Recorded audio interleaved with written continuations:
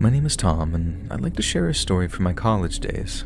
As you can probably imagine, it's not a very nice story, but I like to think that it's something others can take something away from, be that a life lesson or whatever else. I was pretty wild in college. You wouldn't think it if you looked at me, but it's true. I did okay in my freshman year, tried to keep my head straight and focus on my studies, but then the sophomore party lifestyle hit me pretty hard. I've also always looked a little older than I was, so although getting carded was standard on campus, if I drove into the city, I could pick up a six-pack almost anywhere. And that was not conducive to a healthy study and party balance. I would regularly find myself forced to walk home from some bar at 2 a.m., having spent all my money on shots with no charge on my phone to call a cab. A normal person might have that happen to them once, but me, it happened at least half a dozen times that I can remember. The last time, I had just gotten back onto campus after walking maybe 2 or 3 miles completely drunk, and I was incredibly tired. I was sobering up, in a terrible mood, and all I wanted to do was get back to my dorm so I could get to that bottle of vodka that I kept hidden in my dorm. But then, I run into this kindly stranger. There's a guy smoking a cigarette outside his block, and he says something sort of softly to me as I walk past him.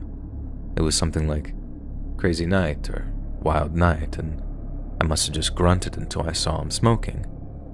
I asked him to bum one and did so.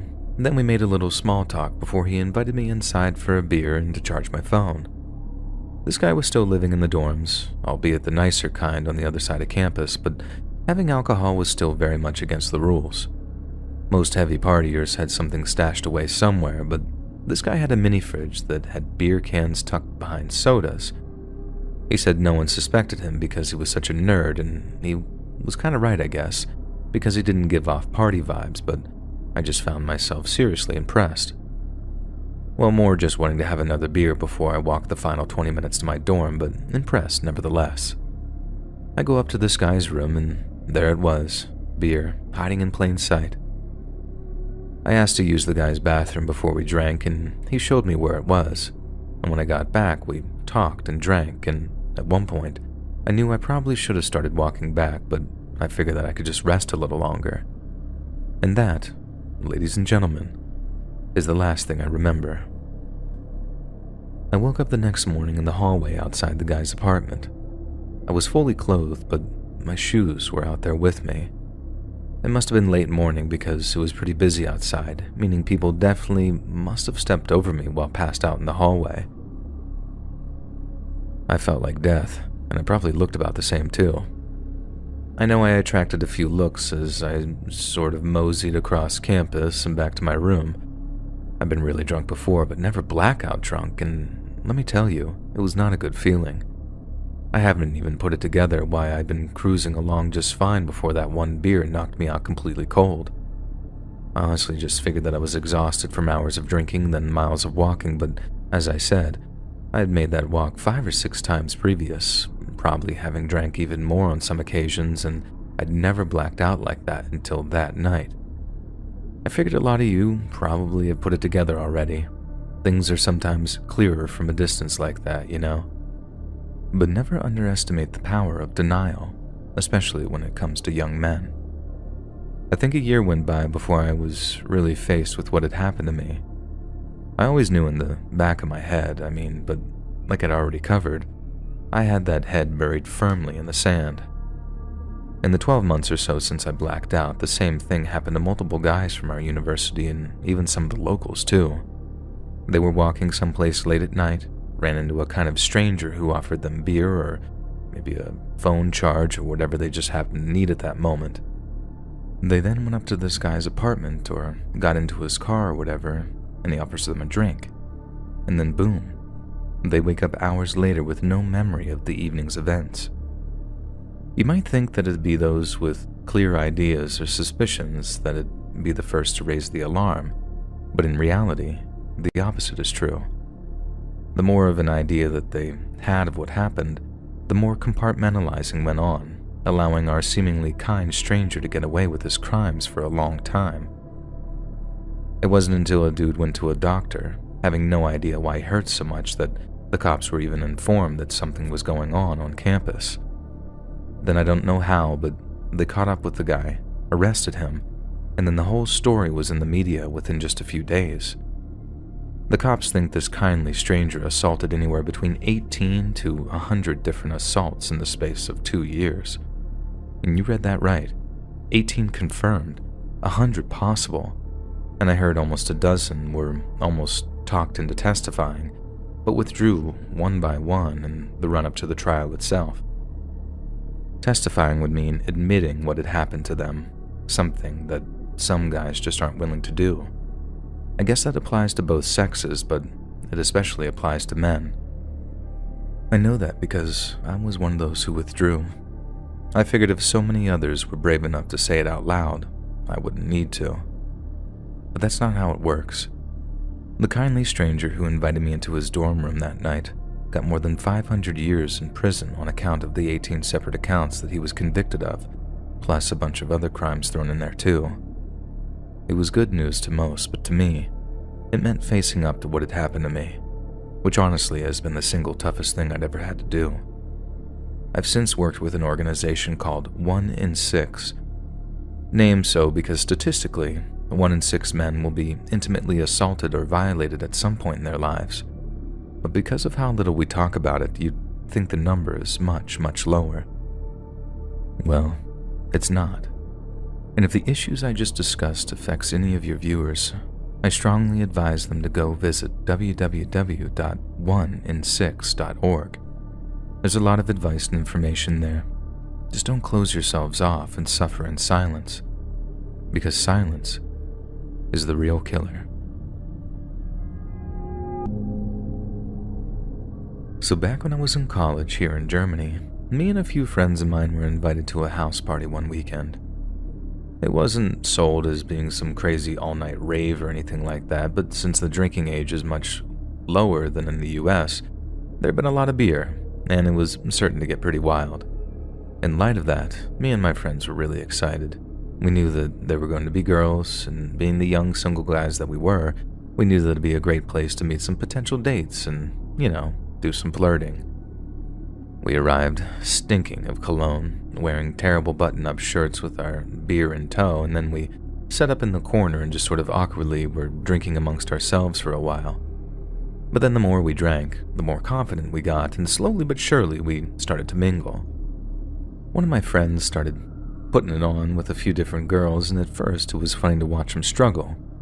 He was our designated driver for the evening, meaning that he hadn't been drinking and was therefore still very nervous and pretty clumsy.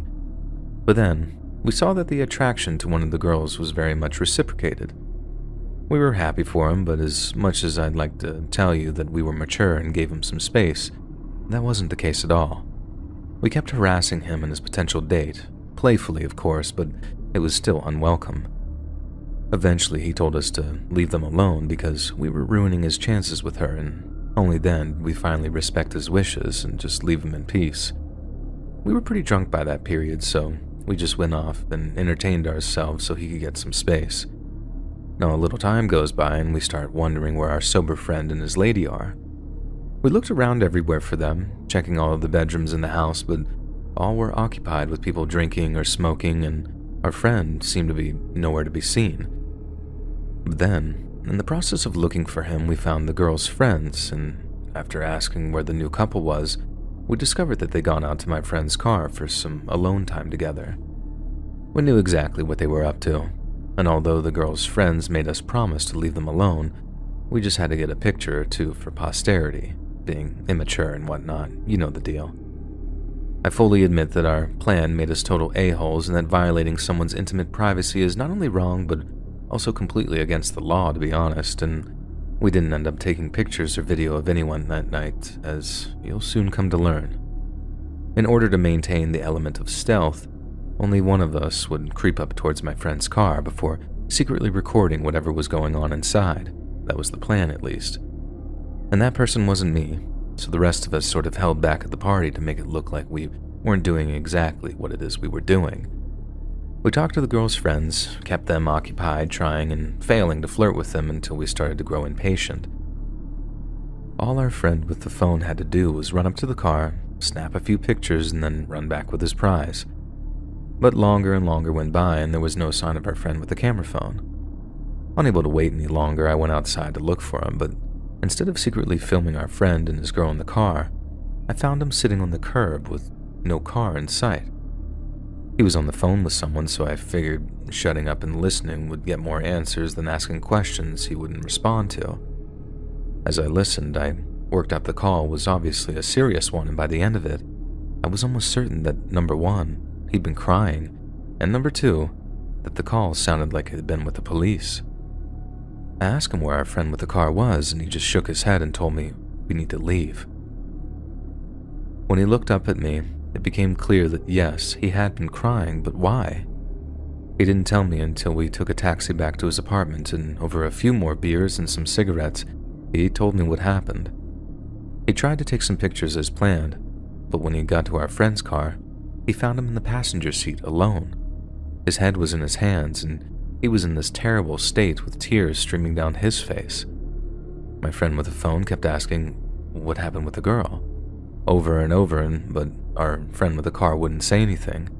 Wouldn't or couldn't, I don't know.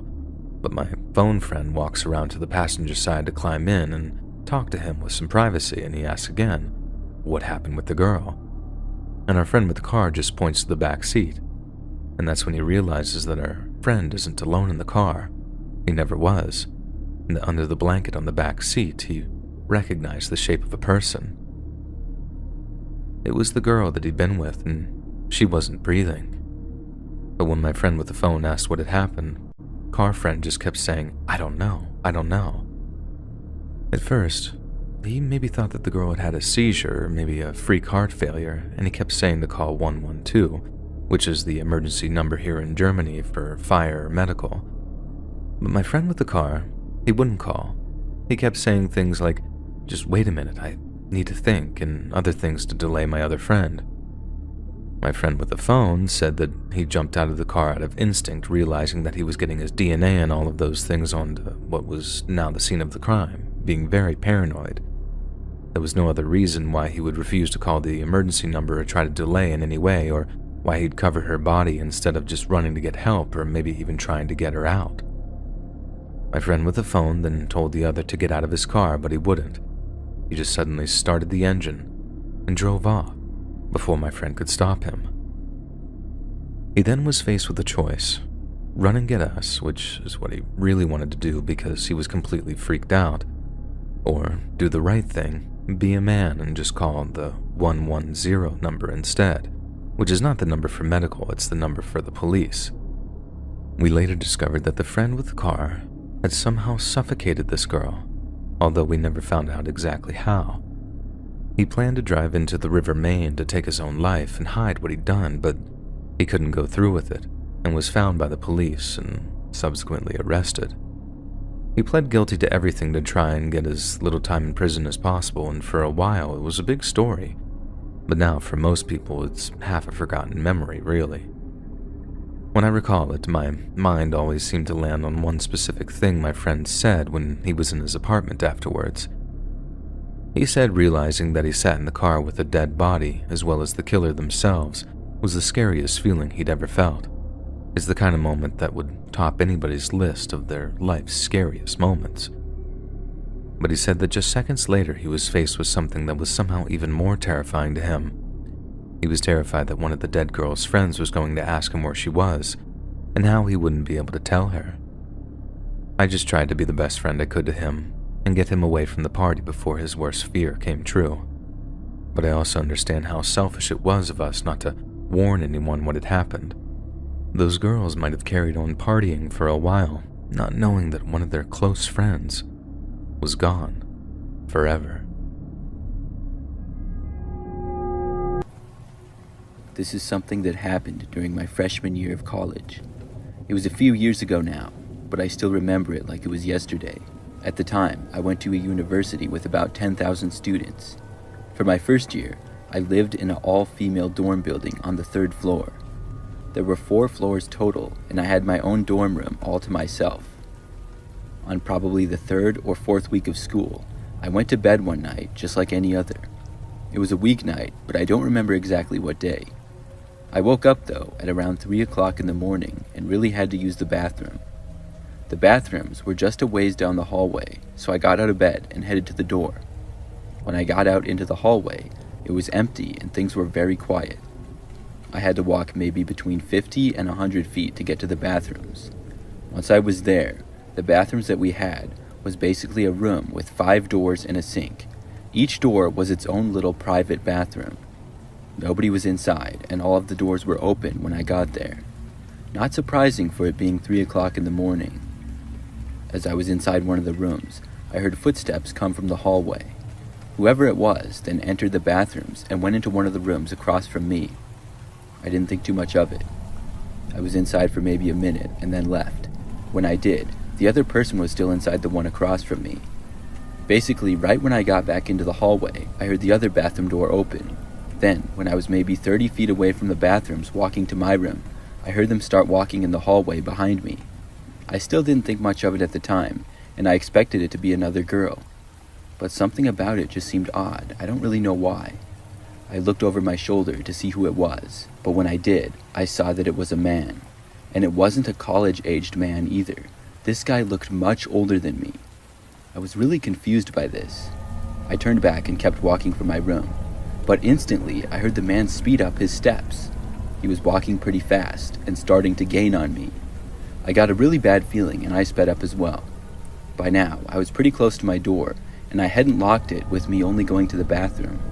That was good, meaning I could get inside faster. I could hear the man still getting closer and closer to me, and I started to feel panic setting into my mind.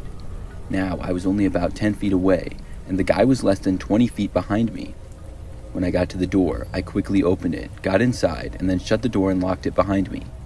Probably a second later, the guy stopped right outside my door. He then tried opening the door, and my heart started racing even faster than it already was. Then he knocked on it. I had no clue who this guy was or what he wanted. I knew that he wasn't supposed to be here, though. I chose not to answer the door. I also didn't bother to ask him what he was doing or who he was. There was about 30 seconds of silence after he knocked.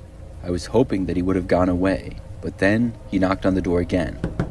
It wasn't a very loud knock at all, and after he knocked, I walked over to the door and looked through the peephole. He was sort of short and wearing a black jacket and had sort of blonde hair. I didn't know who he was. He definitely didn't work at the school or anything either. He knocked again for a third time. I really wanted him to just go away. There was no way that I was going to be able to get any sleep with this guy here. He didn't say anything the entire time, but was just standing there. I went away from the door and sat on my bed. I waited, and the guy didn't knock for a really long time. But when I went back over to the door and looked out, thinking maybe he was gone, the guy was still there. I didn't know what to do. I walked back over to my bed. Then the guy knocked one more time. It was really quiet, and I just barely heard it because of how quiet it was. I didn't get up to look. I stayed where I was, and probably 10 more minutes went by. I didn't hear any noises and got up to look again. That's when I saw that the guy was finally gone. After that, I was finally able to get back to sleep. The next morning, I found my resident advisor and told her about the man. She said that she was going to report it. Luckily, I never saw the guy again after that. A few days later, though, I found out that the man had been let into the building much earlier that night. He had told a student that his daughter lived there and he had to give her something. The student let him in, believing his story. It turned out that it was a complete lie, and he must have hid somewhere for hours. I get really creeped out thinking about it.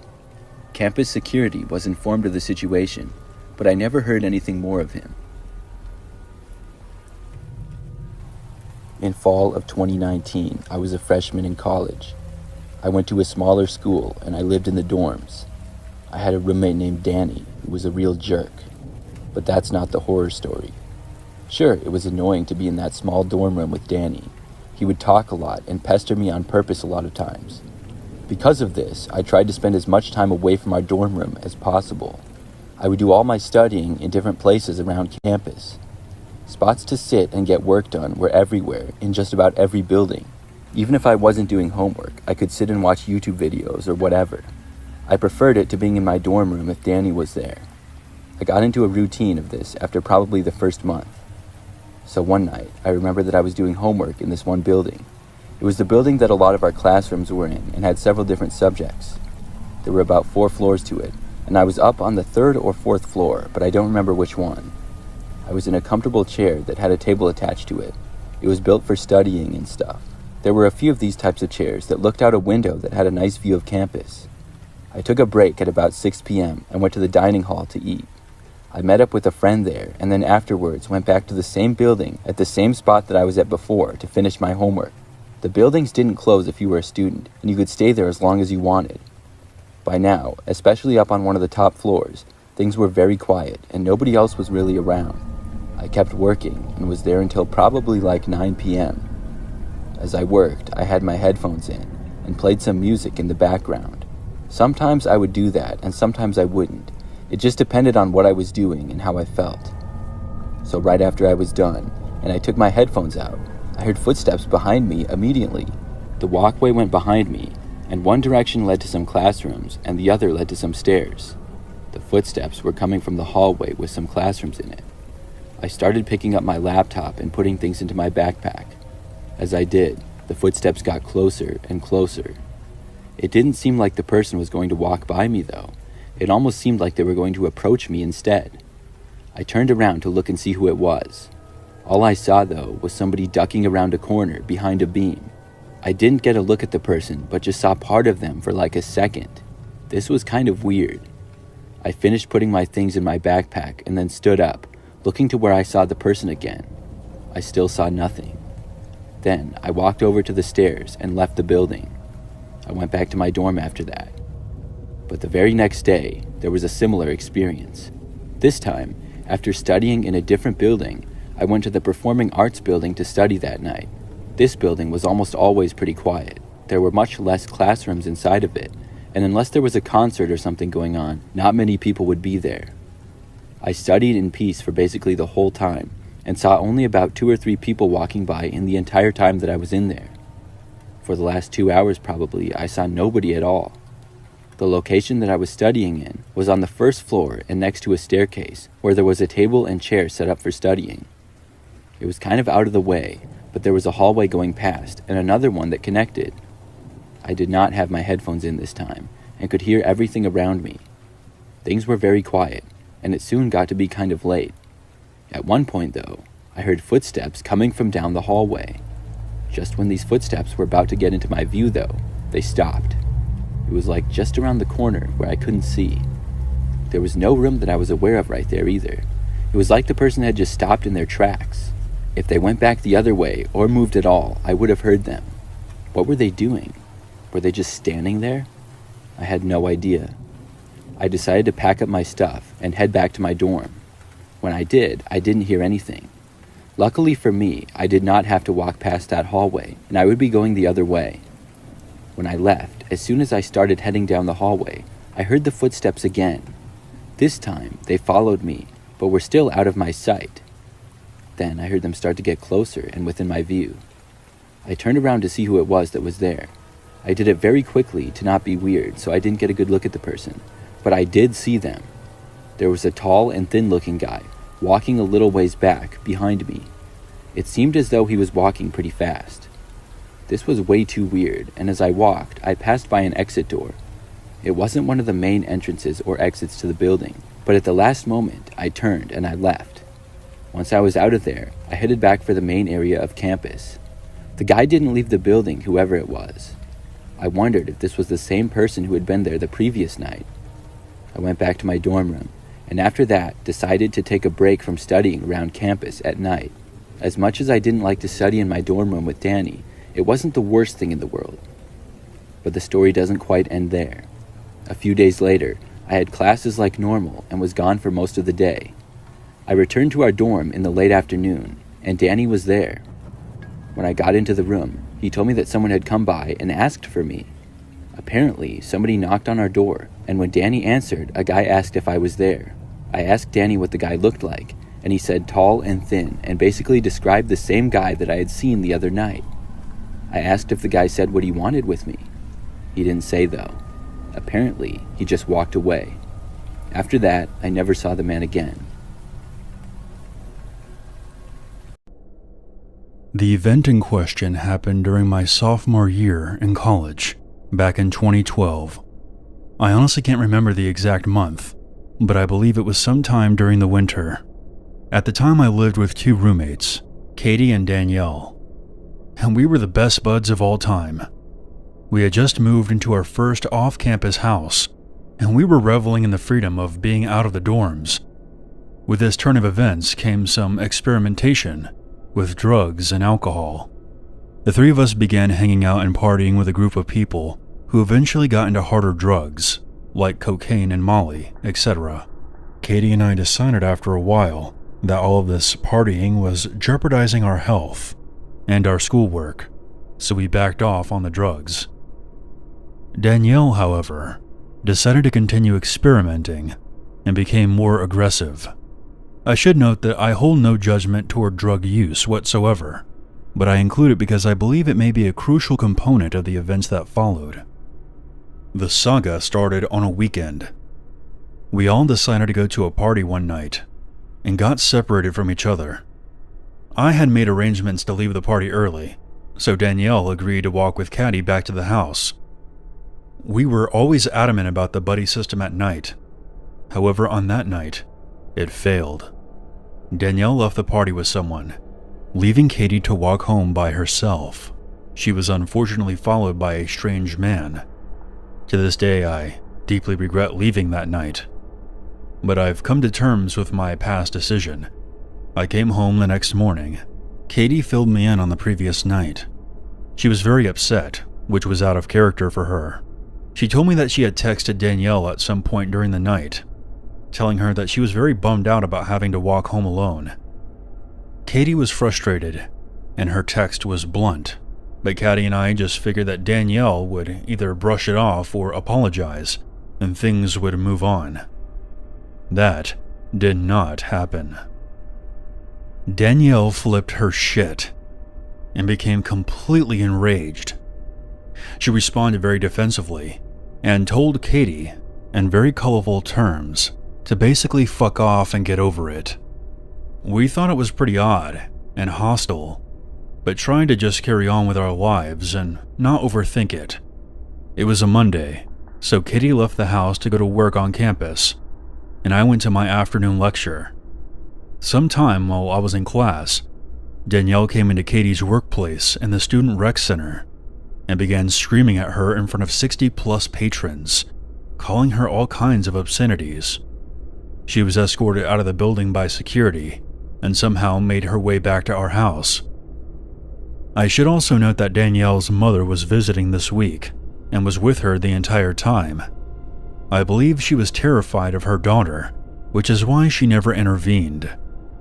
By the time she arrived at home, I had returned from class and was making food in the kitchen. At this juncture, Danielle's rage was centered on Katie, not me. I tried to let the two of them work it out without my intervention, but Danielle cornered me in the kitchen and told me how angry she was with Katie. I have never seen rage in someone's eyes like that.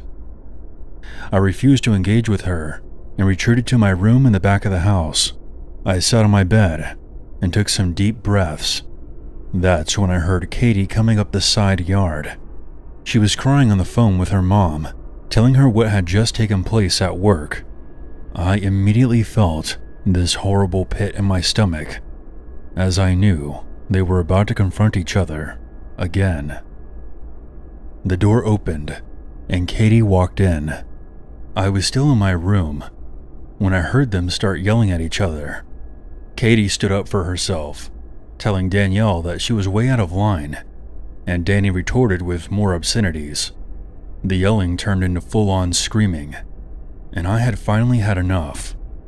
So I went into the living room where they were arguing.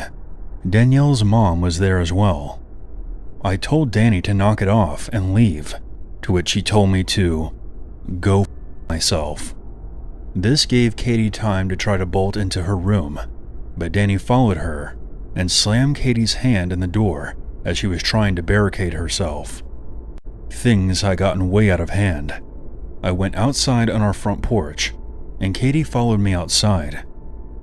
A few seconds later, We heard Danny's mom screaming for her to put something down. We looked at each other in terror. I told Katie to run away and to call 911. At that moment, Danny flings open the front door, holding a giant kitchen knife raised above her head, and screaming at the top of her lungs at Katie, saying that she was going to kill her.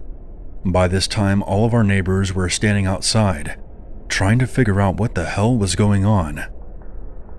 I'm not a very confrontational person, but like hell was I going to let someone kill my best friend. So in a split-second decision, I lunged at Danny and somehow managed to get the knife away from her and threw it on the front lawn. I ran to grab it, at which time Danielle had gone back inside to grab another knife. This time, she turned it on herself and asked me if I wanted to watch her end it all. Something had gone terribly wrong with Danielle. Her mother was hysterical by this point, and I kept pleading for her to stop. I then blacked out. When I came to, I was running down the street with Katie. We soon took refuge at our neighbor's house. All the while we could still hear Danielle's blood-curdling screams down the street.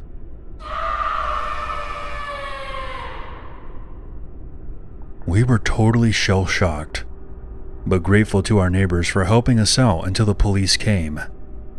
We saw the cops show up a short time later, along with a crisis unit. They detained Danny and drove her to the hospital, where she was put on a psychiatric evaluation. Katie and I never saw Danielle again, and we stayed with some mutual friends for a couple of weeks before returning to that house.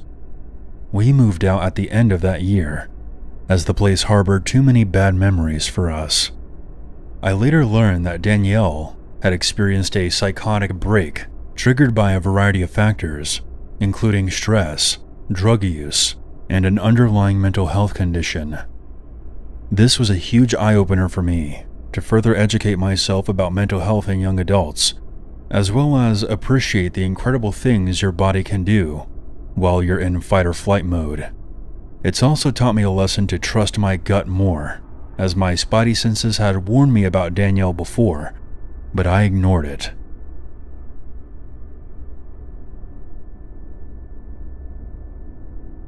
This is somewhat of a convoluted story, so please bear with me as I try to convey everything that I can recall about what led me to the conclusion that my former housemate could have potentially been a serial killer, or one in the making. It was the summer of 2015 when I moved in, and at first appearances my housemate Mike was somewhat normal, if not a bit socially awkward and dysfunctional. When I was signing the papers, he was adamant that I should never go into the basement, which I thought was odd. But I really needed a place to stay, and everyone has their little quirks, so I just chalked it up to that at the time. As I got to know Mike more, I learned about the depths of his dysfunction. Firstly, he used meth. Now, I don't automatically judge people based on vices, but I was surprised at the extent of his use. He is probably the first person I knew who used meth and balanced a full-time job and enjoyed a decent amount of success. The reason this is important to the story is that when he would be around the house, drinking and using, he would start to run off at the mouth, joking that if I smelled lye coming from the basement, to not think anything of it. It was probably the third time he said this that I asked him why he kept saying that. He responds with, "I use chemicals to clean up after the bodies," with a creepy grin on his face. I tried to chalk it up to a bad sense of humor, but it didn't sit right with me. He was also very particular that I let him know about my coming and going and my work schedule. I remember him being shocked and uncomfortable one day that I ended up taking off of work because he didn't realize that I was home. I remember that day because there was a lot of clanging and what sounded like muffled shouting coming from the basement. His car was in the driveway, but he was not in the main house or his bedroom. On other days, he would play very loud music that bumped through the entire house. Sometimes he would even play NPR talk radio at very high volumes. In retrospect, I think he may have been trying to mask sounds. He would make remarks about sex workers, saying, "You can do whatever you want. You can choke them or beat them to death, and nobody cares." I took exception to this, telling him that I thought that was messed up. When he would get to tweaking, he would always come back around to alluding to the same kind of violence, talking about he was a normal guy who owned a house and had a good career, so the police would never suspect him. At this point, I think he has gone too far to simply be joking. I was in a weird position. Money was tight at the time, and I didn't have very many options. I tried to convince myself that even if he was messed up, he probably was just engaging in some outward fantasism. I knew that he would acquire the services of sex workers on occasion, but again, I don't judge that kind of activity at face value. But I was becoming concerned. One day when I was doing laundry, I caught a whiff of decomposition. The house we were in was in southeast Portland and was relatively new. Having grown up in upstate New York, I know that animals can sometimes be trapped in the walls and die. But this was in the garage. There were no animals scurrying about. This was both strange and telling to me. I considered carefully what to do, and decided that I would confront him about the smell. I decided to pose the question in a somewhat suggestive way by expanding on his jokes. I told him that he needs to do a better job of cleaning up the bodies because I could smell the decomposition from the garage. I will never forget his reaction. His eyes widened, and he shot me a sharp glare, somewhere between fear and anger. He stumbled over his words and eventually responded with, "What? Really?"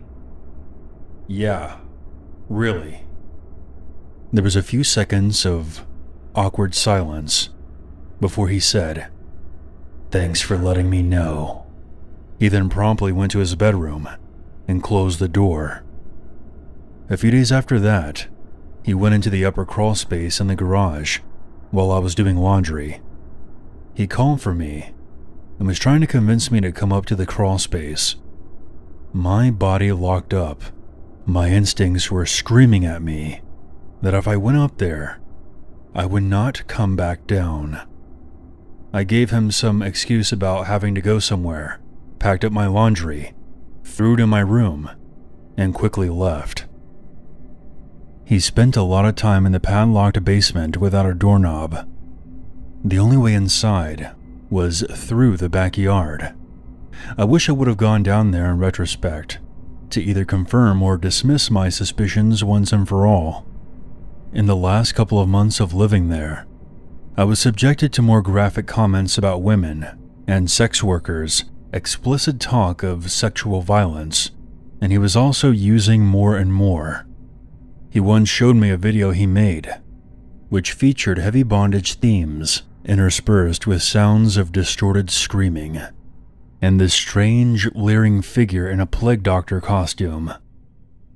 It was one of those situations where any one of those things by themselves may be innocuous, but as they accumulated together, they became a disturbing piece of art. It was October of 2016 that I finally left there. Taking off to a Native American reservation for a pipeline protest, there were mixed feelings of a call to action and wanting to get out of that house any way I could. I gave him notice that I was leaving. My last night there, he was drinking and tweaking again, and eventually started in on the same conversation, loosely describing murder and sexual violence in the tone of some sort of edgy joke. "You know they're going to catch you eventually," I said, not holding back my suspicion anymore. He reiterated that he was the last person that the police would ever suspect, and asserted that they would never catch him. He said this in a very serious and concise way, dropping the pretense altogether. I left the next morning. This haunted me for months, then a year, then a year and a half. It felt as though I hadn't done anything, and the guilt was eating away at me. So I called the Portland Crime Stoppers and put in an anonymous tip. When I did, the operator started going back and forth, putting me on hold, because the phone call had piqued the interest of the police sergeant who was assigned to the call center. So they were asking me detailed questions about his vehicle, the house, the methods he described, etc. It seemed like they had taken an interest. I gave them as much information as I could, and left it at that, feeling just a bit better that I at least tried to do something about it. Fast forward to recent times. I told my mother all about this, and she became very interested, asking what house this was, and she ended up pulling it up on Google Maps and put it up on Street View. I noticed that there was a large enclosed trailer sitting in the driveway that wasn't there before. I could provide a few theories as to why it might be there, but cannot put together a practical reason for it. Admittedly, this is pure conjecture, but I can't help but wonder. I doubt that I will ever get closure, or have my suspicions validated, unless he finally gets caught and arrested. I have interacted with many sketchy and unsavory people in my life, but none of them have ever left this kind of impression on me. Make of this what you will, but I hope I never see him again.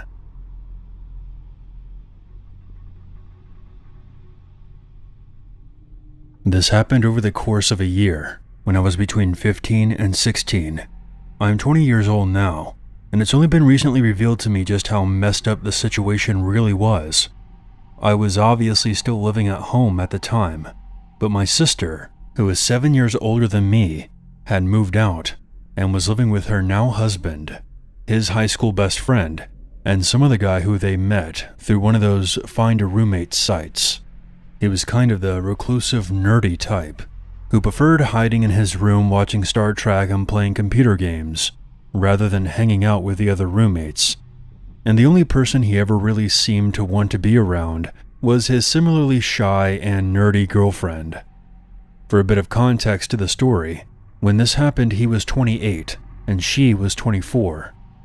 They were both a bit weird, but initially seemed entirely harmless. For the sake of the story, I'll refer to the normal roommate as Frank, the strange roommate as William, and his equally strange girlfriend as Amber.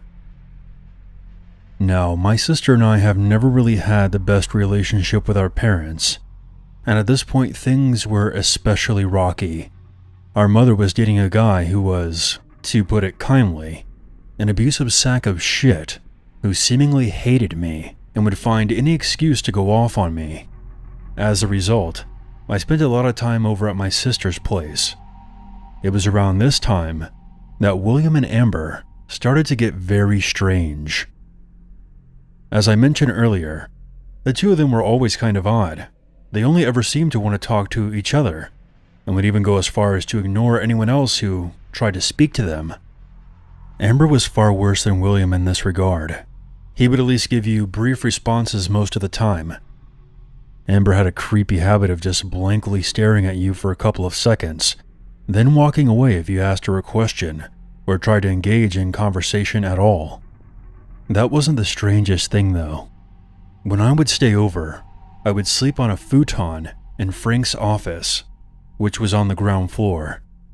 It happened to be next to the downstairs bathroom, which for some reason Amber preferred using to the one upstairs. She would take long showers in the middle of the night, which was whatever. I'm a pretty heavy sleeper, so I generally slept right through them. One night, however, I stayed up super late doing some revisions to my homework. I happened to be awake when she finished one of her late showers. I was too absorbed in my task to really pay attention to anything else, but I definitely noted hearing the shower shut off because it was an indicator of how late it really was. Approximately 10 minutes later, I look up from my laptop, and there she was. I always kept the door open just a crack, because that room tended to get unbearably hot if I didn't. Amber was just standing there, outside the room, completely naked, watching me through the open crack in the door. I said her name and asked if she was okay, which seemingly startled her, because she then walked away pretty quickly. I convinced myself that in my over-caffeinated, sleep-deprived state, I just imagined the whole thing, and I didn't mention it to anyone. Fast forward around a month later, I head over to my sister's place one night to find Frank a bit agitated about what he perceives to be a peeping Tom problem. He found fingerprints on the outside of his office window in such a way that it implied someone had been pressing up against the glass and looking in. The blinds in this room were slightly too small for the window, so you could see in from the outside, and the room was in the front of the house, with the window easily accessible from the street. He was concerned that some random passing pervert had been spying on him while he was having a private moment in his office, or some potential burglar had been sizing up the joint. The police were called, but since he didn't have any external CCTV at this point, no evidence could be provided, and ultimately, nothing could be done. Soon after, Frank installed both internal and external cameras on the house. This was installed while William and his girlfriend were away on holiday, and I guess everyone had forgotten to tell them about it. A couple of months later, I went to my sister's to find that William's room was empty and was informed that he had moved out. Of course, I asked why, and I was told that he and Amber were a pair of fucking creeps, and the others had collectively decided to kick them out. Apparently, Amber watching me through the office door was not a one-time incident. The security footage revealed that she did this frequently, sometimes for as long as 20 to 30 minutes. I was just usually asleep when she was doing it. Not only that, but the fingerprints on the window had apparently been from William standing outside, watching me after I had showered and was hanging out in just a towel, which was a less regular occurrence, but apparently was caught on camera enough times for it to be concerning. As if this wasn't creepy enough, I was recently hanging out with my sister and her husband. He made a comment about how he wished they would have told me the entire story at the time, so that I could have pressed charges. I asked him what he meant by that, and he explained that not only had they been secretly watching me, but the footage also showed they had messed with food and stuff that I brought over, depicting William licking all of my apples and Amber spitting into my orange juice, even dumping regular cow's milk into my lactose-free stuff, which explains why I had a period of feeling sick out of nowhere. Apparently, when Frank barged into their room to confront them about it, he not only found several shirts I thought I had misplaced were stolen by them, but they literally hung them up on the wall, along with several drawings of me sleeping and poems about me, whose contents I don't know and really don't want to know. After seeing this, Frank gave them an ultimatum. "You have 2 hours to get the f*** out of this house and never contact any of us again, or I'm calling the police." They took the former option, but I still feel sick thinking of what they were potentially planning for me.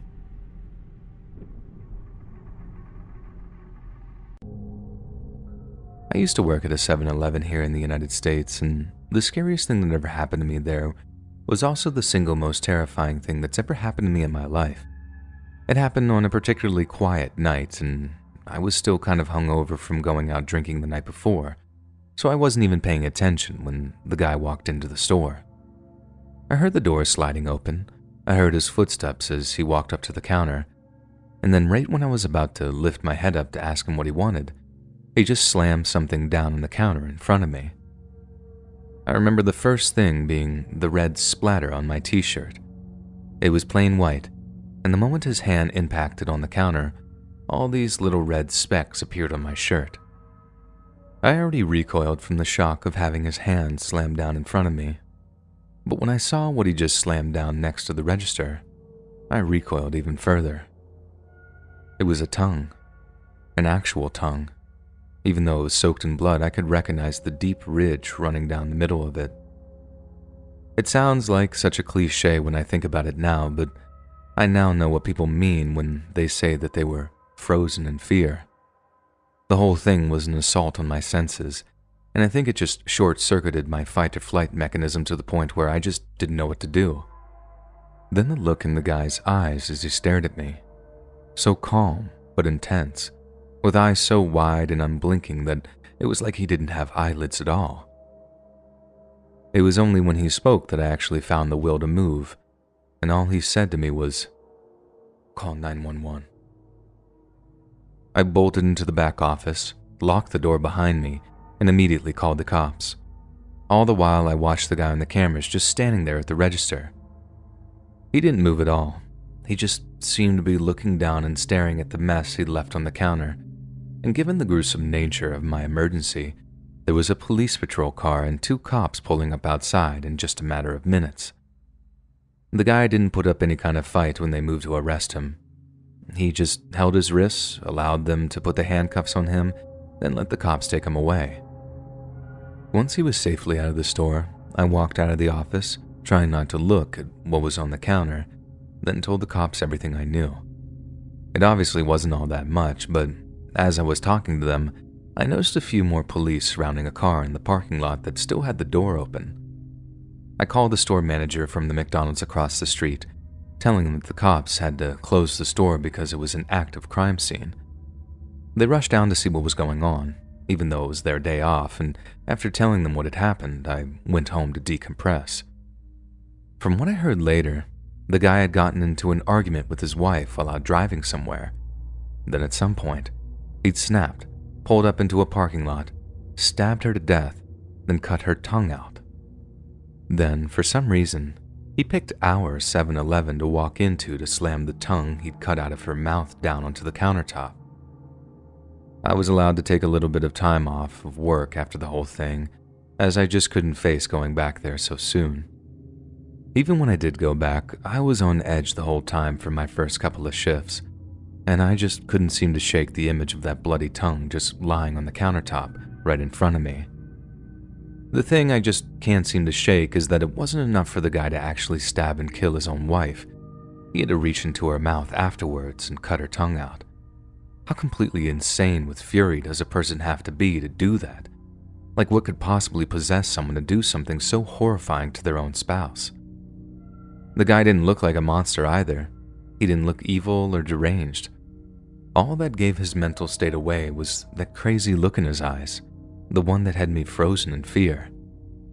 It just haunts me that seemingly normal people are capable of things like that.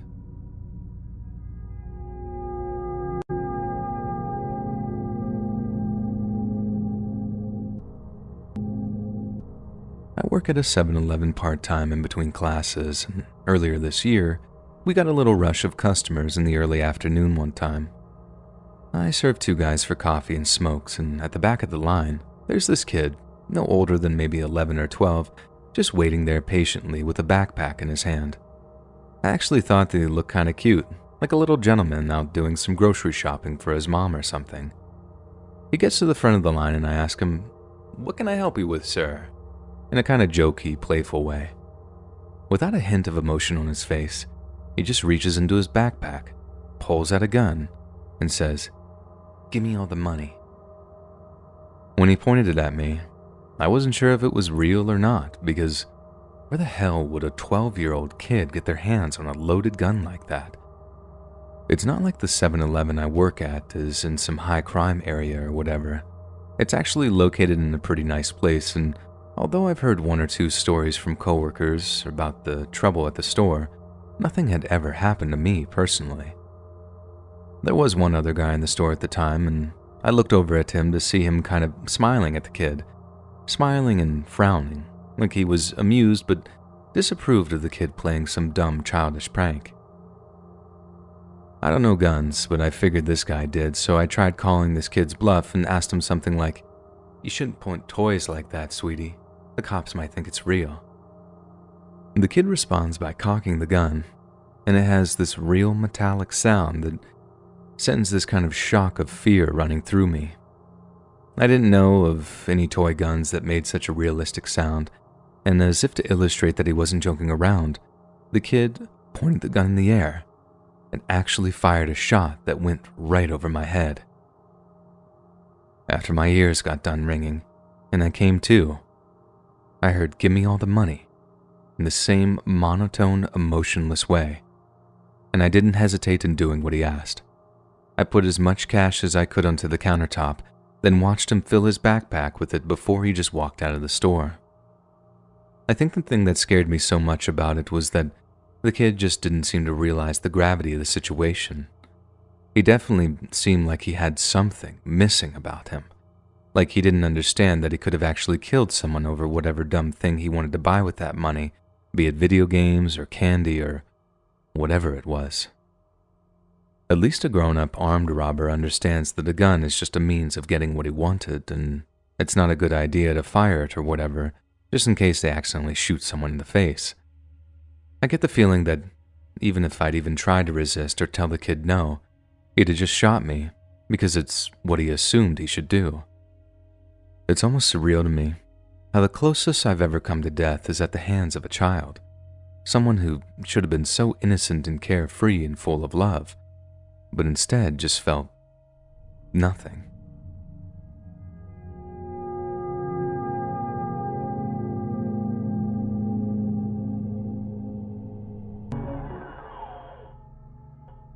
We're going back almost 10 years ago now, but one morning I dropped my son off at school and then drove over to a nearby 7-Eleven with my infant daughter. It was pretty early in the morning, so there were only one or two other customers, and one of them was this older-looking guy with a walker who was slowly making his way around the store. I didn't pay him too much attention other than feeling kind of sorry for him. Then I picked up the few items I needed, then headed out to my car. Right as I'm putting my daughter in her car seat, I hear a voice behind me. I turn, and it's the old man with the walker, only there's something weirdly different about him than when I saw him in the 7-Eleven. He was walking upright, not leaning on the walker, and his voice sounded much younger than you would have expected from just looking at him. I remember all he said was, "Cute kid." Then as I turned around, I only got the slightest look at the guy and his brand new posture before he slammed the walker into the back of my legs.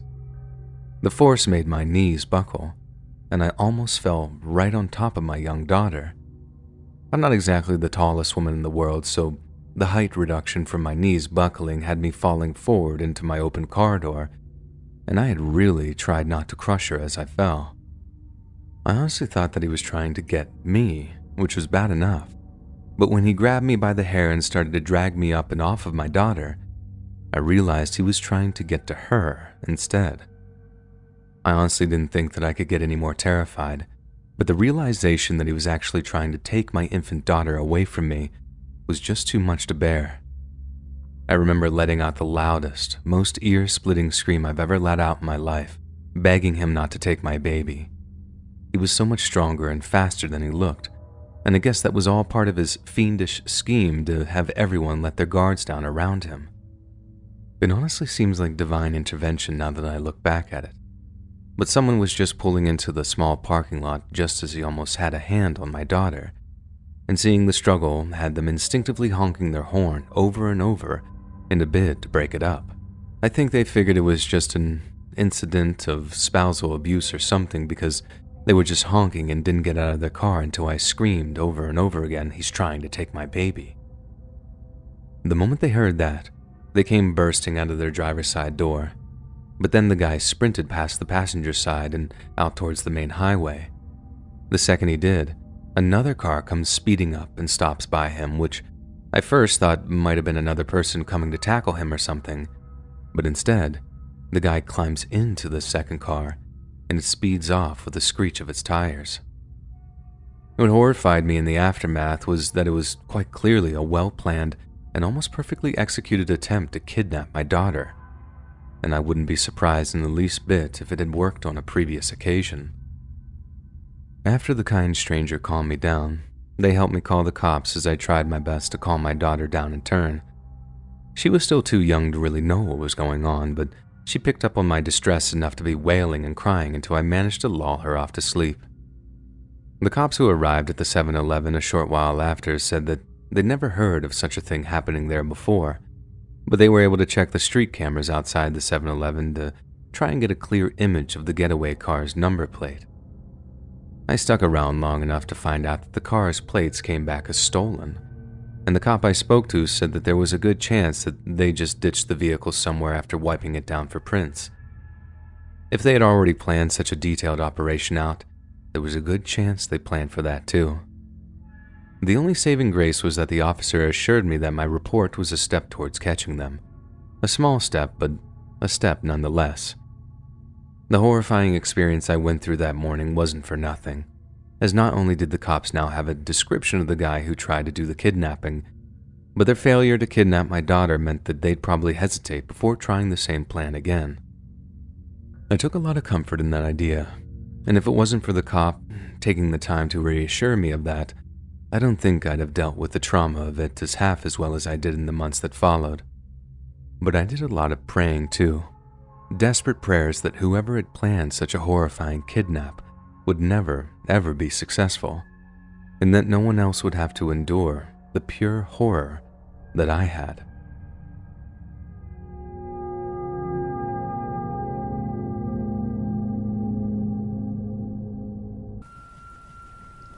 During a time when I was done with college and wasn't able to find a job right away, I took a job at a 7-Eleven because I needed money. I worked mostly late night and overnight shifts. What I liked about this was that there wasn't many people that came in, and I would have a lot of free time by myself to play on my phone or listen to podcasts. I was always a night owl, but I didn't really like staying up all night when I would have to work those hours. Anyways, I'd been working there for maybe about 2 months, and one night I was working by myself very late. It was probably 2 or 3 o'clock in the morning, but I don't remember the exact time. The location that our 7-Eleven is at is on a road just off the highway, and we're really busy during the day, but not so much at night. We got several customers early on, and for the first few hours, I had quite a bit to do actually. But now, we would get only like one person every 20 minutes or so, and I started to get bored. I noticed in the back corner of the store where we had the soda machine and icy machines, there was a spill on the floor. Seeing as though we didn't have any customers, I decided to go over and mop it up. I left the counter and walked over to the back near the bathrooms where we kept the mop, then over to the corner where the spill was. I saw the spill. Looked like Coca-Cola. Thankfully, the floor hadn't gotten all gross and sticky yet, and the mop was working well. As I was mopping, I suddenly heard the sound of the front door opening and somebody walk inside. Realizing I wasn't at my counter, I rested the mop against the wall and looked over to see who had entered our store. Where I was, you couldn't see the front door, and whoever was in the front door couldn't see me either. I could, however, just see the front counter. I saw somebody standing at the front counter with their back to me. They seemed to be looking around as though they were looking for someone who worked there. Realizing I needed to go back there, I took a couple of steps over to them, and as I did, I noticed them turn and their head went to the side. They hadn't noticed me, but I did see them looking to the side, revealing that they were wearing some sort of mask. It appeared to be a really creepy looking clown mask. I then noticed that he was wearing a dark blue jacket and his right hand was in his pocket. Immediately I got a bad feeling, as if he was up to no good and possibly looking to rob the place. I froze in place, telling myself to stop being scared for no reason and to just go.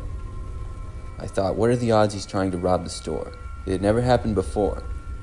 But as I was standing there, I watched the man then go around and behind the counter himself. As a pure reaction to this, I jumped behind the nearest aisle and hid. I could hear the man messing with stuff behind the counter, and it sounded like he was going through the cash register. I figured he was in fact robbing the place, and as I was hiding back there, I decided to call the police. I got up my phone and dialed, but as soon as I heard the 911 operator answer the phone, I suddenly heard the man go quiet from whatever he was doing and say something. Out of fear, I quickly hung up the phone and held my breath. I heard the man shout from behind the counter, asking who was inside and to come out now. He spoke in a loud and demanding tone. I wasn't going to, though. I was way too scared to move. At this point, I just wanted to get out of there. I knew our store was being robbed, but they didn't pay me enough to try to stop this guy. I just wanted to call the police again, but obviously the man could hear me if I did. I heard his footsteps moving out from behind the counter and get a little bit closer to me. But then they stopped and I didn't hear anything. I was not moving a muscle and I was being as quiet as I possibly could be. Then I heard the door to the building open and shut. I guessed that the guy was leaving because I didn't hear anything else for about a minute after that. Finally, I got up and slowly took a few steps out. I still heard nothing and knew this had to mean that the guy was gone. I walked over to the counter to examine what exactly the man had done and how much he had took. When I got there, though, I passed by the front of the counter where I could see clearly outside. I saw that the man was standing right in front of the door looking inside with his creepy clown mask still on. I jumped back when I saw this, and the man started to walk inside. I ran back towards the end of the store where I had hid before, and I heard the man come in and shout at me to come out and stop hiding like a baby. His footsteps were fast approaching mine, and I knew I probably wouldn't be able to hide from him this time. I was ducking down and quietly moving through aisles to try to hide from the man. This continued for probably a minute, and I knew I couldn't keep this up for much longer. I could hear where the man was, but suddenly I heard the man yell a curse word and then run back to the front and leave the building again. I was confused, but this time decided to stay hiding. Out of curiosity, though, I took a quick peek outside. This time I saw a police car in the parking lot, and it turned its flashing lights on as I saw another car starting to drive away. I stayed hidden until I saw the police stopping the man, and I knew it was safe. I guess my call to the police had gone through, even though I hadn't been able to speak with them. Luckily, the man was caught, and after this night, I decided I didn't want to work overnights again. I still worked there for another few months, even working late shifts, but didn't have to work by myself again.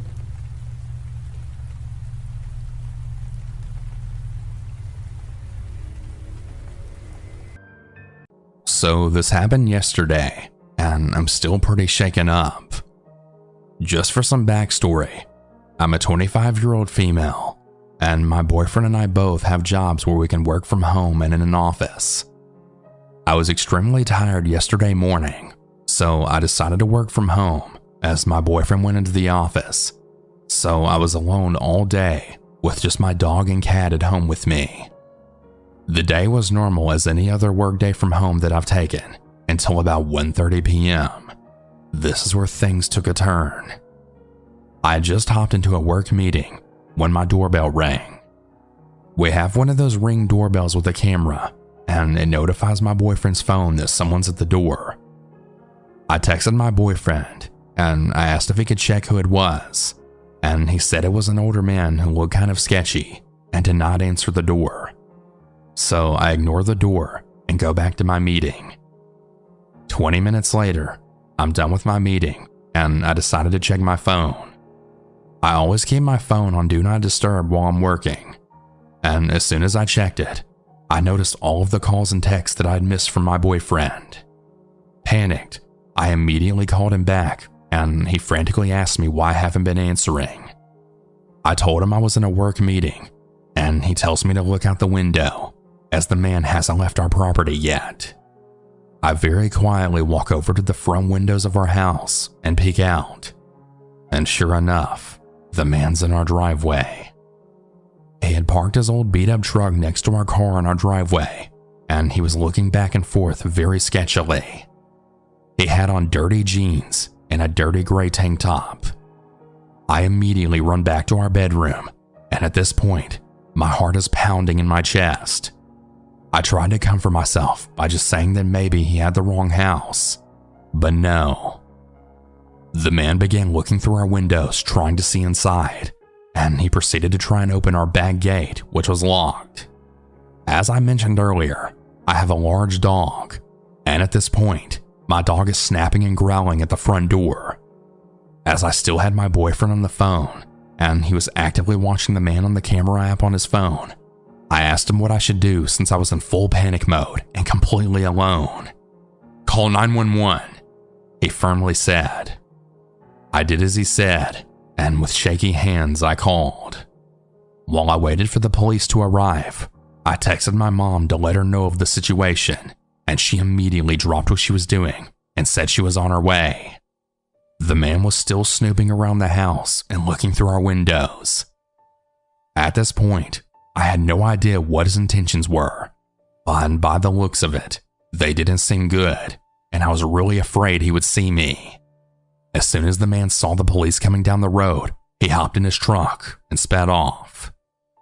I ran outside to the officer, and at this point, my mom had arrived as well. In tears, I explained what happened, and thankfully my mom got the man's license plate number. The police took his license plate number as well as description, and they told me they'd be on lookout for him. I know this may not seem as scary as some of the other stories here, but when you're alone and there's a man looking through your windows and not leaving your property, you have no idea what his intentions are, and it's absolutely terrifying. I wasn't able to sleep last night because I was so terrified, thinking he would come back to try and finish what he started. I'm hoping the police call me with an update since we had the license plate number, and if they do, I will provide an update. And to the strange man who wouldn't leave my property, please don't come back again.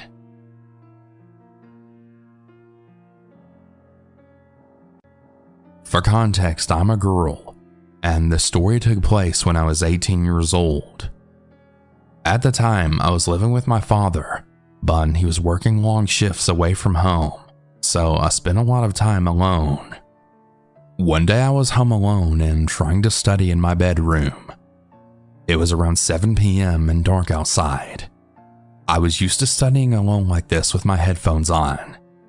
My bedroom was at the back of the house facing the garden, which has a gate at the back leading to a large field. It wasn't unusual to get distracted by the occasional noise at night because the fields were really popular with dog walkers. This time though, it was different. I was trying to focus on my homework when a bright light came streaming through the window. I peeked out expecting to see a person and their dog, but I couldn't locate the source of the light. I went back to what I was doing, assuming it was someone walking who'd accidentally shone the light at my window. The next night it happens again. A bright light through my window, specifically with no dog walker in sight. This time I was frustrated, and I questioned if it could be the same person being creepy or trying to see into my room as I kept the curtains open. I spent longer looking out the window this time, trying to figure out the source of the light. I soon realized it was coming from somewhere close. It was coming from my own garden, and the gate connecting to the field seemed to be open. My heart started beating really fast, and I didn't know what to do. I quickly texted my dad, saying that I thought someone was in the garden. He told me to make sure that all of the doors were locked, and that he'd be home as soon as he could. I snuck down the stairs as quietly as possible, not wanting whoever was outside to know I was there. I checked the front door, and thank God it was locked. I crept to the back door facing the garden, and just as I was about to check it, I then saw the handle going down, like someone was trying to open the door. Thankfully that door was locked too, but they did try a few times to open it. By this point, I was absolutely terrified and shaking. I heard them try and pull at the kitchen window as well, but they had no luck. I tried to get a look at the person, but all I could tell was that they were white and tall. It was too dark to pick out any features. They seemed to be getting frustrated now, and then started banging at the window like they wanted to force it to break or open. I looked towards the front of the house, and my dad's car still wasn't there, and I was getting worried. Then by some miracle, I heard my neighbor's back door open and their large dog barking loudly. They must have noticed the stranger and then let out their dogs to scare them away. And it worked. I haven't seen them around again. I've never been so thankful for my neighbor's loud dogs before, and now I always check the doors are locked, even more than I used to.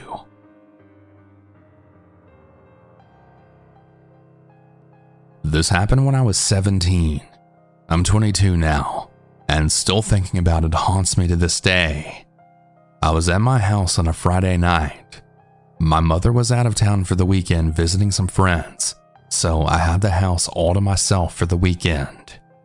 That night, I invited my friend Dan over for the night, and we decided to watch a scary movie. We got some snacks and soda, and we then turned on my favorite horror movie of all time, which is Drag Me to Hell. The one where that loan officer denies an old woman's request for an extension on her mortgage, and she then gets a curse put on her, where she has to break it within 3 days, or she'll get literally dragged to hell. Anyways, about an hour into the movie, me and Dan were having a good time and laughing at random shit in the movie. I paused the movie because I had to go to the bathroom, and just as I walked into the bathroom, I saw out the window that the sky looked green.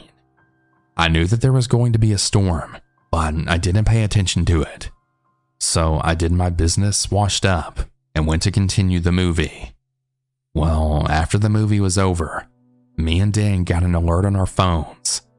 The alert said that there was going to be a tornado warning until 7:45 p.m. and to seek shelter now, and that the threat level was really extreme. We immediately left the house to get to the storm shelter in the trailer park. Yeah, I lived in a trailer park at the time, so we had to evacuate the trailer. Just as we got to the storm shelter, that was when all of the sirens started to go off and the wind started to get violent. The owner of the trailer park unlocked the shelter, and us and everyone else in the trailer park got inside of it. We went down to the basement and all huddled. About 10 minutes later, the power went out, and we could all hear the wind getting really violent, and what sounded like a freight train shook the whole building. It shook so violently that I actually thought it was going to collapse. I started crying, and I thought we were going to die. Me, Dan, and everyone else in the shelter started freaking out. There were 5 loud crashing sounds that came from outside. I was so terrified that I felt like I was going to shit myself. We then heard a loud roar of the tornado's wind from outside through the structure of the building. Then about 10 minutes of noise later, it stopped. We were then given the all clear. We all left the shelter, and from the damage we all saw, I couldn't believe it. To say the damage was crazy is an understatement. There were a few cars flipped upside down, a couple of trees were uprooted, and 3 houses were damaged. 2 others were completely leveled, and another house had a car crash into it. Me and Dan hugged each other tightly while crying hysterically, because we were really glad to be alive. We were probably doing this for about 15 minutes. Then we walked back to my house. Luckily, all it had was just a little bit of side damage. Dan also lived in the trailer park at the time. Dan's mom and sister said when they got back to their house, there was damage to the roof. I invited Dan to spend the night at my house tonight. He agreed since he was still terrified. His mom and sister were cool with it too. I know this isn't the typical story with a creeper, but it was still terrifying, and I will never forget that day.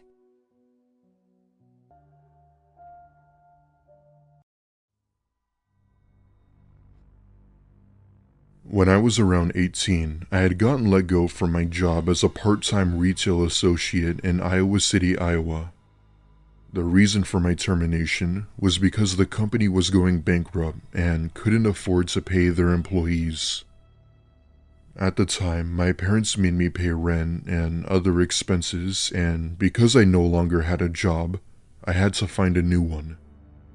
Searching for a job was a hassle, and it didn't help that there weren't many jobs that were part-time. On top of that, I was also a part-time college student, which only added to the stress. Weeks had passed, and I still hadn't found myself a stable job. However, that was until one of my friends had called me, wondering if I could watch his dog as he was going on vacation that week. The reason he chose me was because the sitter who originally watched his dog had recently moved 3 states away and he couldn't find anyone else. The pay was $600 for 3 days, which was still enough to get by, but meant I would still have to find another job soon. Desperate for pretty much any pay, I accepted his offer and agreed to look after his dog. His dog's name was Jem. She was a gorgeous saddleback German Shepherd with the personality of a teddy bear. Of course I was intrigued.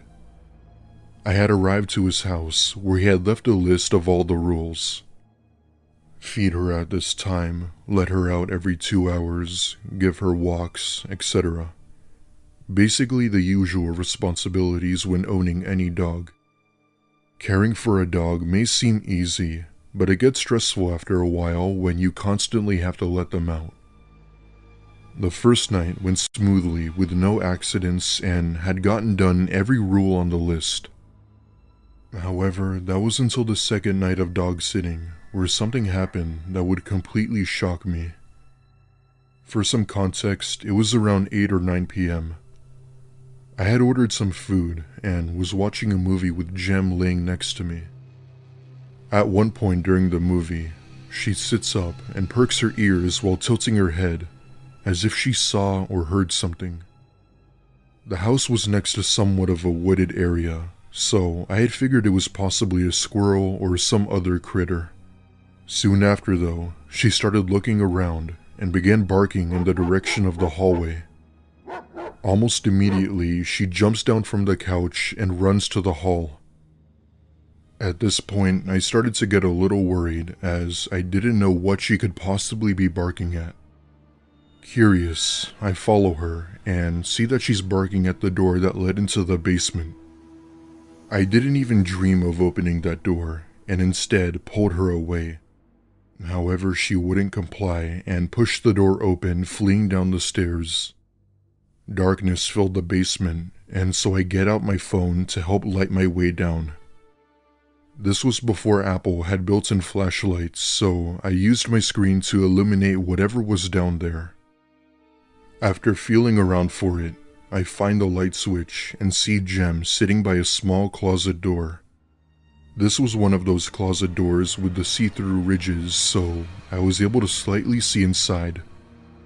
Ever so carefully, I approached the door and pulled Jem away, but not before taking a quick look inside. Staring back at me was an eye.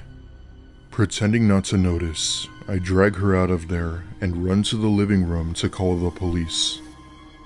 I tried my absolute best to whisper into the mouthpiece as I didn't want to make any noise. However, even with me being so quiet, it didn't help as Jem was still barking. As I'm on the phone with the operator, I begin to hear someone coming up the wooden steps from the basement. The person slowly knocks, as if it were a way to frighten me even more. All the while, Jem was barking her head off, trying to break down the basement door. The sounds of sirens being heard in the distance was music to my ears as they drew closer. All the while, I hear the person down there start running down the stairs and hearing a door open. Fortunately, police were fast to respond as they arrived to the house in minutes. As it turns out, police had found what appeared to be some secret room in the basement. Me, nor my friend, had any acknowledgement of this room and didn't even know what it was for. Our best guess was that it was some sort of wine cellar that was used back then. My friend paid me extra for the trouble, and I never dog sat for him again. I'm not sure if police ever found the man, or the possibility that he's still out there somewhere. The scariest part about this is that there was reason to believe the man had been hiding in that room for months. Inside were stolen items, beer cans, food, and even a sleeping bag. My friend had since moved cities recently as him and his family couldn't shake off the paranoia. This just goes to show you that you can't even enjoy the safety and comfort of your own home.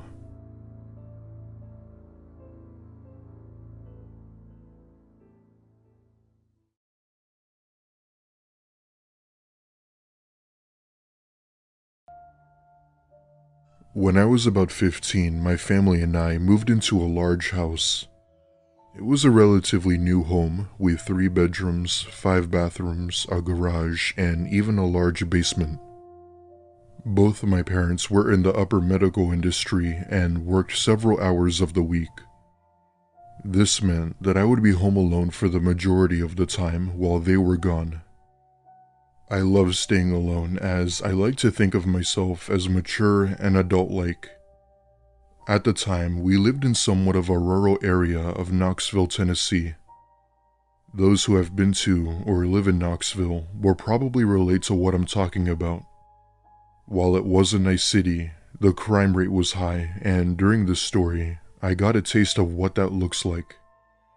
One evening, I had come home from school and my parents were at work. Unfortunately, this was around the time where COVID was still rampant, so my parents had to work extra. 15-year-old me immediately hops onto Call of Duty to cure my boredom. I play some matches for a few hours or so before going up to my room and taking a nap. I'd say I slept for a good 2 hours or so before I awoke to a noise from the kitchen.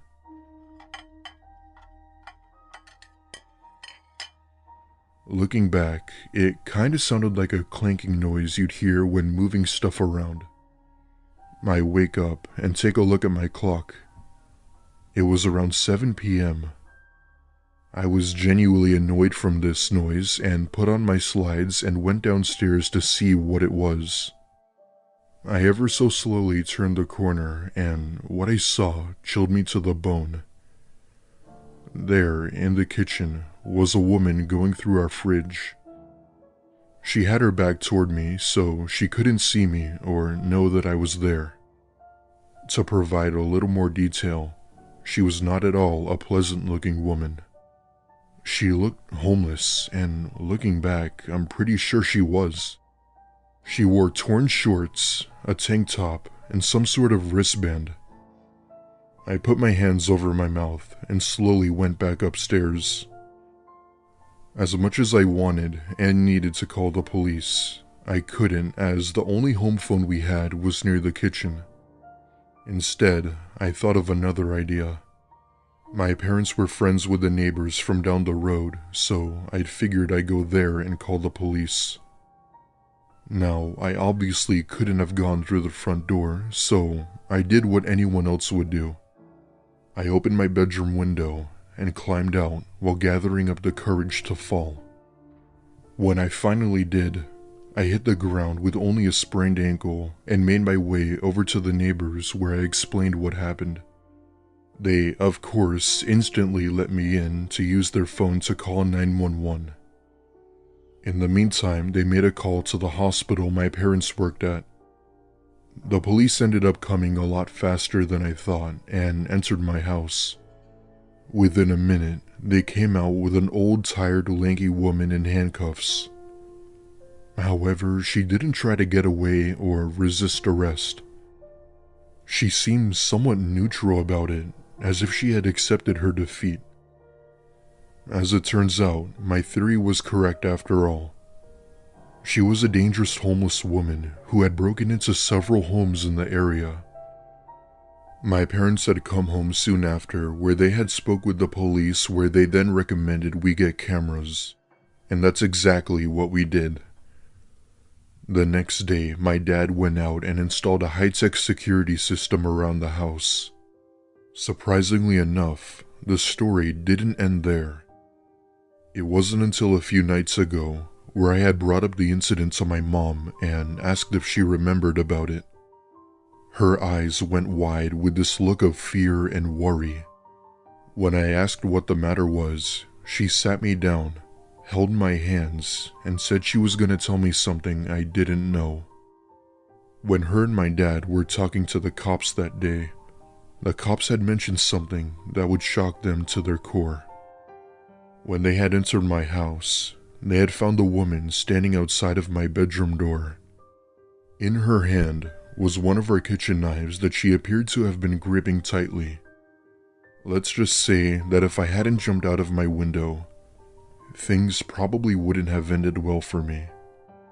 Thankfully, we hadn't had any break-ins as of today, and I hope it stays that way.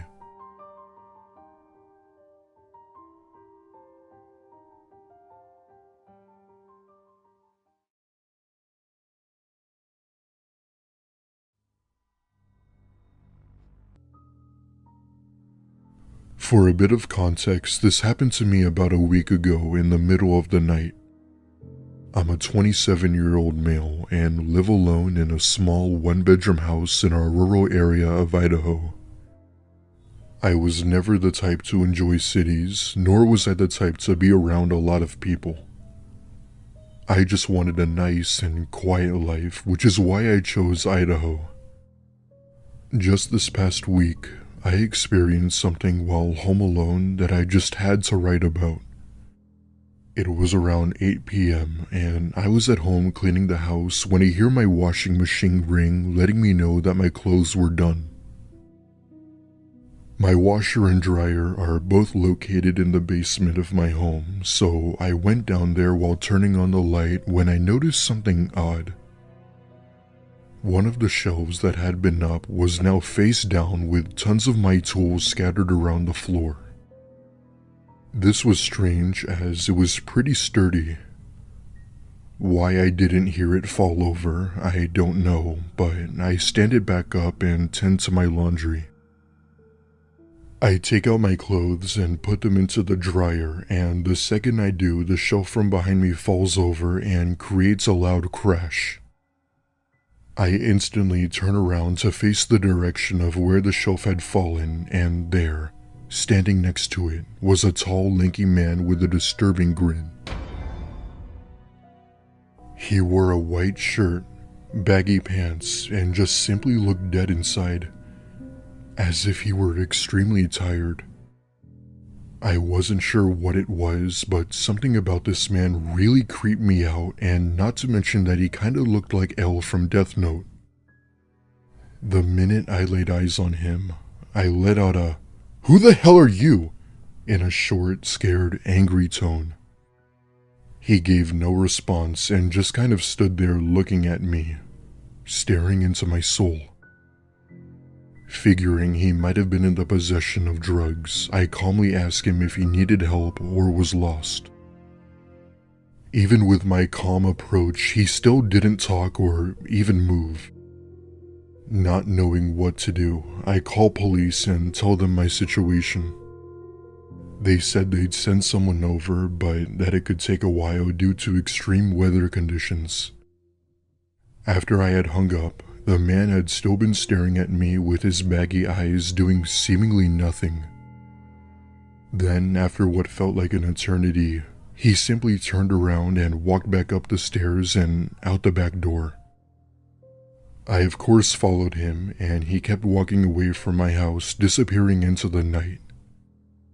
There aren't any houses or other forms of civilization for a few miles, so I was confused as to who he was or how he got here.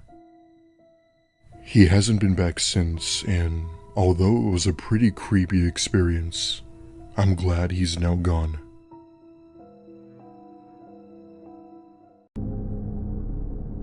I'm a big fan of the channel, and I think I have a story you might be interested in. It's kind of a creepy / sad kind of story, but it's one that sticks with me all these years later, so I guess it's worth sharing with you. So at the start of 10th grade, this new kid called Caleb joined our school, and I had homeroom with him. You could tell right away that he was really weird. Just super socially awkward and stuff, but he mostly kept to himself, and he was built like a defensive tackle, so no one really messed with him. Plus, he just sort of blended in, too. He didn't dress weird, didn't smell, like you didn't notice there was anything off about him until you actually spent time around him. If you did, you noticed that he had this really creepy habit, and I saw it up close on more than one occasion. My homeroom seat was about to the front right of Caleb, meaning I could look over my left shoulder and see him right there.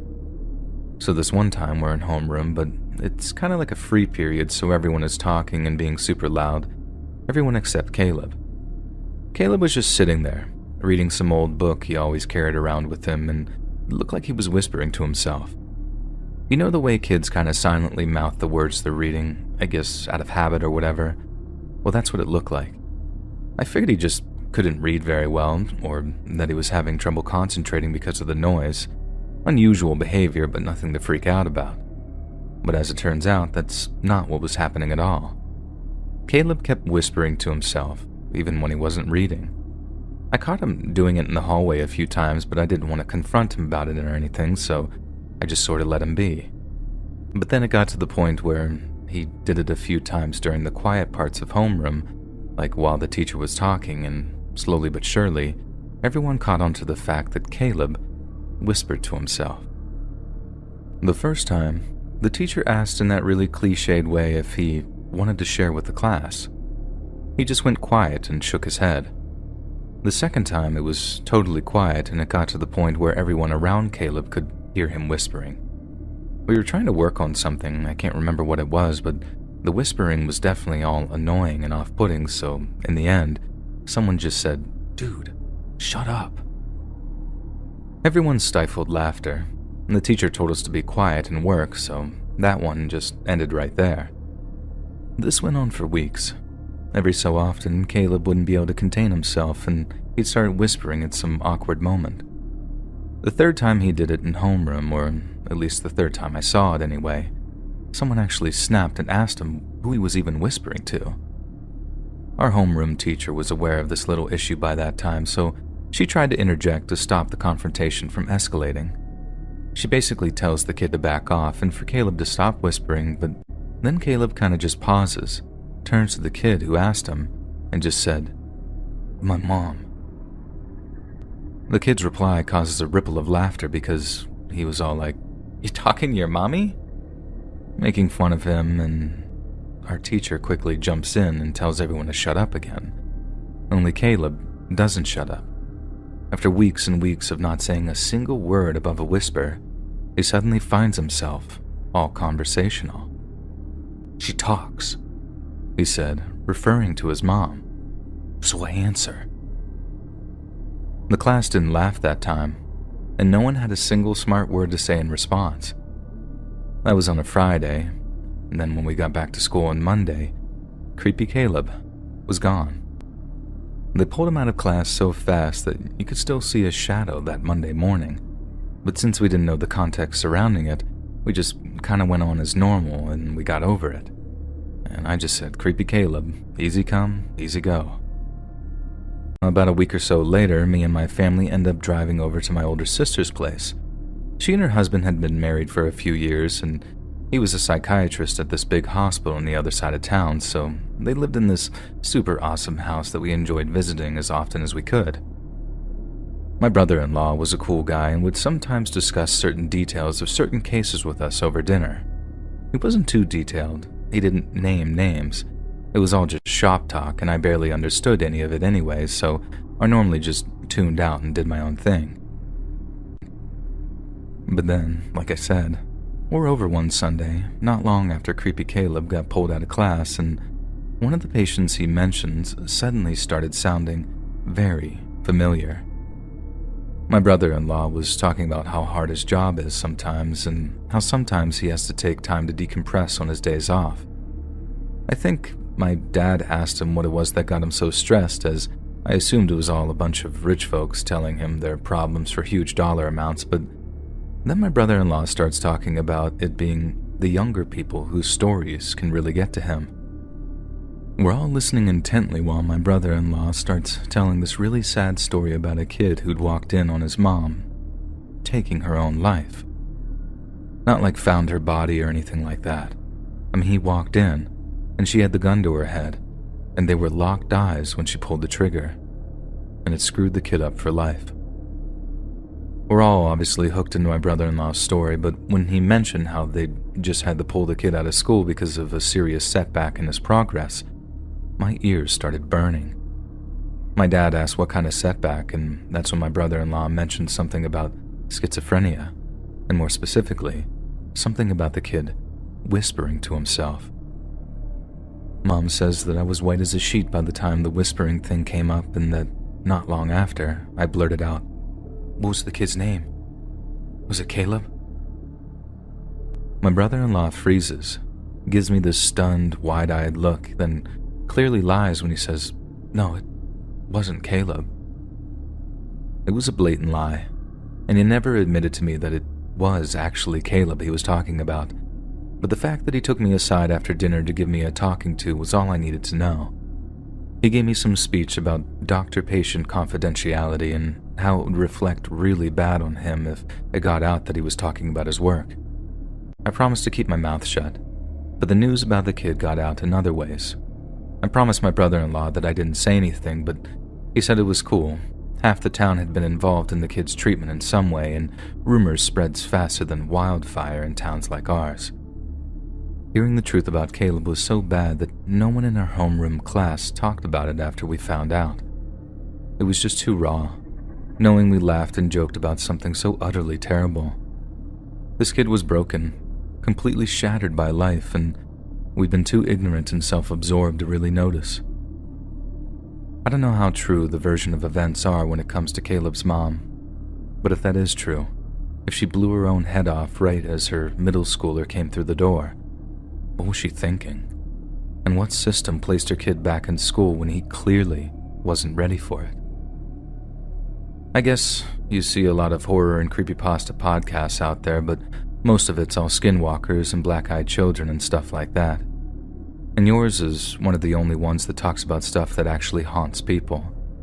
I know plenty of sad stories. People's parents passing away out of the blue, people missing out on their preferred colleges, etc.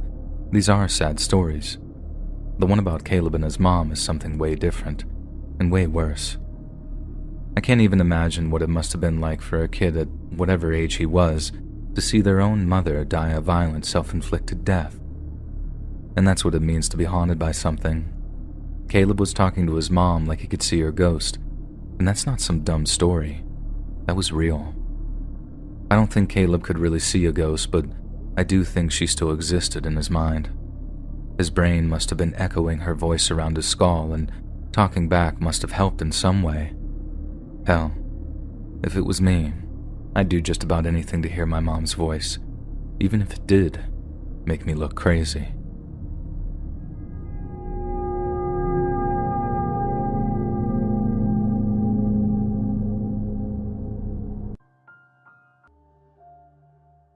When I was about 17, my mom and I moved to a large city in the US. I won't name the city due to what took place, but it's a city most people are familiar with. Anyway, we moved to this city to start our new lives as my mom had bought a business and would then take ownership. This meant that I would also have to transfer schools, which was the hardest part of the move. Saying goodbye to your longtime friends paired with all of those super great hormonal imbalances of your high school years. What made it worse was that I was a junior when I moved and would have to spend my senior year with no one I knew. The last day of school came around. I said goodbye to my friends and then rushed to the airport with my mom. The instant I switched schools, I became a totally different person. I was that one outgoing girl who loved her friends only to become a random nobody who sat alone at lunch. The school itself was okay, but it was nothing like my old school. I had made a few acquaintances, but nobody I actually enjoyed talking to like my other friends. One day, I had been at lunch eating by myself when, out of nowhere, a boy I had never seen before decides to sit with me. He introduced himself as Dave and asked if he could sit with me. I tell him yes, and he begins talking about himself and claimed he was also a new student here. We spoke to each other until lunch was over, where he had walked me to my class, which I found thoughtful. It's safe to say I found Dave very relatable the more we spoke. He had the same interests and even the same family issues. He seemed very sweet, and while he was a bit off, he wasn't a threat or anything. However, little did I know that would be further from the truth. One day, Dave, out of nowhere, had texted me asking about my bra size. I told him I wasn't comfortable answering that, to which he then instantly apologized and changed the topic. But as time progressed, he'd bring up the topic even though I wouldn't want to talk about it. It eventually came to a point where I chose not to speak with him even when he messaged me first. The same drill applied when he approached me at school too. Eventually, days went by, and for some reason, I didn't see Dave at school anymore.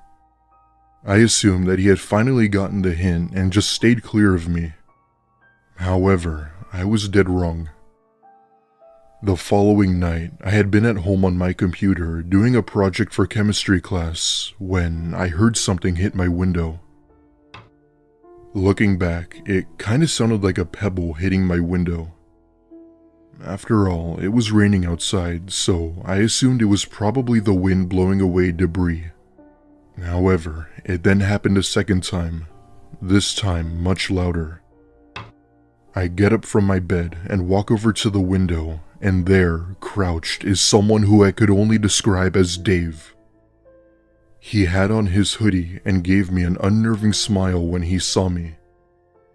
I screamed at the top of my lungs as I saw him and ran to my mom's room to wake her up. My mom is the type of person who was overprotective of her children, so when I told her, she was rightfully pissed.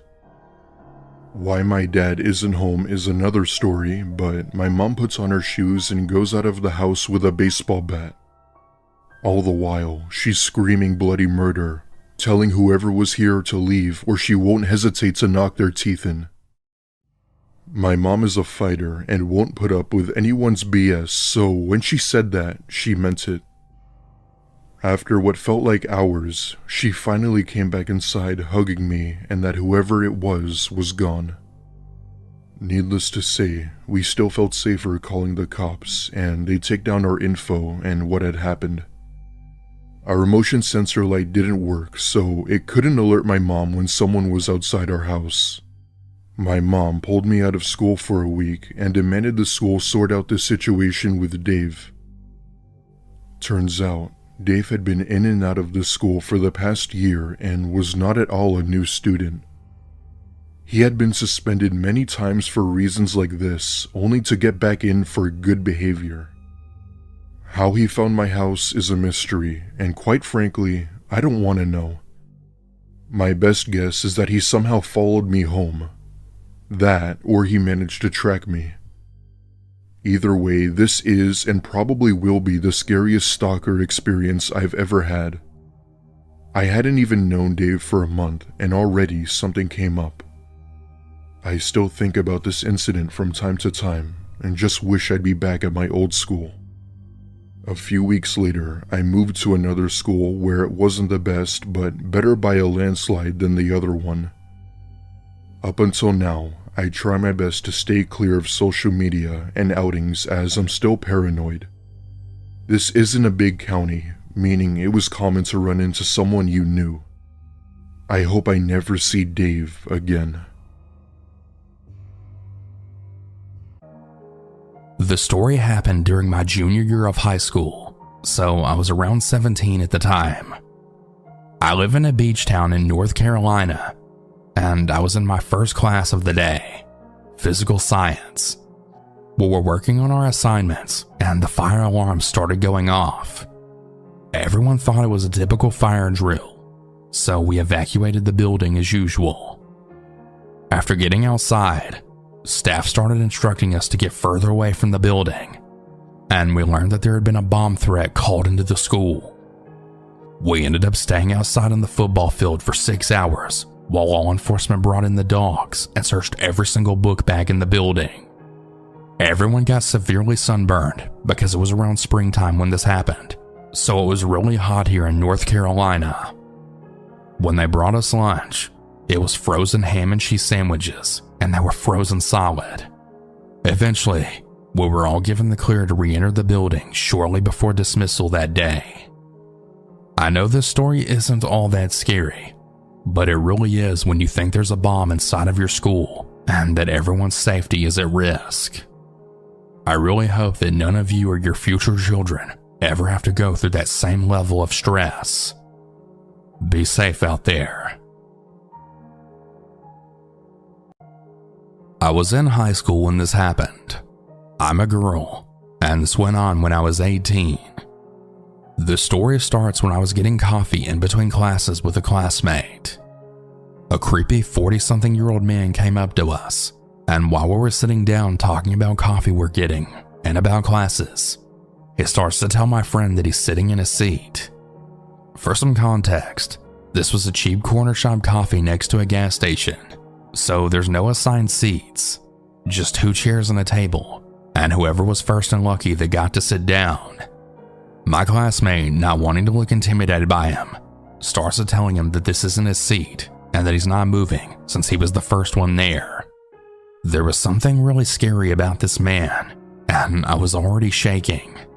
The next thing I know, he's threatening my colleague, telling him he's going to shoot him, even though he doesn't pull out a gun and we live in a country where gun permits are very hard to get. But I get extremely scared, and I go inside the coffee shop to order my coffee, because I couldn't stand sitting next to that man one more second. The worker at the store tells me that the man is crazy and that we shouldn't take him seriously. People in my country, me included, are kind of used to crazy homeless people, and we encounter them pretty much on a daily basis, so it's not really seen as such a creepy thing. But I have a lot of anxiety anyways, and the thought of being killed by this random crazy man just made me freeze and made my heart drop. Anyways, as this man and my friend are having a staring contest outside, the creepy man backs away and leaves, congratulating my friend for being brave and not being intimidated, and then leaves. As he's leaving, I'm thinking that's it, and it was just another creepy homeless dude. As a disclaimer, I'm not using homeless as an insult. I'm simply stating the obvious since he was carrying big bags with a lot of clothes on his bike. Well, fast forward to summer vacation. I'm in the inner city meeting up with some friends at another coffee place than the one in the first encounter, and I see the same man. He seems to recognize me, and he starts walking towards the coffee place. He just stays some meters away from me, and then stares at me and my friends. I begin to tell my friends about this man, how scared I am of him, and they all start swearing at him and showing him the finger, but he just stays staring at me like a crazy person, as well as smiling with the most unnerving smile that I've ever seen. I don't know how to explain it, but I've just never been so scared of a human being in my life. He had a malicious smile that really made me freeze with anxiety. After a while, we all started ignoring him, as he wasn't leaving, and when it was time to go and separate from my friends, I just couldn't think properly.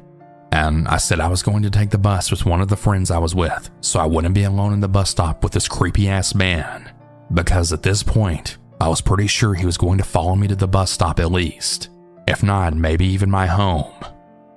We start walking to the bus stop, and of course he's following us. I began feeling 100 times more scared than before. For some context, he's with his bike at the same time he was when I first saw him. He's a bit ahead of us on his bike, stopping from minute to minute just to check if we're still going in that direction. My friend had also asked some of the boyfriends of hers which were at the coffee place to walk with us, and to walk with us to the bus stop to feel a little safer. In order to get to the bus stop and the bus, we had to get across this road. He remains on the other side of the road, and we then exhale, as we then realize he didn't take the bus with us. The man just starts waving, smiling with that same malicious smile while the bus is leaving. At this point, I then get off after a few stops, since the bus my friend was taking wasn't going in the direction of my house, and I just call my mom and dad to pick me up. My dad picks me up, and I tell him what happened, and he's livid. He tells me the next time I go out he's going to come with me and sit far away, and then just observe to see if the man shows his face again. Anyway, I don't go out for a while, being scared and all, and a few months pass, and I don't see him again. I had really started to forget all about him, until one late summer night. I was out with my ex and my cousin, and we wanted to go to a club. Since this was right after the pandemic, the clubs only held parties outside, and the party was on the street, and the DJ booth was placed basically on the windowsill of the street facade. We get some drinks from inside the club, and we go outside to dance, when I then see a bike and a man on it. I wasn't really sure if it was the same man or not, since it was dark outside, but I tell my ex and cousin, who were up to date with what was going on with this man, Thankfully for me, and really unluckily for the other people at the party, the police were called for public disturbance by the neighbors on that street, so they were there to shut down the party. As the man is circling around us on his bike and smiling, I then realize it's definitely him. I go straight to the police officer that was at the end of the street, and I tell him what's going on. When the man sees this, he instantly starts pedaling much faster, and I then lose sight of him while trying to pinpoint him to the police officer. The policeman just tells me that there's really not much that can be done since the legal system is shit in our country, and that if I make a complaint about this guy, he'll most likely be let out with a warning, and that he'll only be in jail for one night and then let free. He proceeds to explain how the only way to put him away for good is if he actually offends, which makes me angry as hell on the inside. And I also feel really disappointed again in the legal system of our country, but at least I got him off my back for that night. The last thing the officer tells me is to always be aware and be safe, and to never walk alone at night, since there had been a lot of reports of attacks in a park which was really close to the club we were at, as well as the center part of the city in general. That was the last time I saw him, but I still really remember it to this day, and I probably will never forget this man's face for as long as I live. I really feel rage towards him to this day, because he managed to make me feel so vulnerable and disarmed. I couldn't and will never understand why someone would want to cause so much psychological pressure to another person. It really is messed up. When I lived in the city, going to Target was a daily thing. One day I had to go find some pants to wear for a party, so I went to Target to see what they had and if I could find anything I liked. I noticed this guy walked in behind me, and every time I turned around, he happened to be there.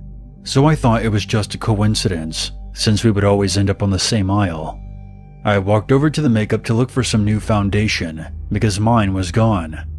And I just happened to turn around, and he was standing right there. So at that point, I knew something was up. He wasn't holding anything, just standing around trying not to make eye contact with me every time I would look at him. I walked to the checkout, because I wasn't feeling comfortable anymore. I had this gut feeling that if I stayed in the store, something would end up happening. He then followed me to the checkout line. Nothing was in his hands, so he had nothing to pay for. He just stood there looking around. He was acting like I couldn't see him, or even feel him looking at me. It was as if he was trying to stare into my soul. I paid and grabbed my stuff, but instead of walking out of the store, since I didn't want him to follow me out to my car, I instead walked over to the other end of the store to use the bathroom. He didn't follow me to begin with, but when I walked out of the bathroom, he was standing right there in the men's section, looking at underwear and socks. Again, not holding a single thing.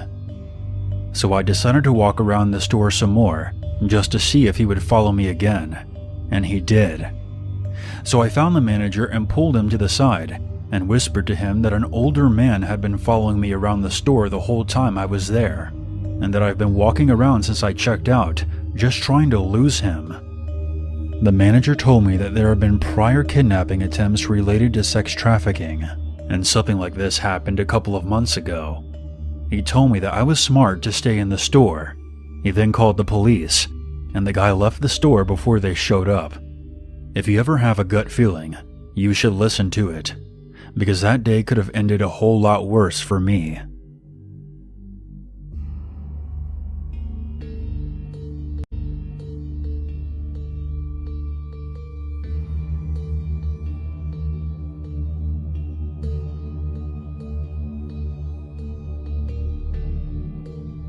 A little background. Around November of 2019, I was running to a Target for some cupcake decorating supplies before meeting my aunt and cousin for lunch later that day at a relatively nice restaurant. With this being the case, I was slightly dressed up. Nothing too fancy, but I did look slightly older. It was around 10 in the morning, and I was walking to my car from the Target. I typically park pretty far back in parking lots, because I hate fighting for parking spots. Suddenly a truck pulls into a parking spot a little ways in front of me, and a man gets out. I freaked out as he started to walk up to me. He asked me if I was single, and then tells me that I'm the most beautiful woman he's ever seen. I tell him that I'm underage and I have a boyfriend. I lied about that part, to which he replies that he would wait. This man had to be at least 40 years old. He then gets back into the truck and backs into a spot at the back of the parking lot. I was about halfway to my car at this point, but there was no way in hell I was going back to my car because I could tell that he was watching me. So I instead walk into a nearby frozen yogurt place. I was visibly shaken. I quickly grabbed a cup of yogurt and tried my best to look natural because this guy was looking at me through the window. I called my best friend who lives in the neighborhood, close to the shopping center, and he quickly said that he would be there soon. About 10 to 12 minutes later, my friend came and picked me up from the yogurt place. When we pulled out of the parking lot, the man in the truck started to follow us. I texted my aunt to tell her that I would be about 30 minutes late for lunch. My friend took a bunch of back roads in the area and drove through some confusing neighborhoods, and we eventually lost the truck. My friend is my absolute hero, and he took me back to my car in the parking lot. I was going to run some small errands before going to lunch, but that obviously didn't happen.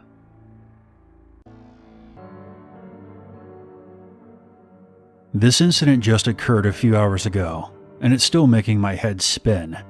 Forgive me if it seems kind of lengthy, but an awful lot was said. I'm an 18-year-old female. My mother, sister, and I were shopping in our local Target. As we strolled around, I recognized a girl named Stacy, who's also 18.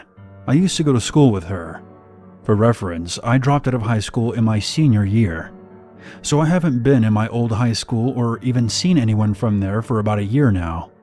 I simply glanced at her and kept moving, doubting that she even recognized me.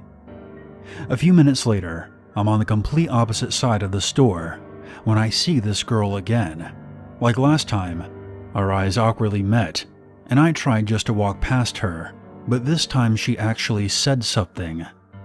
"Hey, didn't we play tennis together?" Stacy said with wide eyes and a painfully large smile. There was a girl standing next to her, but I didn't recognize her. I simply replied yes in response. I was never friends with this girl in school. In fact, I never talked to her or even liked her. That's when she introduced herself, as if I completely forgot who she was. She goes on to question if I still went to high school, to which I explained that I graduated a year early with online classes. The conversation started out normal. I thought we were simply catching up, due to the fact that I had been absent from school. I kept wanting to cut the conversation short, but Stacy kept prodding about what I was doing now, if I was in college, and what was college like, harmless questions. Then, the conversation took an unexpected twist. Stacy somehow weaseled the conversation into one about God and Christianity. For reference, I do consider myself to be a Christian, but not one of those hardcore ones who are constantly spewing Bible quotes at strangers. She asked me if I attend church, to which I respond with yes, and her smile grew even bigger. Her whole mantra about God sounded something like this. "Back in my high school days, I was always partying and having fun, but it was all fake, and no one knew I was actually pretty sad. That's when I found this church that showed me God's way and His undying love. He accepted me, and He'll accept you too. Now I'm always happy, for I have God on my side. At this church, God truly appears before your very eyes. He cured me of all my physical and mental ailments, like when I messed up my knee playing tennis." The whole time Stacy spoke, there was just a robotic tone about it, as if her words were memorized, practiced, and rehearsed. There was almost no genuine emotion in her, just wide eyes and her never-failing smile. Then her friend Ashley, who was in her late teens or early 20s, began her speech. Keep in mind, my mother and sister are just an aisle away, waiting on me. Ashley's speech went something like this. For a while in life, I suffered with depression and suicide. I was always faking being happy until I found this church. This church truly opened my eyes and my heart. I no longer feel dead inside. This is when she hinted that maybe I felt dead inside too, and the only way to recover from it was to look to God. Ashley also used the word zombie to describe this dead feeling, and that's when I began to really think that there was something wrong with these girls. Ashley continued, I don't think it's a mere coincidence that we ran into you. God led me to you. He wanted me to reveal to you the way. God put a vision in my mind of you opening a present, and that present is our Lord and Savior. She kept on ranting about how this was destiny, and that God put Stacy and Ashley in my path to reveal himself to me. When Ashley mentioned depression and suicide, I couldn't help but believe her for a slight second. I have been struggling with depression for years, but I've kept it quiet.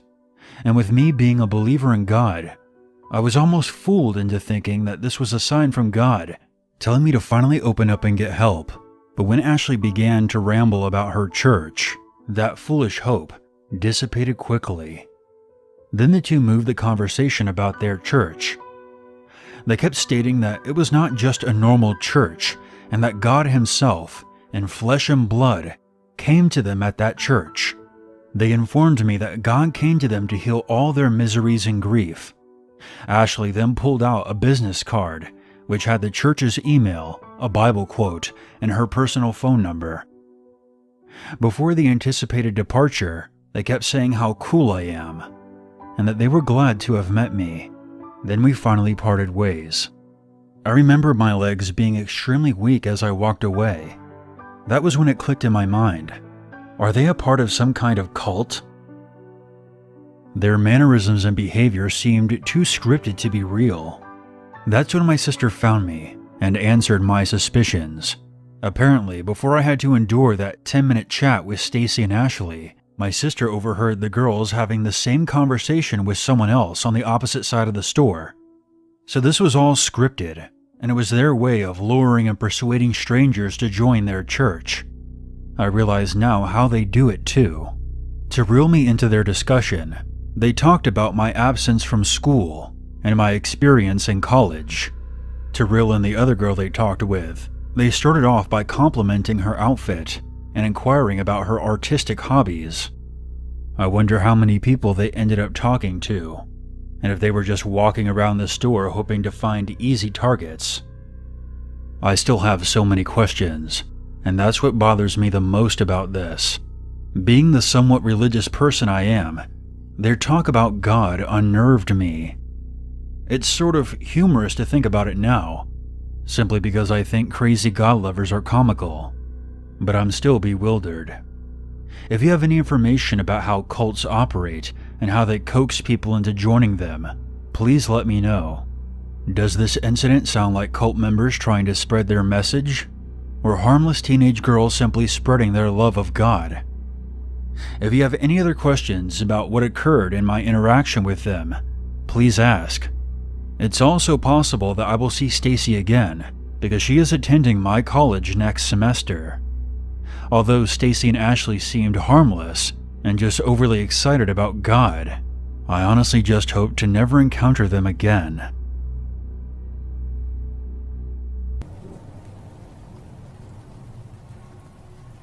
This happened to my best friend around 2 years ago, who I'll call Sarah for privacy reasons. We are both studying in the same city, only at different universities, so we're living in different parts of the city. One day, while Sarah was studying for her exams, she realized that there was no food in the fridge, so she decided to go out for a walk and do some grocery shopping. There was a fairly large and well-supplied supermarket close to her apartment complex, where she stopped by for some fruits, yogurt, and noodles. She spent around 15 minutes in the supermarket, only to be greeted by a complete stranger outside who started having a small talk with her. He acted like they knew each other, although Sarah is positive that she had never seen him before. Overall, my best friend is a very polite and tolerant person, but also very cautious of strangers. She described him as a short, overweight guy with a goatee and a wide, odd grin on his face. On the other hand, my best friend is tall, and she seems like a girl you would not mess with. She noticed that his fingers were somehow twitching while he spoke, indicating that he was nervous. The guy was at least 35 years old, and my best friend was 23 at the time. Immediately, she realized that something was wrong with this guy. First, he greeted her by saying he had spotted her in the area a few times, and then proceeded to ask her on a coffee date at a nearby cafe. Sarah was just standing there speechless, and politely declined him, saying she wasn't interested. It made him really mad, so he kept insisting that she go with him. When she refused again, he angrily told her that they would see each other again soon, calling her by her real name. She was absolutely dumbfounded by this, wondering how on earth this creep had found out her real name. She had no clue who this guy was. He didn't seem like a university student at all, but rather a construction worker, judging by the clothes that he was wearing. A bunch of questions came to her mind. She was afraid that she may have been stalked by him, so she threatened to call the police if he didn't just give up on his advances and leave her alone. Obviously, my best friend wasn't in the least interested in this creep, but if you think her story ends here, then you're wrong. The next thing she did was part ways with him. He stood in the same spot for a moment, and then, as she said, hopped into his car and started following her for a few blocks down the street in a dark-colored car with tinted windows. When Sarah realized this, she got even more scared, so she had to take some lesser-known routes in order to get to her apartment complex safely. The sun was just starting to set at this point. After some shortcuts, she managed to arrive back safely before dark, but she was left feeling paranoid from the whole incident, wondering whether he knew where her apartment was. She never reported the incident to the police, although she vividly remembered his facial features and overall appearance. Fortunately, nothing ever happened after this, and she has not seen the guy since.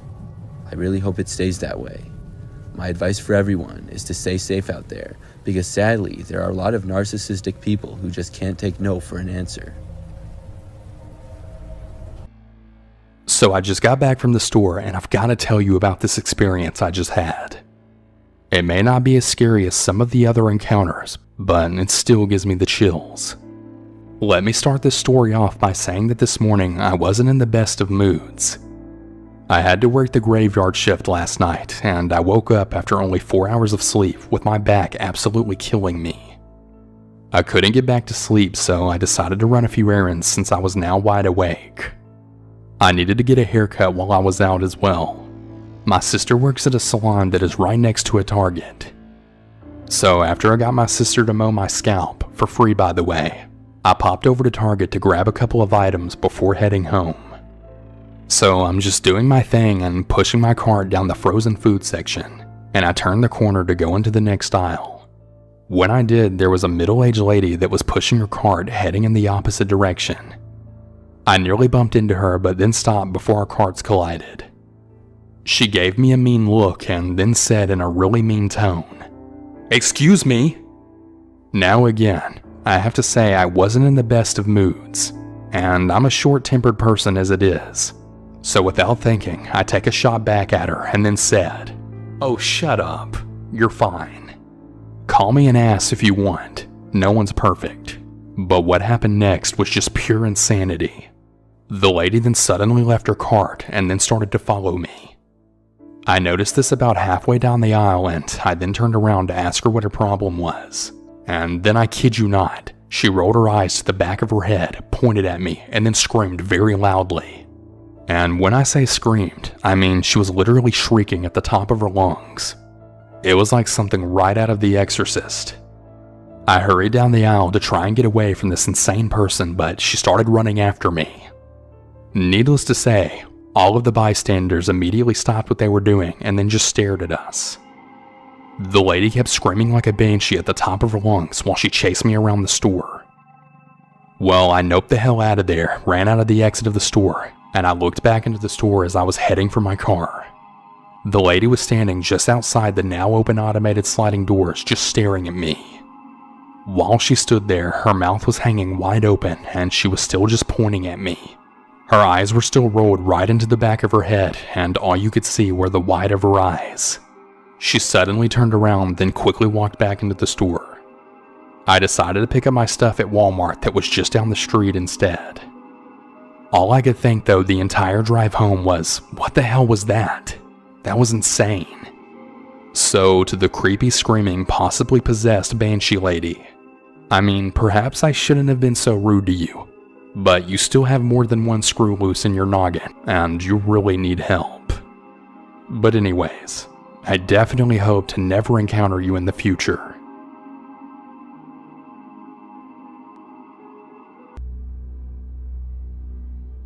So when I was 16 years old, I got my first job working at Target. Most of what I would do is just walk around the store tidying up and just stocking up shelves. Pretty easy job. One day I was stocking up food when a guy comes up to me to ask where a product was. I told him and I offered to show him where it was, so I walked him over and then started to leave.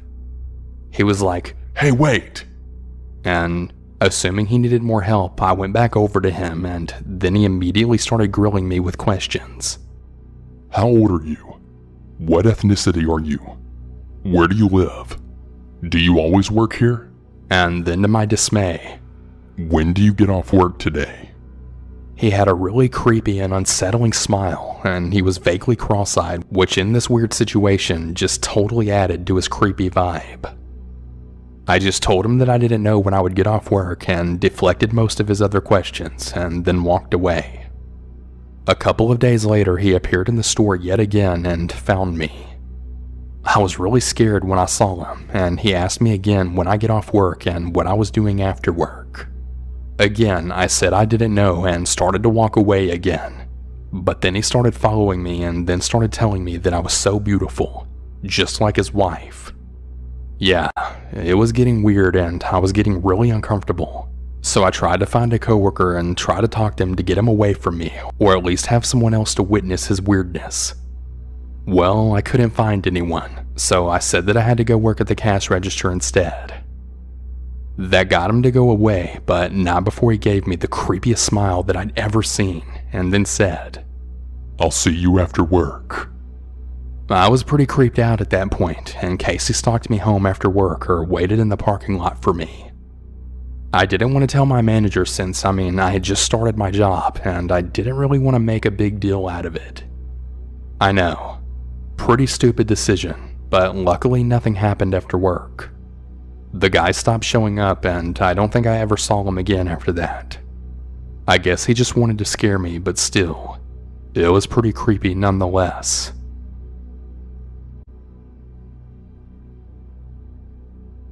I'm a short, medium-sized girl.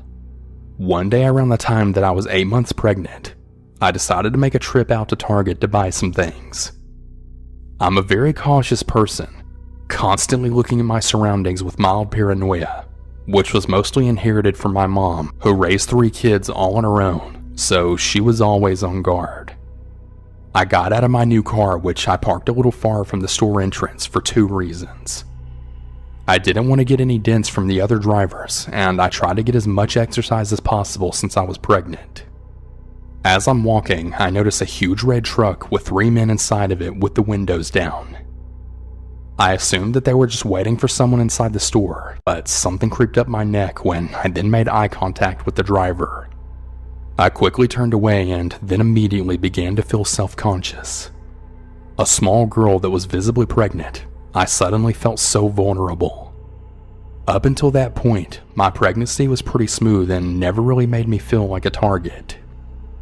Once I finally got in the store, I started to calm down a bit more and feel a bit relaxed and went about my shopping. When I left the store though, I noticed that the same truck was still there. I put my bag in the trunk and got in my car as quickly as possible, then quickly turned it on and drove away. I noticed in my rearview mirror that the same truck was also taking off, with the same 3 men still inside of it. My heart sank. I had realized right then and there that they weren't waiting for anyone inside the store. I got into the lane that can only make a left turn, and they were in a lane that can only go straight a few cars behind me. I thought, great, we're not going in the same direction. I was just being paranoid.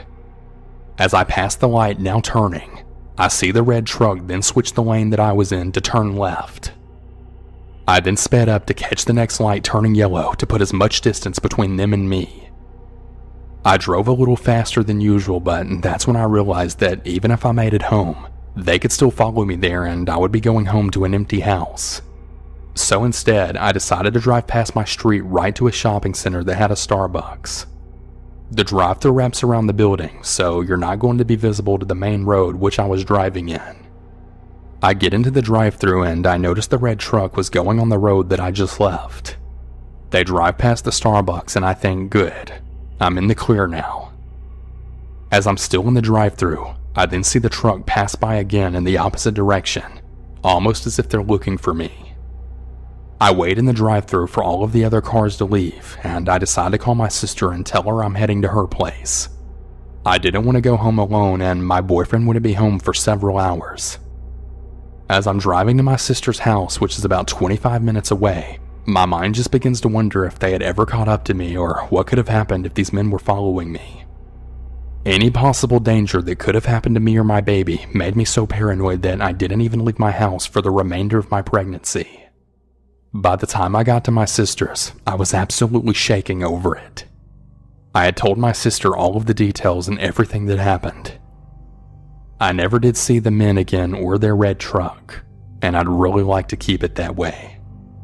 In June of 2018, Boston area anesthesiologists Jaleesa Jackson and Chidozie Iwandu decided on a week's vacation in Southern California.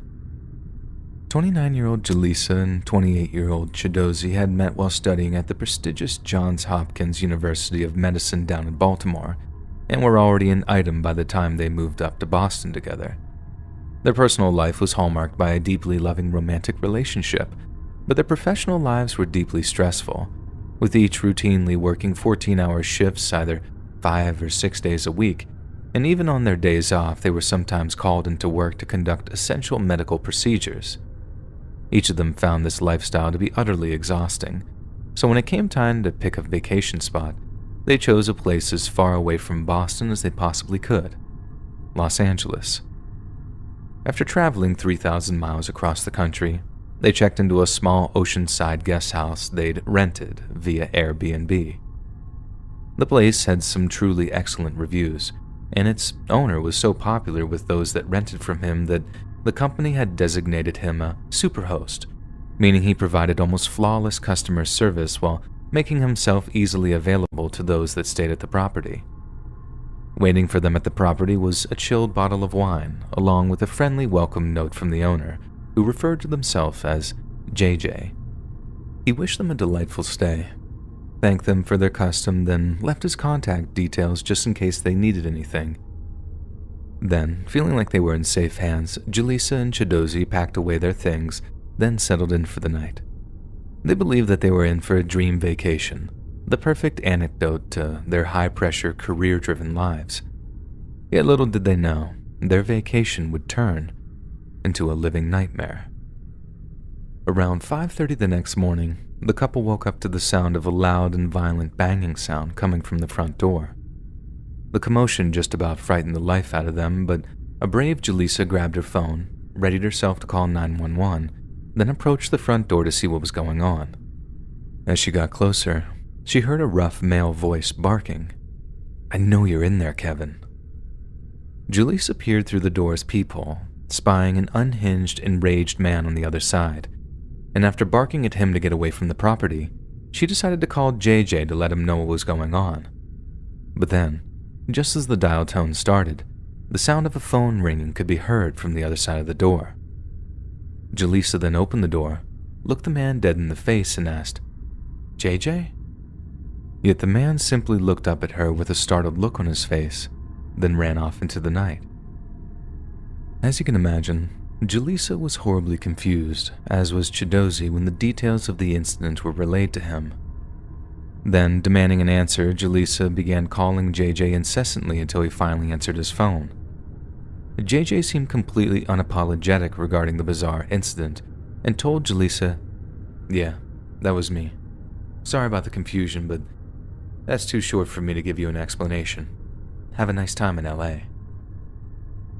Jaleesa tried to fish for more of an explanation, bemused and outraged that a so-called superhost, who had seemed so warm and friendly in their welcome note, had turned out to be anything but.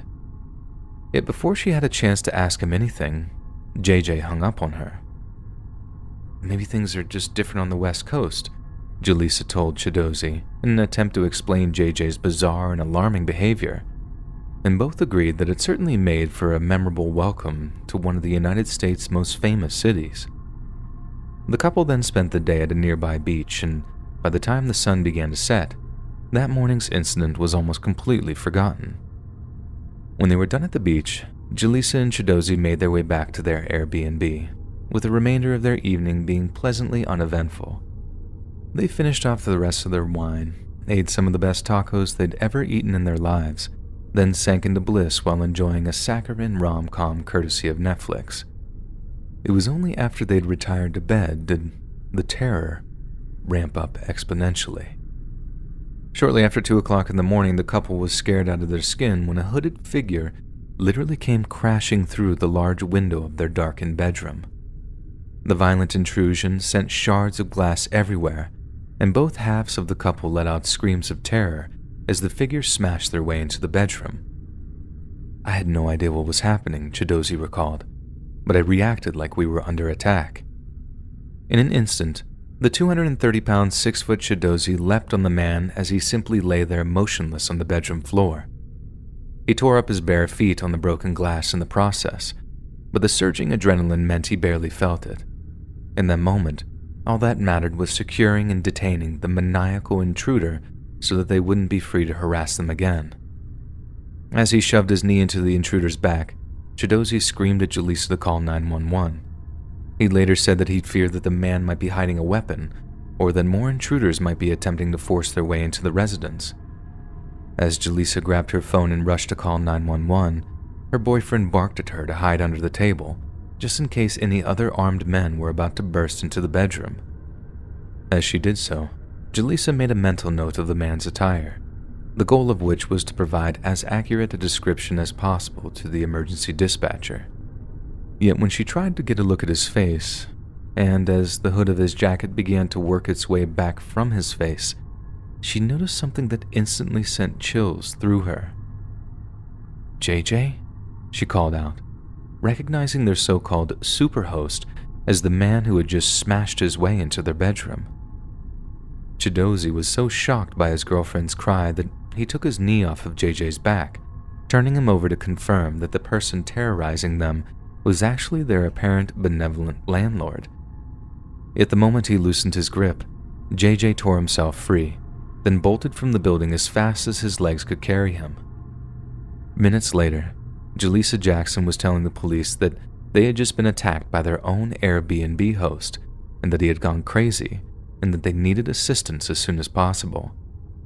Then, while awaiting the arrival of armed officers, Jaleesa and Chidozi armed themselves with the biggest kitchen knives, then hunkered down in preparation for another assault. Yet while they waited, they suddenly heard the sounds of a helicopter hovering overhead. Then moments later, the courtyard between the guest house and the main house was awash with flashing lights. Jaleesa then noticed 2 police officers leading a handcuffed man back towards the property. It was JJ, and he was ranting and raving about cleaning fees. He had apparently told the police that he had ordered his tenants to move out after they failed to pay cleaning fees, but as commotion unfolded, an elderly woman emerged from the main house and asked what was going on. It turned out that the woman was the property's true owner, and that she had rented the guest house out to JJ on the condition that he wouldn't sublet it from anyone else. Jaleesa and Chidozi told her that, as far as they knew, JJ rented the place out all the time, and that it was in fact his primary source of income. They asked her how she hadn't noticed all the people coming and going with luggage, but the woman meekly replied that she thought that they were all just JJ's friends.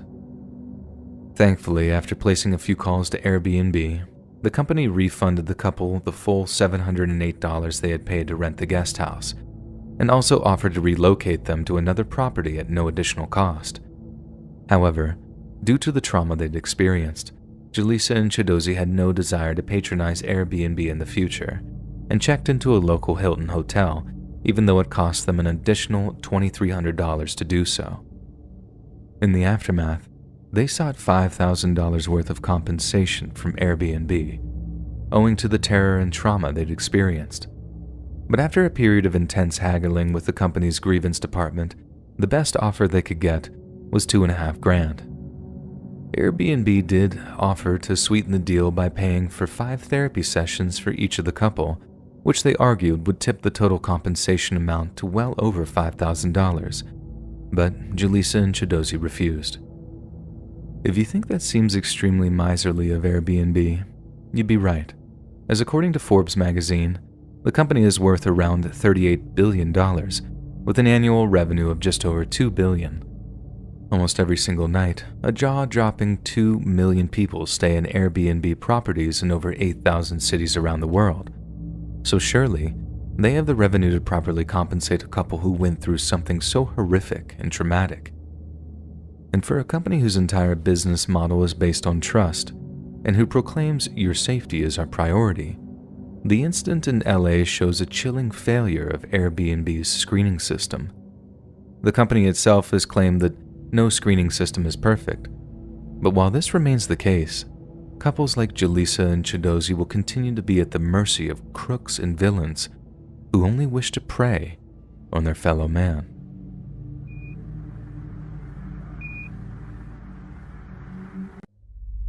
I opened up my home as an Airbnb, and within the first month I ended up unlisting it from the website and scrapping the entire idea. You see, my wife and I have been trying to sell our old home for over a year before we decided to turn it into an Airbnb, so we didn't really have strict rules about the place. As long as it was kept nice and the guests cleaned up after themselves, our plan was to let anyone stay there for as long as they needed to. The only thing that we did when we listed the house was get a single security camera that we placed in plain view at the entrance of the house facing the front door. That way we could see anyone who entered the home. Now, the first 2 guests that we hosted were so friendly and kept the house very clean, so my wife and I were actually very excited that we decided to take a chance on renting out our old home. That quickly changed though when one day I checked the camera after our 3rd set of guests had supposedly left. They finished up their booking, and when it was done, we got the text that they had left the key on the counter, and we thanked them for their business. When I checked the camera, however, I noticed that was facing the opposite direction, and all I could see was the wall behind it. I called my wife, who was still at work, and let her know that I was going to be running over to the old home to check on it and fix the camera. And then I got into my truck and made my way down the road. The house that we listed for Airbnb was only about 25 minutes from the house that we currently lived in, so I got there in no time. However, it was around 7:30 at night, so the driveway was pretty dark when I pulled into it. I figured that they must have just turned the porch light off and forgot to turn it back on before leaving. Again, it was no big deal, but I definitely noticed how dark it was. I carefully made my way up the gravel path into the front door of the house, and this is where things took a serious turn. As I reached out for the handle, the door ended up swinging open on its own without me even touching it. I was really confused by that, so I took a second before walking inside, but as I looked into the house, I couldn't see anything unusual. Eventually, I mustered up the courage and made my way through the threshold and into the home. That was when I felt something hard hit me from behind. I dropped to my knees and then turned around as fast as I could to see what had hit me. And that was when I saw someone standing in my house holding something in their hand that looked like a bat or pole of some sort.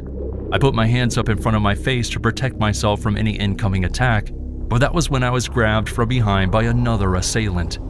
They pulled me to the ground and held me there as the man who struck me in the back began digging through my pockets. They pulled my phone, my keys, and my wallet out of my pocket before letting me go. But I didn't even get to pick myself off the ground before I was struck over the head with a bat again. Everything around me went black as I fell back to the ground. I woke up a couple of hours later to my wife, who was shaking me awake. She said that an ambulance was on the way and that she had come to check on me after she got home from work and noticed that I still wasn't back. My wife also told me that my car wasn't in the driveway, and I knew right away that they had stolen it. After the ambulance came, I told my wife to call the police and to cancel the cards that we had in my wallet. I ended up needing 3 stitches on my forehead where I had been hit by the one assailant, and according to the police, there was no evidence that would help us find them. They never even found my car. We immediately chose to unlist the house from Airbnb and just tried to continue to sell it.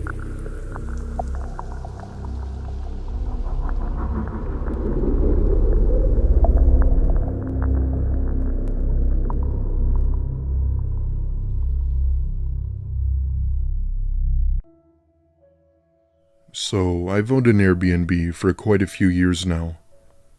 It wasn't a big home, just enough where you can maybe have 2 or 3 people over.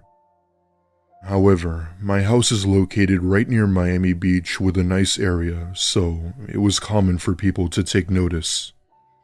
Ever since the pandemic had started to die down, my house got booked several times as life began to get back to normal. I didn't mind it though, as I made decent money due to the location and condition. Normally, I'd receive several bookings wanting to use my house for parties and whatnot. Just a few weeks ago, however, I had gotten an older couple who just wanted it for a few nights together. It wasn't a bad thing, but rather surprising considering it was just 2 people. I'd like to mention that I rarely see or communicate with the people who use the house unless they needed something. Anyway, it had been day 2 of this stay, and I was at my girlfriend's apartment having dinner when my phone goes off. I look at it and see that it's the couple texting me. I could only assume it was bad news, and I opened the message to them telling me that there was a leak in the water heater. This was weird, as I make sure everything in the house is in pristine condition when booked. However, no running water was unacceptable, and I tell my girlfriend that I'd be back and that I was going to fix it. Upon arriving to the house, I immediately noticed that there were now 2 cars in the driveway. Figuring that they must have had people over, I dismiss it even though it wasn't really allowed. I go inside the house and the husband tells me that there's a water heater leak in the garage. I politely tell him that I'd get it fixed and that he had nothing to worry about. We head to the garage and he shows me where the leak was and points to the nut from where the water goes through. However, the so-called problem he was complaining about was something a person without a brain could easily fix. The bolt to the water heater had been loosened and was far from broken. As a matter of fact, I could now see one of my wrenches sitting on top of the heater, indicating that this was done on purpose. It was then when I started to get an uncomfortable feeling as the man just stood there staring at me. I take the wrench and tighten the screw, stopping the leaking water. Well, it's fixed. Enjoy the rest of your stay. He then profusely tells me to wait and asks if I could help him with one last thing. He tells me that there was something wrong with the cable in the guest bedroom. Now, the guest bedroom is upstairs, and when I looked at it, I noticed that it was completely dark up there. He gestures me to go first, to which I tell him why. He then tells me that it was my house and that he didn't want to be rude. I hesitantly walk slowly up the stairs toward the dark hallway. As I'm about halfway up the stairs, I can very faintly see someone standing at the top of the stairs staring down at me. Even through the pitch darkness, I can see this person holding something with a shade of yellow. It only took me another few seconds to realize that it was a crowbar. I stop dead in my tracks and turn around and tell him that I had to go, but that I'd be back later. However, instead of persuading me to go upstairs, he simply stared toward me and said nothing as I left the house. At this point, I'm inside of my car on the phone with the police telling them the situation. I didn't go back to my house until the police gave me the update, which eventually, of course, they did. Upon arrival, they were shocked to find that nobody was there and no signs of any damage. The only things that were stolen was a flower vase my mom had given me and the TV. Needless to say, I stopped using that house as an Airbnb as I didn't want to take any chances. Miami police were never able to identify who these people were or where they were. While it was a sucky situation, 3 questions still remain unanswered. What were their intentions? Who was holding that crowbar? And what would have happened had I gone up the stairs? It gives me goosebumps till this day.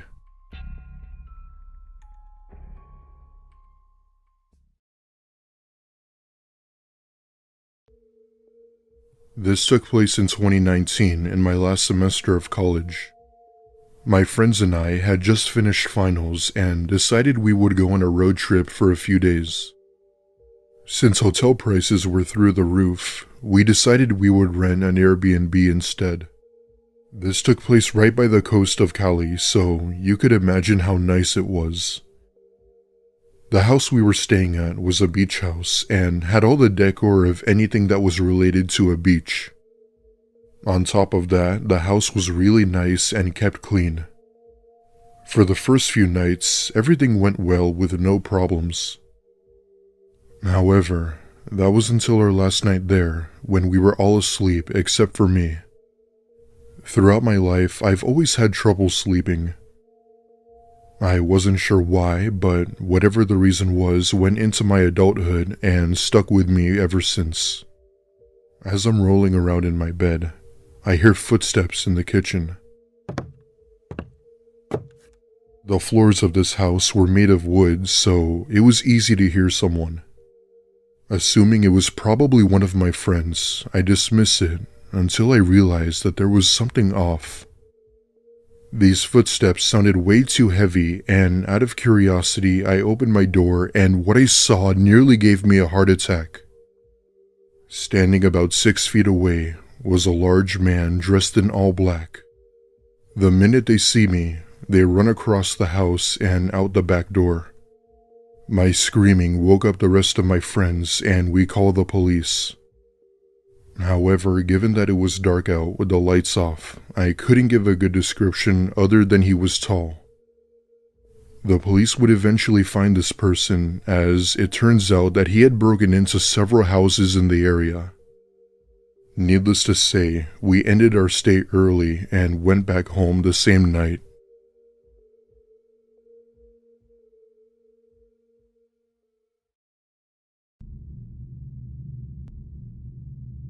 One of the strangest Airbnbs that I ever experienced wasn't actually a standalone house, but instead it was a room in this large house.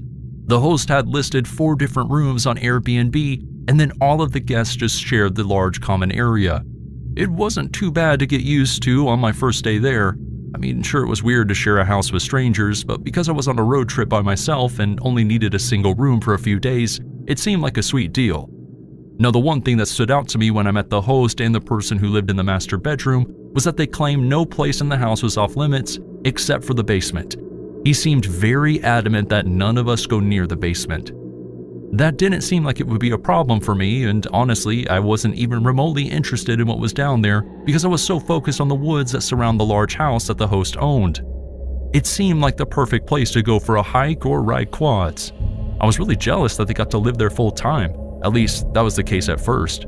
I started feeling a lot less comfortable once I noticed that the host seemed to follow me around everywhere I went. It was something I could let slide at first though, considering I was a guest in his house. That changed when he approached me in the kitchen on my second night there though. I was sitting at the kitchen table drinking a glass of water and scrolling through my phone when I noticed the host walk over to me and stare down as if he wanted to talk. So I put my phone down and asked him how his night was going. And without a moment's notice, he began to raise his voice at me. He claimed that he saw me looking at the door to the basement and very loudly told me that it was his private space and to leave it alone. I tried to explain to him that I didn't even know which door was in the basement, but he didn't want to hear it and just continued yelling at me. I ended up apologizing to the host just to get him to calm down, and then I ended up going into my room for the night. As time passed, I had a hard time falling asleep in my room after that altercation.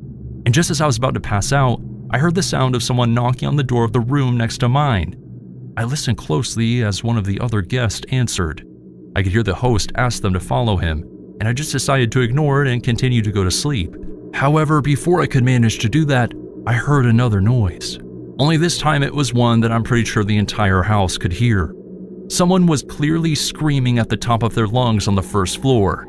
At first, I was frozen with fear from the bone-chilling scream, but as the shrieking continued, I knew that I had to check it out. I wasn't alone in my curiosity though. As I entered the hall, I saw another guest that was staying at the house peeking out of her room as well. The screaming continued as I walked through the hall and made my way down the stairs, and as I reached the first floor, I realized something that truly haunts me still.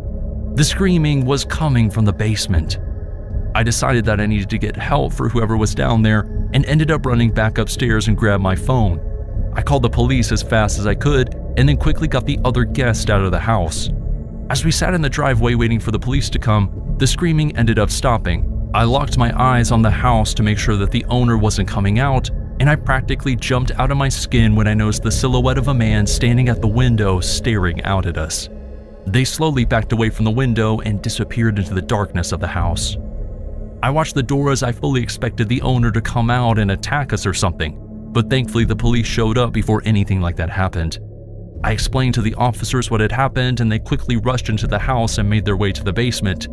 However, what was really shocking was the fact that the house was supposedly empty. When they checked the entire place out, they couldn't find anyone. All they saw was that the back door to the home was left wide open as if the owner had run out the back and into the woods. After giving our statements to the police, we were all escorted inside to get our belongings, and then we all went our separate ways. To this day, I don't know who was screaming in that basement or where they went, but I can't help but shake the feeling that something horrible happened in that house that night. Let the story I'm about to tell you be a lesson for you. Choose your friends carefully, because sometimes the people you think are your friends are the very monsters we're afraid of. I know that sounds kind of cliche, but honestly it's true. This is an absolutely crazy story, and I'm still in awe of how certain individuals can act. A little more than a year ago, I moved to a new town. I'm a city girl, but was happy to start a new life in this town. I don't want to say that this is a country town, but it's a fraction of the size of the place where I grew up. I spent the first few months just keeping to myself and learning the day-to-day operation and how it works at my new job. On weekends, I would just sort of listen and see what everyone was up to. A couple of weeks into the job, I finally got invited out by one of the girls I worked with. I'll be honest, this was a lot like high school. This was the girl that I wanted to hang out with. She was the popular girl at our job, and all the guys liked her, and the girls wanted to hang out with her. Yes, we were adults, and this mindset still applies. We went to some local bar that Friday night after work. I wasn't drinking much since I didn't want to make a fool of myself with my potential new friends. It didn't take long for me to realize exactly the kind of person she was. For the purpose of the story, I'll refer to her as Marissa. She was getting that wild level of intoxicated, and it was uncomfortable. I laughed along and just hoped the night would end soon. I made sure all the girls got an Uber home, and I finally headed off myself at around 2 in the morning. I was exhausted that night and clearly underestimated these girls. When I woke up in the morning, I had forgotten about a lot of the nonsense from the night before and just remembered the good times. I was happy to have friends and not be alone, and that thought alone blinded me from the reality of who Marissa really was. The next night, we all hung out again, and the night was a copy of the previous nights. Nothing noteworthy other than Marissa being out of control again. That week at work, all week long, Marissa was constantly saying how she couldn't wait to get out again this weekend and that she loved hanging out with me. I was actually flattered and was ready to do it again this upcoming Friday. Friday came, and this time she was beyond intoxicated. She had become mean, even to her friends and the other girls we work with. They all left and in so many words basically said, "Forget this chick." I was paraphrasing there since I don't want to write what the girls actually said, and before I knew it, it was just me and Marissa at the bar, and she was barely coherent. I got her home and stayed on her couch to make sure that she was all right. When I woke up in the morning, she was already awake and cleaning her kitchen.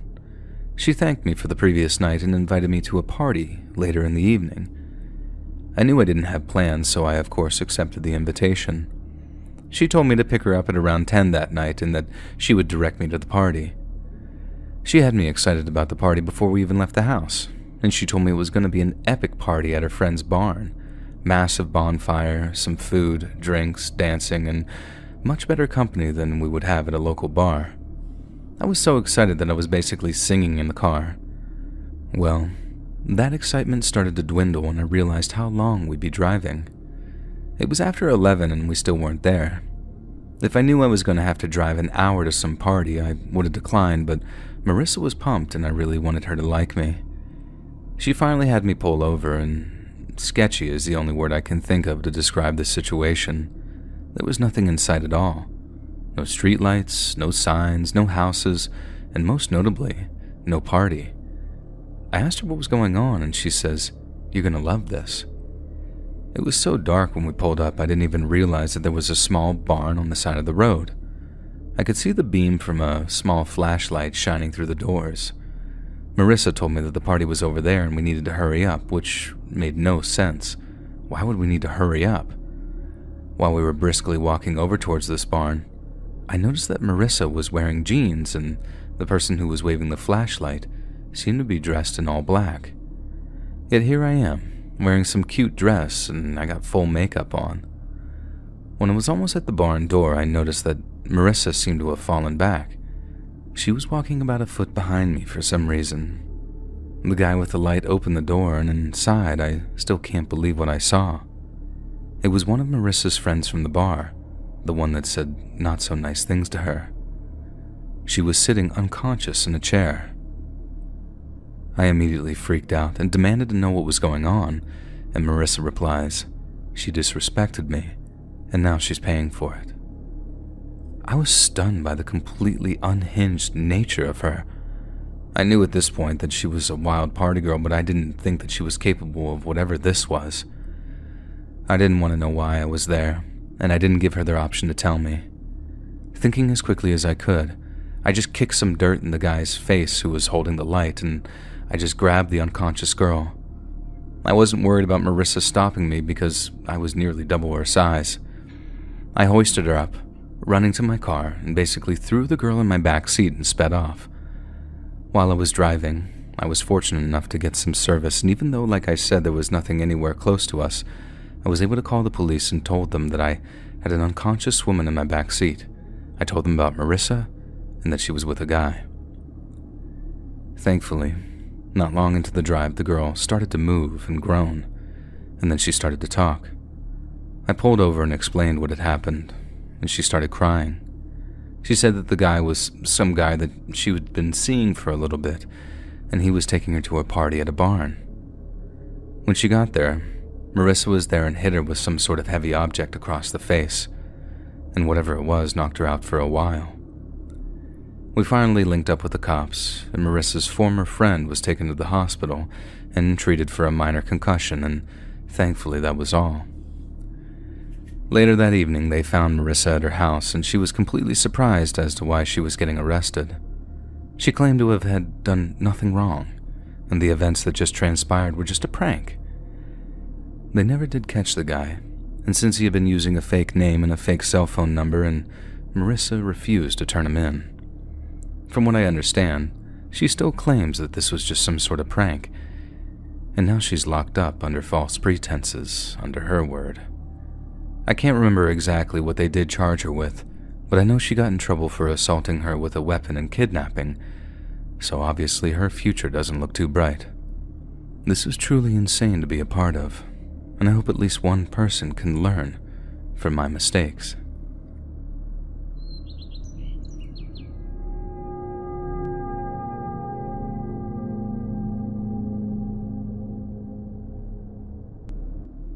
This is a short story that happened to me several years ago when I was a junior in high school. All of my friends got to travel to Myrtle Beach with the baseball team for spring break, but since I didn't play baseball, I was stuck at home. My one friend, Dave, was home too since we were the skaters of the friend group. We spent most nights of the break hanging out together and not doing really much, except for one night when we stayed at Dave's house. He literally lives in the middle of the woods.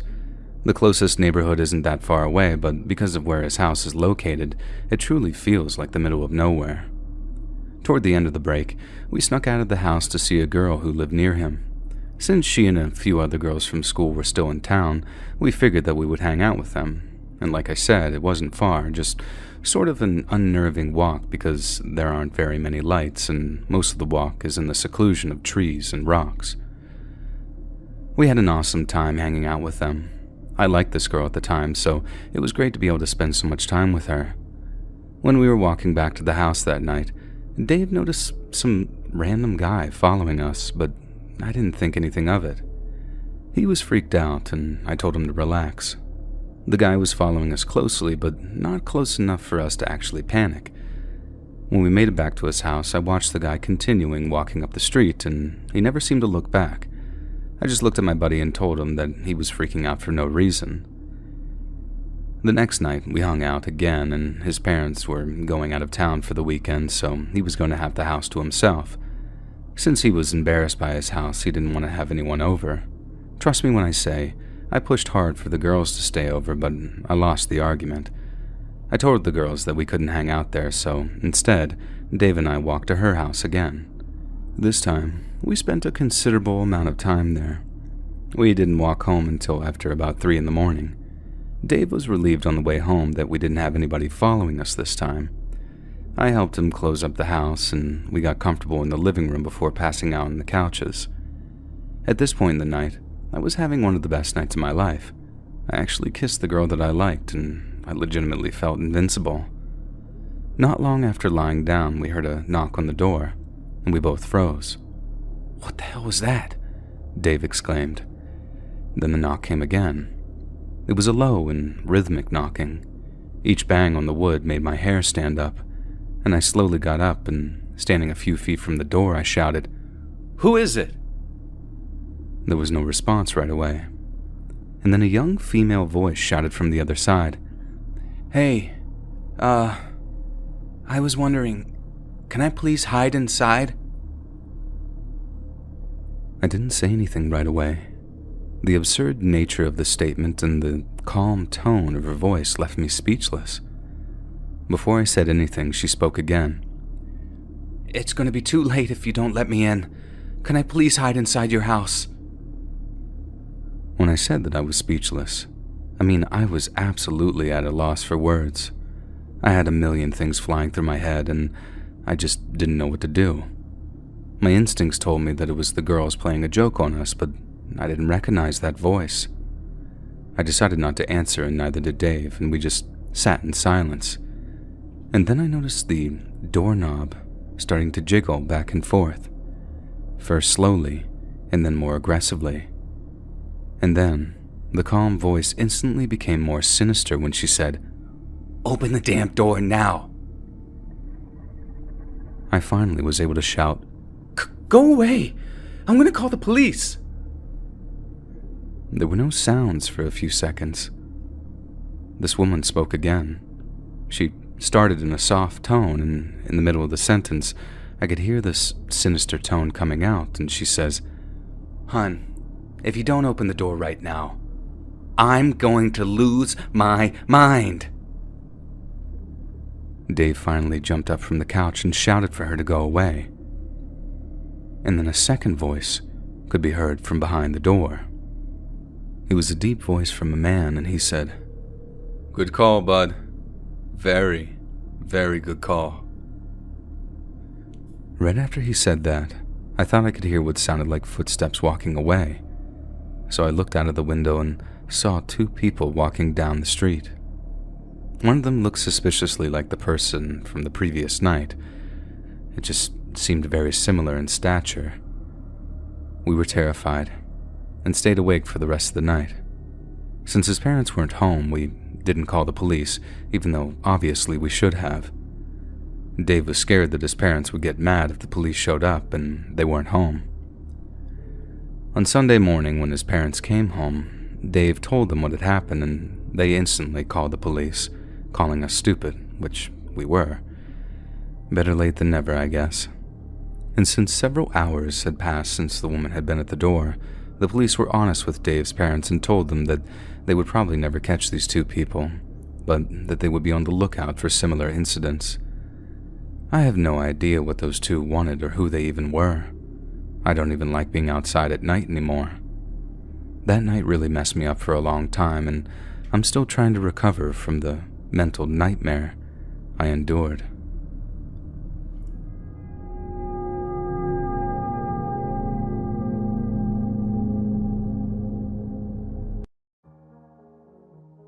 I'm a 20-year-old male.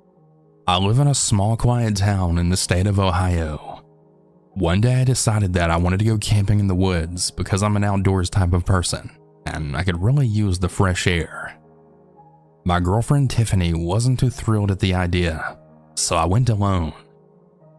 Fast forward to a day later, and I'd made it to the woods and found a really nice clearing in the shape of a circle that was surrounded by trees. It seemed like the perfect place to set up my camp.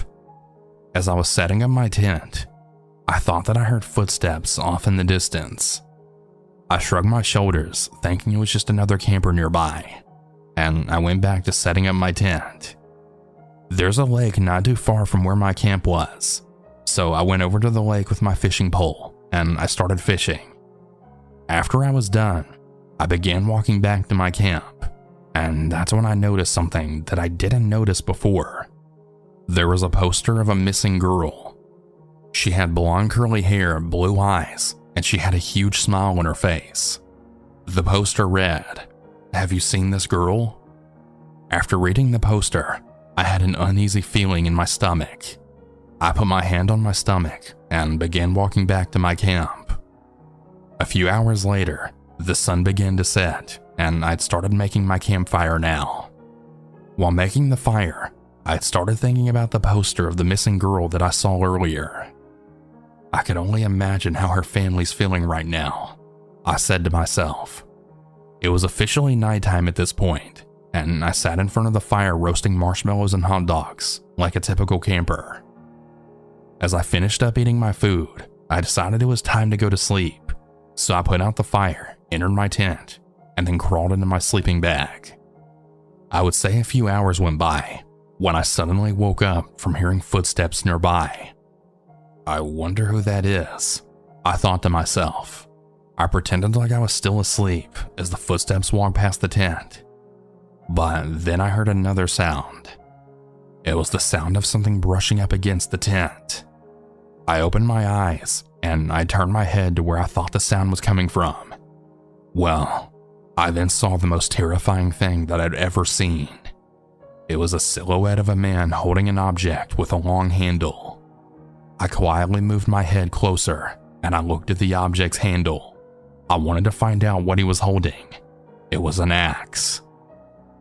I began to quiver in fear as I'd seen the silhouette outside walking around my tent. What was going to happen to me? I thought to myself. After a few minutes of circling the tent, the silhouette finally walked away. I waited for what seemed like an eternity before I could gather all the courage to get out of that tent and run. I carefully zipped open the tent and I began to make a break for it. I ran for about 5 minutes straight. I then heard a growl from behind me. I turned around slowly and my eyes widened. Standing 20 feet away from me was a very deranged looking man. He was wearing all black, including a black leather jacket, biker boots, and shiny silver buckles. The most disturbing part was that he had cuts all over his face. He then gave me a stomach-turning smile, showing off his set of nasty yellow teeth, and he began walking toward me with his axe. That's when I turned back around and took off, all the while I can hear the man chasing after me. I ran for about 10 minutes until I finally saw my car parked out in the distance. I ran straight to my car, unlocked my car door, got inside, and then turned on the car and drove off. As I was driving, I was looking in the rearview mirror, and I'd seen the man once again. He was just standing in the middle of the road smiling directly at me. I'm now back home with my girlfriend, and I've never told her about the encounter, but as I'm writing this, I can still hear those sounds of the growls and laughter right outside my window. I can't get it out of my head. I know that it's all just in my head, but I just can't forget it. That was the scariest thing that ever happened to me.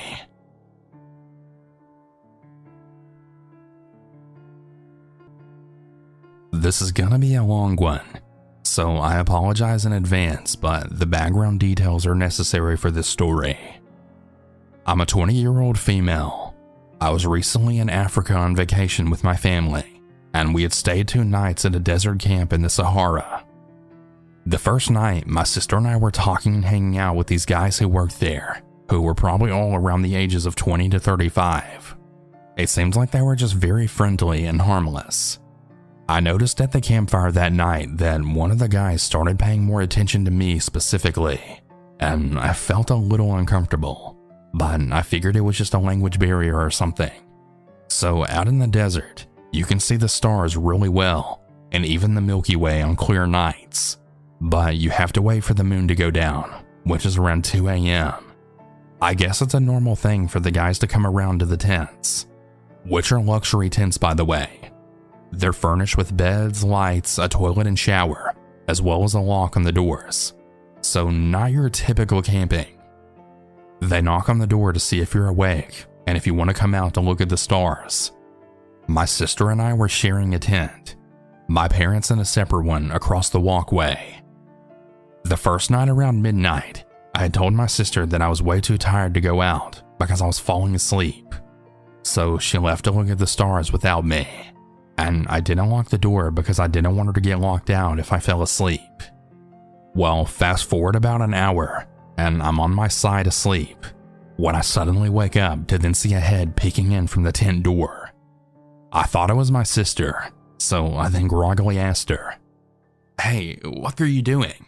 Because it was just really weird the way she was standing there.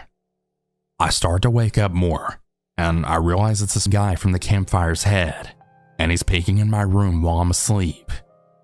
Now, it could have just been a simple misunderstanding, but I felt totally violated with my privacy, especially because, we're on their territory in the middle of the desert.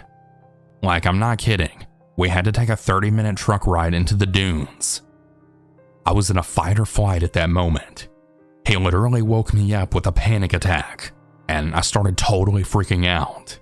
So I went to the door and I told him I was tired. He kept trying to get me to come out to the dunes with a blanket. Classic male move. But I just kept saying that I didn't feel good and I was really tired, which was true. At this moment, I didn't know where my sister was. I don't know where my family is. And all I know is this man standing in front of me, literally just watching me sleep. I also don't know how long he was there for. It could have been a literal second, or it could have been 2 minutes. But either way, I was high-key horrified by this. I told him no yet again, and that I'd look at the stars tomorrow. He told me he wouldn't be at the camp the next night, and that's why he wanted to go out tonight, but I wouldn't budge. Once he finally realized that I wasn't going to come outside, he asked me if he could have my number, and I told him no, I have a boyfriend. I don't, but it seemed the only way this man would respect my disinterest by knowing I was with another man. Well, after I said that, he asked me for my first name. I ended up giving it to him because I didn't really think it would do much harm. I then said goodnight, and I locked the door this time. I then went to the bathroom, and I had really bad diarrhea. This isn't really important to the story. I just wanted to show that he scared the literal shit out of me. And while I was on the toilet, I heard him come back and start calling my name from outside the tent. But I just stayed quiet and didn't say anything. I finished in the bathroom and went back to bed, still trying to calm down from what had just happened because my heart was racing, and I still heard him calling my name. I laid in bed as still as I could, and I didn't say anything. I tried texting my dad, but he wasn't answering, and I didn't really feel comfortable leaving the tent. Finally, my sister came back, and my dad was with her. So I told them what just happened, and they were really confused. They thought it was weird, but the conversation didn't really go much further than that. The next day, I had brought it up at breakfast yet again, and my sister and dad basically told me that I was just being dramatic about it, and that I should really just stop talking about it already, because it wasn't that big of a deal. Literally, my mom was the only one who agreed that it wasn't okay at all. So it's now the second night, and my sister and I were both out under the stars talking to the guys and relaxing. Keep in mind though, it's very dark and you can't see any of the faces. So I was having a normal conversation with this one guy. I couldn't see him that well, and all was going well. After a while, he asked if I remember him, and I'm like, well, no, I can't really see you. So he tells me to shine a light on him, and so I do. And wouldn't you know, it's the same motherfucker from my tent. I especially wasn't expecting him to be the dude right in front of me, because he told me he wouldn't be there that night, which leads me to believe that he had picked up a shift just to see me. But I can't be too sure about that. Who really knows why he was there? But surprisingly, he was fine that night, and he actually respected my boundaries this time. So I decided not to say anything to the other guys who ran the camp. I was honestly planning on doing so if he did anything remotely uncomfortable, but he didn't. So the next morning we left the area, and a few days later, I actually started getting message requests on Instagram. This found me. I had accidentally tagged the whole desert. So you're telling me he found me based on my name and location, not even a specific location, an entire desert. And my name isn't even unique either. Anyway, he starts messaging me, and although I'm creeped out, I'm also thinking, well, he's harmless. I might as well see what he says. He says, and I quote, "You know, I'm really so happy to find your account. I was really looking for you, trying to find you for a long time," which I found highly creepy to even say to someone. But again, it could have just been a cultural difference, but who knows? I didn't answer, and he messaged me again a few days later, asking me how I was. But yeah, I didn't answer. I'm really curious to know what everyone else thinks about this, and if I really was overreacting, or if you think my gut feeling was actually right. I mean, he seemed to be actually harmless in the end, but you never know. When I was in my early 20s, I worked at my local McDonald's as a second source of income to pay for my college tuition. I attended med school in the city, which wasn't cheap at all. Sometimes we'd have to get there at really early hours of the day. I have a class every Monday and Wednesday night, meaning I'd have to get to bed early to wake up for work the next day. My manager, being the jerk that he was, gave me a week of opening shifts knowing my situation about my classes. One morning, I had arrived to work with my coworker to take out the food and help refill sauces to open the restaurant. Anyway, we're getting everything ready while I'm wiping down tables so we can open at 4, which is the time McDonald's usually opens here in Canada. So we're doing our tasks when all of a sudden we see a man looking inside from the glass doors. He's banging on the doors in a sort of rapid motion as if he wanted to get in. I give him a sort of denying motion, telling him that we were closed. However, he insisted to come in as he claimed he was hungry and just wanted a quick bite. I apologized and told him that we were closed and to come back in an hour where I could serve him. This seemed to faze him as he then walked away, disappearing into the night. I continued to help my coworker mop the floors before I see the man come towards the doors with what appeared to be a golf club. As expected, he smashes the glass doors and proceeded to step inside. I told my coworker that we had to leave through the back door and to call the police. She does just that, and we leave the McDonald's and into my car. Thankfully, police were able to arrive in a timely manner to catch this man going through our register. As police were restraining him, my coworker and I heard a commotion going on and a few tasers going off. After that, the police had given us the all clear to return to work. As we walk inside, we then see the police force the man into the back seat of the cruiser. His face will forever be burned into the back of my head as he stared down at us. It was a very menacing, revengeful type of look, as if the first thing he'd do once he got out of jail would be to come back for us. The inside of the McDonald's was left a wreck. Money scattered on the floor, cups misplaced, and even food items spilled on the floor. We, of course, had to clean it all up and finish getting everything ready to open while the police stood by to ensure our safety. We opened, and the day went smoothly as planned with no other disruptions. The following week, an employee at another McDonald's got injured during a robbery not too far away from our location.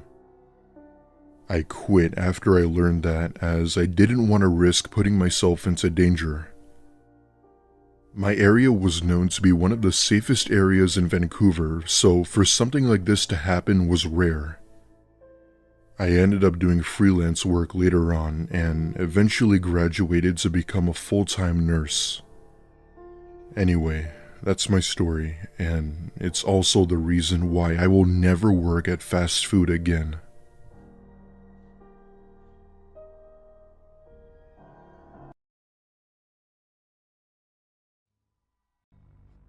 I'm an 18-year-old female, and this happened back in 2009 when I was a freshman in college.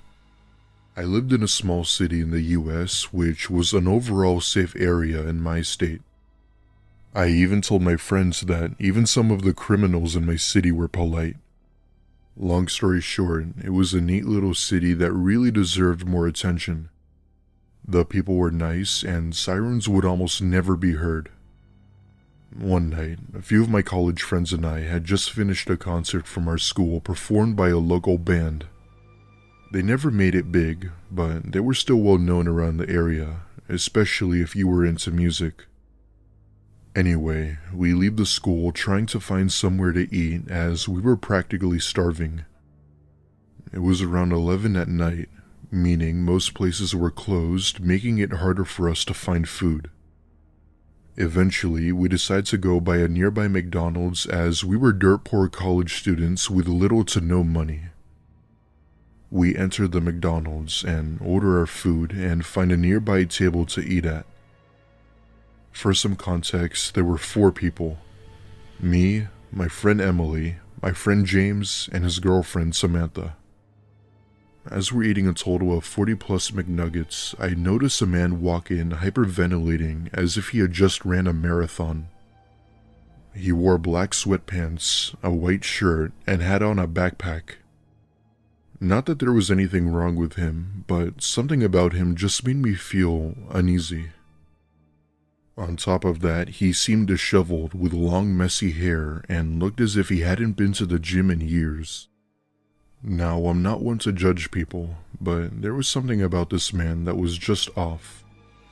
Not wanting to pry and too tired to care, I think nothing of it and just continued eating while talking to my friends. I nudge Emily and whisper in her ear if she thinks that man seemed off. She just so happens to agree with me and tells me that we should just not pay attention to him. We focus on eating our food while chatting with our friends when James turns around and made eye contact with the man.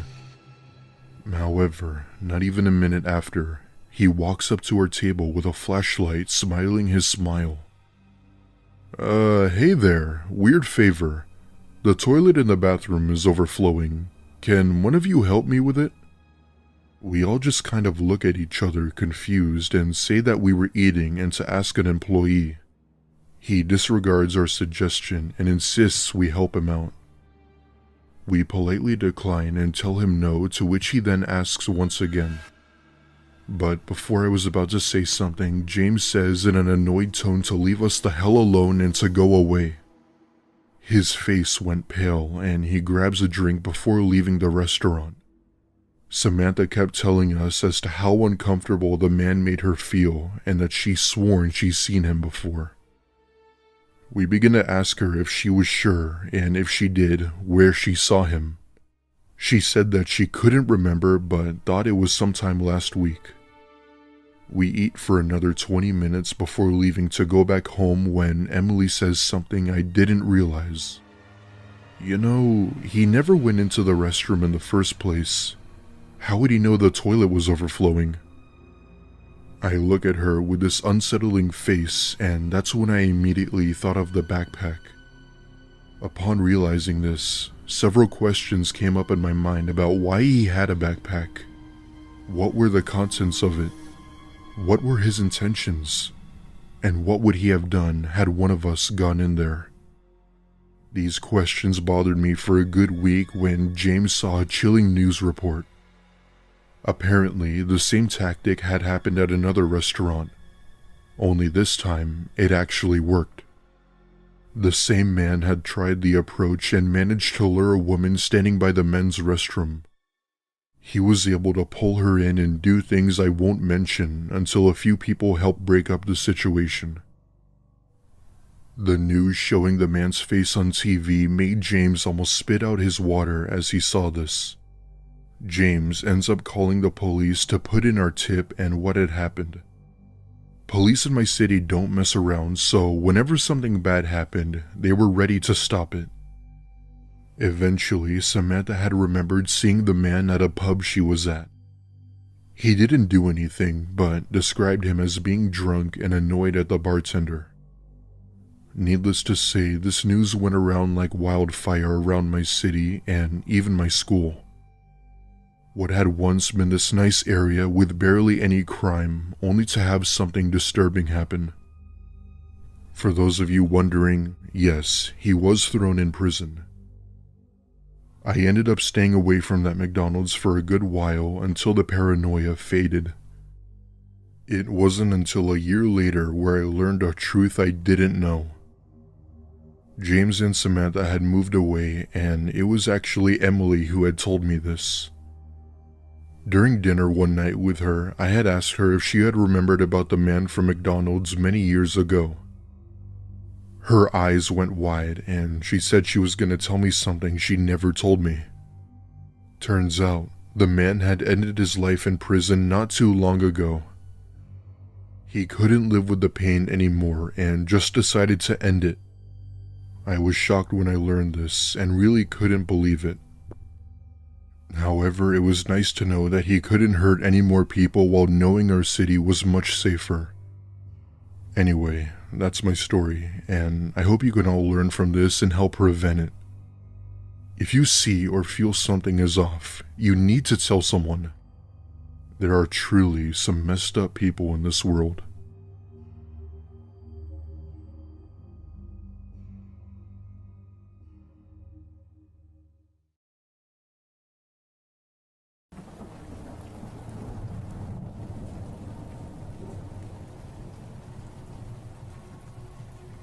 When I was about 10 years old, I lived in the city, not too far from a McDonald's.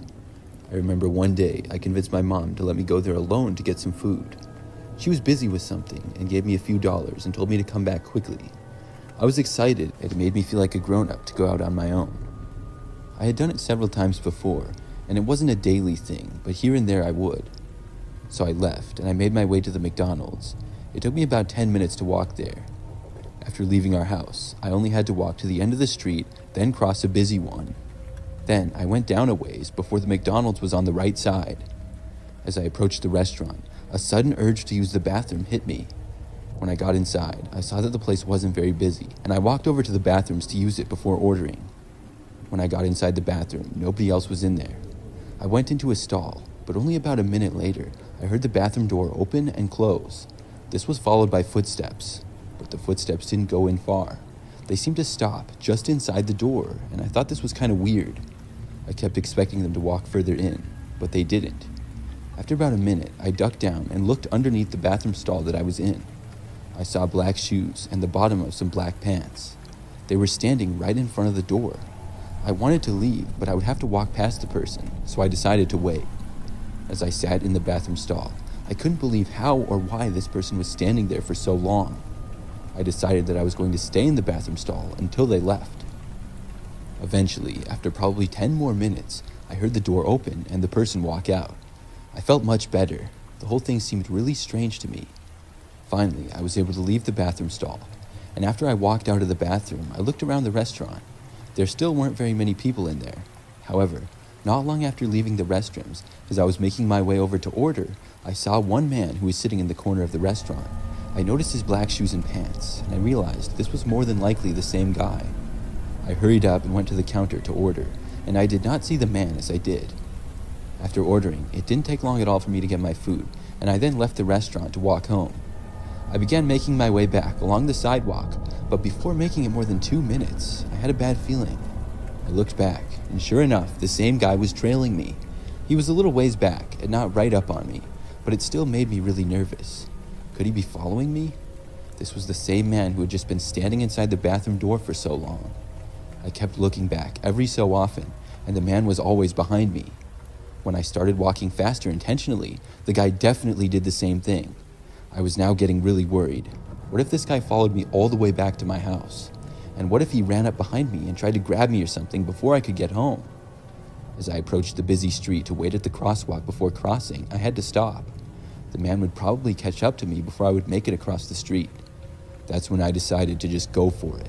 I started sprinting across the road, with many cars still on it. I felt confident that I could make it and would not be hit by a car, but nevertheless, multiple cars honked at me as I ran. But luckily, I did make it across safely. I looked back and saw the man starting to run out into the street as well, but a car quickly approached and honked at him. He backed up and stayed on the other side.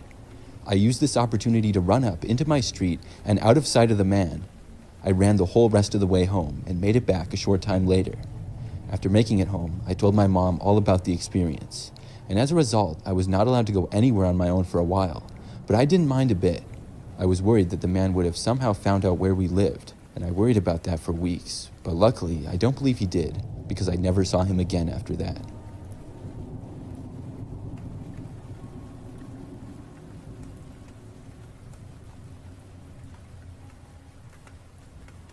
I used to work at a McDonald's. I worked there for about a year, right after I finished high school. Working at McDonald's was a decent job for me. I made a few friends with coworkers, and I didn't love the job, but I didn't hate it either. Mostly, I would work behind the counter taking orders or passing out food to customers. One busy Saturday, I found myself working a shift, starting in the morning and ending in the afternoon. For basically the entire time, it was really busy. Our location would always get tons of customers, and it was really close to a shopping center. With it being the weekend, that also drew many people in. Time sort of flew by that day, as we all scrambled to keep up. There were quite a few of us working, and I remember at one point, probably about 1 p.m., the place was really crowded. I got an order to hand out to a customer, and I called the number. A woman walked up and accepted it, then walked away, only to return about a minute later. When she did, she was extremely upset. She sought me out and told me that this was not her order. She then angrily demanded her real order. I asked her for her order number, and when she told it to me, I realized that she had grabbed the wrong one. The number that I had called was different. This was her mistake. I told her that her order would be out soon, but she then demanded a refund and said that it should be free. That's when I tried explaining the whole situation to her. It ended up being a total disaster. The place was loud, and the woman would not listen to my explanation. It's like she could not accept the fact that she had made the mistake. Honestly, it made me really frustrated, but I kept my cool. Eventually, I called over a manager to help resolve this situation, and I remember the woman specifically reading my name off my name tag and telling it to my manager as if I should get in trouble for this. I just kind of stood there. My manager then told me that she would handle the situation and I could go back to work helping the others. The woman was raising her voice and sort of causing a scene. Just about everybody else in earshot was looking over and staring. At last, after maybe 10 minutes, the woman ended up taking her order and finally leaving. I did my best to forget about it and continue with my work. I helped other customers like normal for about 15 more minutes. Then it was time for my break. During that time when I worked there, I liked to take my breaks in my car. It was quiet and peaceful away from the busy McDonald's. I would just sit in there and go on my phone or whatever, then I would go back inside to work. So on this day, I walked out and left the restaurant to head to my car in the parking lot. Almost immediately though, after leaving the building, I saw the same woman who had put up such a fuss. She was sitting at one of the outside tables. Instantly, our eyes locked for a moment before I couldn't help but look away from her. This was really awkward, and I decided to just ignore it and keep walking out to my car. As I passed her by, I cringed as I couldn't help but notice that she was getting up. She didn't say anything, but I could sense her start to walk behind me. I walked out to my car, and when I reached it, unlocked it and got inside. I refused to entertain the woman following me, but when I was inside my car and in the driver's seat, I noticed that she had walked right up to my driver's window. She then knocked on the window, and I heard her start speaking. I quickly hit lock before she surprisingly tried opening my driver's door. After it wouldn't open, she then knocked on my window. I heard her talking, and she still seemed really angry. I began rolling down my window, curious of what she wanted to say to me. But as soon as I rolled it down, she reached inside for me. I heard her say, "Hey," to me, as I started rolling the window back up the instant that she reached in. I felt in danger and decided to back out and just leave. The woman stood there, shouting at me as I drove my car out of the parking lot and left. I knew that I couldn't go home because I had to return within 15 minutes, because that was how long my break was. I drove around a little and called my boss, letting her know of the situation that just happened. My boss had told me that she was aware of a situation in the parking lot and told me that she was glad I was okay. I said I would be back within the 15 minutes, and I kept my word. When I returned to the McDonald's parking lot, though, it was quite the scene that I was not expecting. There were multiple police cars and flashing lights. I parked and went back inside to learn of what had happened. A few police officers stood around, one talking with our manager. Apparently, after the woman had yelled at me in the parking lot, another employee went outside to try to calm her down. There was another shouting match, and a customer ended up calling the police. The woman got arrested for disorderly conduct and attempted assault after she apparently tried punching one of the other employees. All I have to say is that she must have had anger problems or something like that, because I couldn't believe what happened. I've seen some crazy customers in my days working at McDonald's, but none will ever top this woman.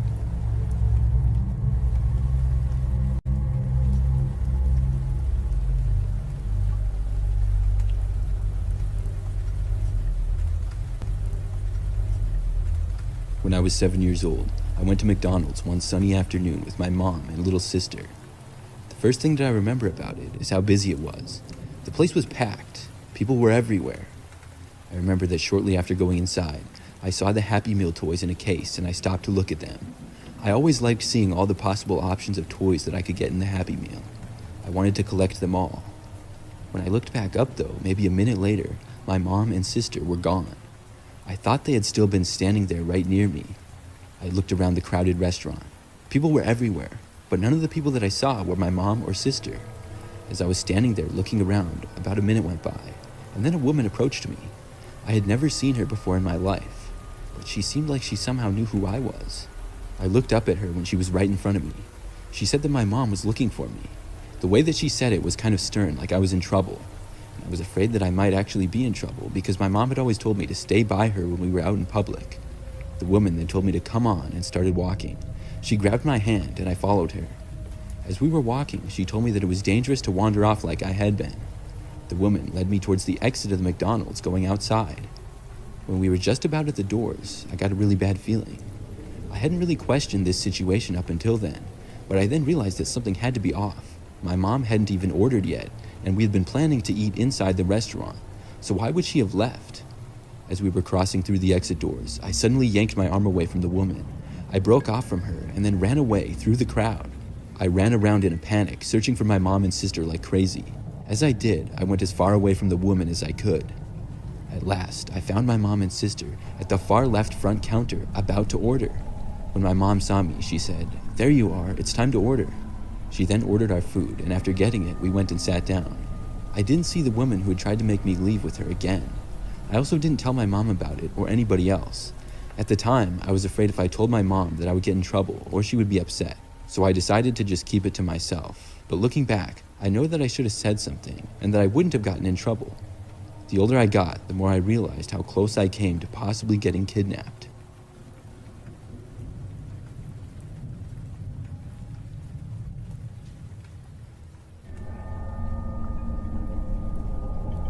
After turning 16, I landed my first job at the local McDonald's. I was excited to finally have a job and earn some money. One quiet Monday night, I found myself working behind the counter with just my coworker. That night had been uneventful, and only a few customers had been there in the last hour. But as the time went by, eventually someone else came in. The man who walked through the door resembled a grown-up version of the eerie kid from the movie Vivarium. That's what I remember thinking, and he towered at an imposing height of probably 6'6". He was lengthy and tall, and he had a very pale complexion also. He was wearing a suit and tie with a black and white polka dot pattern. He seemed a little well-groomed for a late-night visit to McDonald's. For some reason, the guy just kind of freaked me out when I saw him. And unlike other customers, he bypassed the counter and went straight for a corner table. After sitting down at one, he took out a fork and spoon from his pocket and a small plate as well. I was really weirded out by this. He then placed them on the table in front of him. I was trying not to just obviously stare at the guy, but I couldn't help but look. It was a bizarre sight, as if he had come prepared for a meal, yet without any intention of ordering. I was noticing, though, that he kept looking over in my direction. This was pretty strange, and I decided to just ignore the guy. I went back to minding my own business and standing behind the counter. Soon, though, it was time to close up. I didn't really want to have to tell the guy that he had to leave. He seemed off, and I was nervous to approach him. I decided to go back and tell my coworker, hoping maybe he would rather tell the guy to leave. After talking with him in the back for maybe 30 seconds, we came out to see that the man was now gone. I hadn't heard him leave, but he was nowhere in the restaurant. We checked all around, even in the bathrooms and everything. I was so relieved, and we went on with closing up the place. The rest of the night, I drove home from work, got to my apartment, and got ready for bed. It was late, and I was really tired. But as I laid awake in bed, I glanced out my window and couldn't believe my eyes. The same tall, creepy man was walking down the sidewalk. I sat up in disbelief. As he walked by, he stopped and stared, looking right at me. I got up quickly and sprinted over to the window to close the blinds. My heart was now racing, and I was breathing heavy. I took a few moments to catch my breath and calm down. I had no idea why this creepy guy was walking right in front of my building. After a few moments, I opened the blinds slightly to look. I saw him walking off far away in the distance. I kept my blinds closed and went back to bed. I still think about this all the time. Maybe it was a coincidence that he happened to be walking by, but it sent shivers down my spine, especially when he looked at me.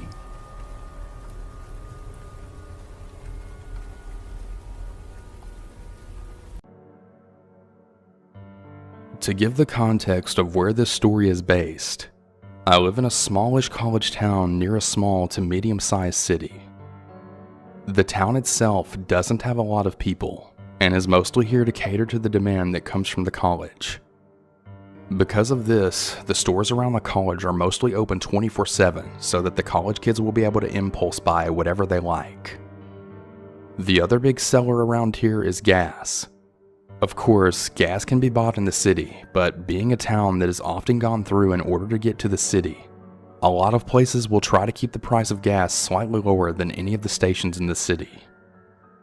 My story begins when I was working overnights at a gas station/liquor store when I was doing part-time classes in college, but mostly doing classes online so that they wouldn't run my availability for a full-time job. The store that I worked at had only one person working on overnights for a long time. Even though a lot of people, especially girls, would complain of the lack of cameras and the fact that you don't always get the best people going into the liquor store and gas station in the middle of the night. The owner's hand was forced on one night, before I started working there, that a woman who came in to buy milk went outside to her car, only for a man to come up behind her and then shove a gun up to her back, then demanding her for money. She complied with him, and luckily, he let her go. She ran into the store sobbing hysterically, and though the police arrived shortly after, he was never found. I personally preferred to having two people on with me, even if there wasn't a safety issue. The night seemed to go by so much quicker when someone else was there, and it was really nice that the person I normally close with got along with me so well. Overall, there were 4 overnight shift workers: Josh, Nick, Dixie, and myself. Dixie had another job and was really only working there as a favor to one of the managers, so she would really only work about 2 nights a week with either Josh or I. Josh and I worked together about 3 nights a week, and Nick worked with Josh or I about 2 nights a week. Dixie was really nice and fun to be around, but she didn't really particularly like the job or really want to be there. Josh would get annoyed with her a lot for just standing behind the register while he did all the work, but it was only 1 night a week, so he didn't really complain too much. Nick, on the other hand, was a little bit different. He worked there 5 days a week just like Josh and I, but they never seemed to put him with more than one person 1 day a week. Nobody seemed to really like him or like working with him. Nick was also a little off from the start. He was one of those people who basically told you his entire life story as soon as he met you, giving a bunch of really personal details that no one was really comfortable with hearing. One thing that he always seemed to talk about was the strain that was on his marriage. Apparently, he had a really bad drinking and drug problem for a very long time, and the drug part got better when he could switch over to weed, but he couldn't seem to get his drinking under control. He was hard to be around, but you kind of get used to the people in that kind of job being sketchy. I was there for almost 3 months when Nick's story seemed to escalate out of nowhere. He began telling people that when he was younger, he was diagnosed as a psychopath, and he had to take a bunch of pills for it every day so he wouldn't be violent. Not exactly what you want to hear from someone you're alone with in the middle of the night, but okay. We all have our problems, and some people get dealt a really bad hand when it comes to mental illness. I myself have always really struggled to get my anxiety and depression under control, and without medicine, I mean, I wouldn't be killing people by any means, but I'd probably be hospitalized in danger to self categories, so as creepy as that was, I just assured them that a lot of people need to take medicine for some kind of illness, and as long as you stick with it and you're honest with medical professionals, there's no reason you can't still do anything anyone else can do. He seemed really pleased with this answer, and soon after, the subject was then turned to other things. He was especially cheery and nice to me after that for about the next week or so, letting me know daily that he was taking his medicine and he felt like things were really going well with them. I always answered enthusiastically, but I'm pretty sure everyone, especially Josh, was aware of how much I wished that he would just stop talking to me about it and would really just leave me alone. Josh had a wife and daughter who was about 2 at the time, so he couldn't help but to see us younger girls as kind of like his daughter and what she might have to deal with one day. He also seemed to go out of his way to end my conversations with Nick rather quickly, which I was really grateful for. And he didn't really try to pretend that he liked Nick. It wasn't too long before Nick had started conversations with me going into details about why I was diagnosed instead of how his medicine was working, which I won't get into because a lot of it was very violent and sexual. I told him repeatedly that I really didn't want to know about that, to which he would act like he understood and then change the subject, only for him to circle back to it about an hour later. When I confided in Dixie about it, she told me that she would take care of it. She later told her friend about it, which was the same manager who asked her to come work there. The manager said she couldn't really do much, since I seemed to be the only one that he would talk to about these things. It was starting to get increasingly tense for everyone working with him after he was talked to by the manager, and soon enough, about 2 other women who had worked with him on the night shift reported comments that he made to them to the manager. I was questioned, in which I agreed that all of the statements made by the women were pretty similar to the things that had been said to me. Nick was then given a final warning and a write-up. The next couple of times I saw him, he would go on these rants about how the people that were reporting him only did it because they didn't like him. I assumed that he didn't know that I had been questioned too, and neither I or Josh had any intention to tell him. He got so angry at one point that he was practically in tears, saying how those lucky whores were really lucky that he was on his meds and what he would do to them if he wasn't. Luckily, it was about that point that his shift had ended, and pretty much as soon as he clocked out, Josh then told him that we had a lot of work to get done that night, so we really didn't have time to chat with him. He nodded and walked out the door without another word. Josh wasn't lying either. The truck had arrived extremely late that day, so there was still quite a bit of things that still needed to be put on the shelf. One thing that the earlier shifts never seemed to do unless they absolutely had to was stocking the drink coolers. It was true that it was easier to do at night when there was a lot less customers, so it was pretty annoying since we couldn't chat, but we just went with it.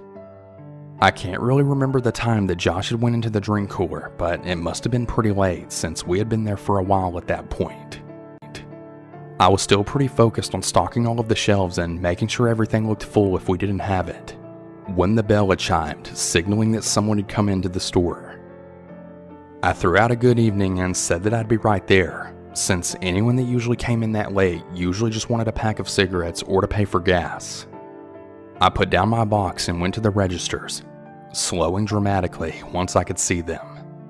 You guessed it. There was Nick, not looking at me but leaning over to my register. I'd be lying if I said I had a reason to be afraid. It did turn out he was drunk, but I wasn't able to detect it right away, as the smell of booze always seemed to linger in the air around there anyways. And Josh was right on the other side of the wall. Even so, I actually considered for about 30 seconds if I should actually go or if I should run into the cooler and go get Josh. Nick wasn't a young fit guy or anything, but years of drugs and drinking had really aged him prematurely and totally ruined his body. But I mean, he was still pretty intimidating to a 20-year-old girl. Unfortunately, Nick made the decision for me when, probably tired of waiting, turned right toward me, and that's when I noticed something immediately was off about him. My voice was nothing more than a pathetic whisper when I asked him what he wanted. He just stared at me. There was nothing on his face to tell me what he was thinking. I was about to speak again when he then spoke, barely intelligible because of his slurring. Did he leave you alone? It took me a second to shake my head and tell him in a hopefully steady voice that Josh was in the cooler, and then I asked if he wanted me to go get him. And once again, he was just staring at me in silence. At this point, I didn't even care what he said. I just wanted him to say something. The silent staring was really creeping me out. I then decided to ask with more force in my voice. "What do you want, Nick?" As soon as I stopped speaking, he then grinned at me in a really disgusting, almost singing voice. Then he said, You're lying. I know you're alone. He laughed and then he took a step toward me but stumbled, allowing me to take several steps backwards. At this point, I should have just run to Josh. I should have called for him, really anything, but I really couldn't believe that I was reading the situation right. I mean, Nick was really weird, but I had never felt like I was in actual danger around him. He had never come off as more than a little unstable. He continued to come forward in slow stumbling steps, then saying, Come here. I just want to talk. I kept out of his reach, telling him to back off and that I would hurt him if I had to. He thought that that was specifically amusing, and he laughed loudly enough that Josh had told me later was what caused him to look through the spaces of the racks to see what was going on. Josh was out the door in a second, and he seemed to come out of nowhere, then shoving himself in between Nick and I. They didn't even say anything. They just stared each other down before Josh then said in a really stern tone, "I think you should leave now." Nick just blankly stared for a moment, then scoffed, then telling us that we couldn't take a joke. I was trying not to cry at this point. The only thing more terrifying about the situation was knowing that if Josh hadn't been there and had somehow caught me, I would have stood no chance against Nick. Josh left me standing with my back against the wall, corraling Nick to the door. Completely unexpected on both of our parts, Nick then turned and then took a swing at Josh. Luckily, either because he was drunk or really uncoordinated, he missed Josh's face and Josh then grabbed the back of his coat and then brought him down as he then smashed his knee into Nick's stomach or chest area. I'm not really sure which, but he used the opportunity of his sputtering to drag him to the door and then throw him out, now locking it. Josh had just turned and he told me to call the cops as we then heard this sickening crack from behind him.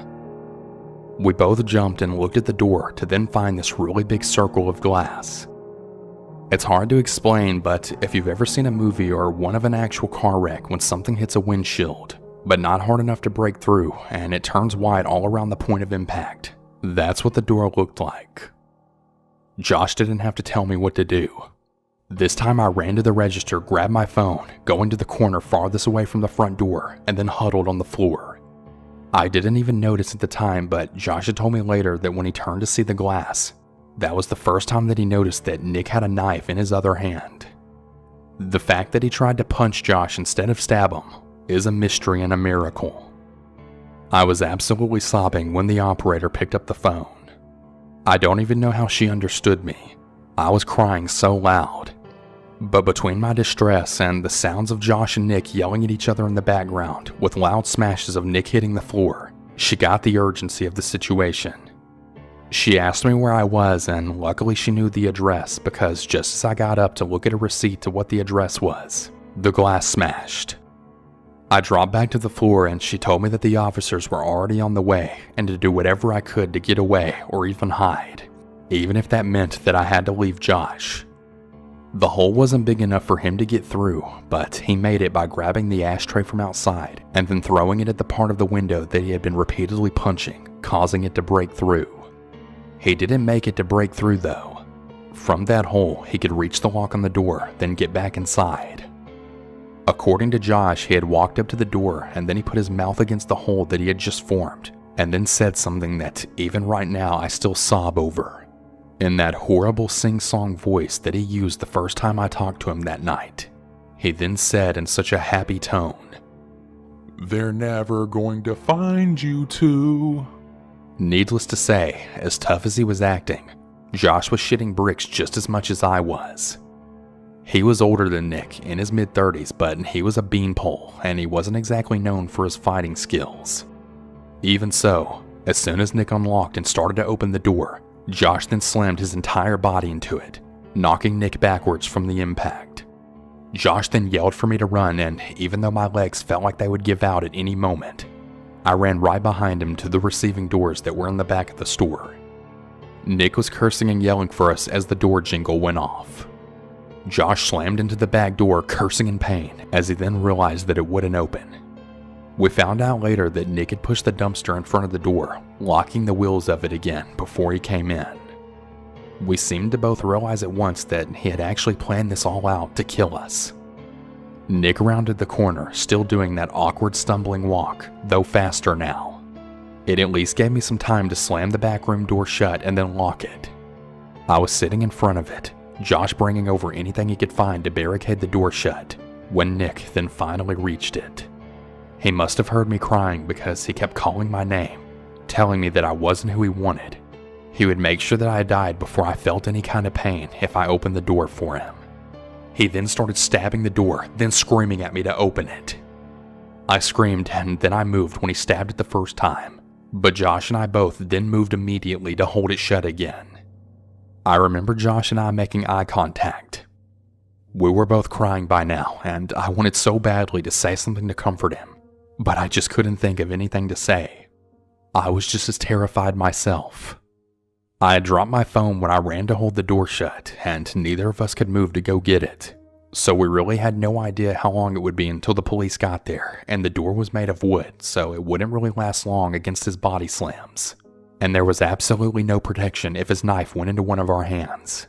All I could think about was that I was going to die here tonight, that my dog would never know why I didn't come home, that I would never get my degree and have enough money to actually start enjoying life, that all of the plans for the future that my girlfriend and I had made would never happen.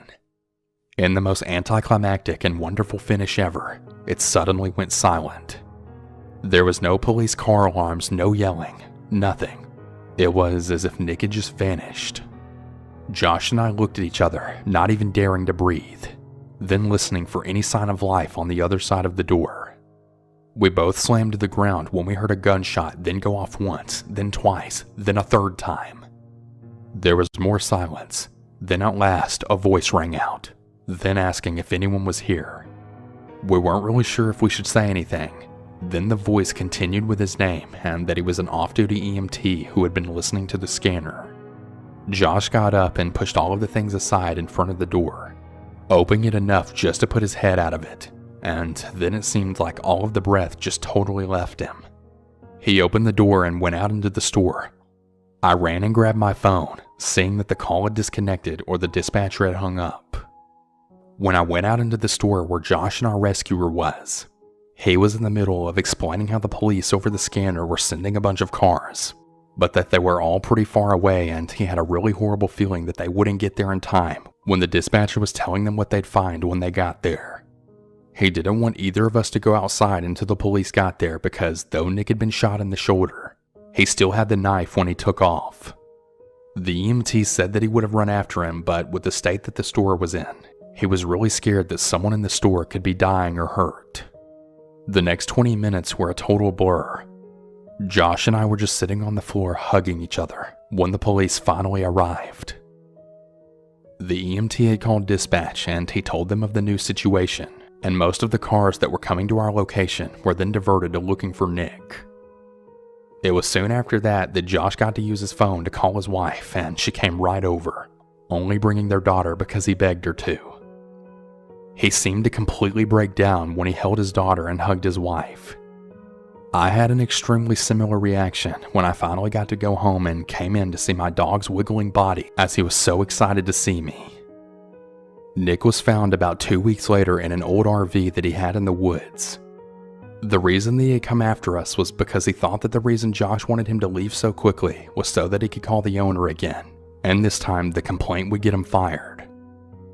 Unknown to us, his wife had actually kicked him out about 4 days before this all happened. and she was actually in the process of getting a restraining order against him due to a bunch of threatening texts and phone calls that she had been getting. Nick stated to the police that his job was all that he had left and Josh needed to be punished for trying to take that away from him. He said that I wasn't the target and he really didn't want to have to kill me, but he knew that he had a much better chance of killing Josh with me there than Dixie, since Josh would be more likely to face him to protect me. Neither Josh or I called an owner or even a manager over his comments that night, though maybe we should have. It was really disturbing what he was saying in hindsight, but we were so used to him being a creep and saying really horrible things that it didn't even register to us that he could be serious about trying to hurt someone. I had known him for 3 months and Josh had known him for 6, and he had never done anything violent toward anyone. Everyone just thought he was all talk. We also put faith in the fact that every employee had a background check on them before they were hired. So I mean, it's not like Nick had ever been violent before. Nick took a plea deal. He did this so that the 2 counts of attempted murder would be dropped, and instead would go to a mental hospital for offenders. The reason that I'm writing this story now is that I got a phone call about 2 weeks ago. It was basically notifying me that as long as there's no setbacks to his health, Nick is actually set to be released on June 8th of this year. When I called Josh, he said that he had received the same news the day before.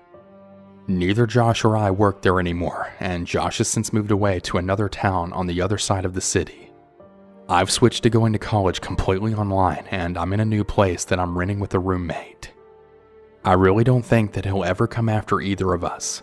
I don't see how he could blame us for what happened. I read so many of these stories, and after the fact, everyone always seems so prepared for what to do if they ever see the person they're writing about again. I really don't think that I'd be any more prepared to face him this time than I was back then. I've had some pretty intense nightmares ever since that day, but ever since I got that call, every time I close my eyes, all I can hear is that one sentence louder and clearer than I've ever heard it since it was actually said. They're never going to find you two. Nick, if it's really true that you were diagnosed as a psychopath, I hope you're getting the help you need. You already destroyed my peace of mind, and even now, years later, I never feel safe, especially at night. I'm honestly going to do my best to move on from this, but I just don't know how. Wish me luck.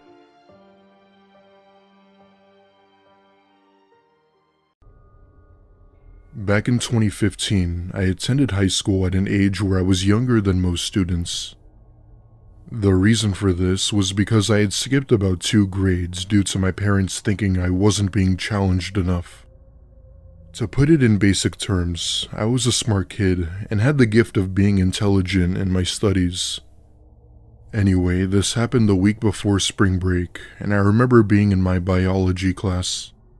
Our teacher was going over some stuff about the examination of frogs, which sort of entertained us. As we're about halfway through the lecture, our principal, Mr. Hernandez, got on the loudspeaker and told the school we were going on lockdown. All teachers and faculty were required to lock their doors and get their students to the safest place of the room. My teacher had ordered us to move to the back of the class since we didn't have a closet. He locks the door, turns off the lights, and we wait until the all clear. I'd say we sat in total silence for a good few minutes before we hear the sound of the main doors opening from the hall. My thought was that it could have been police, but something told me it was anything but that. Not even a minute later, we begin to hear these deranged screams coming from down the hallway. To be honest, I wasn't sure if it was a man or a woman's voice, but whoever it was sounded like an actual lunatic. The whole class began to look at each other with terror written on their faces. One of the girls' phones in my class had gone off, and that caused everyone to become even more worried. As the screaming got closer, I came to the realization that it was a man with this extremely deep voice. What he was saying still chills me to the bone. He was going door to door while banging on them, saying what he'll do when he gets in. The stuff he's saying is horrendous to the point where the majority of us are texting our parents and calling 911. He did this to every door until he eventually came to ours, going to town on it very hard. Thankfully, this was one of the few schools that had bulletproof doors, so I knew the chances of him getting in were slim. Even though the doors were stable, he still gave it a good beating. The sounds of those bangs and screams will forever be burned into the back of my head.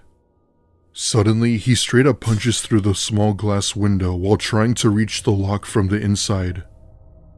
At this point, everyone is terrified to the point where my teacher had to force his arm out of the window. This thankfully seemed to work, as he then continued down the hall with those horrid screams toward the main office. However, he didn't make it far, as police did end up entering the building and restraining him with ease. After about an hour, our principal gave the all clear and had ended school early that day. The school faculty had to personally escort students safely out of the building, as we didn't know who else was around.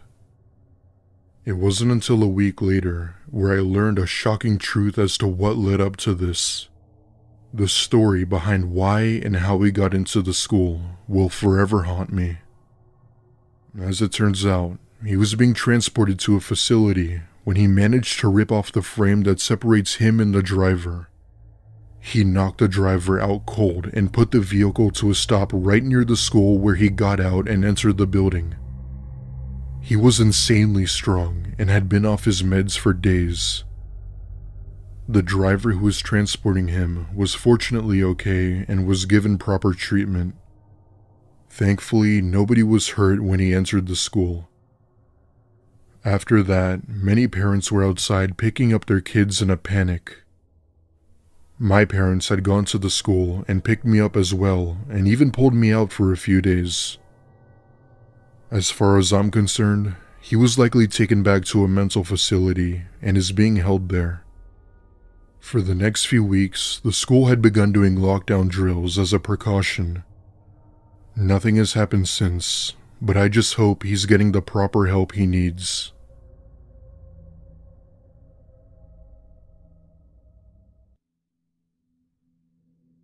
This story is told in the perspective of a female. This took place in the spring of 2016 in my freshman year of high school, when I was around 14 or so. Around this time was the peak of the whole infamous clown sighting epidemic that spread around like wildfire. These events blew up on social media that got the attention of everyone. If you were a teen or in school around that time, you definitely know what I'm talking about. Long story short, it was the next big thing that just never went away. In my mind, I had thought that it wasn't as serious as some people thought, but little did I know, I was beyond wrong. To be exact, this happened on March 25th of 2016, where I was in my last period of the day. If I remember, I was in history class, and we had just finished up an assignment on the Titanic and the history of it. At one point, I asked my teacher if I could use the restroom for a minute since I had completed the project early. Being the sweet and charming teacher she was, she said yes and gave me the pass. The restroom near my class was being cleaned, so I had to use the one on the other side of the building. As I'm making my way over to the other hallway, I look down the hall and see, out of all things, a person dressed in a clown costume. My initial thought was that it was probably just someone doing a prank because of the trend. I must say, the costume appeared very realistic in detail, even if it was a joke. Needless to say, however, it creeped me the hell out. I give a quick nod to the clown as I entered the girls' restroom, not thinking too much of it. As I'm doing my business, I hear the PA turn on in the hall and inform everyone that we were on lockdown. My heart sank into the pit of my stomach as I heard this, and knew right then that it had to be because of the clown. That being said, I pull up my pants, and as I look up, I see the clown's head peeking in above the stall. I let out what was probably the loudest scream I've ever done as I pushed open the door.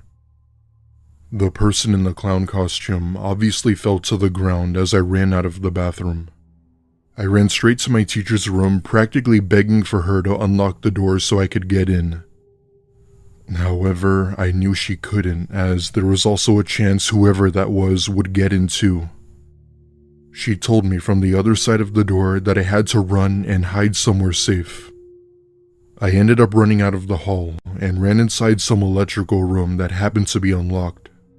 The sound of a machine humming could be heard, so I figured that it would make it seem less likely that I was here. Suddenly, I then hear several sets of footsteps enter the building yelling police. I look through the vent on the door and see about 10 or so officers and a few SWAT guards surrounding the area. I felt safe, but I didn't want to come out with the possibility of startling them. 10 minutes go by, and I see them walk out of the building with 2 clowns in handcuffs, one of them being the one I saw. The other one had this sort of samurai machete thing that was in fact real. Turns out, these 2 clowns actually went to my school, but had gotten suspended for their behavior.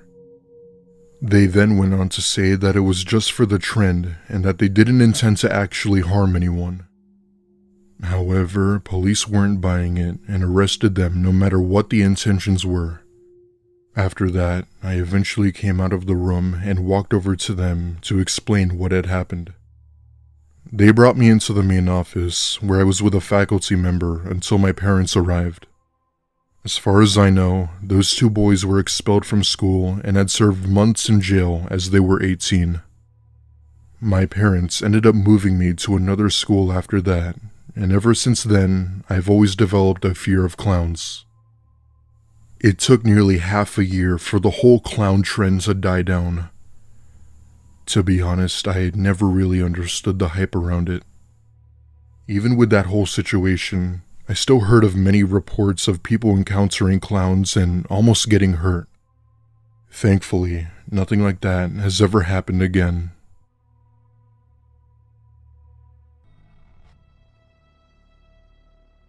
When I was in my mid-20s, I got a job as a janitor at a local high school to make some extra cash for a car I wanted. It wasn't the best job, but it was good enough to support myself financially, as well as helping my parents with bills. My duties basically consisted of the usual tasks you would think a janitor does: mopping, sweeping, cleaning windows, etc. I worked only 4 days a week, which was a decent schedule and a chill job. Most of these days I'd end up working the night shift, but one day I had been called in for a day shift. The reason for this was because of some stupid prank that a few seniors had done for the end of the year. Every year, all of the seniors would throw what's called a senior prank, which was amusing to them, but definitely not the janitors. Long story short, it was a food fight, so me and another janitor, Todd, had to clean up the whole thing. Fortunately, this was around the time when all students had been in 5th period, so it was relatively quiet. It was just me and Todd that had the whole cafeteria to ourselves. Anyway, as I'm picking up the trash, the PA comes on and it's the principal of the school. She sounds terrified and out of breath for whatever reason and went on to say that this was a code red. My fellow janitor and I had been instructed to hide in the closet and to not leave until the all clear. We go inside the closet and I'm texting my mom that the school is locked down and that I didn't know what was going on. Minutes felt like hours waiting in the closet for something to happen. Suddenly, the main doors to the cafeteria open with full force. Looking up at the ceiling was a tall, pale woman just standing there, making these strange noises. In her hand, a knife. She begins to walk around the cafeteria while yelling out these deranged phrases. Everything from come out wherever you are to I'll kill all of you. It was pretty obvious that this woman was clearly mentally ill with possibly in possession of drugs. All of a sudden, my phone starts to ring like crazy, and I see that it's my mom who thankfully got my attention. It also got the attention from the woman staring in the direction of the closet. Suddenly, I can start to see her slowly making her way toward the closet with the knife in hand. All the while, she's kind of just crouching while slowly walking as if she were trying to be stealthy. In that moment, I wasn't sure what I was going to do to protect myself. My initial thought was to somehow fight back, but we're in a small janitorial closet with little room. On top of that, I had no idea what she was capable of, especially when she had a knife. Seconds felt like hours as she made her way over to the closet door where I just prayed for the best. I shit you not, I actually felt like these were my last moments. She was gonna come in here and kill us, I just knew it. Just as I was about to hopefully tackle this woman, I hear loud yelling coming from the main doors. Thankfully, police opened the doors with their guns drawn, telling her to get down and for Todd and I to come out slowly. After multiple attempts of her trying to resist arrest, the cops tased her, and it was then where she was put in cuffs. As it turns out, this woman had come into school through the main entrance and had assaulted both the principal and the woman working at the front desk. After all, this was in the mid-2000s, so the school couldn't afford to install proper security equipment, so we were essentially sitting ducks. While the school didn't have any security equipment, they apparently managed to get some grants to afford better security staff. While this was certainly an unfortunate situation, there's still one fact that always terrifies me. The only reason police were so quick to arrive was because there just so happened to be only one patrol car in the area. Keep in mind, the school was relatively far out in the suburbs and there wasn't a police station for a few miles. It just makes you wonder what would have happened had police arrived a minute later. I'm thankful no one was hurt, and I'm not sure as to how that woman is doing today. But this was sure as hell one of the scariest situations I've ever been in. After that incident, I quit my janitor job and went back to school to pursue my degree in tech. Fast forward 15 years later, and I now work for a great design company where I was thankfully able to make a good living off it. However, there are times when this incident still comes back into mind while I sleep. I still sometimes tell my story to others, but I most of the time just keep it to myself.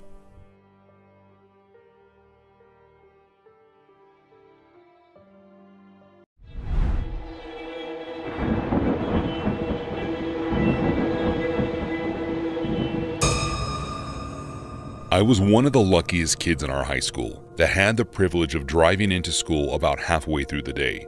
Our school day was divided into 9 periods, and because I had enough credits to graduate aside from a select few, I was always allowed to show up right before the 4th period. That was when my first class was. The day started out like any other.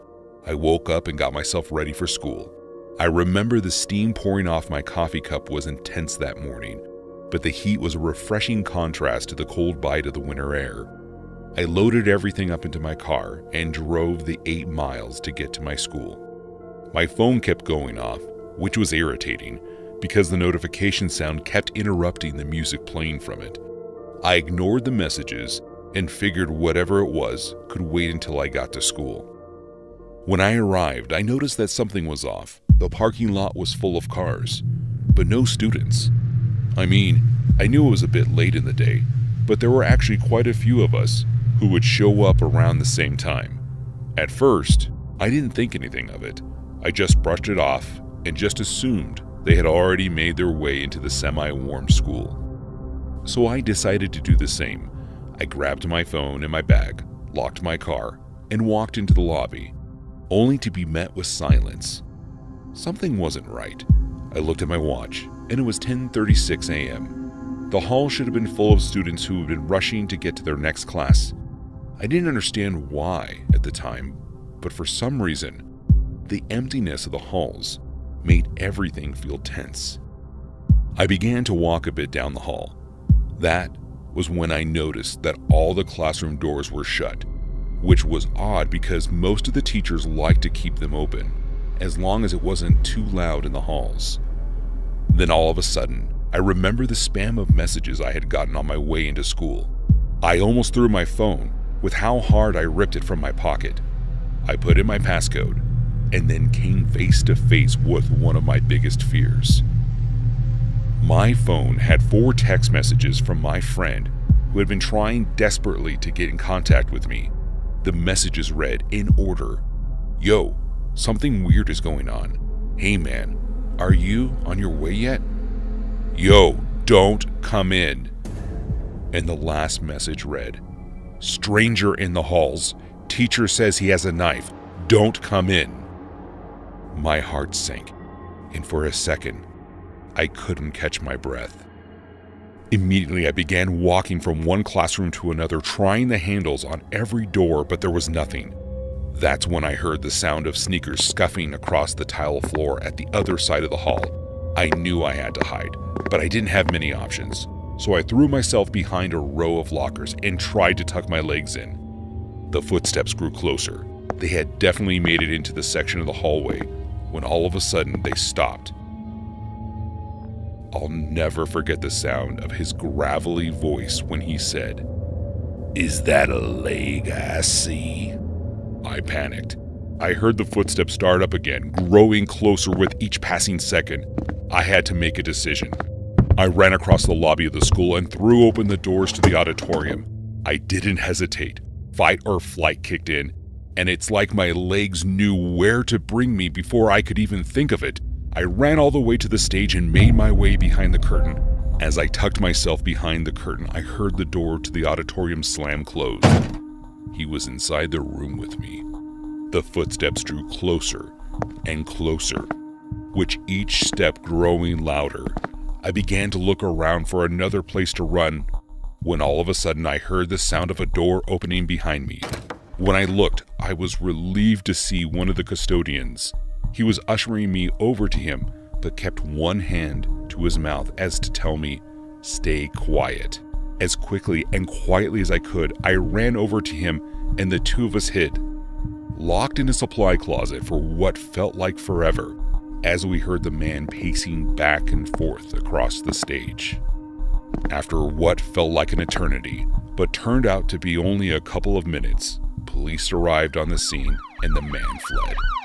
I had to give my statement to one of the officers, who told me I was lucky to have found the supply closet. Apparently, the man was carrying around a large hunting knife, and the other officer said he doesn't know what would have happened if I had been caught by him.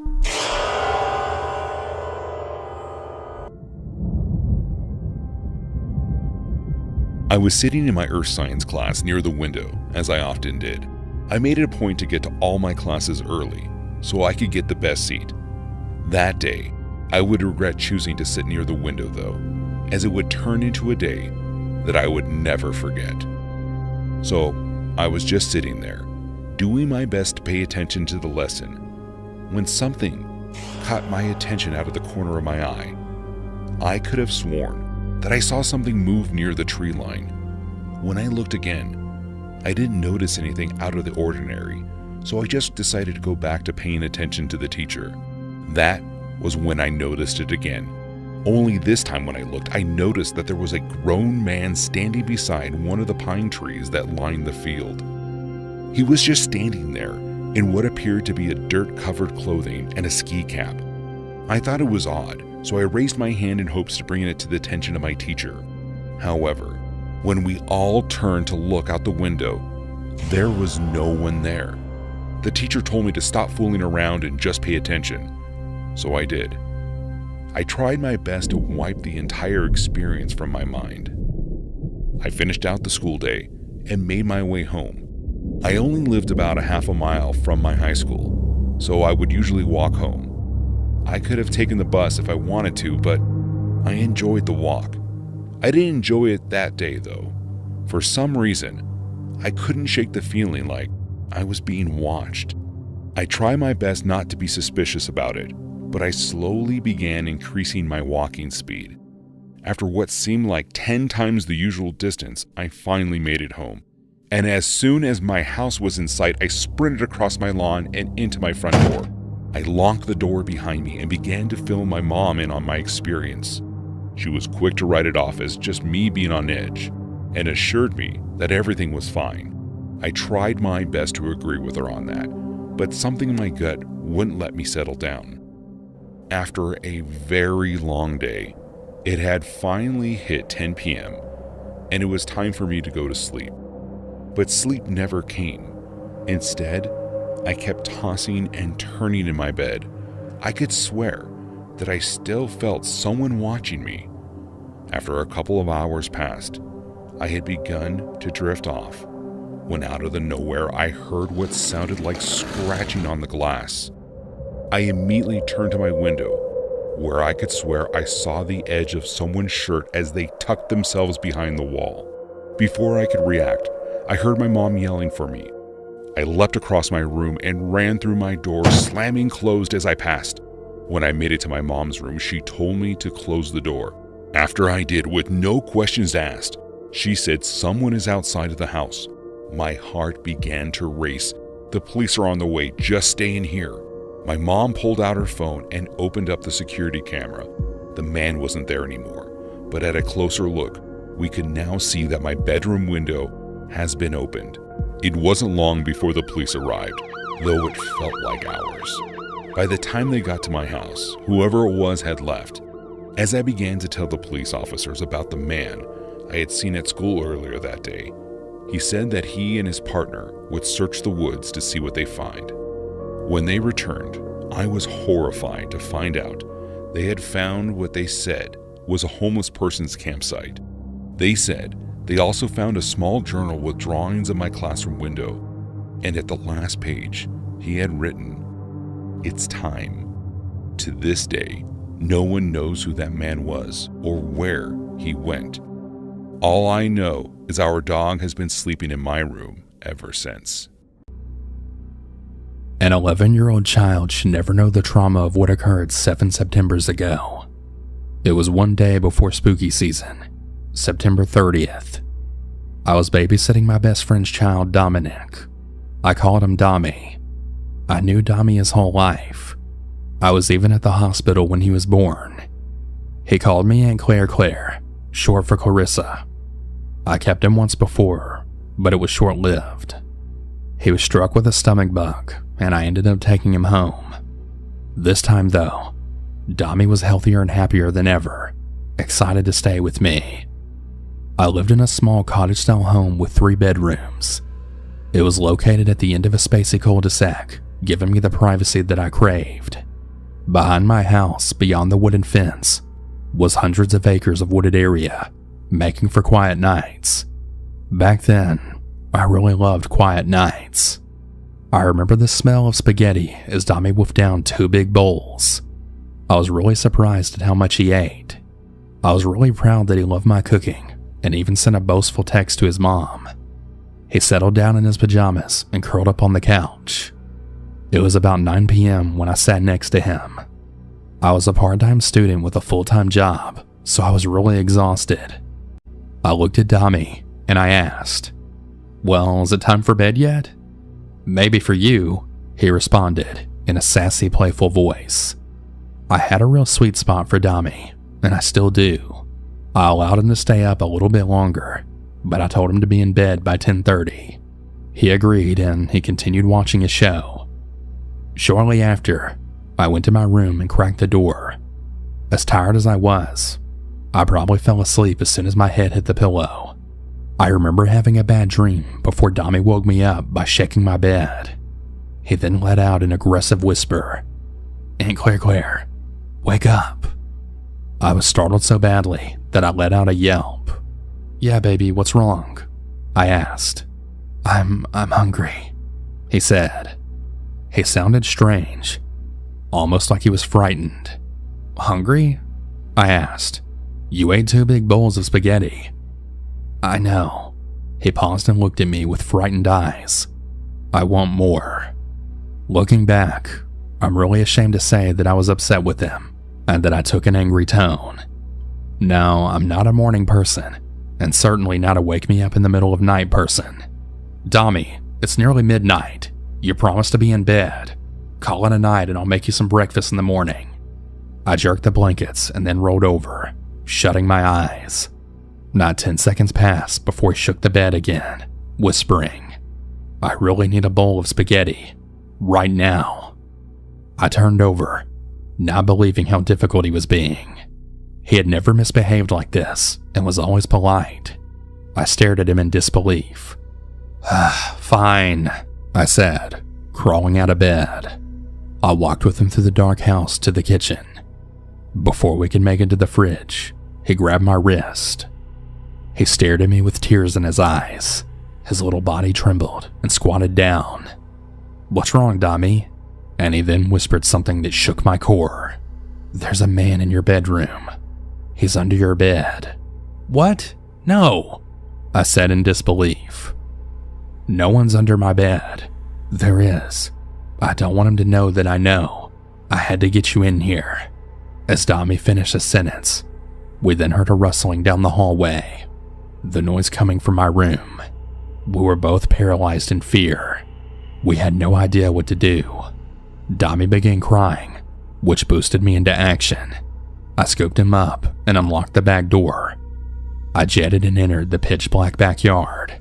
Once I was out there holding Dami, my heart dropped as I came to a realization. My cell phone was on the dresser next to my bed. As quickly as I could, I then ran with Dami right through a side gate and into the front yard.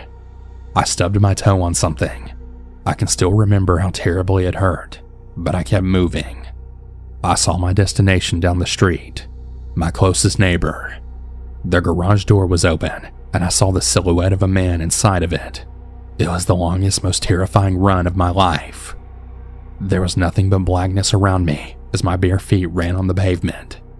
I almost expected to be tackled by the intruder that was inside my house, but I wasn't. I made it to my neighbor's house and called the police. The police came, lights and sirens. They checked inside my house, but they didn't find the intruder. They did, however, find that my bedroom window was wide open. The strange man likely fled into the woods after hearing Dami and I's conversation. To this day, I don't know who was under my bed or how or when they got there. For a really long time, I convinced myself that it was my crazy ex-boyfriend Drew from a few years back. But I changed my mind after running into Drew at an Olive Garden, where he then introduced me to his wife. I dream of different endings to my experience. Oftentimes I wake up in a trembling sweat because Dami and I were killed violently. I don't sleep much anymore. Dami's mom and I aren't as close as we used to be. We only text when I ask how Dami's doing. She says that Dami still loves me, but he'll never ever stay with me again. And I can't say I blame him.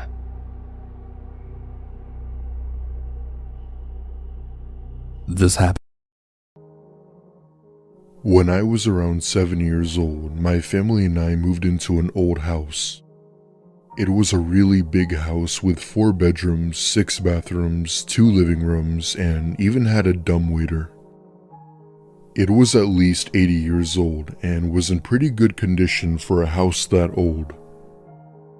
My parents both worked 12-hour shifts at a hospital and would oftentimes have to get a sitter for me. My current babysitter, who I looked up to dearly, had moved away over 2,000 miles to another state to start her career in law. Needless to say, I wasn't doing well because of it. She had been with us for over 6 years and even considered her as family. Anyway, with her now gone, my parents had to look for a new babysitter. We had lived in a town where there weren't many sitters, meaning there was a better chance for them to have low reviews. Thankfully, we had found one who lived in walking distance that had 4-star reviews, which wasn't bad but still convenient. Her name was Sandra, and she seemed really nice.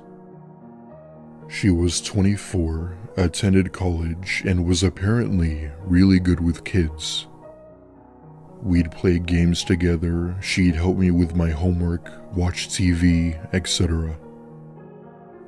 My parents got along well with her, and as the weeks went by with her as my new babysitter, I started to see her a lot like my previous one. While all of this was great for both my parents and I, something happened during a visit that would change my whole perspective of her. It was a Friday night, and my parents were on a weekend trip to the Bahamas for their anniversary, and I was with Sandra. She had bought me some pizza and sat down with me to watch SpongeBob to keep me company. We watched for about an hour or so before she tells me to get ready for bed. Now, I was never the rebellious type of kid, so I complied and went up to bed to go to sleep. I fall asleep almost instantly and probably slept for a good 2 hours or so when I woke up to a steady banging noise. It was pretty loud, especially from my room, and kind of sounded like someone hitting a hammer against a wooden door. I turn on my light and quietly tiptoe down the stairs to the living room where the noise was coming from. I descend into the living room where the light was on, and what I saw next will forever stay with me. Sandra had been facing the back door while forcefully hitting her head on it. On the floor was a small puddle of blood that was coming from her nose, as well as blood dripping down the door. Being only 7, I tried to process as to what I was seeing, but I was just simply petrified. I let out a loud scream across the house and got on the house phone to dial 911. I spoke with the operator, trying my best to describe what it was that I was seeing. All the while, I'm screaming at Sandra to please stop, but she didn't seem to care or acknowledge me. I'm still on the phone with the police, giving them my address and to please come as soon as possible. The police heard the banging in the background and arrived in minutes with 3 officers restraining Sandra. She tried to resist no matter what, leaving one of the officers with no choice but to tase her. They called for an ambulance, and one of the officers called my parents, letting me know the situation. That night, my aunt came to stay with me at her house until my parents got back. As for Sandra, she had been rushed to the hospital where she regained consciousness and suffered from severe injuries. According to my parents, Sandra doesn't remember any of it or what had happened. All she remembered was her on the couch with her phone when she felt dizzy and got up until everything went black. Till this day, it's still unclear as to what had happened that day or what it was. Either way, it's one of the most horrifying encounters I've ever witnessed.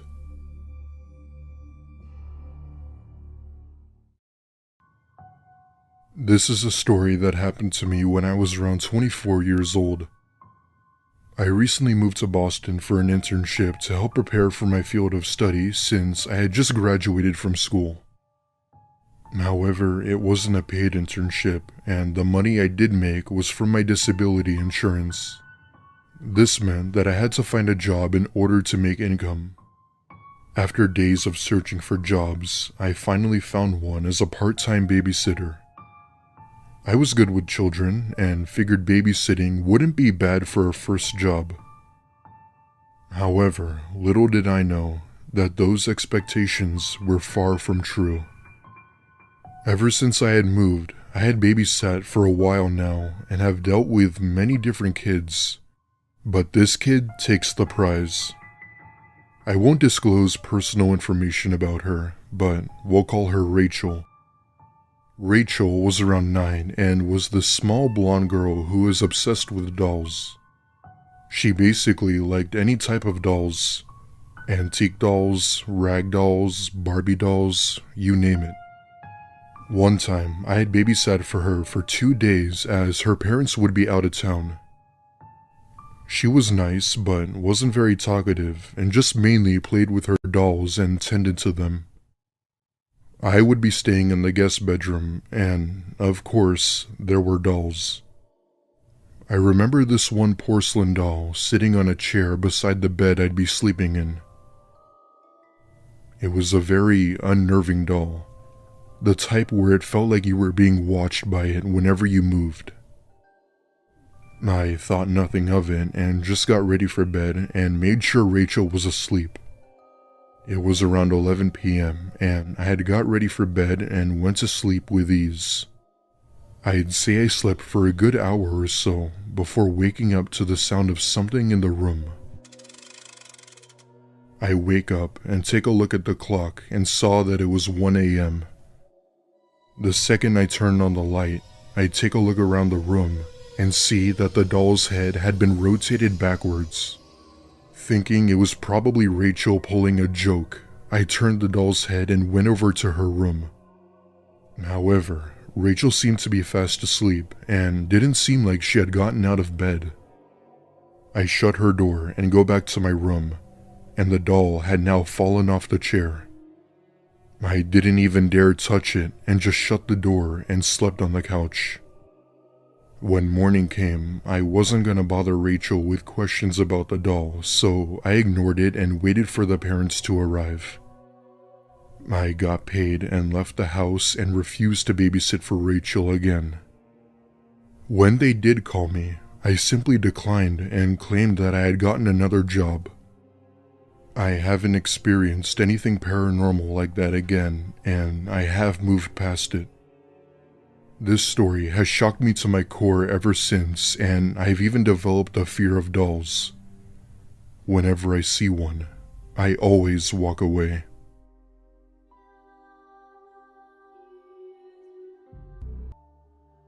When I was about 11, my family and I moved into a new home in Los Angeles. It wasn't anything too big, just a one-storied home appropriate for a family of 3. I attended a private school in the city and was a naturally socially awkward child. This will be important in the story later.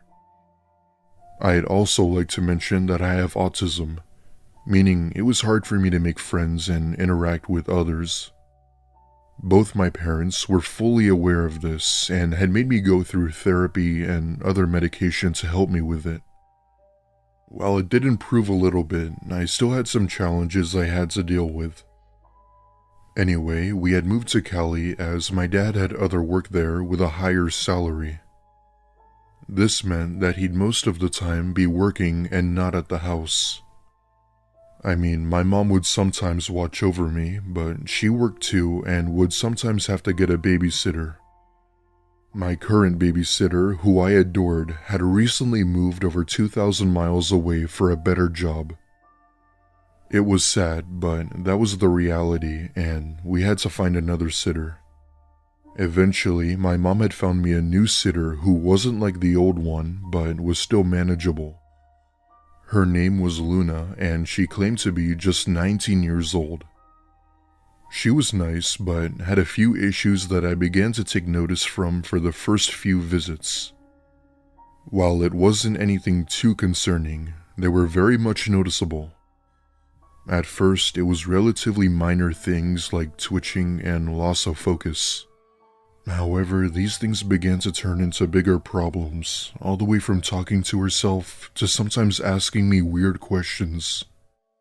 I could only assume that she had some sort of disorder and remembered feeling sympathy toward her. The first night I met Luna was when both of my parents had their anniversary and another time where they both had work. I'd say these tics didn't arise until the third visit of babysitting where I started to take notice. But the more she babysat me, the worse the tics would get. It wasn't until one night, though, where she did something that really pushed the limit. It was Valentine's Day of 2014, and my parents had gone out in the city for a nice dinner. This meant that I would be home with Luna until they got back. For the first hour, she helped me with my homework, and then we played a game. Things went well for the most part, and even though I barely interacted with her, I wasn't rude. I remember giving her a hard time when it was my bedtime that night. It was stupid of me, but keep in mind, I was an 11-year-old boy that didn't want to sleep. Eventually, however, I ended up complying and went to sleep without any problems. Looking back, however, I'd say I slept for a good few hours or so before I awoke to my bedroom door being opened. Thinking it was just a draft, I thought nothing of it and went back to sleep. However, that was when I hear my door open a little more and there was someone standing in the corner of my room. The figure then slowly walks over toward me, coming to a complete stop. At first, I couldn't see who it was, but as my eyes adjusted to the darkness, my light from my nightlight revealed Luna standing at the edge of my bed. I turn on my light and Luna immediately apologizes, telling me she's sorry and that she tends to sleepwalk. In her hand was one of my dad's power drills with the battery taken out. She went on with more excuses while trying to tell two separate stories about why she had it. Of course, being only 11, I had my suspicions, but it wasn't enough to see her as a threat. Later that night, my parents had come home and paid her. It wasn't until the next morning where I woke up and told my parents about Luna and what she did. They, of course, flip out and attempted to call Luna multiple times. My mom had also found empty bottles of her prescription medication gone. However, Luna denies any wrongdoing and police couldn't actually do anything since she technically didn't commit a crime. It all makes no sense, and it doesn't till this day. Luna never babysat for me again after that, and I hope I never see or hear from her again. I still will never know for sure what she was planning on doing with that power drill, and it still haunts me from time to time.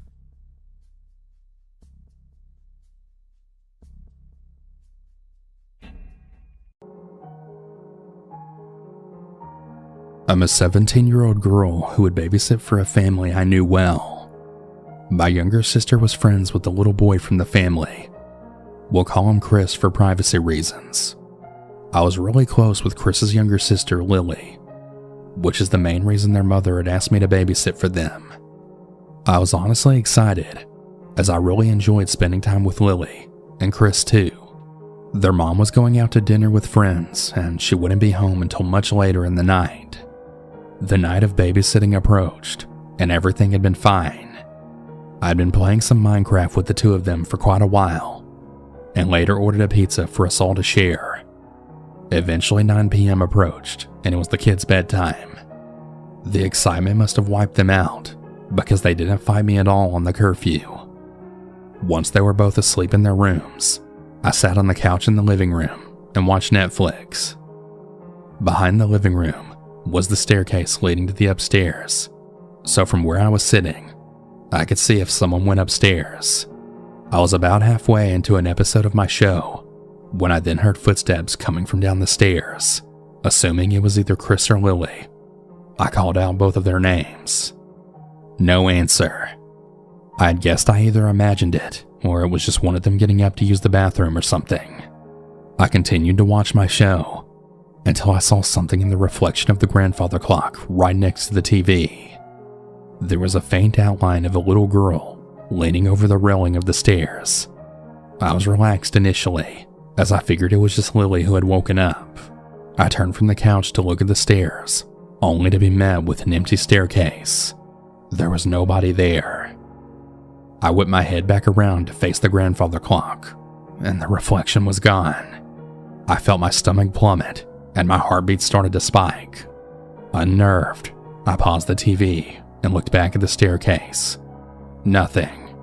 Maybe the reflection had just been from the TV and I had been mistaken.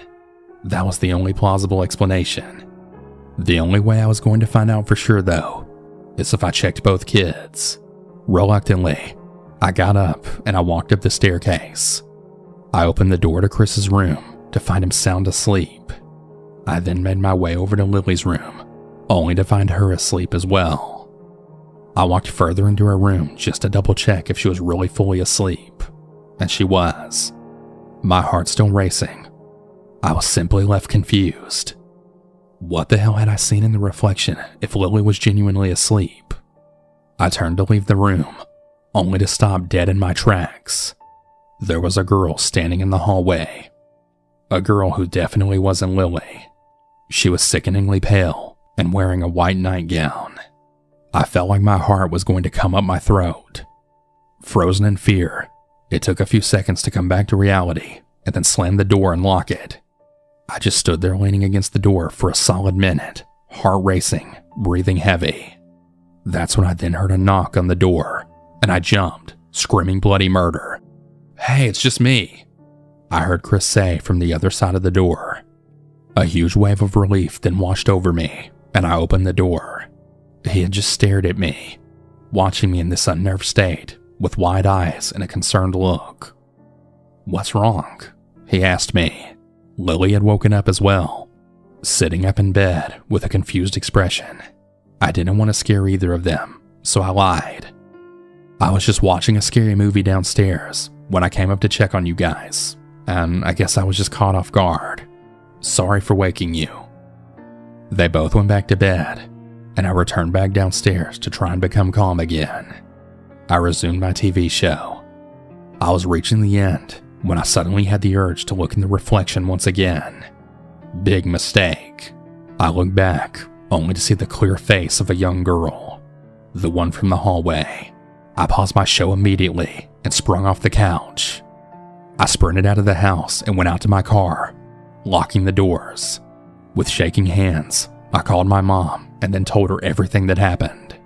She sounded skeptical, and I'm still unsure to this day if she believes me, but she then insisted that I don't leave Chris or Lily alone. I really didn't want to leave them, but I didn't want to be in the house with this ghost either. After talking on the phone, my mom agreed to stay on the phone with me while I stayed there until their mother had come back home. After that night, their mother had asked me to babysit again, but I turned her down politely. It's not that I didn't like the kids. There was just no way in hell I was going to deal with that again. I had decided to do some research on the history of the house to see if I was simply delusional or if there was in fact a paranormal presence in the house. And to my horror, I'd found an article about the house where a little girl had passed away from pneumonia. She had passed away in what was currently Lily's room, and it was the same exact face that I'd seen in the reflection of the grandfather clock. Hell no. This happened to me in 2014, on my way to my great-grandparents' house in Goose Creek, South Carolina. We had left in the late morning around 11 a.m. to try and get there before dinner. Our whole reason behind going was for a cruise vacation my great-grandmother had paid for. It was going to be me, my mother, my father, my aunt, my other aunt, my great-grandfather, and my great-grandmother, along with a few other friends of my GGMs. In the car, it was my mother and I, along with most of our luggage. My father was coming a few days later due to work stuff, so we decided to drive out that day to get there early and catch up on family drama and the usual. My mother had just finished packing the car, and she called me down the stairs to get in the car with my bag of entertainment things. I came rushing down, excited to go on a road trip and to see my family since, at that time, they hadn't caused many of the problems that push us apart today. We started our drive on some scenic back roads before getting towards the inner city and hopping onto the highway. In this story, I'm only 7, so I'm still blissfully naive and unaware of many things in the world. I'm also fuzzy on the details of the persons involved, so the descriptions of the clothing and whatnot may be a bit skewed. I was mainly focused on Minecraft and collecting Beanie Boos at the time, rather than the dangers of reality and strange people. After about 2 hours of us being on the road, I told my mom I needed the bathroom. I had drunk about 2 water bottles and my bladder was complaining. Since we were still near the busy city area, there were plenty of gas stations and corner stores we could stop at. My mom asked if I was hungry as well, to which I excitedly said yes, since this meant that I got junk food, which I didn't get often. So we pulled off at an exit, and came across a Quick Trip not long after. I was bouncing out of my seat with excitement, ready to grab my favorite chips and candy and a sugary drink, which I knew my mom would later regret letting me have. We got out of the car, my mom grabbed her purse, and we headed inside to the bathrooms. My mom waited outside patiently for me to use the restroom, and after a few minutes I came out, and we walked around grabbing snacks and drinks. I grabbed dill pickle Lays, Rolo candies, Cheetos, some sausage sticks, beef jerky, and a Sprite and water from the cooler sections. My mom had a handful of things as well, and we went up to the counter and stood in line. While waiting to check out, I counted the cars in the parking lots and how many of each brand there were since I was super obsessed with cars back then. My mom tugged my arm a bit as the line moved up, so I followed her like the clingy 7-year-old I was. We got up to the counter, greeted the cashier, paid for our things, and left with 2 bags of snacks and drinks. I was giddy with a big grin on my face the whole time, knowing that I would be set for the rest of the trip with my rare treats. As we finished up at the counter, a black man in a red Nike hoodie, black sweatpants, black shoes, and sunglasses came into the station. I took particular notice of him because of the fact he was wearing sunglasses indoors. He walked casually up to the counter with a warm smile on his face and rested his arms on the counter. My mom noticed him as well and gave him the short, hey smile that you give strangers when you don't want to start a conversation. He didn't notice and looked over at the cashier. This is when things went south. Real quick. The man playfully smacked the counter and said in a friendly tone, "Give me all your money." The cashier looked at him confused, since the man acted like he knew the cashier. The guy gave the cashier a few seconds before becoming serious, slamming his hands on the counter, pulling out a gun, and demanding money again. This time he was serious, and his demand was no longer a joke. My mom began to drag me out of the store, while I stared in confusion and almost awe at what was happening before me. She threw me into the car, not literally, but you know what I'm getting at, and quickly sped out of the parking lot. The last thing I saw of the gas station was the man putting his gun to the back of the cashier's head and yelling something inaudible to him. It's been 7 years now since this incident, and gas stations still give me a nervous, angsty vibe. Last I saw and heard, the QT had been torn down, and a new building erected in its place. I know, not the dramatic, chaotic ending some of you might have hoped for, but it was still a scary and traumatic experience for me, so I thought I might share it and see if anyone else has experienced the same or knows anything more about the incident.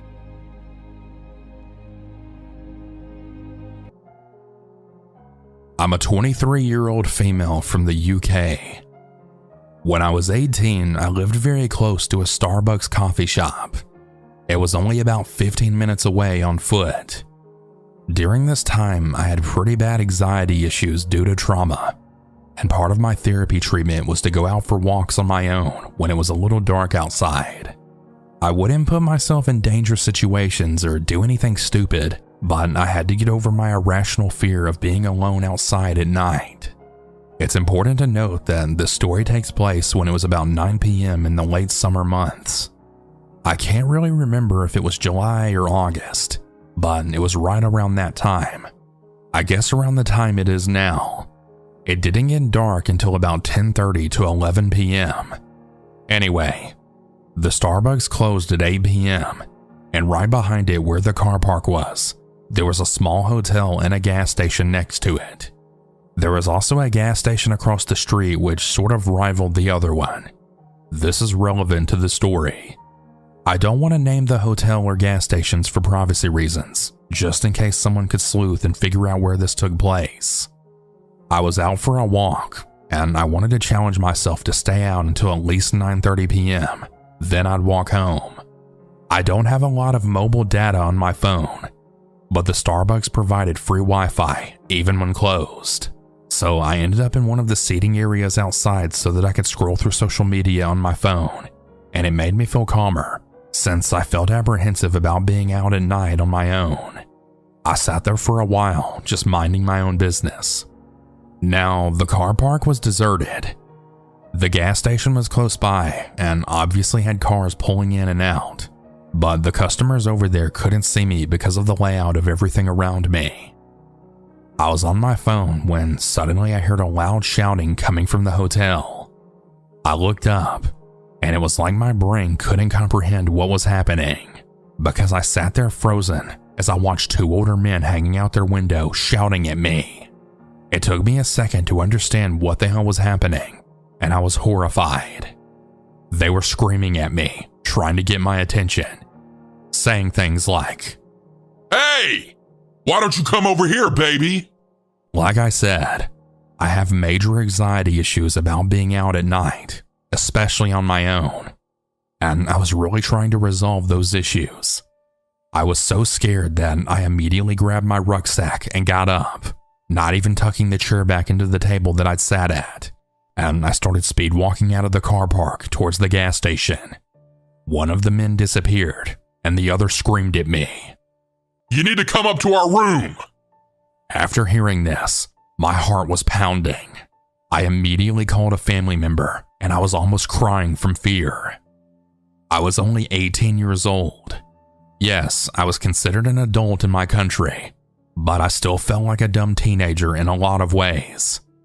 As a female, being accosted by these men who were insulting me and then demanding I come up to their room, well, I just knew they clearly had very bad intentions. I didn't go into the gas station because I felt unsafe, and I decided to cross the street to the other side and then go into the station over there instead. This is because my mom actually worked there, and I felt much safer going to her, where I knew she and her colleagues could protect me. The relative I was on the phone with told me to call the police, but I was way too afraid to hang up the phone, and I begged her to stay on the line with me. She agreed and tried to calm me down, telling me to go across the street. When I was crossing, I looked behind me, and the men were now following me. I couldn't believe what was happening. They looked to be in their late 20s, early 30s, and I definitely looked my age, if not younger. I took off running, not even caring if I got hit by a car, because I just knew I had to get the fuck away from them. I didn't dare look behind me, just in case they were running after me. I flew into the gas station and immediately ran to the cash register, and I then told my mom what was happening. One of the people working with her that night was a man who I'll call Jason. Jason was really stocky and tall, built like a tank, as it's commonly called in my country. My mom ushered me into the bathroom and told me to stay there and lock the door. Jason heard everything, and he ran out the door and into the forecourt to find the men. I was crying in relief now because I finally felt safe. My mom and a lady she worked with had tried to comfort me. Jason came back in after a few minutes, and he said the men had ran away as soon as they saw him coming. I really don't know what those men intended to do. Following me into a place people would see them seems really stupid on their part, but I know they had very bad intentions. Jason walked my mom and I home, and we never saw the men again.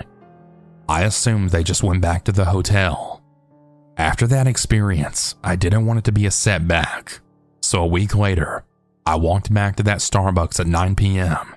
and stood looking at the hotel. I knew that the men would have likely moved on by that point, and I needed to do that to prove to myself that I would be okay. I've dealt with my anxiety issues now, and I'm glad this experience didn't make it worse for me. It was really terrifying at the time, and I still think about it sometimes.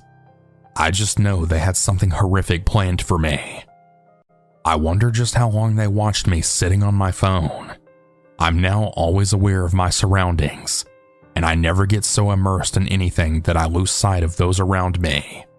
For all I know, they could have watched me the whole time. They could have snuck up on me, grabbed me, and done God knows what. I was really lucky they were dumbasses and decided to scream at me instead. Please stay safe, everyone, and don't make the same mistake I did. Always be aware of your surroundings, and if you find yourself in a scary situation, don't panic. Go to somewhere safe and call the police. You never know where the predators are lurking.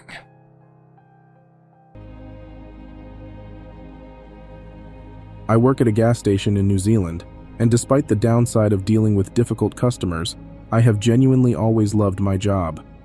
The station I started at has a lot of homeless people or individuals who are struggling financially, even if they do have a home. One homeless man in particular has become my stalker. When I first started, my coworkers informed me that this man would come in and we would give him a free cup of hot water, which he would add some sugar sachets to. They mentioned that he's a bit strange but generally harmless, except for his tendency to swear frequently. Since he was homeless, I felt sorry for him, especially during the winter when I first heard about him, so I happily provided him with his water. However, this man wouldn't just take the water and leave. He would go on rants about all sorts of nonsense, and I could never understand what he was talking about. He used the F word every other word and spoke gibberish in between. Some of my coworkers stopped serving him as he disturbed other customers, but one other coworker and I continued to do so. Looking back, this is probably where the problem started, because he began only coming in when I was working alone. I worked from 2 p.m. to 11 p.m., and he would always show up at night. He never came on my days off, which varied each week, so he must have observed and noted my work schedule by passing by during the day, which I noticed him doing often. Over time, I started feeling uncomfortable with his presence and the way he looked at me. However, being raised in a Christian family, I was reluctant to turn him away.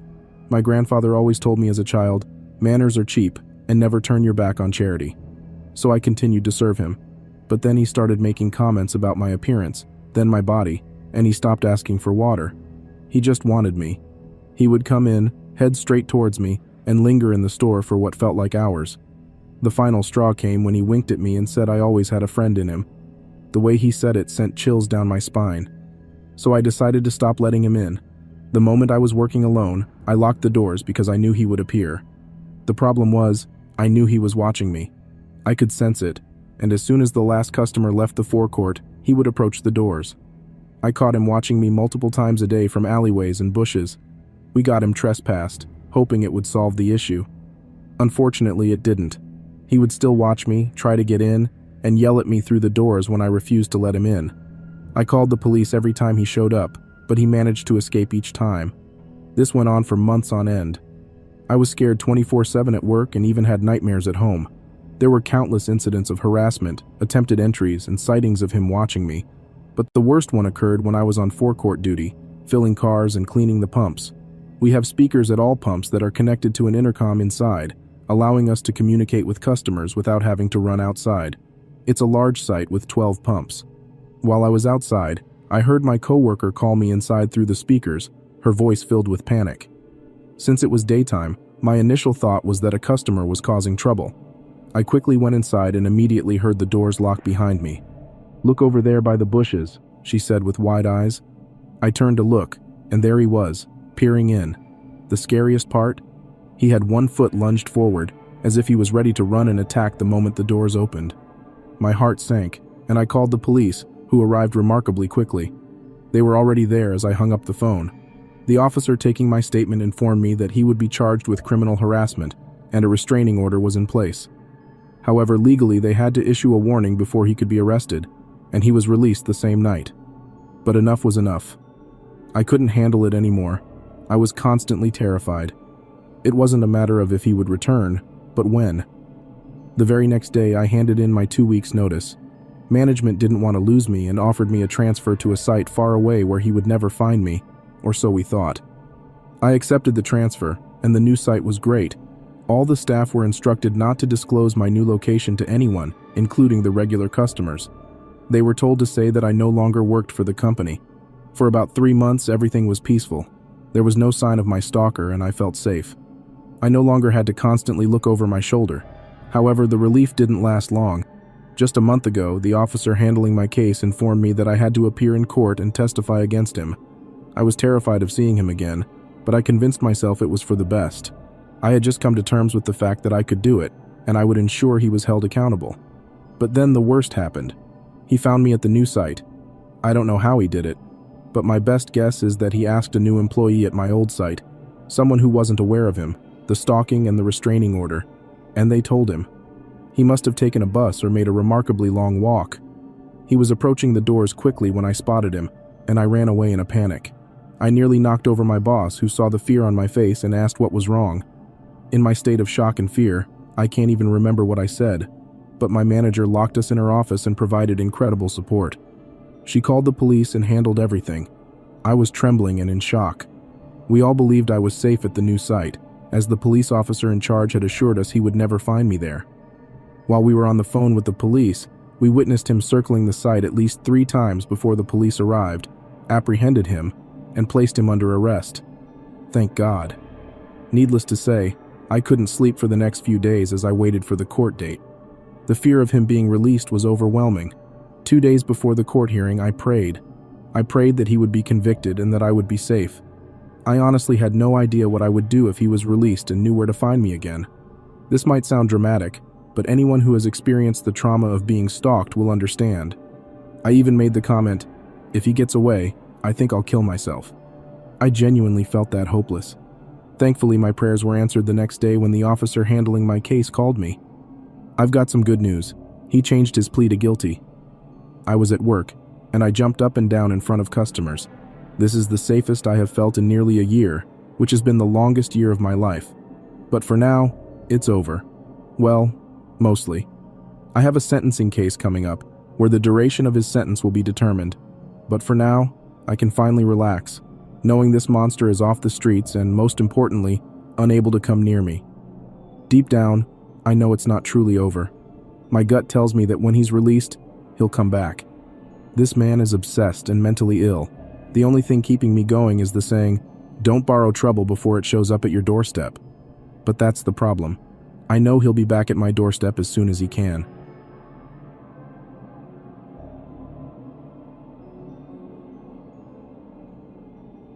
Last night, my boyfriend and I were driving home from Universal Studios in Orlando. We were rerouted a way home we've never went before, and we're traveling in basically the middle of nowhere. My boyfriend's speedometer is broken on his car, and he has to press the button to reset the miles after he gets gas. This will be very important soon. We were driving on a deserted road in the middle of absolute nowhere without a single car in sight. My boyfriend realized we hit the 130-mile mark on his odometer. We needed gas, but there was literally not one gas station in sight. I put search gas stations nearby, and we found one. It turned out to be closed. In a hurry, we found another gas station 5 minutes up the road. This is where the story gets weird. My boyfriend thought he closed his gas cap, and we're once again driving along this deserted road. We heard a loud bang, and he realized he forgot to put the gas cap back on, so we're driving around this dark road looking for the gas cap. He finally pulls over and realizes somehow the gas cap is still attached to the car. We get back on track to the other gas station. Out of nowhere, I had a horrible thought about something going wrong at that gas station. I pushed it aside because I knew we needed gas, and AAA is not an option where we were at the moment. We get to this gas station and the lights are kind of on. This road literally leads to a dead end with a gas station on it. The only way to leave this area was to turn left or go straight out of the gas station. My boyfriend got out of the car to see if we could get gas, and the feeling intensified. I have literally never felt like that in my life. My stomach dropped into my butt. I have been in very disturbing situations, such as almost being kidnapped twice, being followed home, watching someone be taken away in a body bag after being hit by a car, and even a paranormal situation. But I have never felt like this before. I saw a white car pulling up to the road to make a left. Keep in mind, there is literally no one on this road. He pulls up and notices my boyfriend and backs up with his windows down.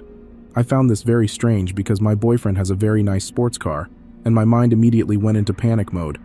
I started screaming his name, and the man realized that someone else was in the car, turned left and sped off. Sadly, I didn't get his license plate because of how dark it was. This situation frightened me more than you can even imagine. It may not seem too scary, but it was easily one of the most terrifying things to watch, because I didn't know if I was going to witness my boyfriend being robbed at gunpoint or something like that.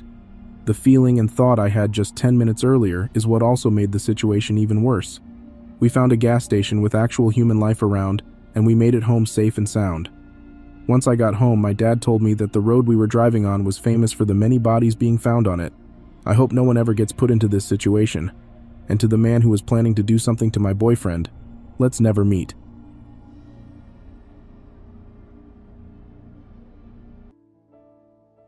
This happened to me when I was 19. For some context, I'm a guy. I was working at my overnight job at a 24-hour gas station, and it was about 1 in the morning, and I was just sitting at the register minding my own business when this guy walks in. He approached the counter, and he had asked for a guy that he knows. Keep in mind, I know that guy as well. I know the guy that came up to the counter is a former classmate that I graduated with, and I told him the guy he was asking for wasn't there. He said that I was lying. Then he took out a gun and pointed it right at me. He then told me to tell him where he's at, or he's opening fire. I once again told him that he wasn't here. Then he actually came behind the counter and put the gun right up to my head, then saying, "Tell me where he is, or you die." Also, keep in mind that the guy who had the gun to my head was someone from school that everyone couldn't stand. I was just frozen. I didn't know what to do. I told him for the 3rd time that he wasn't here and that I don't know where the hell he's at. My heart was racing to what felt like 1,000,000 miles a second. Then, thankfully, a cop walked inside the gas station surprisingly, and then screamed at the guy to drop the gun and step away with his hands up. The guy was arrested. After this happened, I immediately ran to the bathroom to take the biggest shit I probably ever have in my life. I know that's not the point, but I felt such relief after it was all over.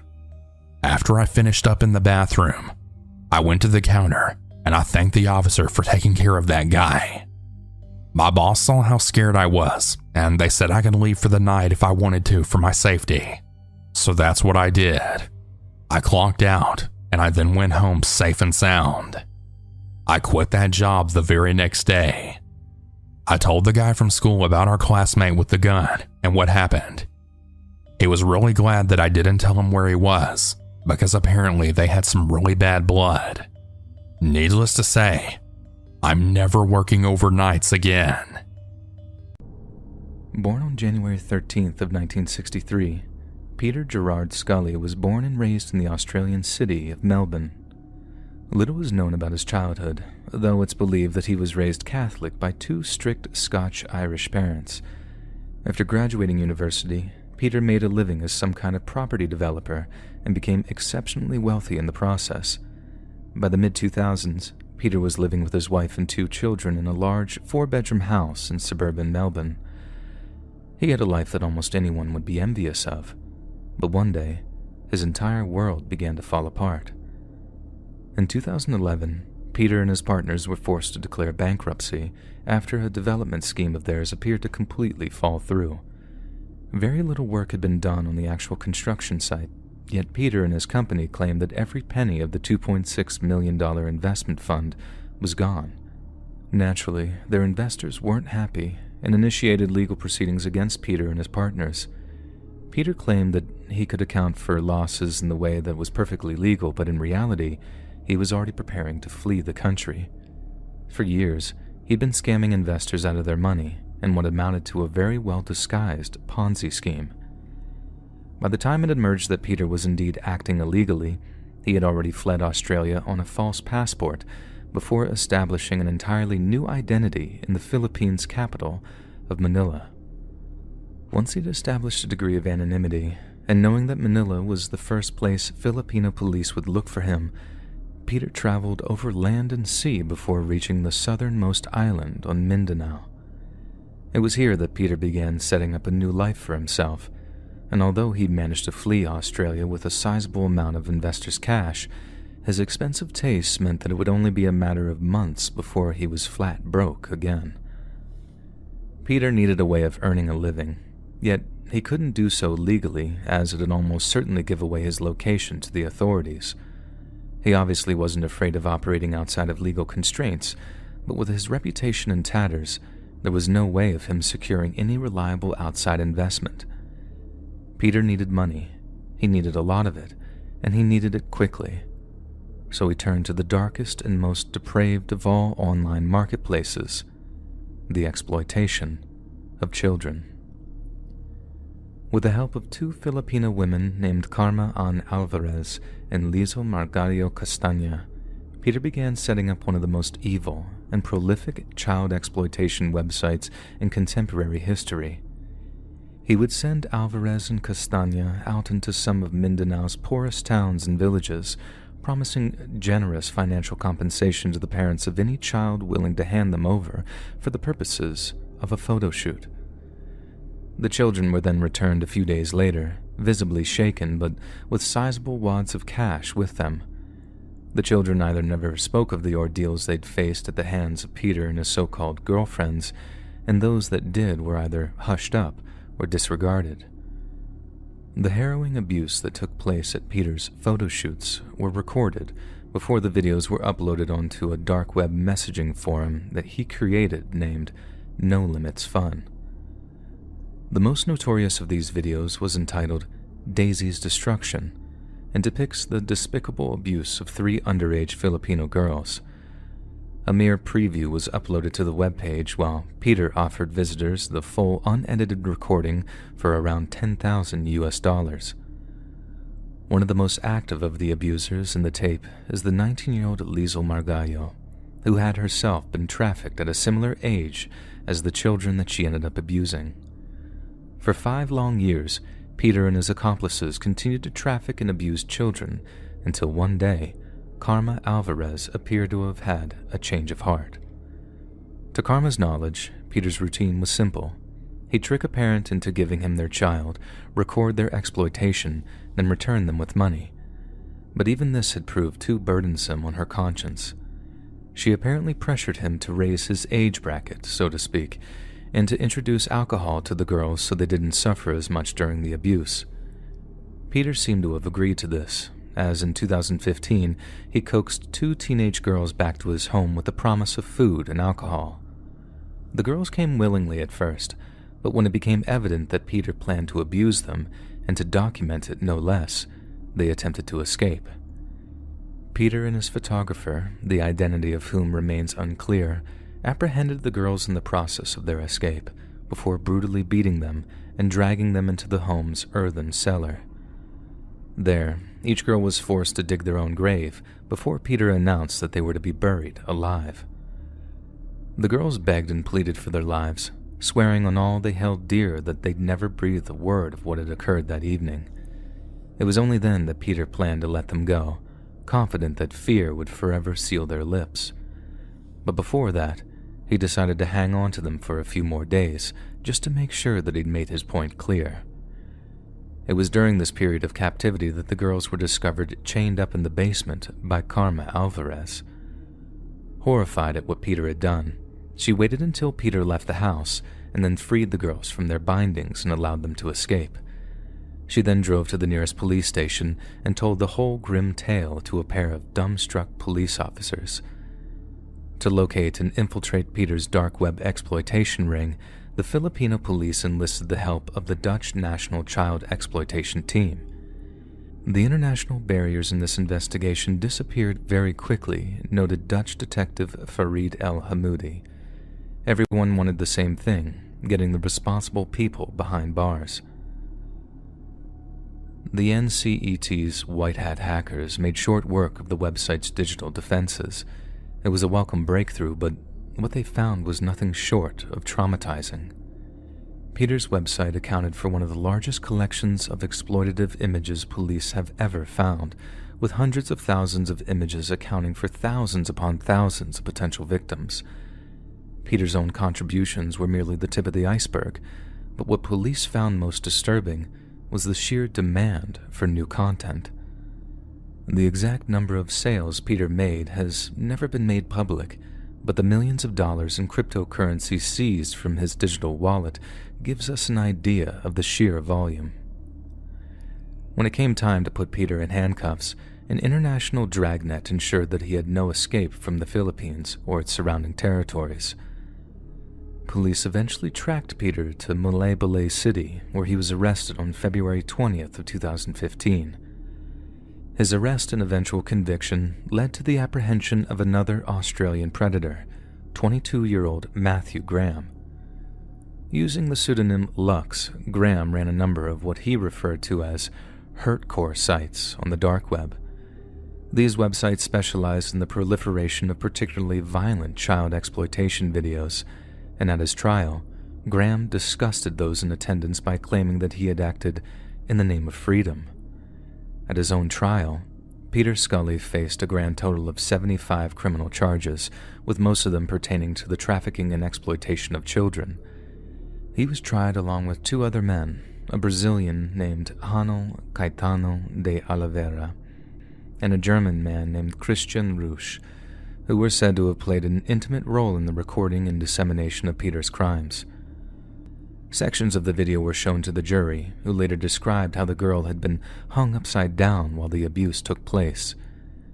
It should be noted that the footage was so graphic that several members of the jury sought psychological counseling in the aftermath of the trial, while prosecutors admitted to being traumatized at the trial's conclusion.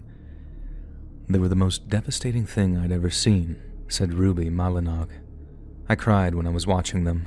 In fact, I feel like crying just now while talking about it. It was hard to believe what I was seeing, and hard to believe that somebody could do those things to children." One of the top figures in the United Nations Office on Drugs and Crime called the case the most horrific thing she'd ever had to deal with Peter's crimes being so severe that the Philippine government flirted with the idea of reintroducing the death penalty, which had previously been abolished less than 10 years prior. Northern Mindanao Chief Prosecutor Jamie Umpa was quoted as saying, "If I had my choice, it would be death for Scully. I want it to happen. We have to send a strong message to others that if they come to the Philippines and torture and abuse our children in this way, they will be investigated with the full force of law and executed." At one point during the trial, Peter Scully appeared to laugh and joke with his confidants, but when he was found guilty on 1 count of human trafficking and 5 counts of violating underage girls, he failed to see the funny side. The 6 counts were enough to secure a life sentence, but not all Peter's crimes had been accounted for. In November of 2022, Peter received a second conviction and was sentenced to an additional 129 years in prison, while his more repentant accomplice, Karma Alvarez, received life with the possibility of parole. Lazo Margallo Castaña was sentenced to 126 years in prison for being an active participant in the exploitation. 2 other accomplices, Alexander Lau and Maria Dorothea Chia, who were said to have played a lesser role in the exploitation ring, were sentenced to 9 years apiece. Since his imprisonment, Peter has complained of the conditions in the prison he's being held at, claiming overcrowding and underfeeding has led to a rapid deterioration in his health. Jail warden Ferdinand Pontillo told the media that he wants to be pampered with luxury food and a mobile telephone so he can make international calls. He wants the same conditions as there are in Australian jails, but this is not Australia. Peter has refused to comment on the allegations, but it stands to reason that his lifelong home is severely overcrowded. Davao Prison and Penal Farm was built to house no more than 350 prisoners, but as of November 2022, it was home to almost 2,000 inmates. Yet it's difficult to feel any sympathy for a man who showed such a despicable lack of mercy or empathy for those whose lives he succeeded in destroying, all for his own perverse financial gain. But perhaps the most terrifying aspect of Peter's case is that jailing him barely made a dent in the ongoing effort to rid the world of child exploitation. There are many, many more monsters like Peter who lurk in the darkest, most forbidden corners of the dark web, dedicated to spreading the most heinous and unforgivable filth known to man. The only silver lining of such a dark, foreboding cloud is that for every evil, dark web predator, there are a dozen equally dedicated law enforcement agents who want nothing more than to put them in handcuffs.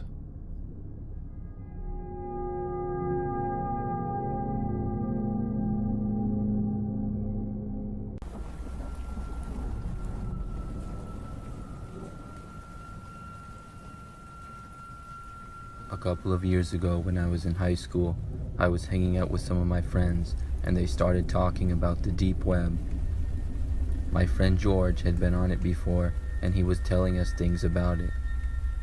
We talked about the deep web for the whole lunch period at school and I started to get really curious about it and wanted to give it a try sometime. Later that day, when I got home from school, my curiosity got the better of me and I decided to try to access the deep web. I was texting with George and he told me the browser to get and what to do. I followed his instructions and I was able to get on. Then I looked up some deep web websites to visit. The very first one that I went to was a screen that was all black with a small icon on the upper left corner. When I clicked on it, it took me to a web page filled with images with no context. Some of the images were animals, like fish or a bear. The others were a bunch of random objects. I clicked on the fish. Then the page started loading. It took a long time to load, I would say a good 30 seconds or so. Once it was finally done loading, I saw my face on the screen. It was coming from my webcam. I quickly scrambled to find a blanket from my bed and covered the webcam with it. The screen then went black. I was relieved to see, but then some text started to appear on the screen, getting typed out. The first thing said my name, but not just my first name, it was my full name, first, middle, and last. This really freaked me out. Then, to my horror, more of my personal information started to be typed out on the screen. It said the school I attended, then my phone number, and then the state and city that I lived in. I couldn't take it anymore, and I went to close out of it. But when I tried, I couldn't. My mouse was frozen. I tried pushing Control-Alt-Delete many times, and nothing happened. I began panicking and pressing random buttons on my keyboard. I went to turn off my monitor, but nothing happened still. Then I pushed the power button on my computer, and still nothing happened. Finally, I went to the wall and unplugged the power source, which was an extension cord plugged into the wall. Everything turned off at that point. I sat there in shock for several minutes before plugging my computer back in to delete the browser. Thankfully, I had been planning to get a new computer for a while, and I got one shortly after. I will never forget that experience with the deep web.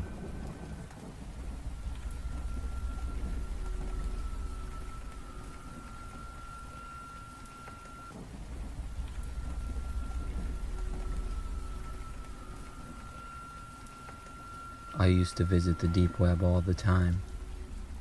I have always been into computers, and my friends and I would occasionally visit the deep web out of curiosity when we were younger. One day, I was by myself in a deep web chat room. The chat rooms on the deep web always seem to entertain me. On this day, I was mostly just watching people talk, but I occasionally would chime in. Then, one of the users in the chat mentioned me. We were having a conversation, but then it turned into a bit of an argument. The other user said something along the lines of that he was going to get me. I assumed he was joking, and I responded with a wisecrack. That made him angry, and he said some more bad things to me. At that point, I was getting kind of uncomfortable, so I decided to leave, and I closed out of everything and logged off. About 10 minutes later, I received a text on my phone. It was from an unknown number, and it said, "Why did you leave?" This was pretty creepy, but I knew that there were a lot of skilled hackers that went on the deep web, so I wasn't all that amazed. I decided to ignore the text and hope that he wouldn't contact me again. I figured it was just some guy trying to scare me, and while I have to admit I was a little bit scared, I tried not to let it eat at my brain. A couple of hours later, my phone started ringing. It was an unknown number. I picked it up and answered. There was no voice on the other end, but just breathing. I hung up on them and went back to what I was doing. But a few minutes later, I happened to glance out my front window and noticed there was a car parked in front of my house. I looked to try to see who it was, but from the angle it was parked, and also it being dark outside, I couldn't see. I kept my eye on it over the next few hours. It didn't move at all. Eventually, I tried to get some sleep. I covered all the windows in my house and double-checked all the locks before I went to bed. It took me a long time, but eventually I was able to fall asleep. The next day, I woke up and went to the window to check and see if the car was still there. It was finally gone, and I was relieved. When I went to go on my computer, I turned it on to see that there was already several files open. They were photos. There were a few of my house and my car, and then I saw one of inside my house. Then I saw the worst one of all, which was a photo of me sleeping taken from inside my house. It looked like it had been taken from my bedroom doorway. I couldn't believe what I was seeing. I ran around my house checking every room, but nobody was in there anymore. I went to my front door and saw that it was unlocked. I have no idea how they were able to get in my house. I am a really deep sleeper, and I guess that was why they didn't wake me up. For the next few days, I was looking over my shoulder every 5 seconds and kept looking out the window to see if the car would return. Everything was fine until about a week later, when I woke up in the middle of the night hearing a noise coming from my room. At first I thought I was just imagining things, but then I sat up just in time to see the back of a man walking past my room. This time, I called the police immediately. As I did, I heard the person leaving my house. I had no interest in going after them. The police arrived about 10 minutes later, and I explained the whole thing to them. I know I should have called the police after the first time, but I just felt stupid because it was my own fault for going on the deep web. The police took down the information and said they would patrol the neighborhood over the next few nights. Nothing more happened since, and I won't go on the deep web anymore.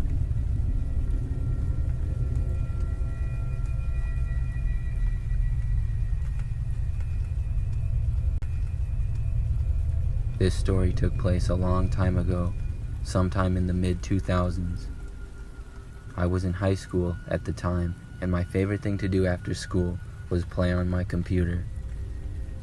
I know, I wasn't one of the big popular jocks, but I was a really shy kid, and gaming was always fun for me. I had heard about the deep web, and one day I decided to go on it for the first time. I was pretty good with technology, so I was able to figure out how to get on pretty easily. I visited a couple of websites that were pretty normal, and the more time I spent, the more I was able to find the unusual websites. They were some of the craziest websites I had ever seen. I remember I came across a website that seemed to be filled with puzzles and codes of some sort. I looked at them for about 10 to 15 minutes, and it was pretty interesting to try to understand them. But suddenly, out of nowhere, my fax machine started printing something. When it came out, it was a paper with a large series of numbers on it. I didn't know how this was able to happen. Then, it printed another and another. I started to get creeped out, and I took all the rest of the paper out of my printer so that it would stop. My printer kept trying to print things. Then my phone started ringing. It was an old landline, of course, and we didn't have caller ID, so I answered it to see who it was. But all I heard on the other end was a series of beeps and similar noises. I hung up the phone and decided I needed to log off of the deep web. I closed out of the website and turned my computer off. I was pretty shook up from what had happened. Then the phone rang again, and I once again answered because my parents were still gone at work, and I didn't know if it would be them calling. But once again I just heard the noises that I had heard before. I hung up again. The printer was still making noises as well. I ended up unplugging the printer from the wall, and I started to ignore the phone calls that kept coming in. Finally, I decided to unplug the phone from the wall as well. My parents came home from work a little while later, so I plugged the printer and phone back in. I was really hoping that the phone calls and the faxes would not continue. Thankfully, they didn't, and everything went back to normal. However, about 2 weeks later, I received a letter in the mail addressed to me with no return address. When I went inside and opened it up, I saw that it was a paper with more numbers of code. I got extremely freaked out, but thankfully, nothing else happened, and I never got any more faxes, phone calls, or letters. I don't know who or what was behind the letter and the phone calls, but I'm hoping it was just a skilled hacker having some fun.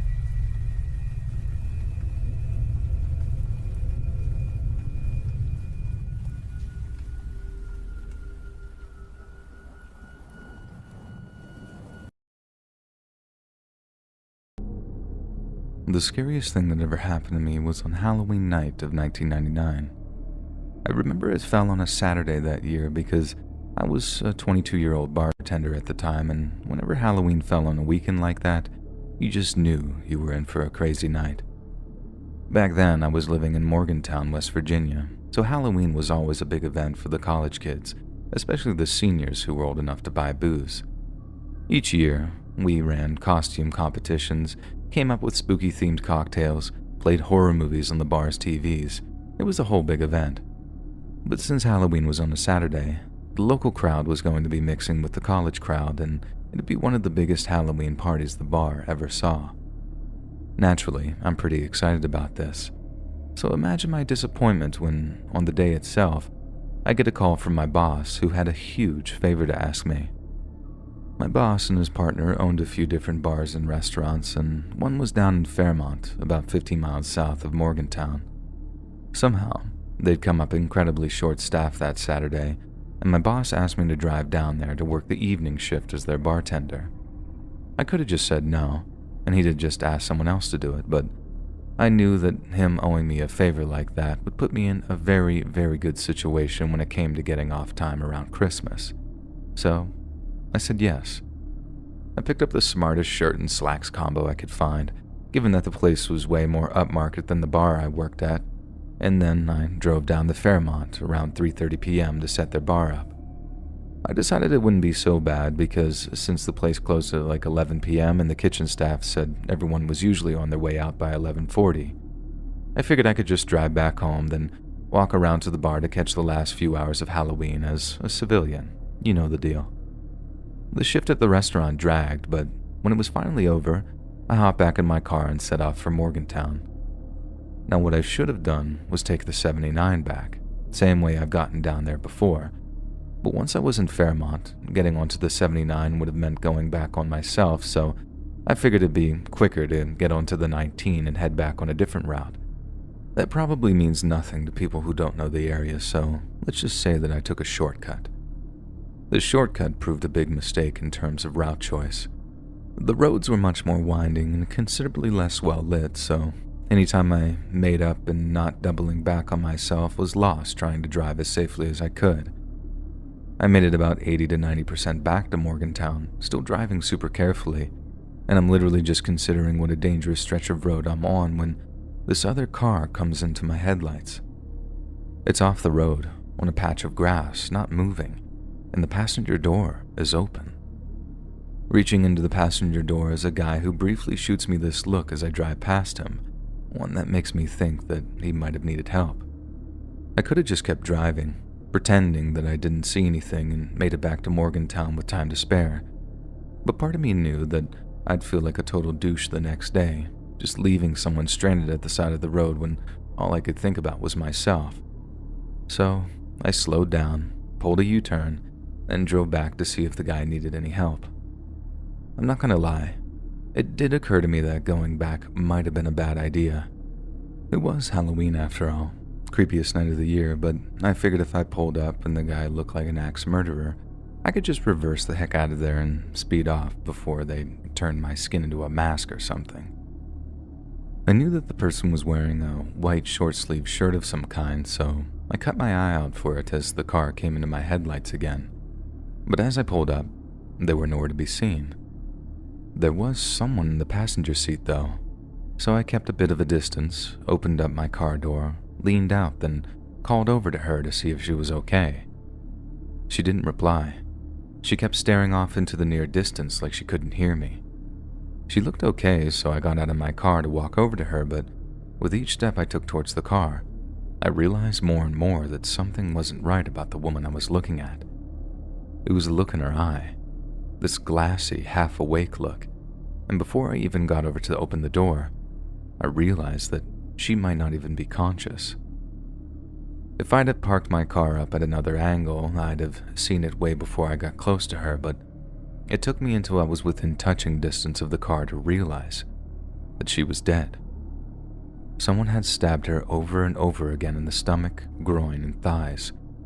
Her t-shirt was a dark color that didn't really show it, but her jeans were just completely drenched. I couldn't quite believe what I was looking at for a second. I mean, there was just so much blood, so much it was dripping off the seat and onto the floor of the car. I don't know if that's where she died or if someone had posed her in the seat like that, but I remember how frighteningly peaceful she looked. Not peaceful like content, peaceful like she'd just chosen to give up at some point. I remember actually being frozen for what felt like a good few seconds, but that could be my mind just pumping with adrenaline, making it feel like it was longer than it was, because it sure did feel like I'd been standing there for too long when another thought occurred to me. Where was the guy that I saw in the white shirt? I can still remember how the question made my flesh creep, and I'm not just saying that as a means of conveying how scared I was. I could actually feel it. It was like I could actually feel the terror running through me, and as I turned back to my car, I prayed that I wouldn't see him standing near it, blocking the route to my escape. I couldn't see it, but you gotta remember that I'd left my car running with the headlights on, and you better believe that I was looking at those dark patches around the lights thinking he could be right there, and I'd never know it. Just looking over my shoulder made me feel incredibly exposed and vulnerable, so I turned back towards the car, only to see something that made me jump out of my skin. There was a tree line maybe only 10 to 15 feet away from the car, and even with my night vision ruined by the glare of the headlights, I saw something pale shift among the tree trunks. It was the white shirt. It had to be. He was watching me from the darkness. I'm still not 100% certain that that was the case, but I didn't stick around to find out. If my worst suspicions were true, and the guy had stabbed that poor girl to death, there was no telling what he'd do to me in the name of eliminating a witness.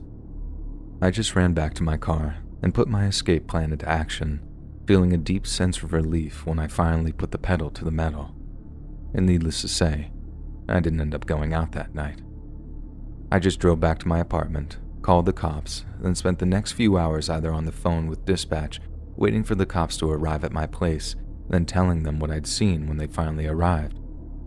I told them what kind of car I thought it was, what the woman looked like, the exact stretch of road that I was on at the time, and when they're done taking notes, they relay everything I'd said to their higher-ups. And from what I can gather, the goal was to get another patrol car to head out of town to find where I was talking about, but since it was a Halloween weekend, the department didn't have anyone to spare. That's when they asked me if I minded taking a ride with them to show them the exact location where the car was. If I'd gone off-road, there was a chance that it had left tire tracks, and if they really were dealing with a murderer, then the kinds of tires used on the car could end up being the difference between a conviction and an acquittal. And that's why they needed my help. They weren't so much looking for the car, which they figured would be gone already since I'd stumbled across the scene. They needed the exact spot it had been stopped at so they could potentially take an impression of the tires. Once that was explained to me, I had no problem giving up my time. If my testimony was going to be the difference in catching a guy and having a killer on the loose, the choice was an obvious one. So I followed the cops downstairs and climbed into the backseat of their cruiser. They were right about the car not being there, but I did manage to retrace my steps, so to speak, until I was looking at the exact patch of grass and trees where the car had been. After that, we had to wait a while until another unit showed up to secure the scene, but eventually, I got a ride back to my apartment, even if it was way after all the bars closed, and let me tell you, I've never needed a drink so much in my entire life. Thankfully, my coworkers and boss were still at the bar I worked at, hanging out after closing time and enjoying a few drinks of their own. I stopped by, they let me in, and boy did I have a scary Halloween story for them that night. I managed to get a few sympathy beers out of it, and they did a great job of taking the edge off, but going back to my apartment on my own was a different story. I didn't have any nightmares about finding that woman, but it definitely played on my mind for a long time afterwards. The cops only called me once to confirm a few details about the car and the guy I'd seen, but following that, I didn't hear a thing about it aside from a few pieces on the local news. I still think about it though, all this time later, especially around October and November each year. I wonder if the cops ever caught the guy, if he actually killed the girl or was just trying to get her to the hospital after someone else attacked her. Sometimes I think I really do see a ghost every Halloween, just not in the sense people might expect. I'm not haunted by some translucent spirit floating around dark corridors. Instead, I'm haunted by that look on the woman's face. The one that looked almost like she'd given up on life. The one that made her look like death didn't scare her anymore.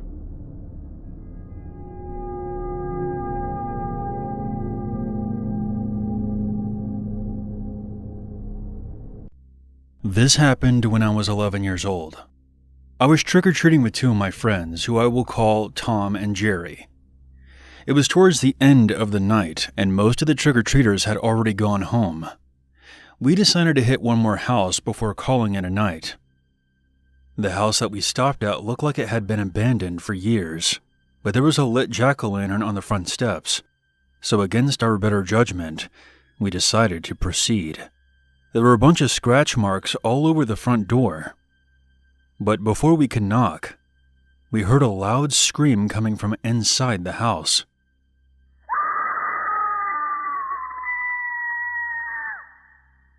It didn't sound like a distorted scream from a Halloween decoration. It sounded like a genuine scream of terror. The door then slowly creaked open, and a decrepit hand emerged from the darkness, reaching out for us. We then heard what sounded like a witch's laugh. My friends and I fled from the house, hearing footsteps running behind us and a haunting voice calling out, "Come and get your candy, my children." We ran all the way back to Tom's house. We had no idea if we were still being followed. Jerry and I decided to stay the night because we didn't want to risk going back out again.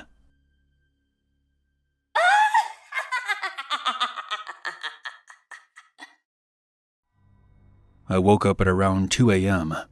and I heard that same laughter. I looked over and I saw something smeared across the bedroom window. I woke up Tom, and he looked. It looks like an egg. Thinking that someone was egging his house, me and him went downstairs, and immediately noticed that one of the windows that faced the street was broken. Tom's parents weren't home at the time. Jerry then came rushing down the stairs.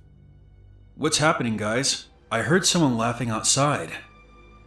From outside the door, we then heard someone say, "You forgot your candy, my children." We all then rushed to the nearest window and saw a deranged-looking woman grabbing a pumpkin from Tom's front porch and then hurling it at the door. The insane woman started screaming like a mental patient.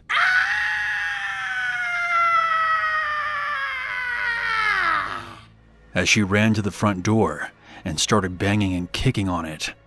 We fled the house through the back door and made our way to my house, which was only down the block. We woke up my dad, and after telling him what was going on, he called the cops. The police arrived a short time later, but they did not find the crazy woman. The day after all this happened, November 1st, Tom called me.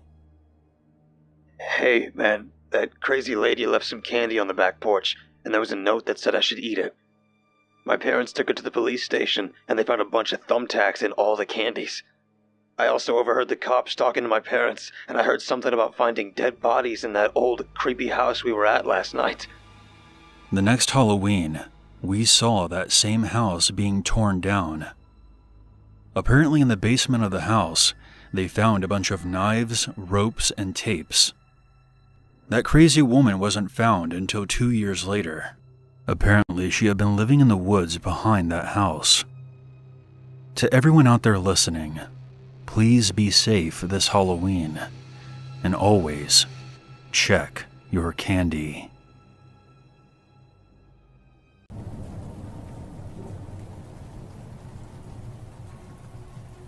This happened a few years ago on Halloween. I'm 28 years old, and most people in my friend group get together for a Halloween party the weekend of Halloween. On this year, Halloween was on a weeknight, so our party was later in the week. That meant I didn't have anything going on Halloween.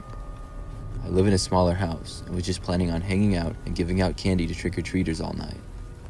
By the time it got to be about 5 o'clock, the first trick-or-treaters arrived. I would say my neighborhood is pretty average. I don't get a crazy number of people, but a steady amount throughout the night. As time went on, the sun set a little after 6 o'clock or so. It was around this time when I was in my living room and heard a knock on the front door. It was a strong and powerful knock. Most people rang the doorbell, so I really noticed this. I was a little bit slow to get up and get to the door, and by the time I did, nobody was there.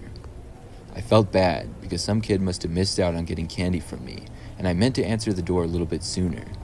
I looked around to see if I could see anybody walking down the street, but I didn't. After that, I went back inside. I got a few more kids at the door over the next hour or so, and once again, there was another loud knock on the door after that. I was much quicker to answer the door, but again, nobody was there. Now I was beginning to think that I was being pranked or something. When it got later in the night, it happened yet again. It was the only time people knocked on the door too. Everybody else would just ring the doorbell, so I knew when I heard the knock, whoever had done it would be gone by the time I answered. The last trick-or-treaters came by at about 8:45 or so, and by 9 o'clock, things were really quiet. At that point, I turned my lights off, signaling that I wouldn't want any more trick-or-treaters. It was about 9:30 when I heard the knocking yet again. I ran to the door and opened it as fast as I could.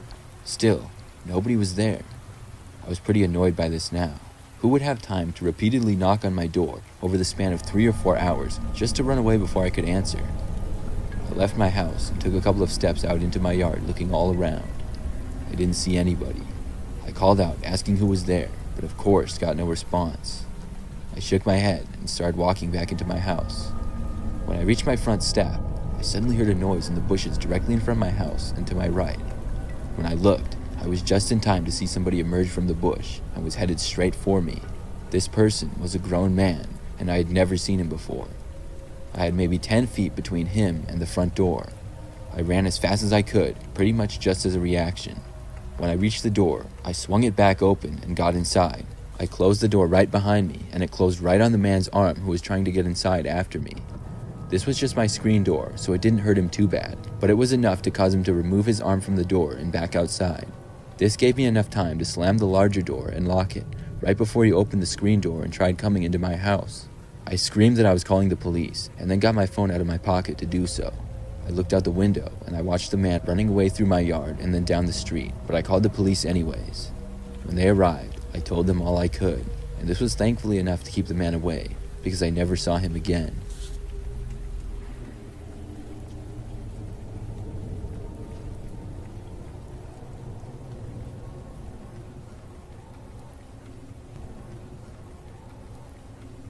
When I was in college, Halloween was always a big time for parties and such.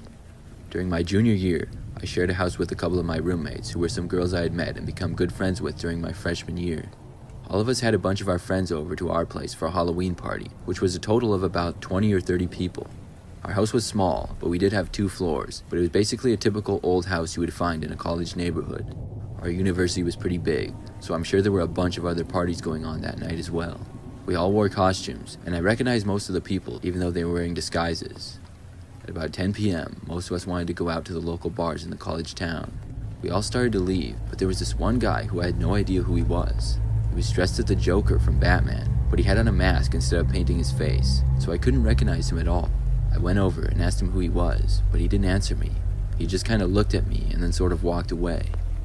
There was music playing and other people talking, so maybe he didn't hear me is what I thought. Eventually, I went upstairs to get my wallet and keys, and when I came down, most of the people were gone, aside from my roommates and I, who were all set to leave. We left the house and locked up. Then we were able to walk to the bars because they were only a few blocks away. I was out for maybe 2 or 3 hours. I think it was a Thursday, and I had class the next morning, so I decided to go back a little after midnight. I didn't want to be out too late, and my roommate Liz and I walked back together. Our other roommates said they would come back later. When we got back, I unlocked the door and went inside first. As soon as I did, I heard a noise from inside. I realized quickly that it was coming from the inside of the closet we had just in front of the stairs. I walked over and opened the door. When I did, I saw the guy who was dressed as the Joker, but his mask wasn't on now. I could clearly see that he was an older looking guy, like in his 50s, and I had no idea who he was. Before any of us had a chance to do anything, I slammed the door back and immediately ran away. Liz saw me running, and we both went outside. I called the police, and we began walking right down the street in the direction we had came from. We later went back when the police were there, and we were told that the man was now gone. Our entire house was searched, but they couldn't find him. I guess he had been able to get away. I'm not sure how he knew to go into our house, but apparently he had hidden in the closet while we were leaving. It's really creepy that he was hiding in our house alone the whole time we were gone. We must have caught him off guard when we got back, and he went to quickly hide in the closet. I'm glad I heard him, or else who knows what would have happened.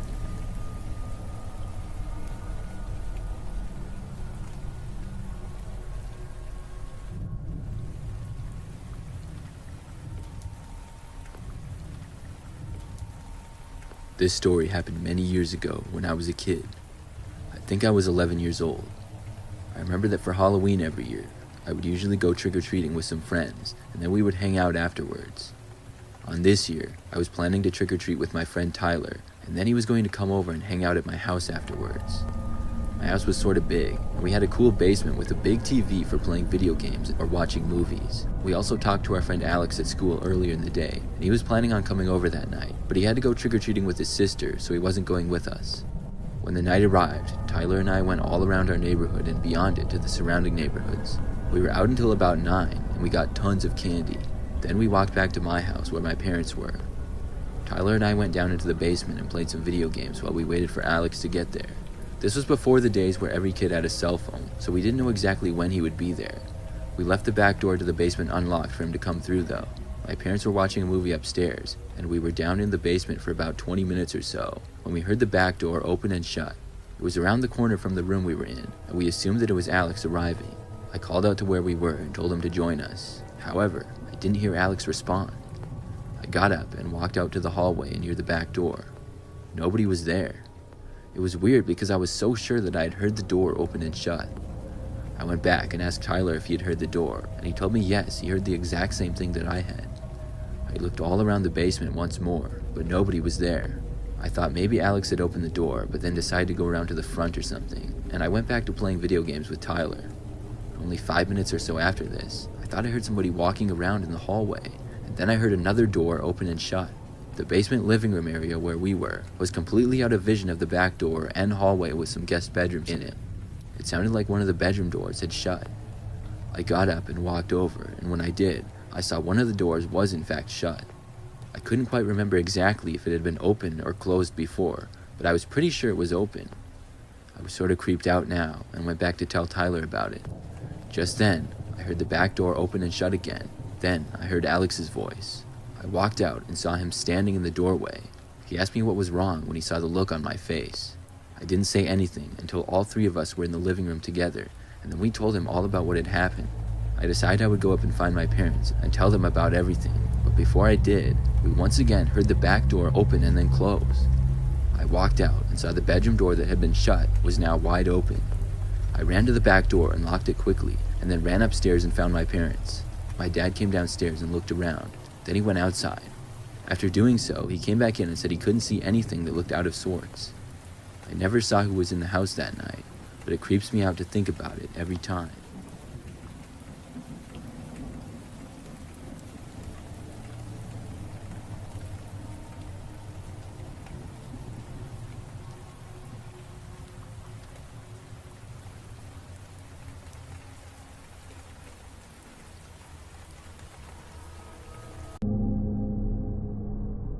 I worked at a laundromat. That's already scary enough in itself. We do laundry service here, and you don't want to know the stuff I've seen. The stuff customers have the audacity to bring in here when the only solution would be to burn what they bring in. More often than you'd think, we have to tell people to come back to pick up their dirty laundry because we just can't wash it, or we won't. They always come and end up washing the stuff in our washers anyway, but hey, if I don't have to touch the stuff, whatever. Now, the story I'm about to tell you is one that still confuses me to this day.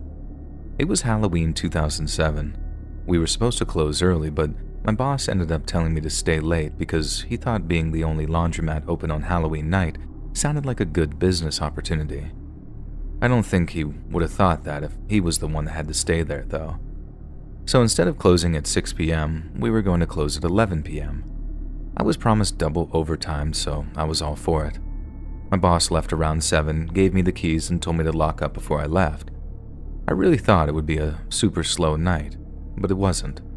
A lot of older folks came in to do their laundry. They said they were grateful for the late hours on Halloween since it meant that there would be fewer kids in the store than usual. By 10 p.m., everyone was gone, and I didn't expect anyone else to come in that night. About 20 minutes before closing, a man came in. He was wearing torn-up, dirty clothes and reeked of alcohol and I think weed. I tried not to judge though and told him that he wouldn't have time to dry his stuff before we closed, but he was still welcome to use the washer if he didn't mind taking his wet clothes with him. I would have stayed longer for him to dry his clothes, but I promised my husband that I'd be home early enough to help put the kids to bed, and 11 was already pushing it. I didn't really know what to think when he pulled out blood-soaked clothing from the black trash bag he was carrying. And when I say blood-soaked, I don't mean dried blood. I mean, when this guy pulled the clothes out of the bag, they were sopping wet and dripping with blood. I was staring at him wide-eyed. He must have noticed because he turned to me and asked if we had any bleach and that he was a butcher and those were his work clothes. He bought some bleach and all I could say back to him was, His clothes smacked against the sides of the washer as he loaded them in, and I watched the water and soap turn dark red as the machine swirled the clothes around. When the buzzer finally went off, signaling the cycle was over, I was relieved. He'd chosen the quick cycle, so it was only around 10 past when he was done and I was excited to go home. But when he pulled the clothes out, they weren't even close to being clean. He came up to the counter and asked, well, actually begged, to please let him run them again. That meant another 30 minutes of me being there with this really sketchy guy washing gallons of blood out of his clothes, but I felt like I couldn't say no. I didn't buy the butcher's story and asked him again what all that blood was from, and this time, actually got a different story. He said that he wasn't actually a butcher and just used that as an excuse. He said it was actually fake blood that he bought from the Halloween store for a prank that he was playing on his buddies that night. He slipped and got it all over himself instead. I didn't buy that either, but I didn't want him to know that, so I agreed to let him run them through again. He restarted the washer after adding more bleach and the water ran clear this time.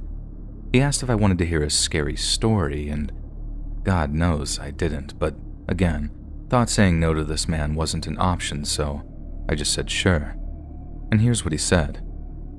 A man was walking in an alleyway at night when he got this urge, an urge he'd been feeling on and off for years. He always held back and learned to ignore it, but this time, he couldn't. He wouldn't. He had to give in.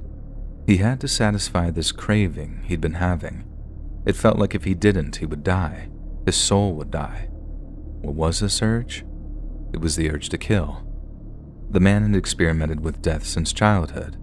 He would dissect dead animals he found and became weirdly fascinated by serial killers and the way they thought. He related to them. He even wanted to be like them sometimes. Well, the pre-prison version of them at least. Killing animals was fine, but it was never enough. When he got into his later adult years and got a job, moving up a level was all he ever thought about. He found himself in that alleyway, fully prepared to go up to that level. He just didn't know exactly how. He didn't have a plan or know where to go, who to look for. He just knew that was the night. He walked through downtown and saw a woman standing on the corner. She was obviously a call girl, and he asked her if he could buy her services and if they could go step into an alley since he had nowhere else to take her. She agreed, and they walked together into the darkness. As he walked behind her, he saw an old rusty metal pipe laying on the ground beside a dumpster. He picked it up and hit her in the back of the head with it. He hit her so hard she fell to the ground completely unconscious. Her head began oozing blood, and he'd never seen so much blood come out of the human body before, and he was entranced by it. He sat down next to her and put his hands in the blood, rubbing it all over his face and clothes. He picked her up and laid her head into his lap and watched the blood drain over his body. The feeling he got was like no other. It was like something he couldn't even describe. I told him to stop telling me the story since it was grossing me out and really scaring me, and thankfully, he did. Before I knew it, the buzzer to the machine went off again and he was loading his pink wet clothes into his bag and heading out the door. I was a little scared to leave after him, but I just wanted to get home. I grabbed my things, locked up, and rushed quickly to my car in the night. The next day when I went to open the laundromat in the morning, there were officers waiting for me, and I instantly knew why. There could be no other explanation. And they asked me if a man came in with bloody clothes the night before, and I told them everything. I asked how they knew he came in, and they said that they were able to follow him on security cameras and street cams and saw him come into the laundromat from the camera across the street. It turns out the story he told me was true, and it was, of course, about him. Thankfully, the woman he had obviously tried to murder narrowly survived after someone found her lying there not long after she was hit. She lost a lot of blood from her skull area and was on life support, but was expected to recover in time. They still haven't found the guy, terrifyingly enough, and thank God I haven't seen him since. There have been no other instances similar to that, so I don't know if he's attempted anything again. I keep a lookout in the news and pray he never tries to hurt anyone again, even though with what he said, I know he probably will. I'm scared for anyone who has to face that evil man. I don't know what I would do if I saw him again, but I do know one thing. I'll never, ever work late on Halloween night at a laundromat, ever again.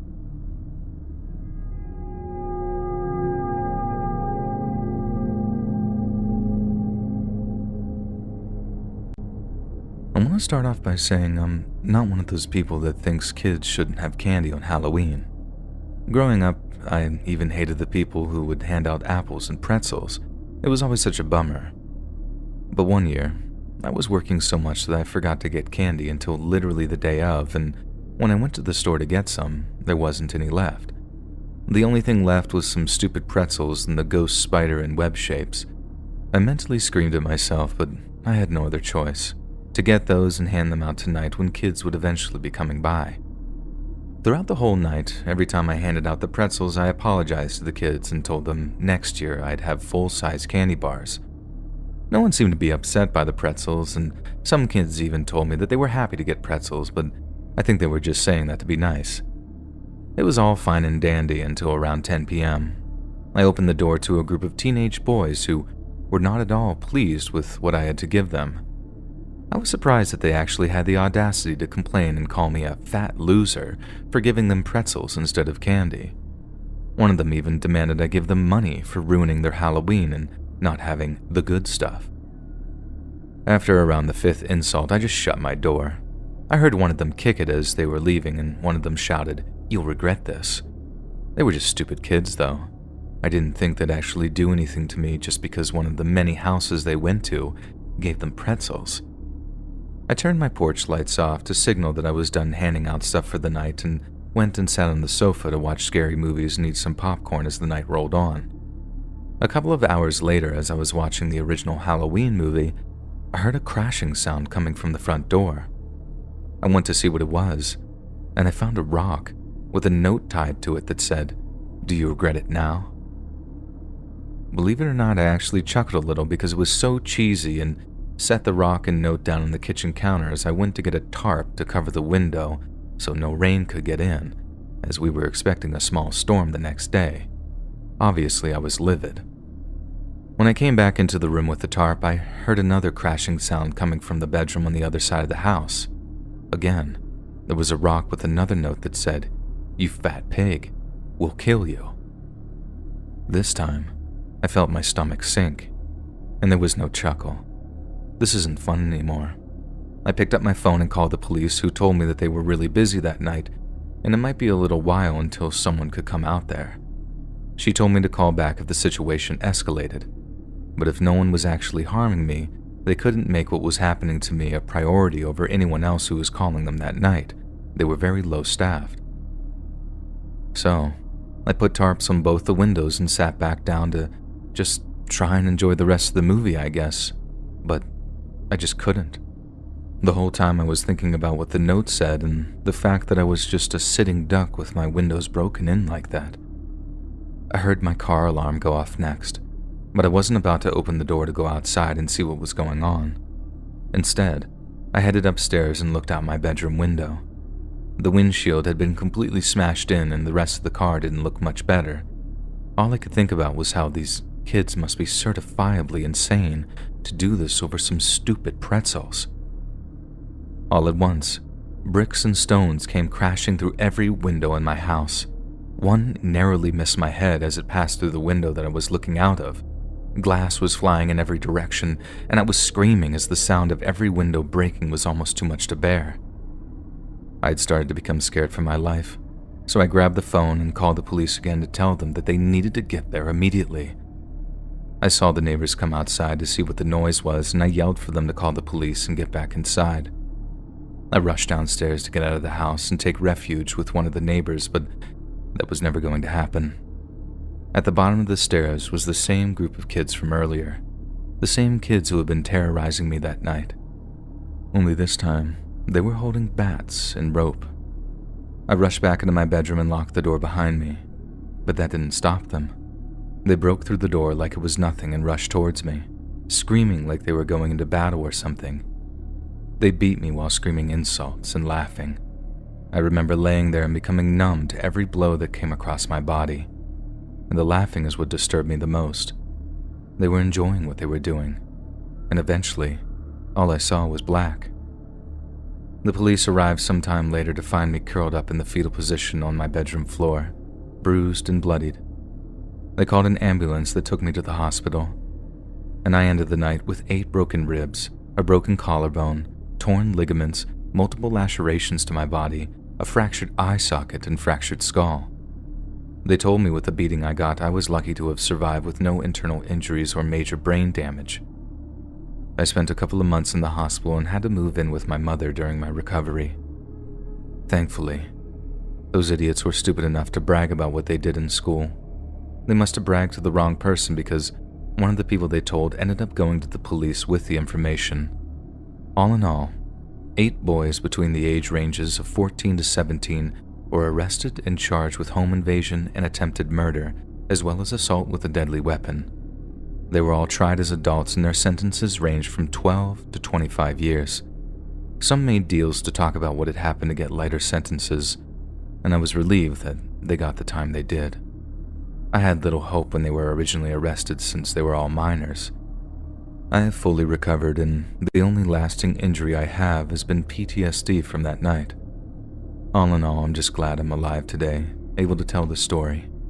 Safe to say, I don't hand out pretzels anymore. I don't hand out anything.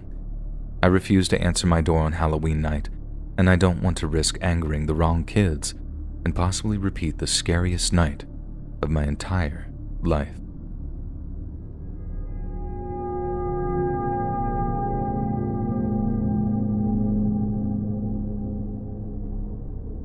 Hey everyone, this is a story that I remember recently while talking to my friends about stuff we used to do in high school.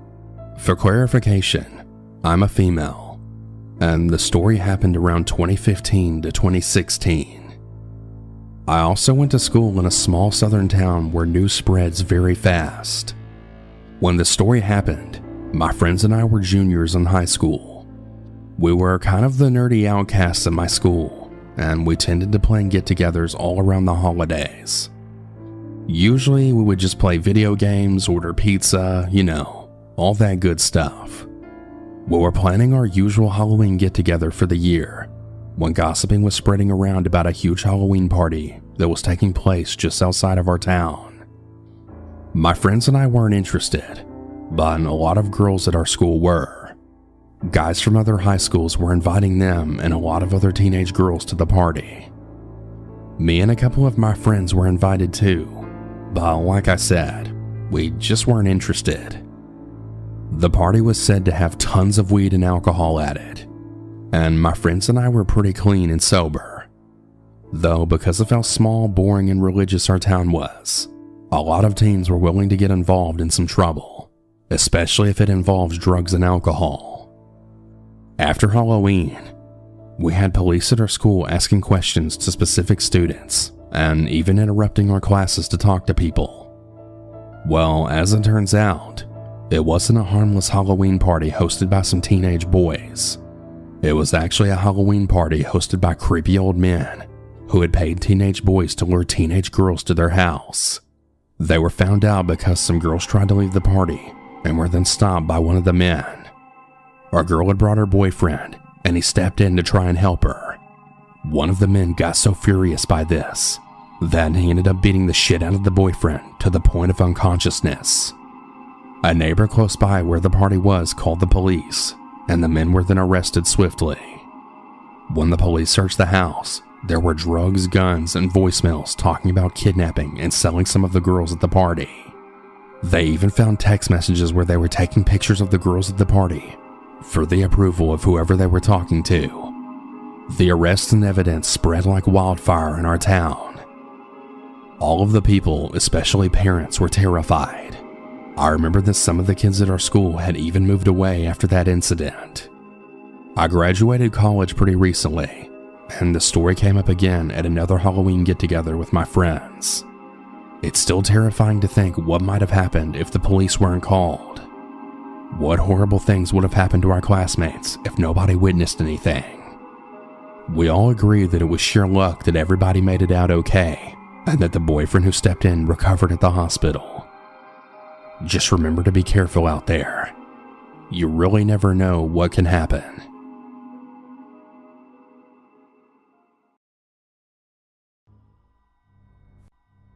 This took place when I was about 19 years old, and this is something that nobody should ever have to go through. To cut to the chase, it was Halloween night of 2010, and my friends and I had been invited to a Halloween party from a few classmates that was open to pretty much anyone. Kind of like what you'd expect at a block party. I was not the most popular girl in school, so I really didn't know anyone except for the friend I was going with.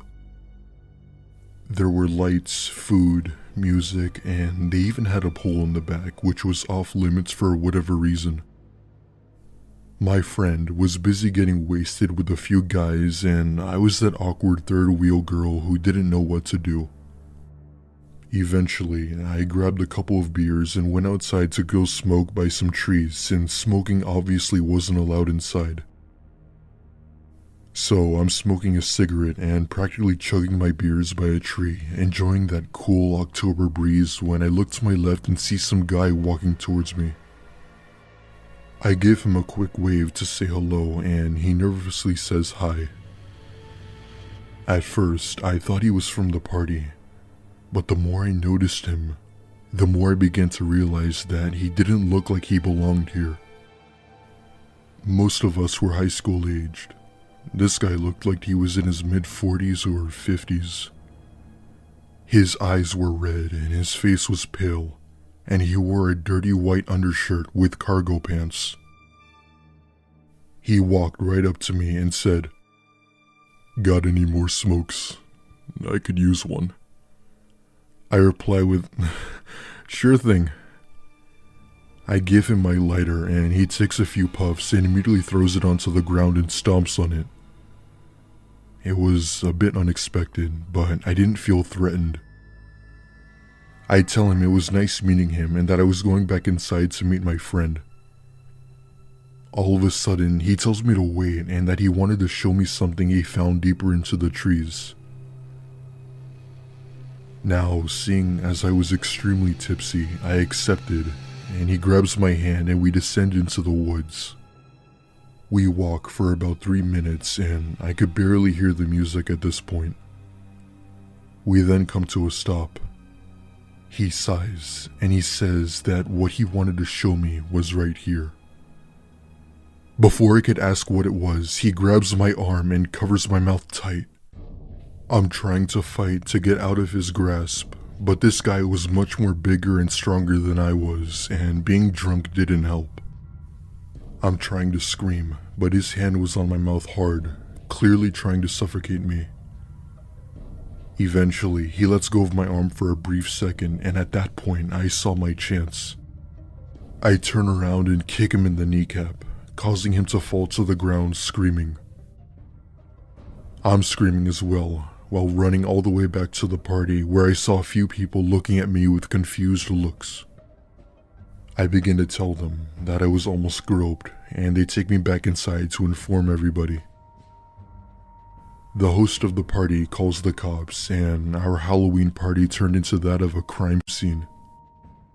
Needless to say, the man was never found, and nothing ever happened like that after that one Halloween night.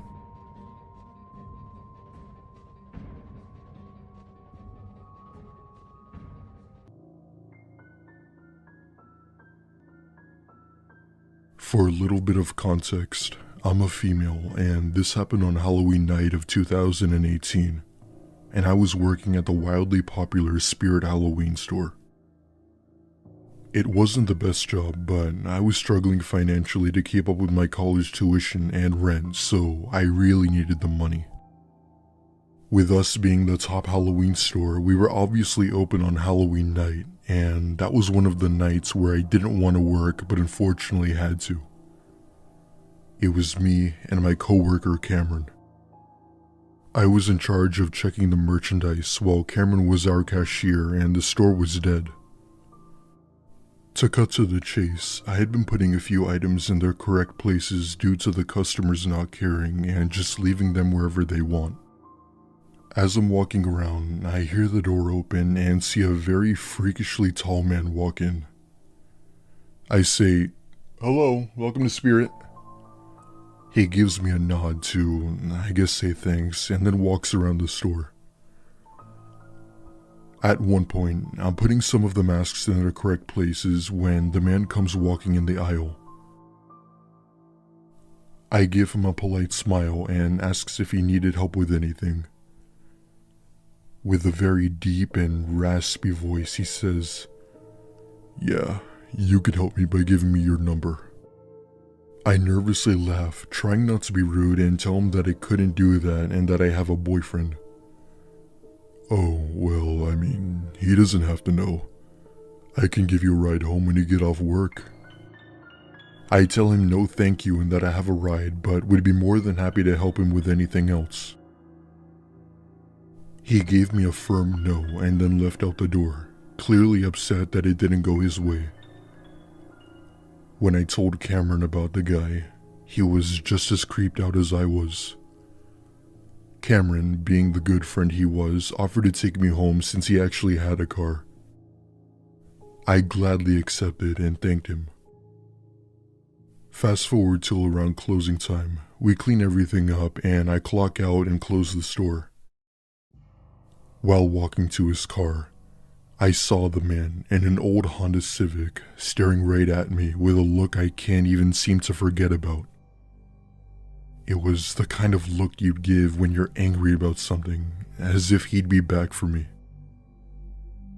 I ended up telling my boss the whole ordeal, and he asked Cameron if he could drive me home for the remainder of my time working there since we only had a week left. Seeing as Spirit was a seasonal store, we had only worked for about 2 months. I am forever grateful that Cameron had offered me a ride that day, because I had no idea of that man's intentions.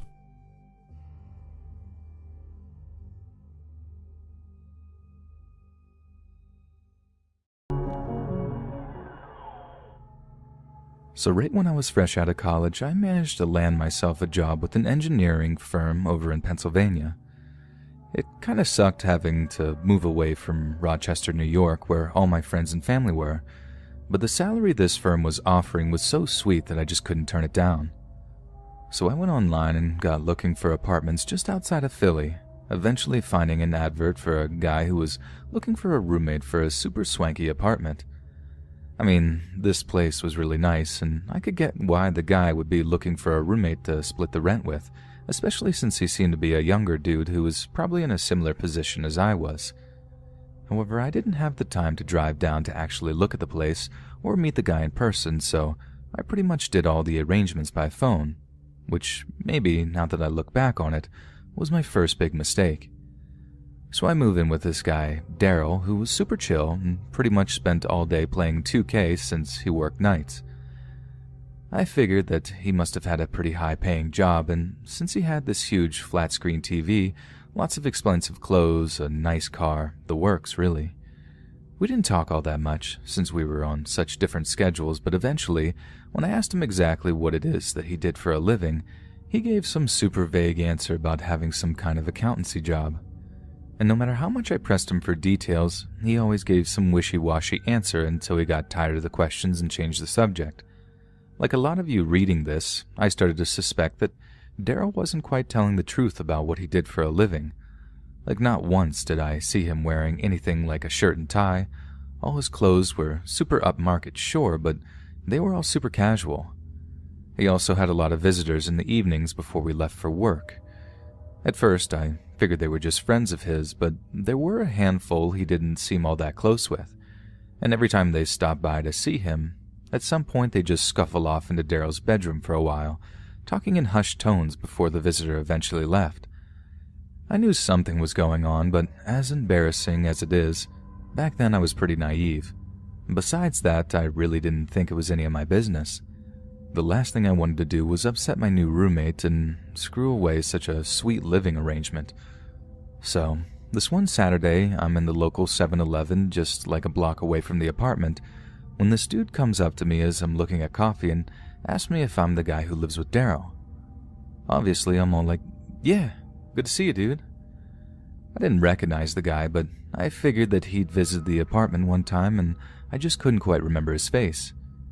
He's being all friendly and whatnot, making small talk about this and that before he asked if I know whether or not Daryl was at home right then. I told him I didn't know, but that since it was like mid-afternoon that he probably was since he worked nights, whatever that entailed. And the guy's all like, okay, cool, I might stop by and say hi. And all this stuff, then makes some excuses and leaves the store. I pick up a few things and head back to the apartment, half expecting to see the guy from the 7-Eleven when I walk through the door. Only he's not there, and when I tell Daryl about how I saw one of his buddies in the store, he has no idea who I'm talking about. Even when I describe the guy in quite vivid detail, he has absolutely zero clue who I'm referring to. He starts reeling off names, asking if it was Deshaun or Robbie or Angelo, and it's then that I sort of realize that the guy haven't given me a name at all. Which is weird, right? I mean, I thought it was. You think the dude would have been like, tell him such and such said hi, or at least something like that. I didn't really think anything of it at the time, but Daryl seemed just a little too freaked out by the encounter for my liking, and in the moments after I told him, he marches off into his bedroom and stays there for the rest of the evening, talking to someone, I'm guessing on the phone, in those same hushed tones that I was used to hearing. A few days after this, I'm walking back up towards the 7-Eleven to grab some milk for coffee when I see the same dude that hadn't given his name parked up at the side of the road. He calls out to me, greeting me and making chit-chat in that same warm way he had before again asking if Daryl was home. This time I straight up lie to him, telling him that, yeah, Daryl was home, only this time he was with a bunch of his friends playing 2K. He wasn't. He was actually out visiting family across the city, but there was something about this guy that I really didn't like. I quickly make an excuse telling him I had to go, and it was only then that this guy's demeanor started to change. He wasn't all smiles and laughs anymore. He just eyeballed me as I walked away, and he was still there when I walked back, just watching me as I walked towards our apartment. I should have seen it coming, and I feel like such an idiot for not knowing what I was headed for. But I guess in hindsight, it's always 20/20. Because a couple of nights later, I was just about to catch some sleep when Daryl finally comes home from work. He seems a little shaken, and asks me if anyone had called by the apartment that evening. I tell him no, it's been pretty quiet, but the answer doesn't satisfy him. He asks me if I'd seen anyone at all, anyone hanging around the area that I didn't recognize. I'd already told him about the second encounter that I'd had with the 7-Eleven guy, and this time it had creeped him out even more. He asked if I'd seen that same guy at any point that evening, and I told him no, that I hadn't seen him since that weekday evening. I turned the whole thing around and asked him why he was so nervous about this, if anything had happened at work that evening, but he was his usual cagey self. He just retreated to his bedroom where he apparently went straight to sleep, which is exactly what I did too. Next thing I know, I'm waking up to this loud banging on the front door to our apartment. I had pretty much knew exactly what the deal was.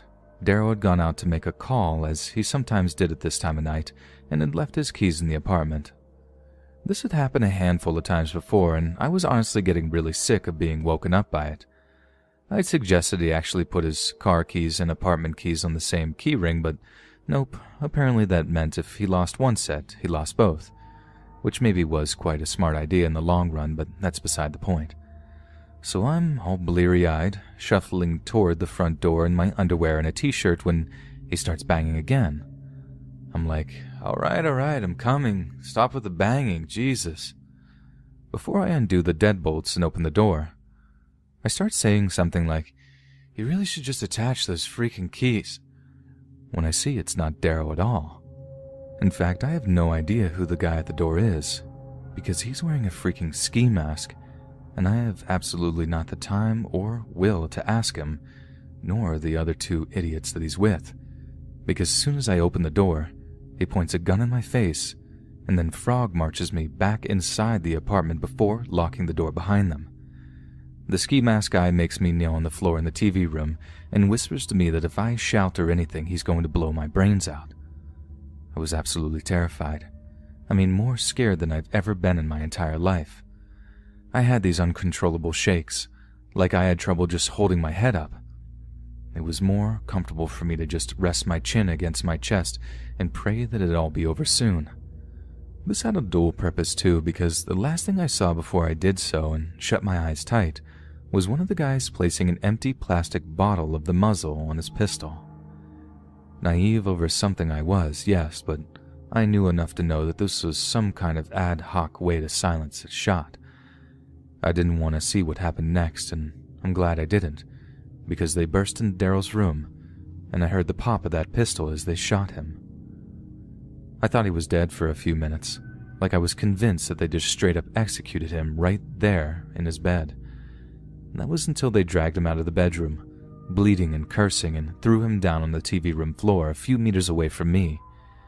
The one guy kept his gun to the back of my head while they pretty much tortured Darrow right there in the TV room. One guy stamped on the bullet wound that he had, leaning on it with his sneaker, while the other forced his face into a couch cushion to muffle the screams. I mean, it was all obviously horrible what they were doing, and that was disturbing enough, but what really got me was how they seemed to enjoy the whole thing, how they seemed to take an immense amount of personal pleasure in causing us both as much pain and distress as was physically possible. It was like hearing Darrow's cries of pain was the funniest joke they'd ever heard, how the sight of his blood was the most fascinating, satisfying thing they'd ever seen, and it was then that it all came out. Like I said, you might have guessed what the deal was by now, but I pretty much had no idea back then. I was just so young and dumb. Darrow was a drug dealer and this was a robbery. So they beat the life out of him until he finally spoke up and told them where he kept his money in his stash. But I mean, for a while there, I thought they might have gotten the wrong place. Darrow flat out denied knowing what they were talking about and insisted that they got in the wrong place and how there was nothing to find there. But in the end, he broke and told them.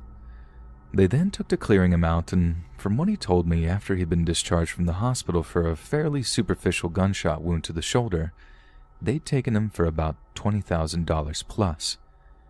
I had to cover Darrow's rent for a few months until he was well enough to get himself a real job. Turns out he was an actual college graduate with a business degree and was dealing in college to make a little money. When he graduated, the money came too easy that he just didn't bother to get a legit job.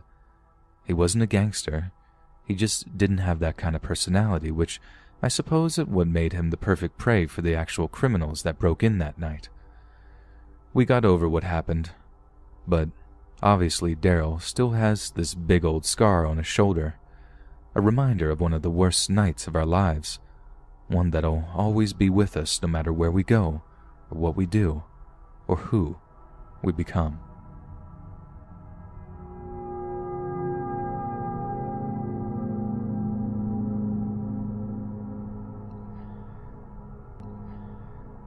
My family is a small farm here in Kirkwood, upstate New York.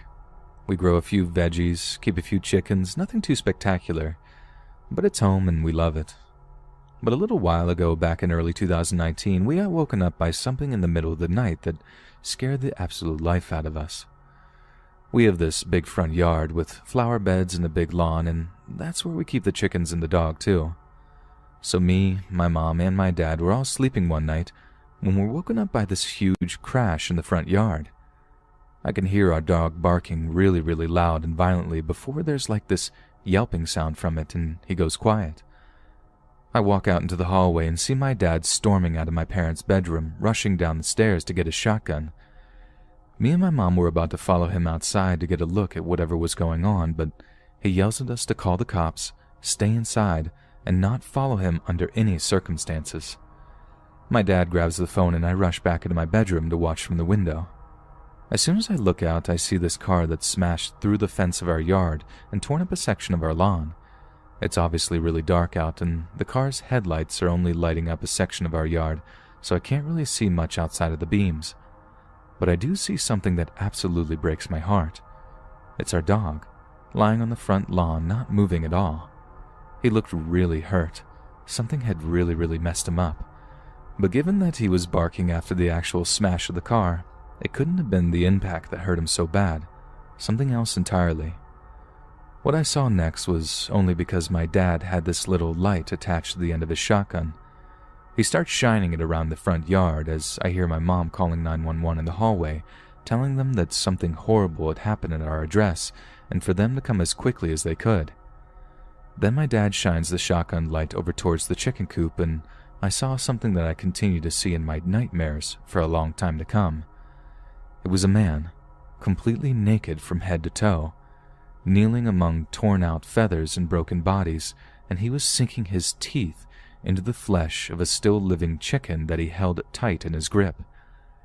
Every time he bit into the chicken, it would flap and shake, making the most awful screeching noises as he tore more raw flesh from its body. My dad racked a shell into the chamber and started screaming at the guy to get out of the chicken coop. But the guy barely listens at first, just carries on ripping this big brown chicken apart with his bare hands and teeth. And by the time he does actually start listening to my dad, God, it was horrible. He looked right into the light of the shotgun so that his face was perfectly lit up, and he smiled. There was blood and feathers all over his face and chin. He looked monstrous, totally insane, eyes bulging out of their sockets. I think even to this day it's probably the most terrifying thing I'd ever seen. I started banging on the window and begging my dad to come back inside. I was so scared the guy was going to attack him or something, and if he did, that Dad would shoot him. And I know it's maybe a little lame of me, but I just didn't want to see any of that. I was already distraught from seeing our dog just lying there all lifeless on the lawn, and I know I wouldn't be able to handle it if anything had happened to my dad. Luckily, the guy didn't bother doing anything to my dad at first. I think he was just so blinded by the light of the shotgun that he just sort of stared into the flashlight, hypnotized by it for a few seconds. But he soon rose up off of his knees, that bloody, twitching chicken still in his grip, and started to make a move towards my dad. As soon as he did, the sound of Dad's shotgun rang out as he fired a shot above the guy's head. But the guy hardly flinched. That's when I realized he must have been on some kind of drug or something, maybe meth or PCP or whatever. He didn't seem scared at all by the fact that he'd almost had his head blown off, but it was definitely enough to put him off from straight up attacking my dad. He just carried on smiling though, kneeling back down among the chickens as he carried on ripping them apart. It felt like an hour before I finally saw the red and blue flashing lights of the cop cars coming down the road, but from what I learned later, it was only a couple of minutes before they actually arrived, since they happened to have a unit in the area already down highway patrol.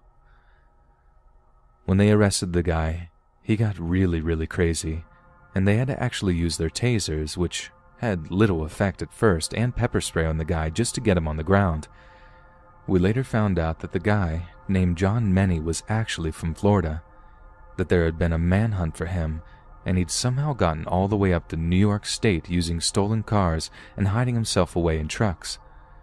We weren't the only place he'd attacked either, since he actually killed another dog on a different farm, maybe less than 2 miles away from us. That was definitely the most terrifying thing I'd ever woken up to in the middle of the night, by a long shot too. Thankfully, our dog survived.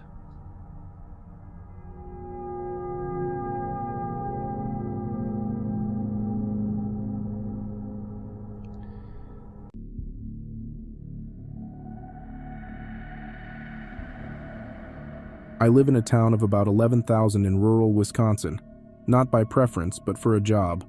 We are moving when I get a better one. I was on my way to my employer's house. He runs the company out of his basement until we get new office space.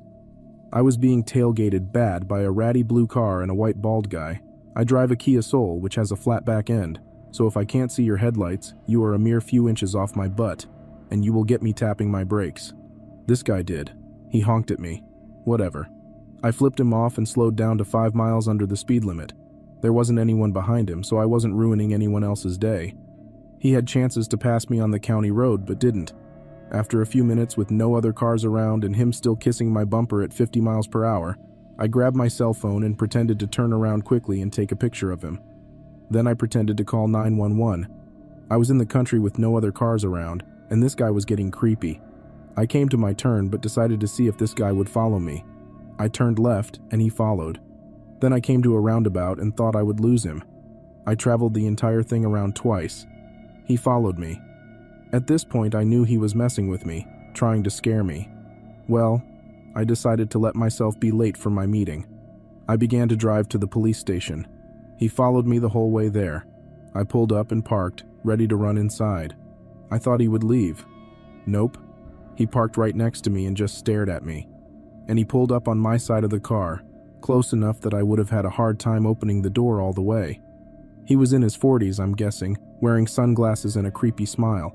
He was wearing fairly neat clothes, nothing scary there. The interior of the car was pristine. I was looking for a gun. I should mention here that I'm training to be a behavior analyst, and while I work with kids right now, my hobby is criminal behavior and profiling. I was seriously trying to read this guy. A few seconds went by and I grabbed my phone again, this time intent on calling 911 from the police station parking lot. As I dialed, he rolled his passenger window down, said nothing, rolled it back up, and took off. I went inside and told an officer what happened. Sadly, I was too focused on not crashing to get a plate. Apparently, there have been a lot of complaints about tailgaters recently, multiple with a blue car. I filled out a report with the officer, and they gave me a card for victim services and a local women's shelter, just in case he followed me home one night and I didn't feel safe, but I live in a secure building with my fiancée. I went out to my car, and there was a note on the windshield. All it had on it was a smiley face, serious horror movie stuff. I took it back inside. The officer said he'd call me a few times during the night and I should avoid going anywhere alone for a while. He did call twice and said he was patrolling my parking lot during his night shift. This is a small town, and the attitude around here is very communal, so I feel safe in that someone will back me up. If I ever see this guy again, no question, I will call the cops and lead him straight to the police station again.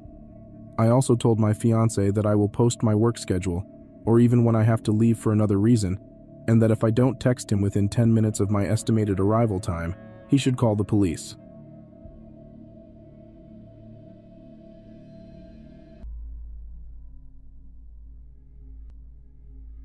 My hometown was decimated by flooding from Hurricane Floyd in 1999.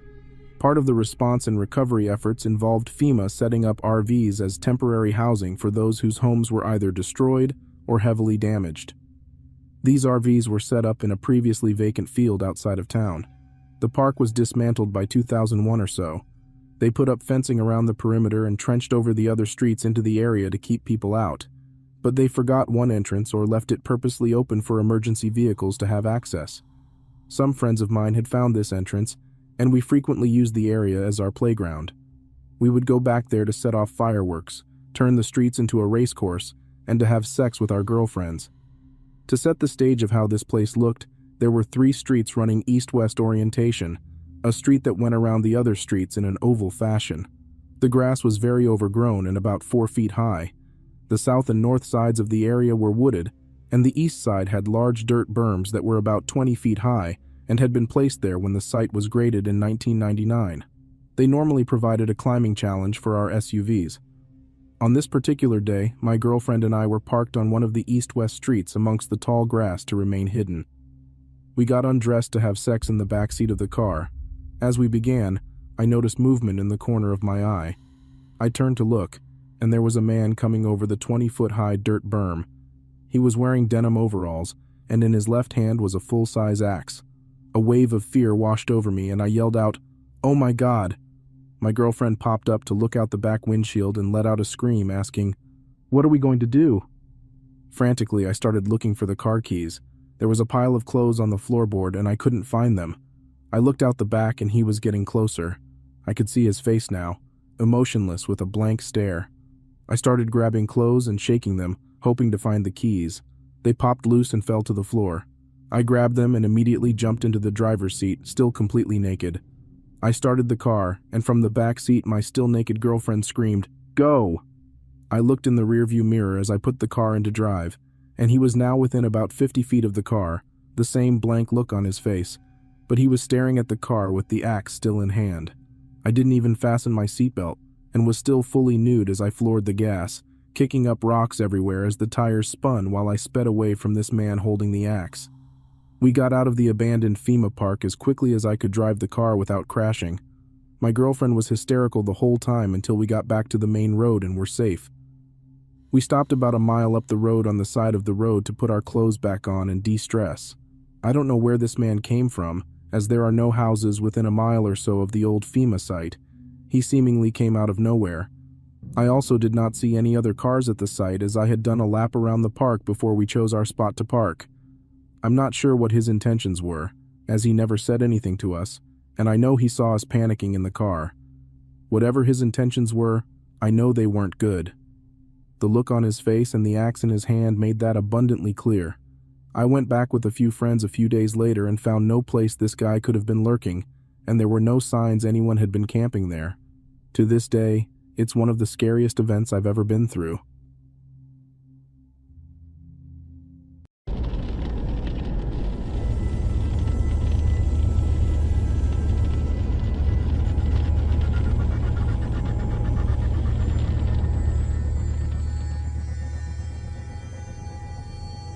A few months ago, I was partaking in one of my many late drives. I usually just drive around if I'm stressed or go sit by the water to clear my mind, and it's a total mental health saver. Anyways, after about partway through my drive, I decided to go park at the entrance to a popular walking trail. I figured it was late, so nobody would be there to complain about me blasting my music or relaxing in my car. Note that you drive to the trail by taking a narrow and bumpy dirt road, and the speed limit is 20 kilometers per hour. But it's full of massive potholes, so you usually have to drive pretty slow or you'll screw up your car. After navigating the narrow pothole-ridden road like an expert pilot, I arrived at the parking lot in one piece. But much against what I expected, there were 5 or 6 cars spaced out along the parking lot's edge and one closer to its center. This on its own isn't too out of the ordinary. However, it was close to 2 a.m. at this point, so I was a little creeped out, but it didn't really faze me. After I found a spot close to the middle, I noticed that none of the cars had any lights on, not inside or out. This was odd, as I'm pretty sure people don't usually go for group walks at 2 a.m., and if someone was sitting in them, you'd see the center console lights or something else light up at the very least. After all, who wants to sit in complete darkness? Not giving it much more thought, I cranked up my music and laid back while staring at the sky. Nothing happened until 20 minutes later. Like clockwork, car engines came to life and headlights cut through the dark. Each car except for the one by the entrance left in a line as if connected by a chain. At this point, I felt like something was off. It just didn't make sense. After seeing the line of cars leave, I figured I should head home myself. So I started up my car and began backing out of my parking space. As I did, the last car's high beams came on. This made it so that I couldn't see what I was doing, and it annoyed me. So I finished pulling out, a little too quickly, and went to the road. The other car followed. As I slowed down to avoid the potholes, the other car sped up. This continued until they were directly behind me. Keep in mind, I still couldn't properly see as they left their high beams on. This freaked me out, so I decided to speed up drastically. And as expected, the car behind me did the same. At this point, I was traveling down the narrow road at about 60 kilometers per hour, while gritting my teeth over all the expensive sounds coming from my poor car. But the car was still tailgating me. I began to freak out, slamming my gas pedal into the floorboard and attempting to speed off. But to no one's surprise, this didn't seem to shake them. We were no longer on the narrow road at this point, but rather a connecting road to the main one. I was scared. I needed to think of something fast, or I might end up on a milk carton or some missing person report, and that was all I could think about. Then I saw it. Up ahead, there was a sharp turnoff onto an area that overlooks the water. Think of it like a deep shoulder that you can park in while facing the lake. This was the perfect place for me to loose the car behind me. As I got closer, I continued to speed up. I was traveling at well over 80 kilometers per hour. Then, once I got a couple meters away, I slammed on my brakes and turned my wheel as sharp as I possibly could, almost ending up in the bushes. As I did so, the other car shot past me and continued down the road. I felt so relieved. After gathering myself, I pulled out and drove down to the intersection to go home. I was home free and coming down off of an adrenaline rush higher than the CN tower. Finally, the light turned green and I could go. But as I did, I saw the car driving down the side street that went to the water, and it sent chills through my spine. What if I stayed there rather than driving back? What did these people want from me? I'm truly glad I never had the opportunity to find out.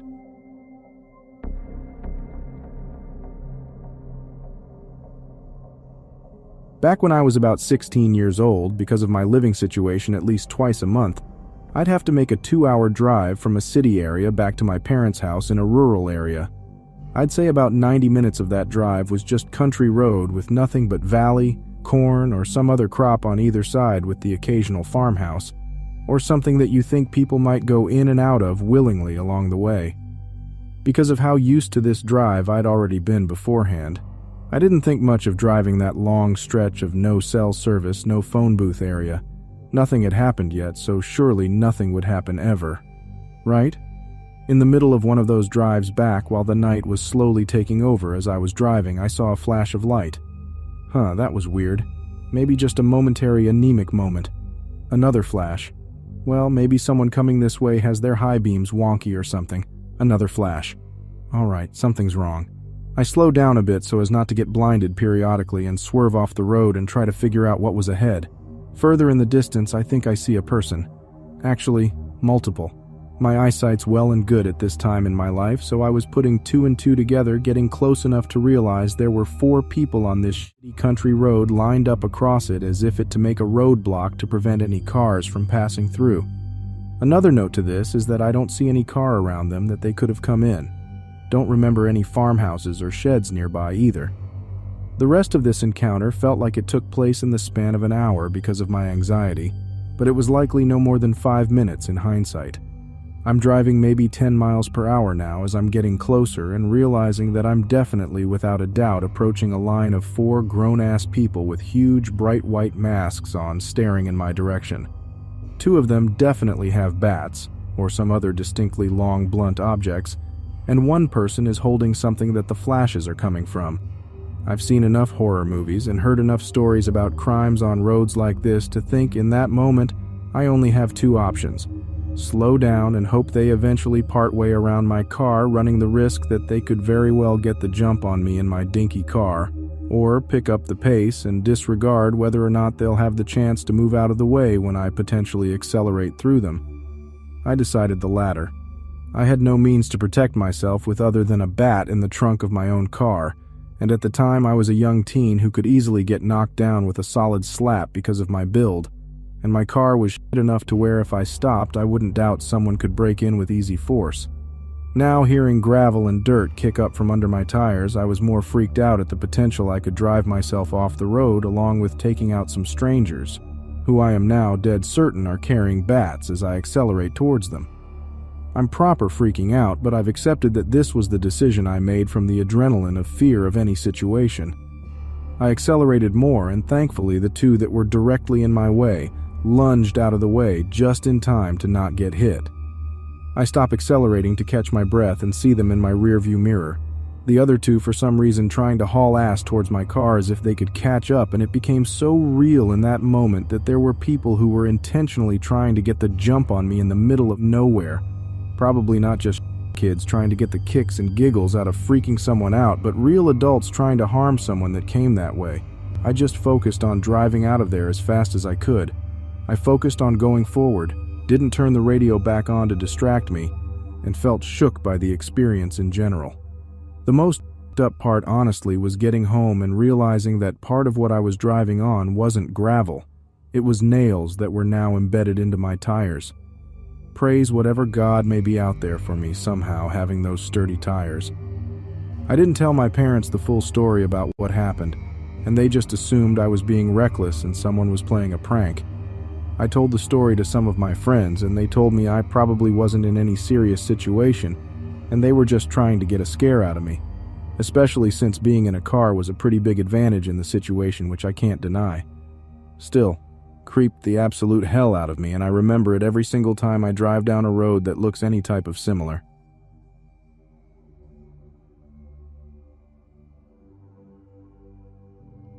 I live in a county that was pretty rural until the last 10 years. The biggest town in our county is pretty crowded now. Overcrowded, and I hate it. I moved from there to the countryside. I like where I live, except it can be really creepy at night because for miles and miles it's dark without any streetlights. One thing about this county is that the main roads always get backed up real quick. Either there's an accident or whatever, so it pays to go the back roads. The back roads, like any other rural place, are less populated, dark, and have lots of trees. Anyway, a few years ago something happened that almost made me stop using them. I was driving home kinda late one night. I decided to take one particular back road that shaved off 10 minutes from my commute home. I was tired and had to get up early, so I was going fast trying to get home soon. This road is a little more populated than some, but it is super spooky in some stretches because there are huge trees alongside the road and their branches and leaves make a tunnel of sorts. So I'm zipping through and round a curve. Up ahead I see what I thought was a giant garden flag. You know, the flags that people put up in spring in their yards. Well, I thought it was a weird flag because it seemed like it was fairly tall and large, and it was in the middle of the road. As I get closer, my headlights hit it, and it's not a flag. It is a person. A lady. She was wearing a red fez. I live in rural Maryland. You just don't see a fez every day. A long, flowy white dress and an orange reflective sash across her chest. A little strange because she's in the middle of the street. As I drove past her, it got weirder. As dark as it was, as I drove by, I could see she was about 60. She had glasses, and I could see her bright blue eyes. She looked in my passenger window, and she started doing this weird bounce thing. I thought she was going to try and get into my car. Mind you, I'm going pretty fast. I don't know what it was about her, but she freaked me out.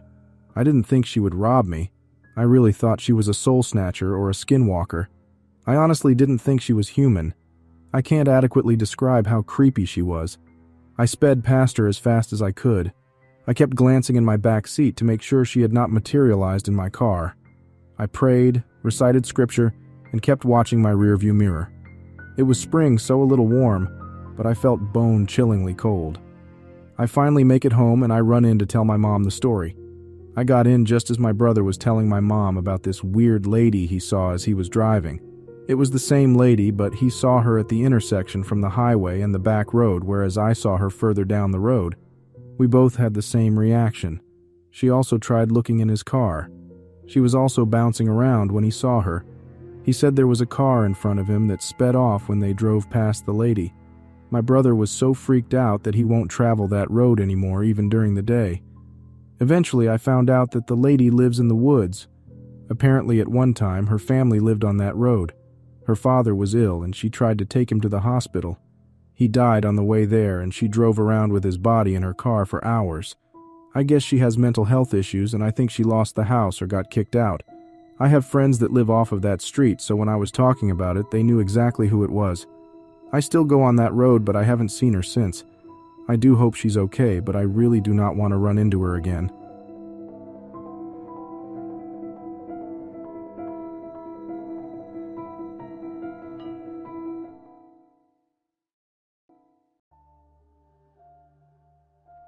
This took place in 2017 when my girlfriend and I were visiting her aunt in Seoul, South Korea.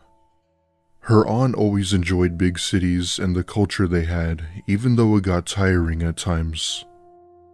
Seoul was also a major hotspot for tourists, which meant that it was busy wherever you went. However, that didn't seem to bother her aunt that much. Anyway, we were staying at her apartment for about a week before we went back home. One night during our stay, my girlfriend and I decided that we'd go out for dinner for a little date night. I'm American, and my girlfriend is obviously Korean, so I wasn't familiar with the food, nor have I even tried it. She had recommended we go to this restaurant that served really good food along with popular dishes throughout Korea. The restaurant was located in the more rural parts of the city, which was about a 45-minute drive. That being said, we hop into her aunt's car and start driving to the location. Fast forward about 30 minutes or so later, I remember us driving by some small rice fields when my girlfriend notices something up ahead. At first, I couldn't tell what it was, but we then came to the conclusion that it was a person. Because of the light from the moon, we can see that he's waving his arms up in an attempt to stop us. My girlfriend obviously stops and he approaches the car while hyperventilating. In a very panicked voice, he starts saying things in Korean that I obviously didn't understand. She begins talking to him and she translates by telling me that he had gotten lost on a hike. He had claimed that he needed a ride back to his town and asked us to help. My girlfriend, being the nice person she was, told him to hop in the back and that we drive him. We think nothing of it when we see what appeared to be two other people hiding in the tall grass. Now, I wasn't sure what my girlfriend heard, but she swore one of them said "oh shit" in Korean. This was clearly due to the fact that we had saw them, and that's when the man gets this shocked look on his face. The lights inside the car revealed his face to be bright red, as if he knew we were catching on to something. However, before he was able to do anything, my girlfriend pretends to be on the phone and makes up an excuse that we had to leave. His demeanor completely changed as if he were disappointed. At that point, we weren't sure what was going to happen, but we didn't want to stick around. My girlfriend turns the car around and we drive off, not looking back.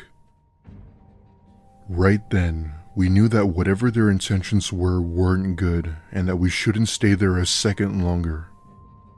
Our dinner date was obviously canceled that night, but we never did tell her aunt about it. South Korea is known to be very safe, so the chances of something like this happening were rare. A month later, my girlfriend's aunt saw a news report of two people gone missing near the area where we saw the men. The news had said it was because the two were drunk and had spread out, but I've always wondered about that. I'm still not sure if what we encountered was some sort of ambush or trap or just people pulling some prank. Even with both of those scenarios in my head, I still feel that the second one is a bit too optimistic. I've never been back to Korea since, and neither has my girlfriend.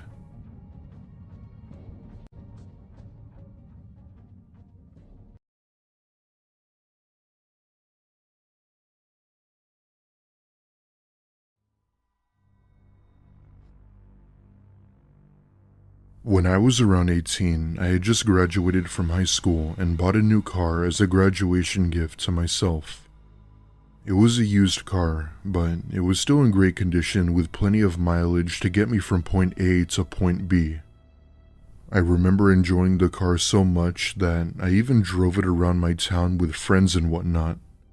Sometimes I'd have to go through many challenges in my life to the point where I'd take long night drives to ease my mind.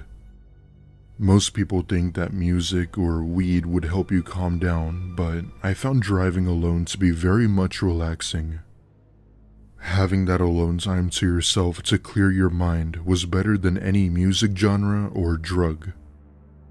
Out of context, my dad is a heavy drinker and would sometimes come home and start fights with my mom or I. This often results in me getting frustrated and going out on those late night drives to ease myself. Needless to say, my family is extremely dysfunctional in many aspects. One night, I had just gotten home from work to find both my parents arguing as always.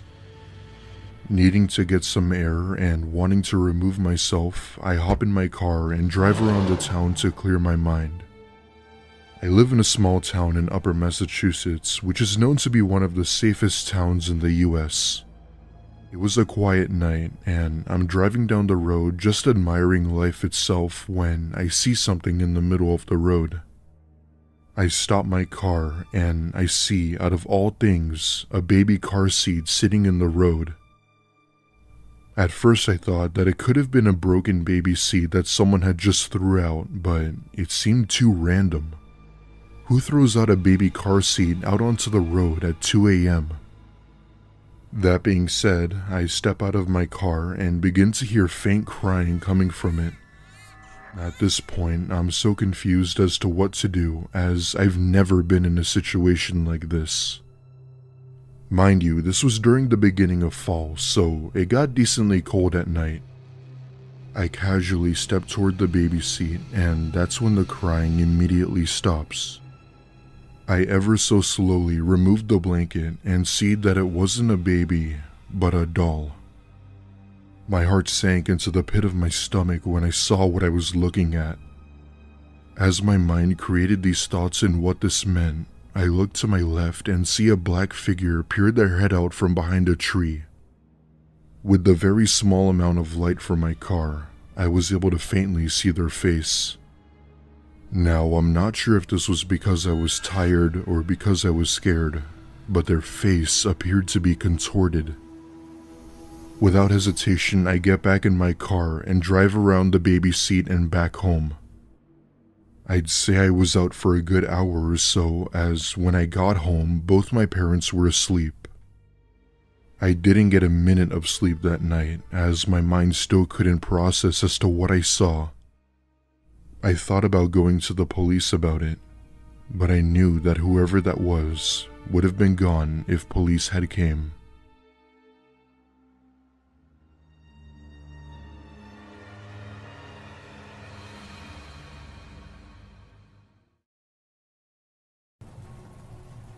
This story takes place about a year ago. I was traveling all by myself on a road trip to visit family. It was a really long drive, and it would most likely take 2 whole days to get there. During the first day, I booked a hotel for a little bit past the halfway point. I wanted to get a little bit more driving done in the first day if possible. Things started out really well, and I only stopped a couple of times for gas, food, and to use the bathroom. I would stop at places that were the quickest, usually rest stops and gas stations just off the highway. I had been up since early in the morning, and if I had enough caffeine, it would usually keep me going. In the afternoon and early evening, though, I hit a rough patch of traffic. I think there was some road construction, and that was just a popular time to be on the road as well. Things got backed up and significantly slowed down for a few hours.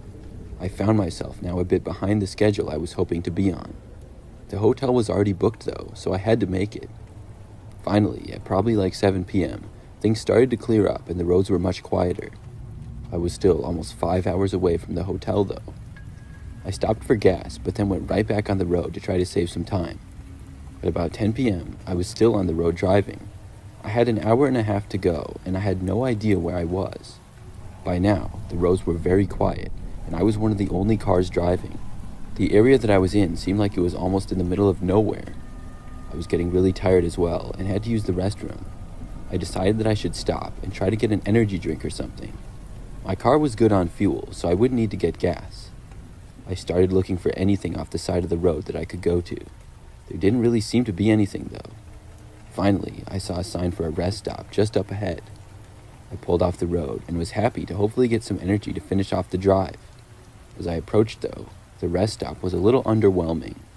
It was very small, just a little building. There were some parking spaces along the road that went past it and then back onto the freeway. The place was very dimly lit as well, and nobody else was there besides me. I parked my car and then got out and stretched my legs. I'd been driving for quite a long time without a break. Then I walked inside the small building that the rest stop had. Surrounding it was a little grassy area with a picnic table and what looked like a woods behind it. I had been to a similar rest stop before earlier in the day. Once I was inside, I used the restroom and then left. There was nothing inside the building besides a men's and women's restroom and a small lobby area with just some brochures. There was no vending machine, which is what I was hoping for to get an energy drink or something. At some rest stops, they have the vending machines outside on the side of the building instead of inside of it. I decided to walk around and see if they had one. I went around one side, and it was amazing how much darker and quieter it was over there. I heard some crickets chirping in the distance.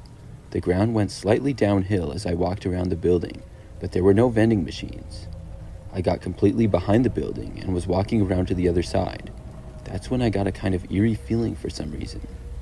I stopped and looked around at the woods in the night. Then I heard a noise. It sounded like something was moving just inside of the woods, which was about 50 feet away probably. I thought maybe some kind of animal was there, and I sort of saw a tree branch moving a little. I stopped to see what it was, because I was curious, but part of me was wanting to just turn and run back to my car and get out of there. Still, I stood there looking to see what it was. As my eyes adjusted more to the darkness, I started to notice something. There appeared to be a man crouched sort of behind one of the trees. The guy was looking at me.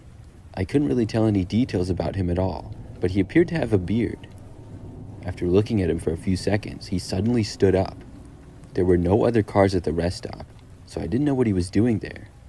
After standing, the man took a few steps towards me. I had a really bad feeling, and then the guy suddenly started sprinting in my direction. I took off running for my car as fast as I could. I ran around the building and into the parking area. When I was running, I could hear the man gaining on me from behind. I made it to my car and threw myself inside before slamming and locking the door. As I was scrambling to start my engine and drive away, the man reached my car. He started pounding on the window, and I backed out and drove off after he had smacked my window several times. I got back onto the highway and was really happy to be away from him. I decided to call the police and let them know about what had happened. I didn't want somebody else to stop there and have to encounter him. As for me, I was able to stop a little ways down the road and get an energy drink. I was in the middle of nowhere, but I made it to my hotel just after midnight.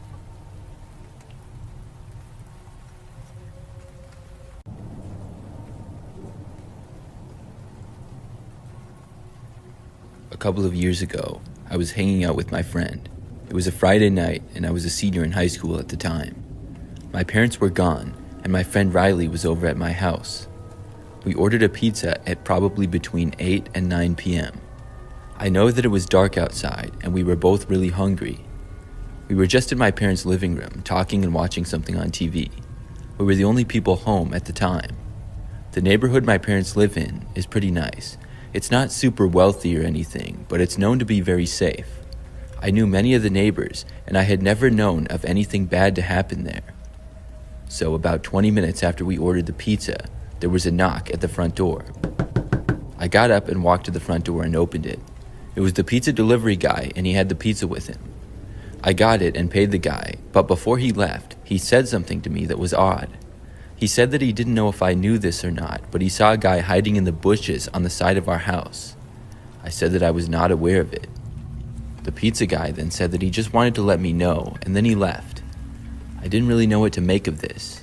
I walked back into the living room and set the pizza down. I told Riley about what the pizza delivery guy said. Both of us decided to go and check. First, we went to the side of the house from the inside. We walked over to my brother's bedroom, which had a window that looked out to that side of the house. My brother was gone, so it was empty. When we looked out of the window, we couldn't really see anything though. It didn't have a great view, and if there was a man hiding there, he would still be out of sight. Then we both left the house and walked outside. We used the flashlights from our phones to shine them down to the side of the house when we got there. We did have several large bushes that would be fairly easy to hide in. When we shined over the bushes though, we didn't see anybody. I didn't want to go right up to them and look though. I got a little bit closer and shined the light again. I could see much better now and didn't see anybody. I felt confident enough that if the man was still hiding there, I would have either seen him or he would have moved. After that, we both went back inside. It was a really weird thing. I had never known anything like that to happen around the neighborhood before. We tried thinking of potential reasons for a person to be there at this hour, but I couldn't think of any. We tried our best to forget about it now that we thought whoever it was probably now gone. Just to be safe though, we decided to get up and make sure that the back door was locked and no windows were left open or anything. The back sliding door, which led to the patio, was unlocked, so we locked it, but all the windows were shut. Afterwards, we had the pizza and watched TV for probably the next 20 minutes or so. Everything was going fine, and we started to forget about the guy. But that was when we both saw somebody pass by the living room window really quick. Both of us saw just the end of it and didn't get a good look at the person. But somebody was out there. It was really creepy. We both got up and went over to the window and looked out. We couldn't see the guy anymore though, He had disappeared either behind a tree or another bush, or to one of the sides of the house. I wasn't quite sure what to do. Would he actually leave, or should we call the police on him? Riley and I stood around the living room with our eyes fixed on the front window. That's when we heard the noise of the back sliding door starting to open, but it stopped due to the door being locked. We couldn't see it from where we were, but we both walked over to where we could get a view. By then, whoever was there was not in sight. I turned on the back light, which was for the patio, and had been off. When it went on, just for a second, we both saw the man running away. He disappeared behind a few trees and was headed towards the direction of our next door neighbor's backyard. Whoever this guy was who was prowling around was up to no good. We just hoped that he wouldn't come back. My parents got back home only about 15 minutes later. We told them everything, and for the rest of the night we were on high alert, but I don't think the guy ever came back. He must have run off for good that last time. I really don't know what he was doing though, but the one thing I do know is that I'm really glad that we locked that sliding door, or else the guy would have been inside the house with us.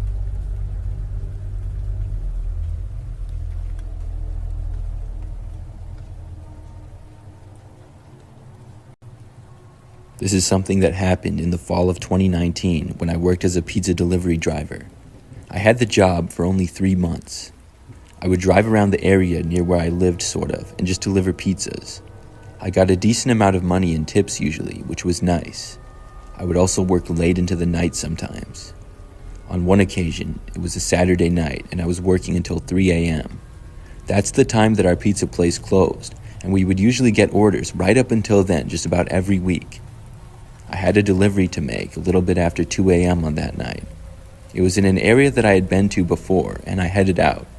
It took me maybe 10 minutes to drive to the location. When I got there, I parked on the side of the street on what was a typical residential neighborhood. There were houses all over the place, and I took the pizza out of my car. I began walking up the driveway to the house that I was supposed to deliver to. When I got up to the front door, I rang the doorbell and waited. The pizza had not been paid for yet, so I had to collect the money. This house in particular was not the nicest looking house on the street, but it wasn't terrible. Finally, the door opened and a man answered. He looked to be in his 50s and was sort of big with a long mustache. He wore an old-looking white t-shirt, and I could see that inside of his house did not look nice at all. Things seemed really messy and disorganized. The first thing that the guy said was asking me if I wanted to come inside. I said no thanks and told him how much the pizza was. He got his wallet out of his back pocket and then started going through his cash. As he was flipping through his dollar bills, he told me again to come inside the house. I really didn't want to, and I said that I was good. The guy was taking his time paying, and it was getting really uncomfortable by the second. Finally, the man handed me the money for the pizza. No tip, but I didn't even care anymore. I took it and handed him the pizza box. Then I immediately started heading back for my car parked out front. I walked down the steps and back into the driveway. It was really dark, and there were no streetlights nearby. There were also no lights on the guy's property either. About halfway back to my car, I heard footsteps behind me. I looked over my shoulder and saw the guy. He was walking behind me about 30 feet back. I walked faster and reached the end of the driveway. Then I got to my car and got inside as quickly as possible. When I closed my door, I looked and saw the man arriving at the other side. I quickly hit the lock button before the man attempted to open the passenger's side door. He then went back and tried opening the rear passenger's side door, which was also now locked. I put the car into drive and left. I don't know what that guy wanted, but it was really suspicious. He didn't say anything at all. When I've told this story to friends, a couple of times they've said, maybe he just wanted to give you a tip that he forgot. But he could have spoken up at any time and told me. He didn't say anything. And why would he just try to open my door? And something about the guy was off for sure. The way he invited me in his house a couple of times was really creepy. I'm just happy that I left when I did.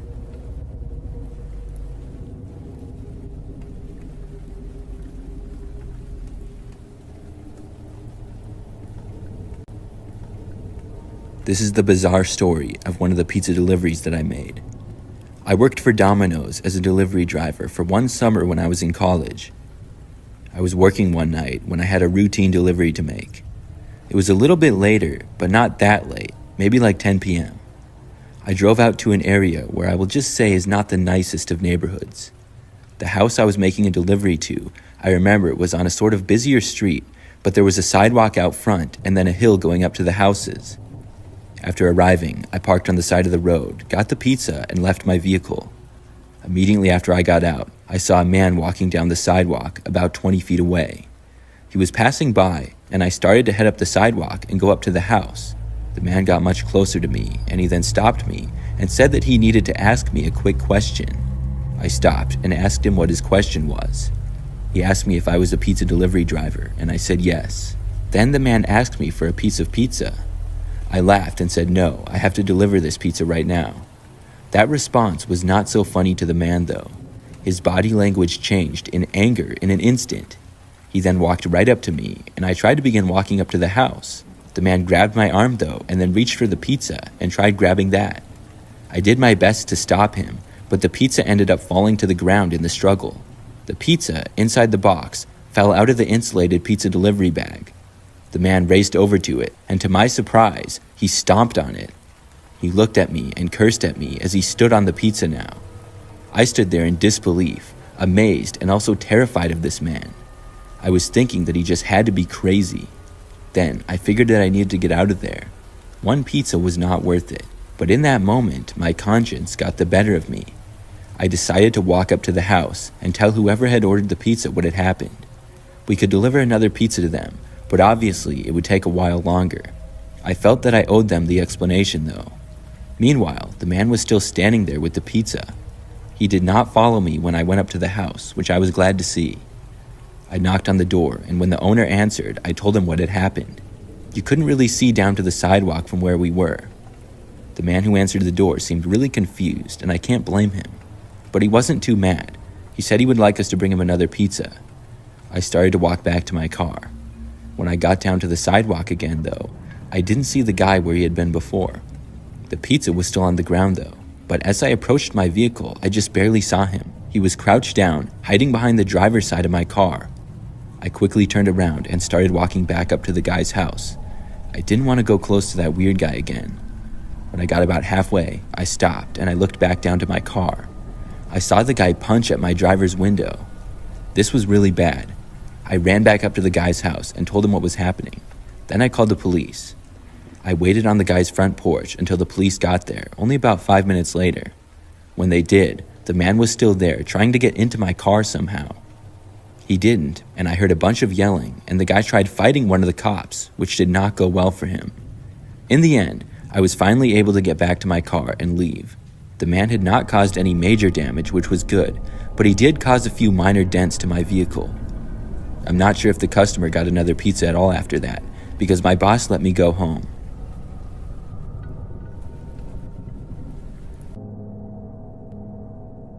Working on and off part-time in the pizza delivery industry for the last 20 years, I can tell you a crazy story or two.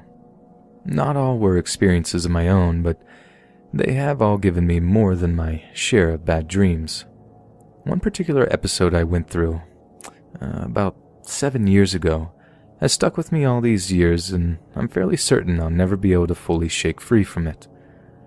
About a year before what I'm talking about went down, I had befriended a guy at work everyone called D.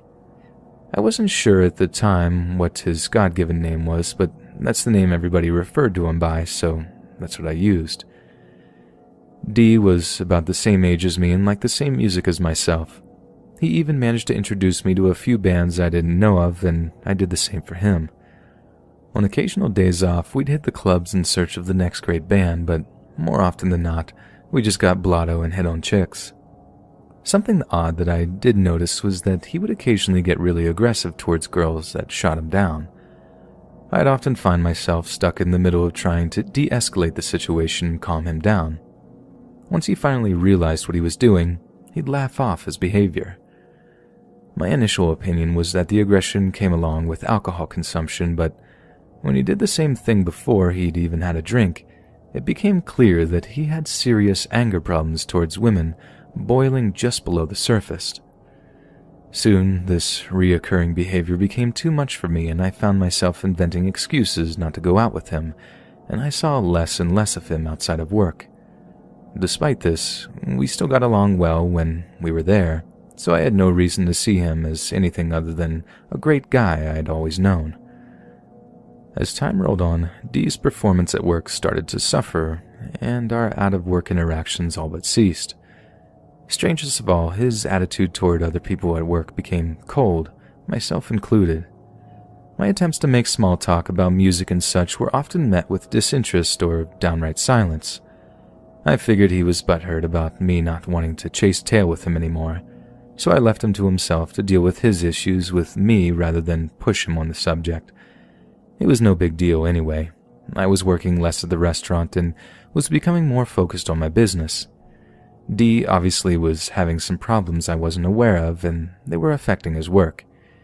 He would spend longer and longer on his deliveries until one day he never returned. It wasn't until my next shift, a few nights later, that I found out that he'd been arrested. The cops picked him up on his last delivery, and you'll never guess why. From rumors and the little information I got from the media, the cops grabbed him while he was attempting to break into an apartment. As the facts slowly seeped out, it appeared that Dee had been doing this a lot, usually while working. Not only was he breaking and entering places, he turned out to be a serial sexual offender that we'd had around the area for years. Apparently, the individual in question was allegedly supposed to have assaulted and killed at least 5 women or possibly more since he started. I had had a hard time believing this all at first, but as I began analyzing his behavior towards females when we went out, it started to make sense. From the testimony of others, I was apparently one of the few who actually got a peek behind his mask. At least at first, but as the months went on, the mask began to slip and he was unable to hide his true self from those around him. This is probably the reason why he became cold and distant to other people. He couldn't hide his real face any longer. I had moved on from that particular restaurant by the time the trial was about to start. He was only being charged for the attempted break-in and 1 assault and murder. The trial only lasted a few weeks before he pounced on the deal that he was offered. He managed to dodge the death penalty but still got nailed with a life sentence. He's currently rumored to be a model prisoner and lead guitar in the prison band. The authorities have made it clear that he isn't going to get away with any other crimes. In the future, when they have accumulated more evidence, they will go for the death penalty. Considering there's no statute of limitations on murder, I'm pretty sure they'll get it.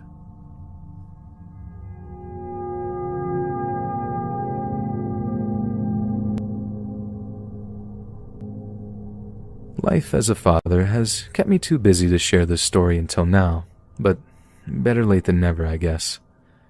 This didn't actually happen to me or anyone I know.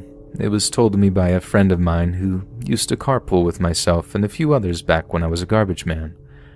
Yes, I was indeed a garbage man, but that's another story for another time. If you all are nice to me, I may share it in the future, but that's not why we're here. Now back to the point, I'll do my best to be as accurate as possible in relaying this story. Although I'm nowhere near the storyteller my pal is, I'm more confident that it can stand on its own in the drama department. Now, hopefully, that will be enough details and we can get to the story. The guy who told me this is Billy. At the time the story took place, he was working as a small independent pizza delivery place. Another driver working there was some dude everyone called Mac. One night, not long before Bill quit, he took a phone order from a customer that made him uncomfortable. He couldn't really specify anything that he had said that set off his alarm, but he still got a bad vibe from the guy and he refused to deliver the order. This caused a bit of an uproar with management at first, but soon, Max stepped up and volunteered to take the pizza. He claimed he had delivered to that address before, and although he was a little odd, the dude was no threat to anyone. Being more than happy to get the boss off his back, Bill let Mac take the order and whatever tips that may come with it. Once the pizza came out of the oven, Mac quickly boxed it up and took off to deliver. Here's where we'll have to rely on a lot of conjecture and clues accumulated at the scene, but from what they could piece together, this is what happened next. Mac made it to the address and delivered it like normal. Despite the light being out on the street, he went about his work per usual.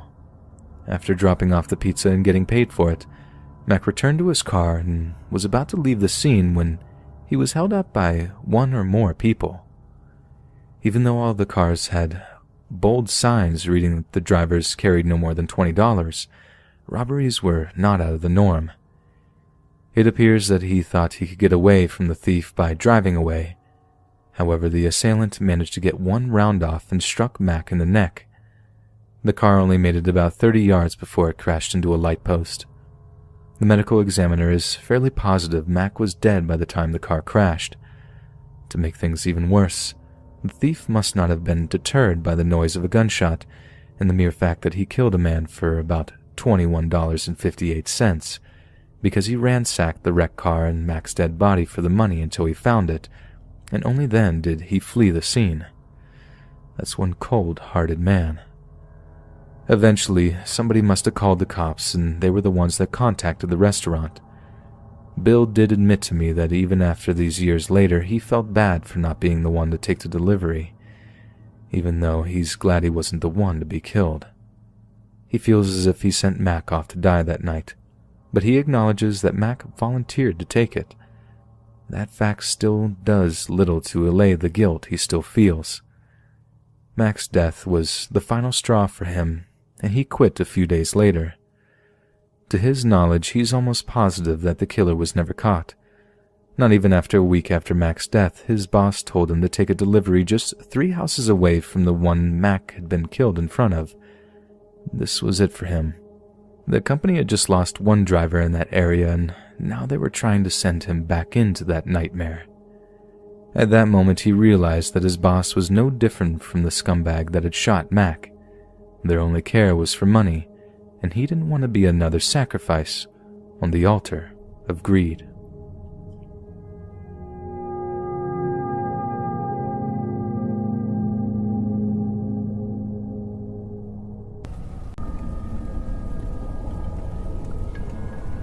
This happened just a few months ago. I was at home one night by myself, and I ordered a pizza. For a little more details, I'm a 26-year-old female and live in a 2-bedroom house by myself. This was at about 7 p.m. when I ordered. It was a local pizza place that I got sometimes. About 15 minutes later, there was a knock at my front door. I answered it, and there was a man standing on my front step with a pizza box. The guy delivering it was sort of short and had long, dark, stringy hair. I opened the door to him, paid, accepted the pizza, and then the guy left. Then I went inside. It was a very normal and average interaction. Over the next couple of hours, I hung out at home, having the pizza, watching TV, and going on my phone. At about 11 p.m., I started to get ready for bed, but it was around that same time when there was a knock on my front door. Now, this was really strange because of the fact that it was so late at night. I don't think anybody had ever knocked on my door so late. Before answering it, I decided to look through the living room window. When I did, I saw a man, and I quickly recognized him. It was the pizza delivery guy from earlier, but he wasn't wearing his pizza clothes anymore. He was wearing a black jacket and jeans. I wondered what he was doing here, but as I was looking at him through the window, he looked over and saw me. I jumped back out of instincts. I really didn't want to answer the door. After he saw me, he knocked again. I had a bad feeling about it. This was just too sketchy. I really didn't want to answer the door, so I went back over to the window. I unlocked and slid up one of the living room windows. The man looked over again. Now it was just a window screen, so I could talk to the guy and he would hear me. I asked what he wanted. He didn't answer me, but instead started walking over to the window. When he got within 5 feet, I backed up and shut the window. I saw the guy motioning for me to lift it up again, but I didn't. He was being way too weird. After standing at my window for a while, he finally turned back around and walked away. I watched him go back into the street, and I was glad to see him gone. I went back to getting ready for bed after that. But when I got into my bedroom, my cell phone rang. I did not recognize the number, so I didn't answer it. But whoever had called left me a voicemail. I decided to listen to it. When I did, I heard a man say that he was outside, and if I didn't let him in, he was going to break in. Obviously, this had to be the same guy. I decided to call him back. When I called, he answered instantly. I asked him what he wanted, He told me to let him in the house, and I asked him why. He told me to just do it. Then he hung up on me. Of course, I wasn't going to. Instead, I called the police. I told them what was going on, and then went into my bathroom and locked the door. I didn't know if the man was going to actually try to break in or not. I did my best to distract myself from the situation as I waited for the police to get there. When they did arrive, the man was gone. I told the police everything that I knew. The good thing is that it was easy for them to locate the man because I knew his job. I could also describe him, and I had his phone number. After that, I haven't been bothered by him since. I'm a 29-year-old female, and this happened to me 2 years ago. I don't live in the US, but the town I live in has a strong American influence, with many American immigrants and tourists. Because of this, the houses in my town have a lot of American features that typically the rest of my country doesn't have, such as our washing machines and dryers being in the basements, or a separate little outhouse in the back garden. My house was one of the ones with an outhouse. I'll explain the layout of my house briefly so that the story makes sense. My house is 3 bedrooms, with an upstairs and downstairs. There's a back door which leads outside in our kitchen, and another one in the conservatory. The door outside from the conservatory takes you out into the porch, and if you walk about 20 seconds, you reach the back door accessible via the kitchen. Beside this is the outhouse where the washing machine is kept. The outhouse looks like it's attached to the house, but you can only enter it via going outside. Now that that's out of the way, on to the story. It was a Thursday, and I was home alone because it was my day off while my fiance was at work. He had left that morning, and he wouldn't be home until about 7 p.m. I won't bore you with all the details of what I did that day. Only the activities of that afternoon onwards are relevant. I'd put a load of laundry on at about 3 p.m. I went outside via the conservatory door, and I didn't close it behind me. I know this might sound stupid on my part, but it was only going to be open for about 2 minutes, and I thought it was safe since no one would see the door was open. I was in my back garden after all, and my street is located in a pretty safe area, and many of my neighbors are elderly or younger people with families. The season was also changing into autumn, and since the conservatories trap heat, I figured a blast of some cool air would be good after just getting through a really hot summer. Anyway, I didn't think much of it when I went back into my house and I had settled on the couch to watch some TV. The day went on as normal, but at about 5 p.m., I thought that I heard some movement from upstairs. Now, I was used to the normal noises of the house, so I knew it was an out of the ordinary sound. If you went into mine and my fiance's bedroom upstairs, you could actually hear a creak if you stood in the middle of the room because it was directly above the living room. I didn't feel scared at this point, just confused. It was just me in the house after all. I decided to ignore it though, because I realized I had to go outside and get my laundry out. I'd set it to a 1-hour spin, but it actually ends up taking about an hour and 20 minutes. And I knew it would be ready by now. So I went outside and I put it in the tumble dryer. My fiance's favorite pajamas were included in the wash, and I wanted them to be nice and warm for him when he came home. Again, I settled on the couch afterwards because I was having a lazy day. I'd been seated for like 10 minutes when I heard that same creaking noise yet again, followed by a thumping noise. I froze, and a feeling of dread crept over me. Now, if I hadn't heard the noise from earlier, I would have just assumed something had somehow fallen, and I would have went up to check it without even thinking anything of it. However, the creaking noise from earlier was now at the forefront of my mind now. I'd muted the TV, and I had hesitated when I rose to my feet, unsure of what to do. I tried to be rational, telling myself I was being a drama queen and that houses made noises all the time. The season was changing, and we'd only been in that house for just over a year. So maybe it was possible the house was just settling differently because of a temperature change, and I hadn't picked up on it yet. Besides, if someone was up there, I would know because I had a view of the hallway from the couch I was on, and I would have heard the door open anyway. This is when I started to think about how I technically left my house vulnerable to entry hours ago. But again, I told myself no one could have snuck in because it was my back garden. From the front of our house, you can walk up the side and be in the back garden, but the odds of someone doing that when I had the conservatory door open seemed very slim. So I told myself to get a hold of myself and just go upstairs and look. I couldn't resist the urge to be very quiet as I ascended the stairs, stopping every 2 seconds and just listening hard for any noise. The house was silent. Once I reached the top of the stairs, I looked inside the bathroom and there was nothing out of place. That made me feel better, and I walked into mine and my fiance's room. Our bedroom door was open, but we always kept the other 2 bedroom doors closed since we used one as an office area and the other was pretty much just empty, with only a spare bedside table inside it and maybe some of my fiance's PlayStation games. I looked around our bedroom and I saw that several of my books had fell off the shelf, as well as one of my ornaments. As you can all imagine, this made me feel really uneasy. The way our bedroom is laid out is you walk in from the right, our bed is in the middle. A window is to the left wall right in front of you when standing at the door.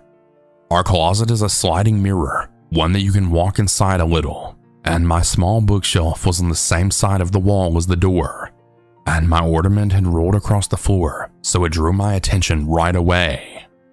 I picked 3 books up, and I put everything back. Then I looked towards the closet. It takes up the whole wall, and it has 3 mirrors you can slide.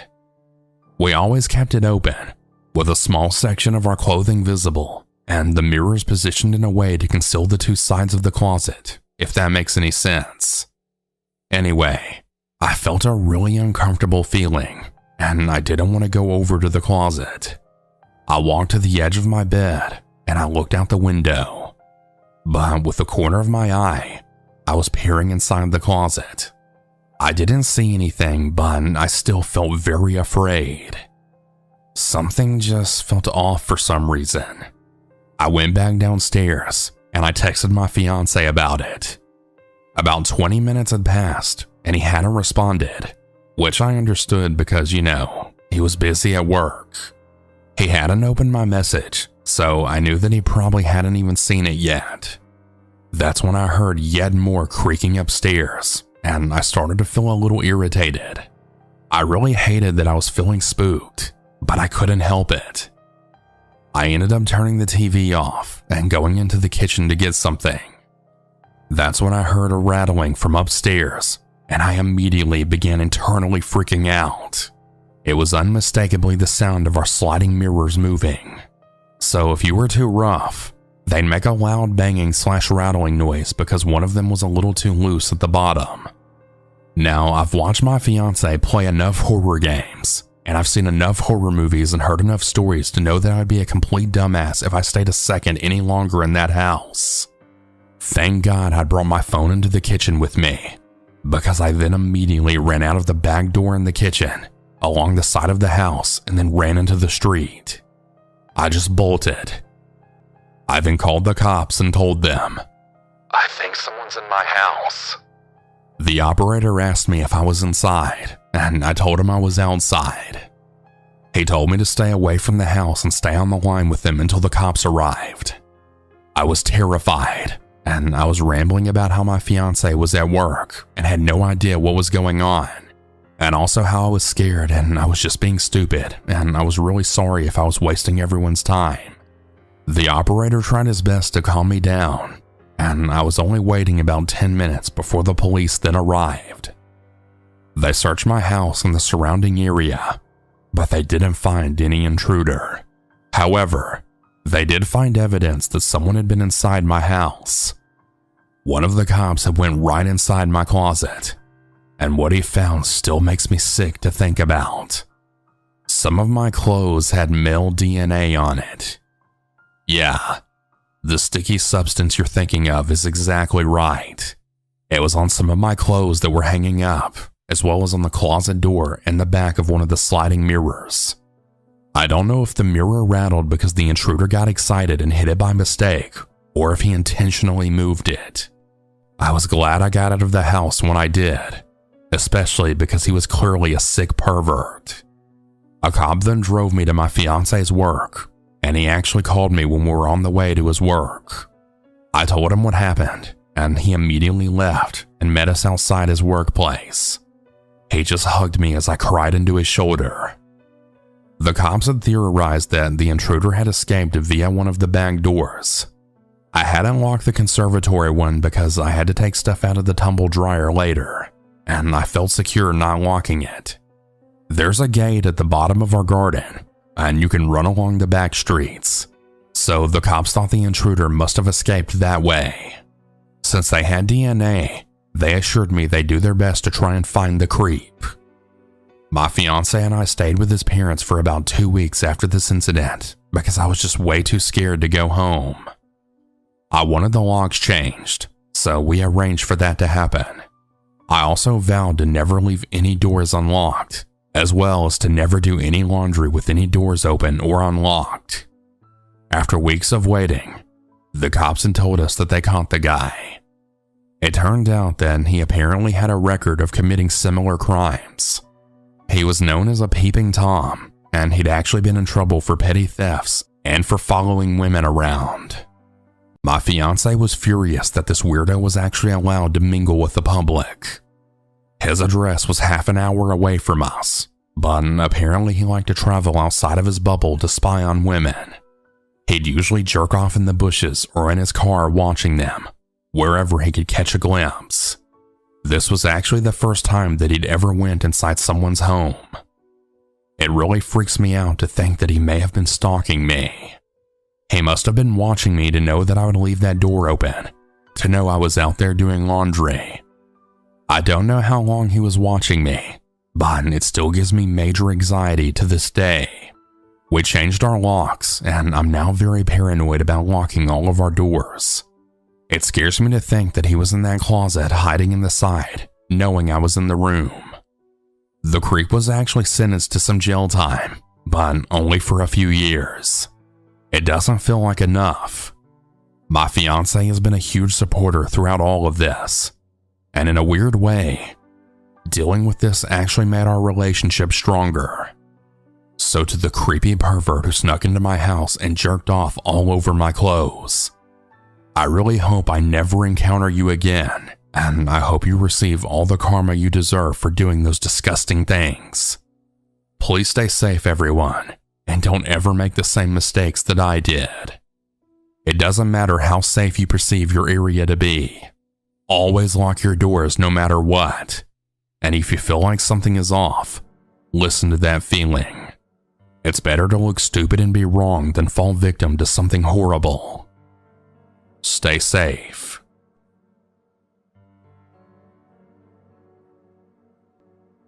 I'm a 36-year-old male, and I live in a ground floor apartment in a seaside town in England with my girlfriend.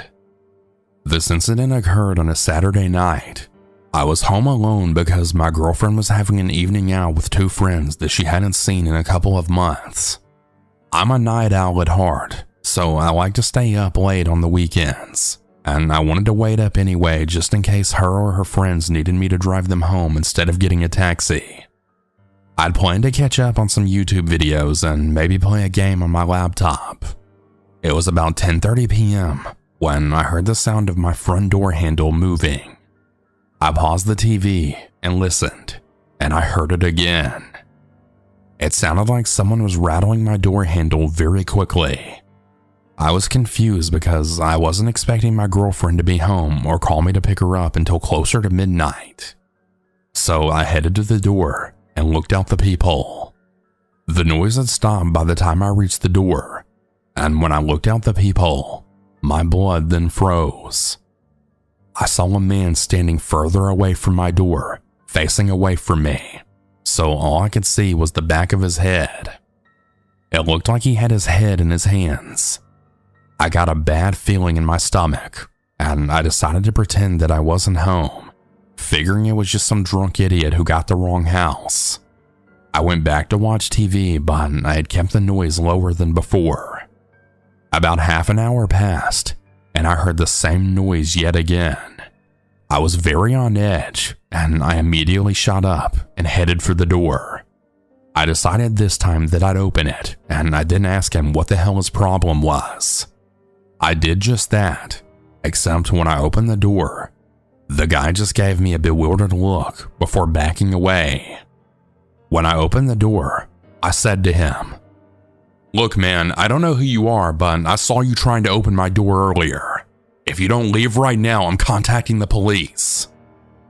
I didn't recognize this man as a neighbor, and his eyes looked tired, with black circles underneath them, and he looked solemn. I stood there watching him as he backed off, before he went to the entryway to our apartment block and just sat there, head in his hands.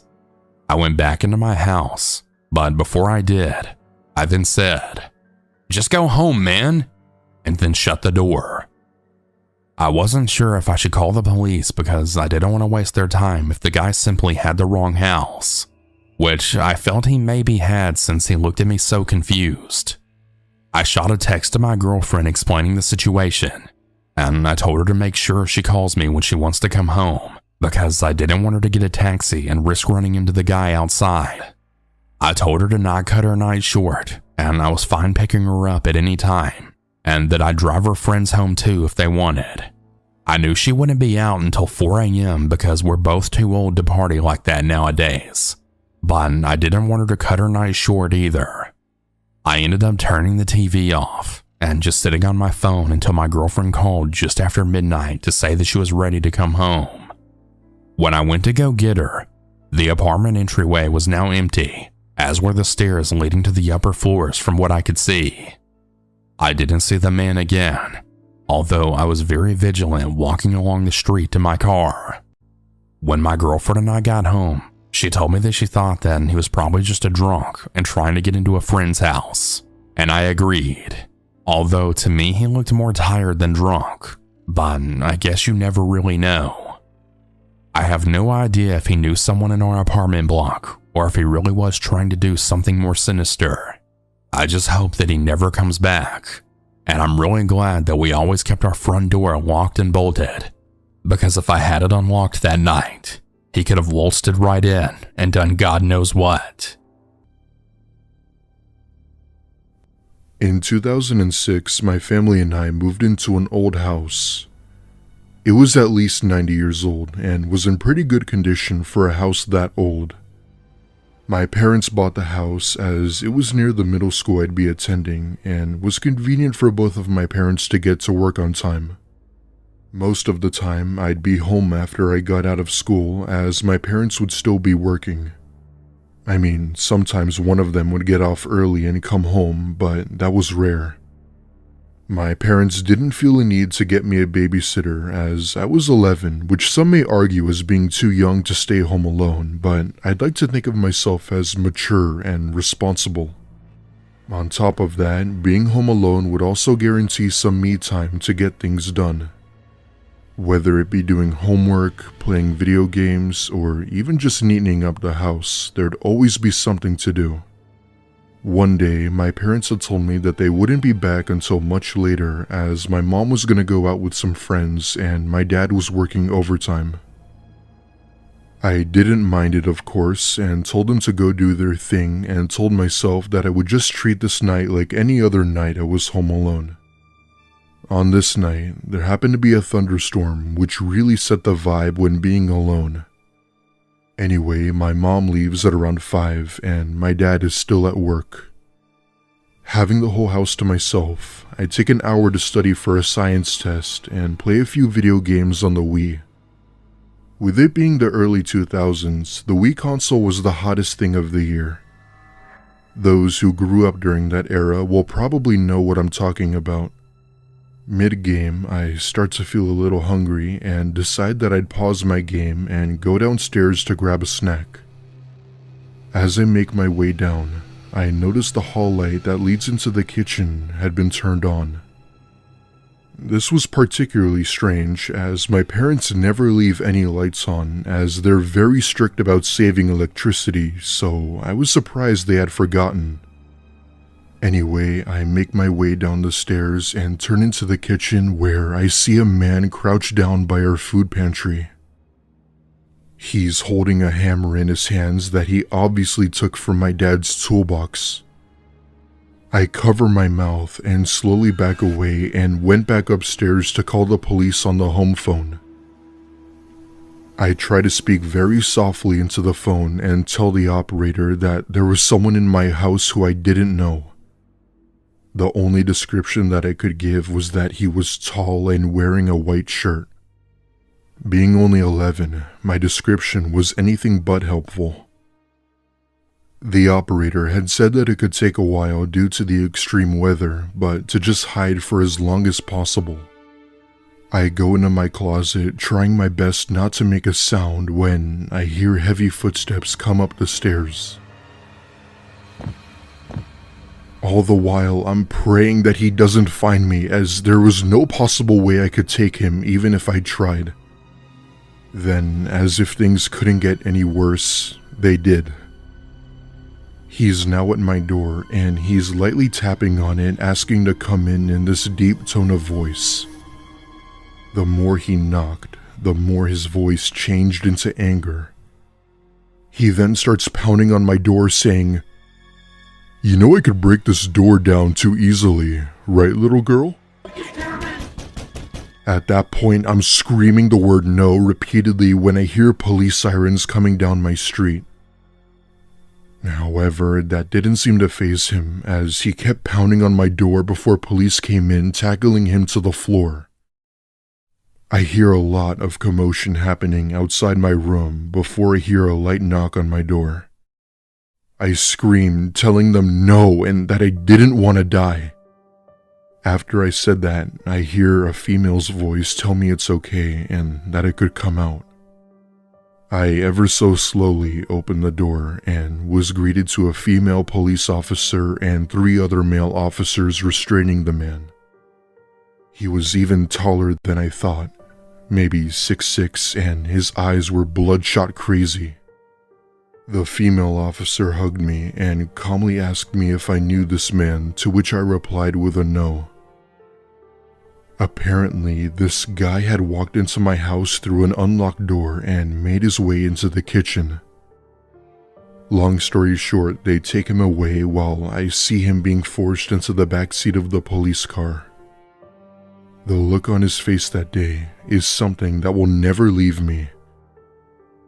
It was a look of pure hatred, as if the first thing he'd do once he got out of jail would be to come back for me.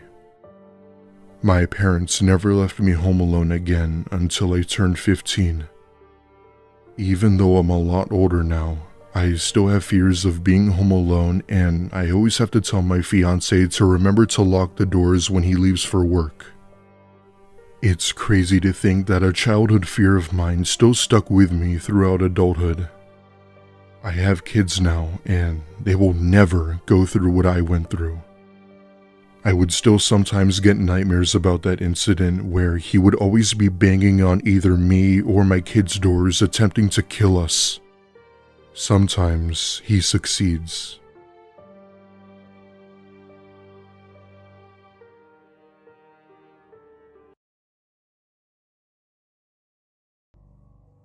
For context, I'm a female, and this happened just last week when I was in my first semester of college. I attended a community college right near my house, as it was more convenient for me to get to and from school. Anyway, last week I had just gotten home from my first day of classes and threw myself onto my bed to relax. Being at school for long hours was enough to make me exhausted, and sleep was the only thing I was looking forward to. I get some shut-eye for a good hour or so when I woke to my dog Mia barking. This was weird as she almost never barks. I have a dachshund, big bark, small bite, and was the sweetest thing anyone could have, so when I heard her barking, I definitely thought it was strange. I dismiss it as her just barking at someone walking their dog or cat. However, it wasn't until her barks went from annoying to defensive, and that's when I get up to see what she was barking at. I could then see her barking into my parents' bedroom. She has her head up while barking as if she were barking at a person. The only problem was that there wasn't anyone there, even though she clearly knew something was there. At this point, I'm officially creeped the hell out while trying to get her to snap out of it. As I was about to approach her, she squeals back as if she was hurt or scared. I take a look at her and I see this minor gash above her stomach where I then covered it. Thankfully, there wasn't that much blood, but it still hurt her to say the least. I grabbed Mia and ran out of that house so fast to call the police. When my parents got home, I had told them about what had happened prior to them arriving. However, my parents are the type of people to take everything so lightly and lectured me about how I haven't been sleeping well enough and that it was all in my head. I know my story sounds crazy, but I saw it happen. I don't care if my parents believed me or not, as I know what I saw. Nothing has happened since, and my dog has gotten back to her normal self. This is by far the scariest thing I've ever seen, as I still can't find the words to explain it. I've had a few people tell me that it was just my dog being dumb, while others say it was something paranormal related. All of these theories were valid, but unfortunately, the second one seems more plausible. I'm not sure what exactly happened, but what I do know is that my dog obviously saw something in that room that I couldn't see, that terrified her.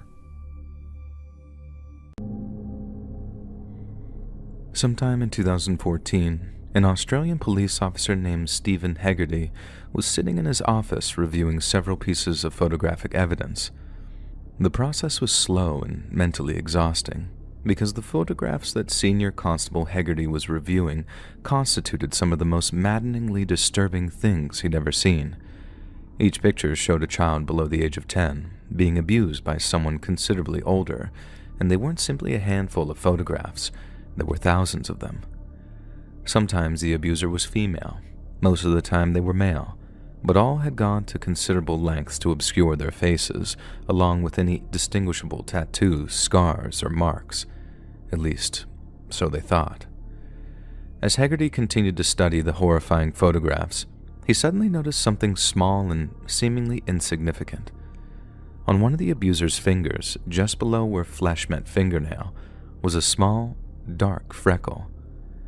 The same freckle was present on the finger of almost all the masked abusers depicted in the photographs, leading Hegarty to the realization that they were all the same person, all the same man. The freckle constituted a minuscule detail, but it was one that would become a key piece of physical evidence in a global policing operation designed to combat the exploitation of children. Christened Operation Prism, the operation sought to bring down the single largest child exploitation site on the dark web, whose estimated 45,000 members accessed via sophisticated Tor encryption software. The Australian division of the investigation team, headed by Hegarty and dubbed Task Force Argos, had discovered that the man running the site was actually a fellow Australian and was most likely living in the southernmost area of the country. Yet despite having a rough idea of his location, the man's identity remained a mystery.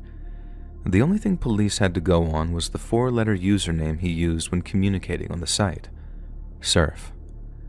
A few weeks later, South Australian Assistant Police Commissioner Paul Dixon received a call from an officer at Task Force Argos. All they said was, "We had a potential target in our jurisdiction," Dixon later said. But at that stage, we didn't know his name, who he was. We didn't even know he existed. All we knew was the username Surf. The global investigation into the website, the name of which has been kept a closely guarded secret, went public in 2011 when a German man was arrested on charges of exploiting children. This is how police first learned that the website's owner was operating out of South Australia. Having shifted their attention to the region, police managed to arrest a high-ranked member of the site who was living in Queensland. Police had hoped that the man was the mysterious Surf, but to their dismay, he was not.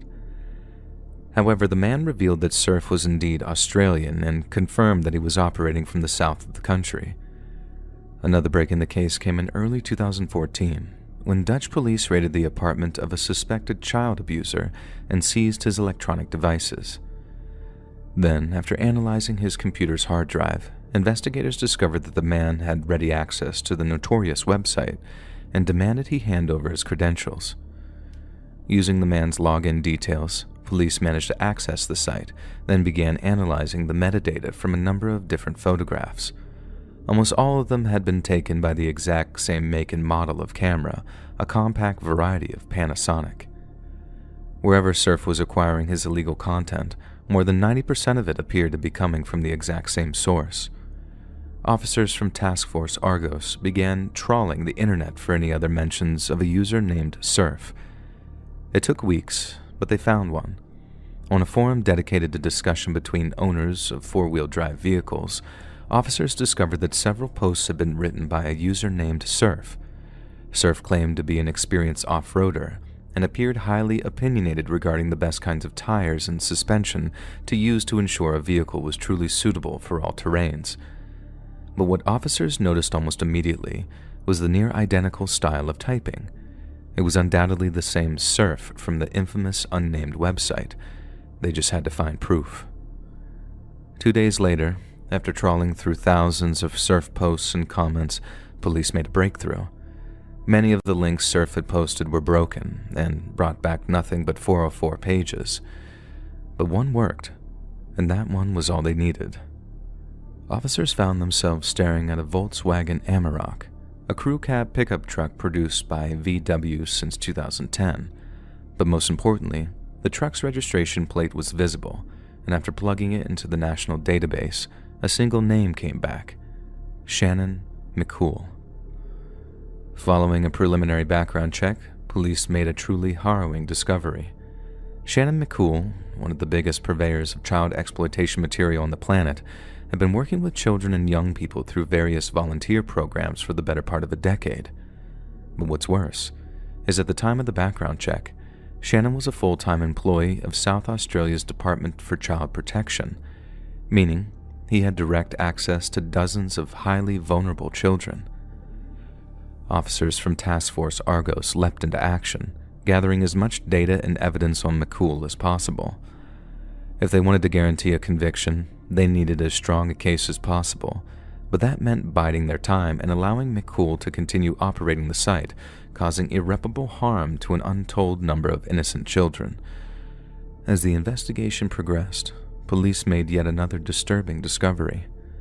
During the summer of 2013, an anonymous tipster contacted Shannon's employer, the Department for Child Protection, claiming he'd made an inappropriate comment regarding one of the children in his case. Shannon was suspended for 3 months pending an official investigation, but incredibly, was permitted to return to work following vehement denials and a general lack of evidence. Investigating police officers were understandably nauseated by these new details, and it was clear that McCool posed a clear and present threat to the safety of children everywhere. But it was also through their careful analysis of McCool and his likeness that they made their biggest breakthrough yet. One of the officers from Task Force Argos had been given a very unusual task. He was charged with identifying which of McCool's social media photos showed his hands in any kind of detail. Since the abusers present in the photographic evidence went to great lengths to conceal their faces, the only thing that truly set them apart were their hands, or more specifically, their fingers. This meant the officer in question spent hours upon hours cropping images of McCool's hands, along with the appendages of many others suspected in the trafficking or exploitation of children. These images were then painstakingly digitally enhanced until ready to be used as possible identifiers for the abusers in the photographs. Then one day, Senior Constable Stephen Hegarty came to visit the officer at his station to see how he was progressing. The officer was in the process of enhancing images of McCool's hands, and as Hegarty reviewed them, his jaw quietly dropped. On Shannon's middle finger, just below where flesh met fingernail, was a small, dark freckle. It was him, the man from the photographs. It was Shannon. He wasn't just one of the largest purveyors of child exploitation material on the face of the earth. He was directly involved in its creation, all whilst having direct access to some of the most vulnerable young people in Australia. As we've already mentioned, the decision was made not to apprehend Shannon immediately. Police wished to covertly collate evidence on Shannon without alerting him to the investigation, as doing so might give him a chance to warn others or destroy key evidence. But after it was discovered that he was not only an employee of South Australia's Department of Child Protection, but was active in the sickening exploitation of children, police realized that they had no choice but to arrest him as soon as possible.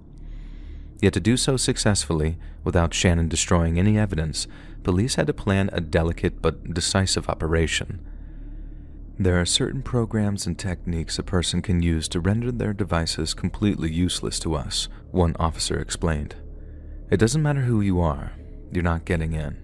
And if that had happened in our case, there's no way we'd have obtained the same kind of result we achieved.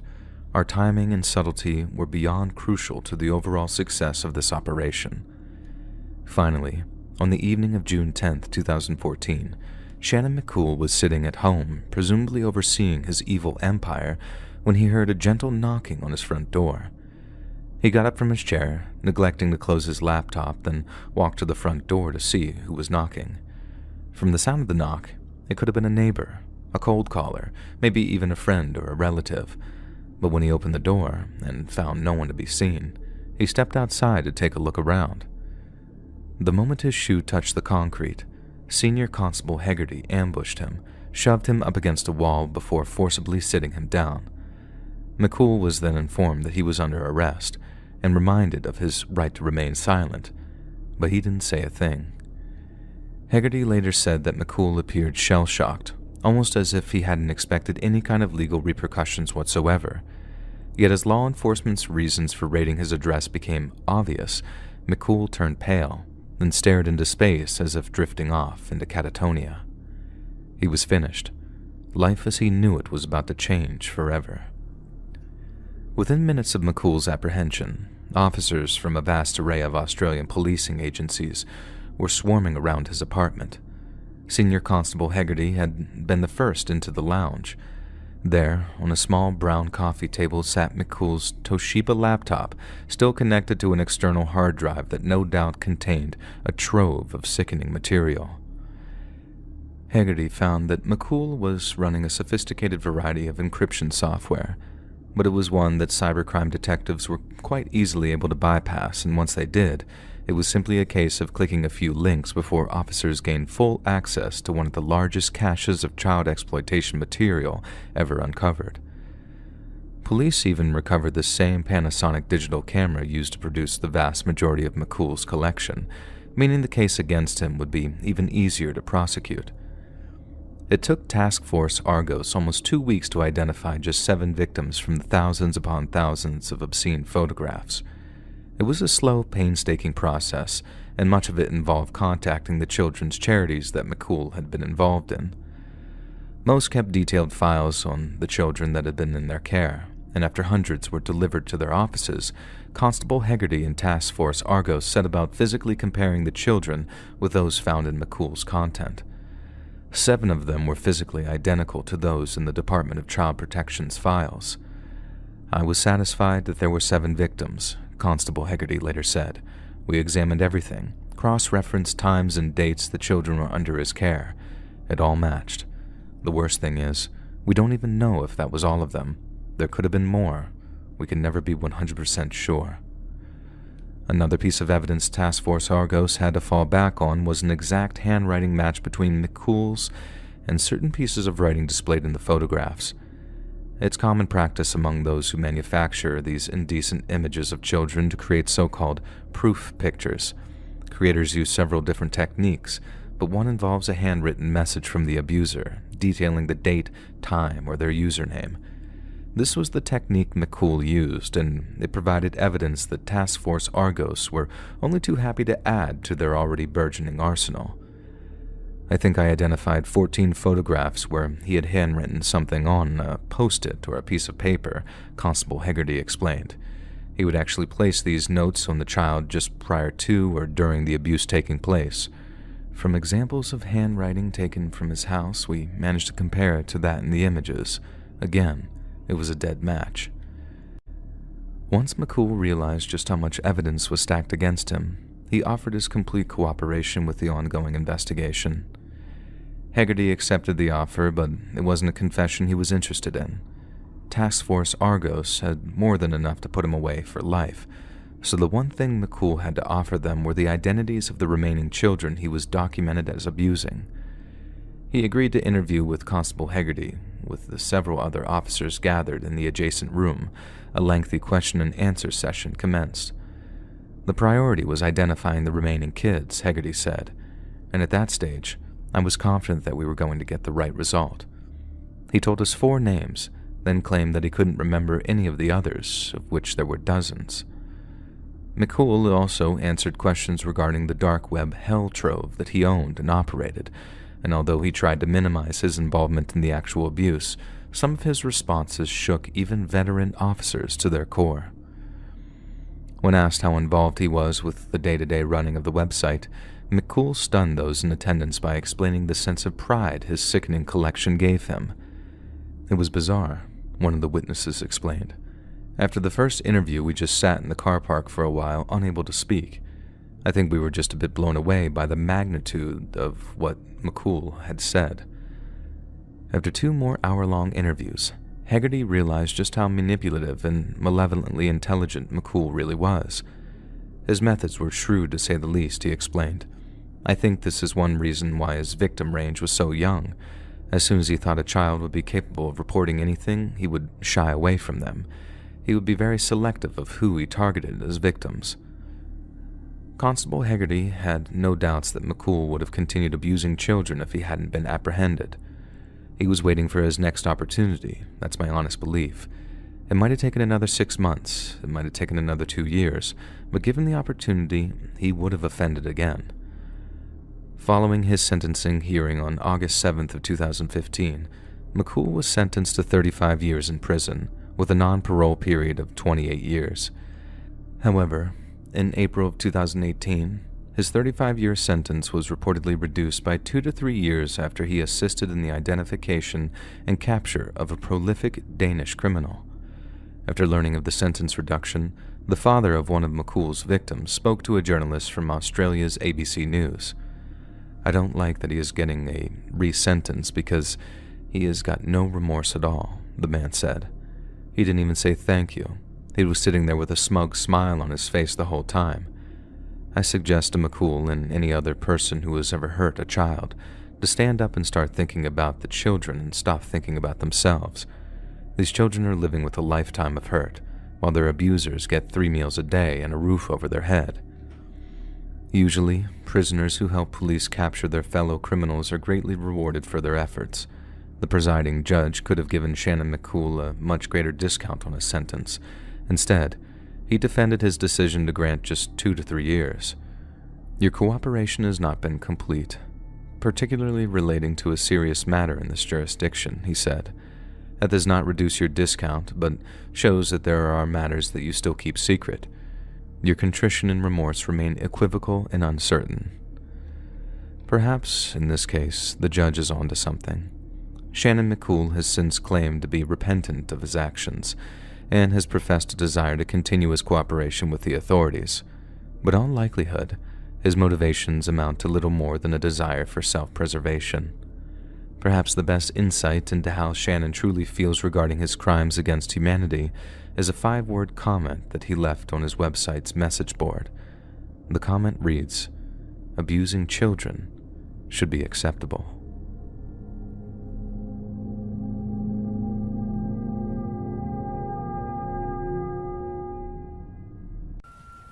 I've been on the deep web many times before, but the creepiest thing that ever happened to me took place about a year ago.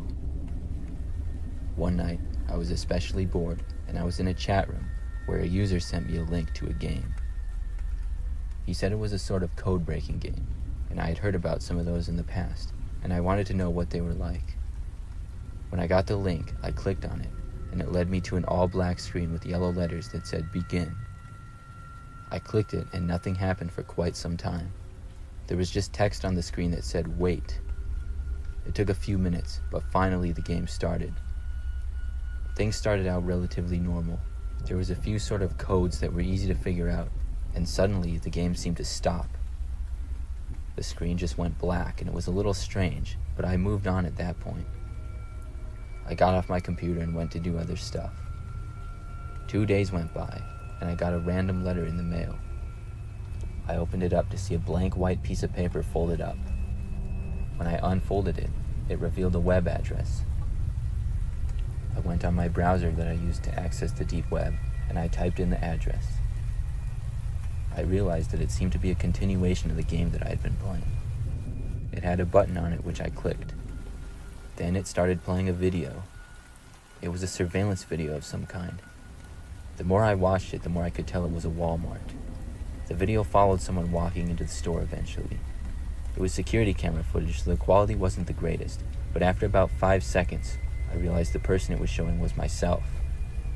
I had been to the store the day before, and the video followed me throughout the store, and even showed me checking out and leaving. It then changed to a gas station security camera, a gas station that I had also been to the day before. It showed me getting gas and once again leaving. The video then ended, and after that the web page went all black. Text then appeared on the screen saying, Level 2, and then an option to begin. I didn't have any interest in playing this game any longer, and I exited out of my web browser.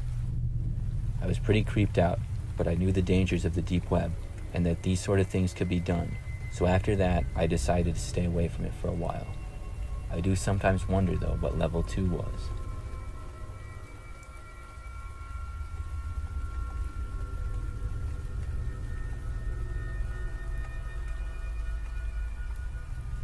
This story takes place a few years ago when I was in high school. I was about 15 at the time and was home with my older brother who was a senior in high school. It was a rainy night and our parents were both gone. We were sort of bored and had always been a little curious about the deep web, so we decided to go on it and give it a try. My brother said he knew how to access it, and we used an old computer in the basement because we were afraid of potentially getting hacked or something. Still, we were very curious, so after my brother was able to get into the deep web, we searched around some random stuff before finding a chat room. We talked a little bit in the chat room to some people, and before long, we were sent a link by a user with no context. I warned my brother not to click the link, but he did anyways. As soon as it was clicked, the computer locked up. Then the screen went all black. It caused the whole room to go pitch black, as we had all the lights off in the basement and could only hear rain falling from outside. We thought the link had crashed the computer and maybe even broke it. I figured it was some sort of prank by the user. My brother tried pressing several keys and even moving the mouse around, but nothing happened. We decided to leave the basement and went back upstairs, thinking we had broken the old computer. We discussed what to do for a couple minutes, and then went back downstairs. But when we entered the room that the computer was in, we froze. The computer screen had what appeared to be a man in a really creepy clown mask with a black background. He was just staring into the screen and smiling. We thought it was some sort of creepy video, until the clown pointed at my brother. My brother moved farther away, and the clown continued to point at him as my brother went across the room. This caused my heart to start pounding. The clown then turned and pointed at me, and then waved his finger for me to come closer to the screen. My brother then quickly ran up and covered the webcam that we had on our computer. Then he yelled at me to turn off the computer. I ran up and pressed the power button, but the clown stayed on the screen. Nothing was happening. I then went to the wall and unplugged the whole power strip from the wall outlet, and the computer finally turned off. We both had to take a minute or two to catch our breath. We left the old computer in the basement unplugged for a few days, but afterwards it seemed to work just fine.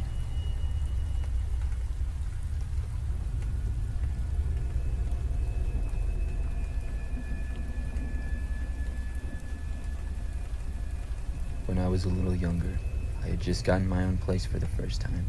and I went on the deep web for the first time as well. I had heard about it for a long time when I was a kid, and I guess my curiosity eventually got the better of me. When I went on, I searched for games because I wanted to know the kind of games that were on the deep web. I've always been a bit of a gamer. I explored many different websites, just kind of browsing around. They had a lot of pretty normal types of games, and then a few weird ones as well. Over the next week or so, I explored the deep web and played around with a few games. Then one day, I came across this really weird looking game that was sent to me in one of the gaming forums I went on. I clicked on the game, and I saw that the graphics were sort of crude and looked like the 3D graphics from an early 90s video game. I decided to play the game, and when it started, I was a character in a house. I walked around the house for a little bit, and realized that the house in the game looked exactly like my house in real life. Obviously, the graphics weren't the best, but it was blowing my mind how accurate it was. Things from tables and chairs to where my TV and couch were was completely accurate.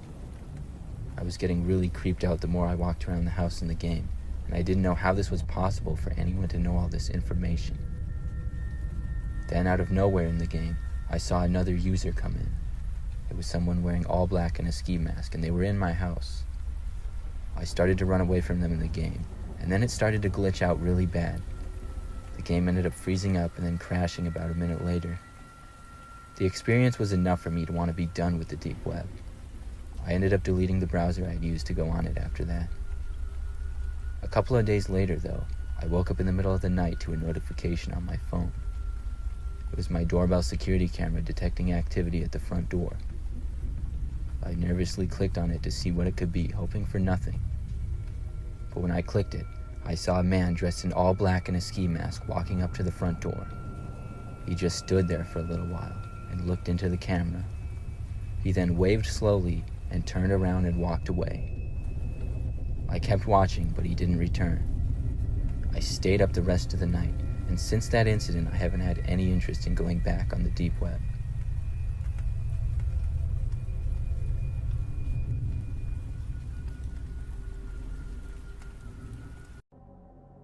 This happened to me about 3 months ago.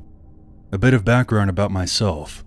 I suffer from chronic pain from a back injury that has been operated on 3 times. Most of the time I deal with it and live my life, but every few years it really gets to me. I go into these bad states of depression, and I stop talking to my family, and generally turn into a hermit. When this happens, my family gets very worried that I'm going to hurt myself. I have no idea why. I have never made an attempt or even said that I was planning to. They send me to a psych ER, at which point they usually put me on a 5150. For those who don't know, that means a 3-day hold. They send me off to the local psych ward. None of this has really bothered me before. I have good insurance, so the place they send me is basically like a hotel, where you can't have shoelaces. When they wheel you in is the worst part. And if you're admitted in the middle of the day like I was, you're wheeled right through the day room, where all the other patients stare at you coming in. This might be a good time to describe myself. I'm a male, just a bit over 6'2", around 285 pounds, with tattoos covering both arms. And since I have been depressed for months, my beard and hair were out of control at this point, and I looked like a generic biker. So generally I don't ever have a problem with people trying to mess with me. I'm a very friendly guy, but unless you know me, I don't look like it. As I have been through this a couple of times before, I know the gist of what's going to happen. They take all my info, make sure that I have no laces or anything with strings, and they then show me to my room. This psych ward is co-ed, but roommates can only be the same sex. It's also low security, meaning everyone in here is supposedly non-violent. My only problem with this place is that they have people like me with no history of mental illness who are just going through a hard time, mixed in with all different levels of patients.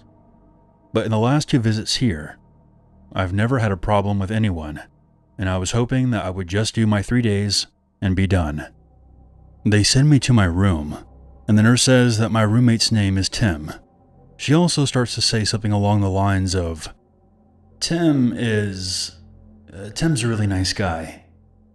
Which of course made me a bit weary. But we're in a psych ward. Everyone in here has some issues. These rooms are basically like any crappy motel, except maybe a bit bigger. There's 2 beds, a bathroom, which annoyingly doesn't have a full door, 1 desk, and each patient gets their own dresser. It's 3 p.m., and Tim is sound asleep, which isn't that weird, since everyone is on different medications that knock them out or make them just have weird sleep habits. So I don't think anything of it. As a matter of fact, after spending hours in the ER, and a couple more getting all signed in, I'm dead tired myself, and I decided to fall asleep, which I do almost instantly. I have no idea how long I slept for, but when I wake up, it's pitch black outside, and only the small floor light that you can't turn off is giving the room some illumination. Tim is wide awake and sitting up on his bed. Psst. What's up, man? I'm Brian. I would have said hi earlier, but you were sleeping. Didn't they say his name was Tim? I was trying to be as friendly as possible, since it's just easier to get along with everyone in places like this. Yeah, earlier I was a bit tired too. I try to sleep as much as possible so I don't have to interact with any of the demons. This should have been a giant red flag, and my cue to ask for a different room. But Tim was much smaller than me, and they search you when you first come in, so I had no reason to fear him, and I decided to make conversation with him about these demons, which I found out to him were all the nurses and doctors. After talking to him about this, I told him that I was still very tired and needed some more sleep. Okay, and it's really nice to finally have a fellow human as a roommate. I took this as a sign that he was okay with me, and that I didn't have to sleep with one eye open. I woke up early the next morning for breakfast, since I hadn't eaten in 24 hours. After I sit down, Tim comes out and sits next to me. Aside from referring to the nurses and doctors as demons, he seemed pretty normal. We chatted about normal things for a while, until he suddenly stops talking and begins staring at someone behind me. You see her? That's Jessica. She's an angel. I turned around to see a very attractive girl who looked to be in her early 20s, maybe even 18 or 19. She waves and says hello to Tim and everyone else who was sitting in the dining room area. She was one of those social butterflies who goes out of their way to be super nice to everyone. When I looked back, I noticed that he was staring at her a bit too much, and I snapped my fingers. Hey man, don't freak her out. He gave me a very confused look, like I had said the most absurd thing in the world to him, and he got very quiet after that. Honestly, I didn't think much of it, as I had my own shit to deal with. The rest of the day was the usual. In a place like this, you have to go to meetings, talk to your doctor, take your medication, but the majority of the time you're just bored out of your mind. The TV gets like 4 channels. Even if one of them was HBO, it was hit or miss. So I spent the majority of the time reading books in the day room. While I'm reading a book, Jessica comes up to me, introduces herself, and begins asking me all kinds of questions about my tattoos while I'm reading. The story of my life. Like me, she was basically a normal person having a hard time. She just had bad anxiety problems that caused her to have panic attacks, mainly since she had just started college, and couldn't really deal with the pressure too well. We ended up talking for a couple of hours, and I didn't even think about it until after. But Tim was walking past us, over and over. A lot of people did laps in this place to pass the time, so I didn't really think much of it. I later learned he was basically staring a hole through the back of my head the entire time. After talking to Jessica for a while, I tell her that I'm going to go take a shower before dinner, and we'll catch up later. As I said before, the bathrooms in this place only have half doors. Picture those old Western saloon doors. So when I'm done, I can see Tim's legs under the door. What's up, man? Do you need to use the bathroom? I'll be just a minute. I gotta change. He doesn't say anything, and just stands there. You're starting to freak me out a bit. I can hear him breathing heavy, and these doors don't lock, so he could have just pushed it open if he wanted to. "Dude, you need to back up, because I need to get out." He then began shouting at me, "You're Satan! You're Lucifer!" over and over. I am now full-blown freaking out at this point. If I open the door and beat the shit out of this guy, it's going to be me who gets shot in the ass and put into the quiet room. But I don't know what else to do. Even though he's screaming as loud as he can, no nurses seem to be coming out. The doors to the bedroom in this place are very thick. I'm pretty sure it's because if some of the patients scream in the night, they don't want the other patients being woken up. After what felt like 10 minutes, but was probably closer to 1, he stops and leaves the room. I get dressed and instantly go find a nurse to tell them what just happened. I have no idea what they said to him, but they immediately put me into a different room. I don't see him at all for the rest of the night, but I'm legit freaked out. No one has ever screamed at me or cornered me like that before, and I couldn't sleep at all that night.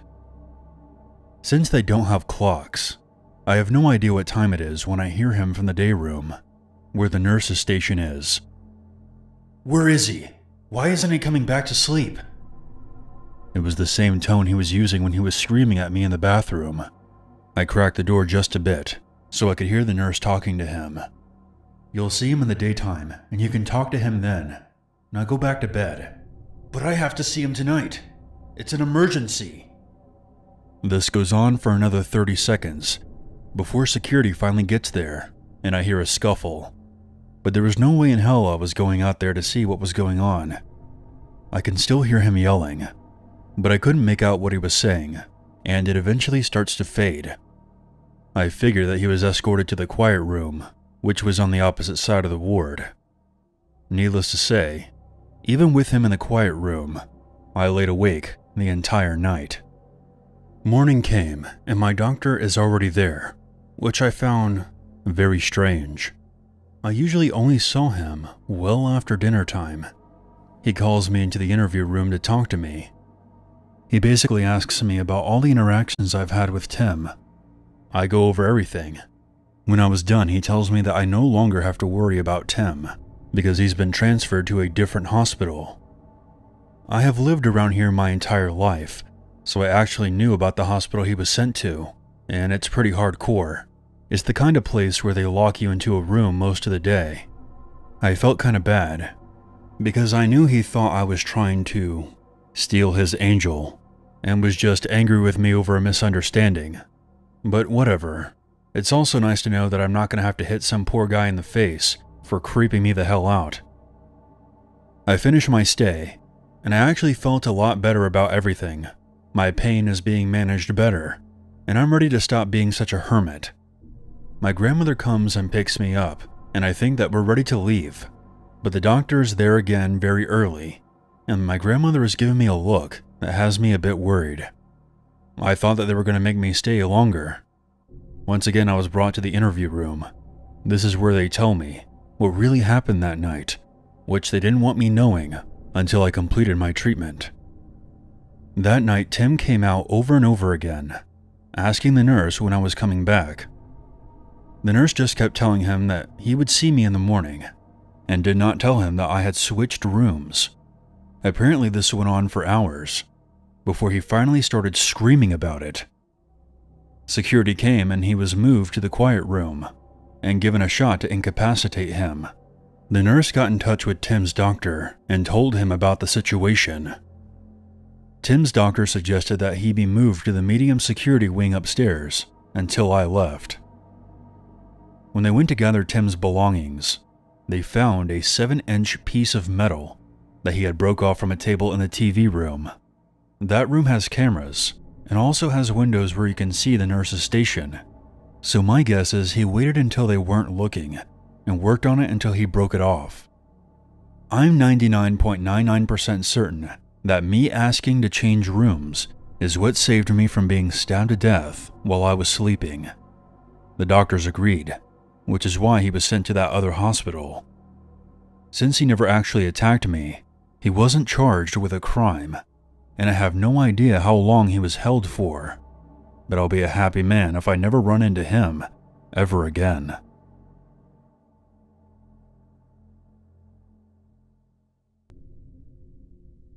I'd like to preface this by saying that not all mental health professionals are terrible people. Good doctors and medication have saved my life. I also did not grow up in the United States, so if you hear something in the story that makes you go, "Oh, that's not how it works," keep in mind that different countries have different laws. Furthermore, this is about my experiences while staying at a psych ward, so this is your trigger warning. Alright, here we go. I was a troubled kid. I'm kind of a troubled person in general, but when I was in my early teens, specifically 14, I would hurt myself and refuse to go to school, so I was put on a waiting list to a mental hospital for children. I know now that the fact that I was on that waiting list for close to half a year should have been the first warning sign. At the time, I just enjoyed being on sick leave from school, which basically meant that I would go play The Sims until 6 in the morning for 5 months straight. But when I had to pack my stuff to actually go to the hospital, I, of course, did not want to go. I wanted to get help, don't get me wrong, but the idea scared me of being away from home for 6 weeks, which is the standard time they take to analyze and observe you to give a diagnosis, after which you can choose to pursue treatment. I arrived at the hospital in shambles, my mom carrying my suitcase for me. The nurses noticed that obviously I didn't want to be there. "Are you here of your own free will?" the doctor asked me. I shook my head.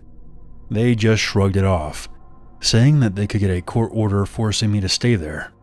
I never went in front of a judge. I never got a chance to defend or explain myself. As far as I knew, my parents didn't talk to a judge either.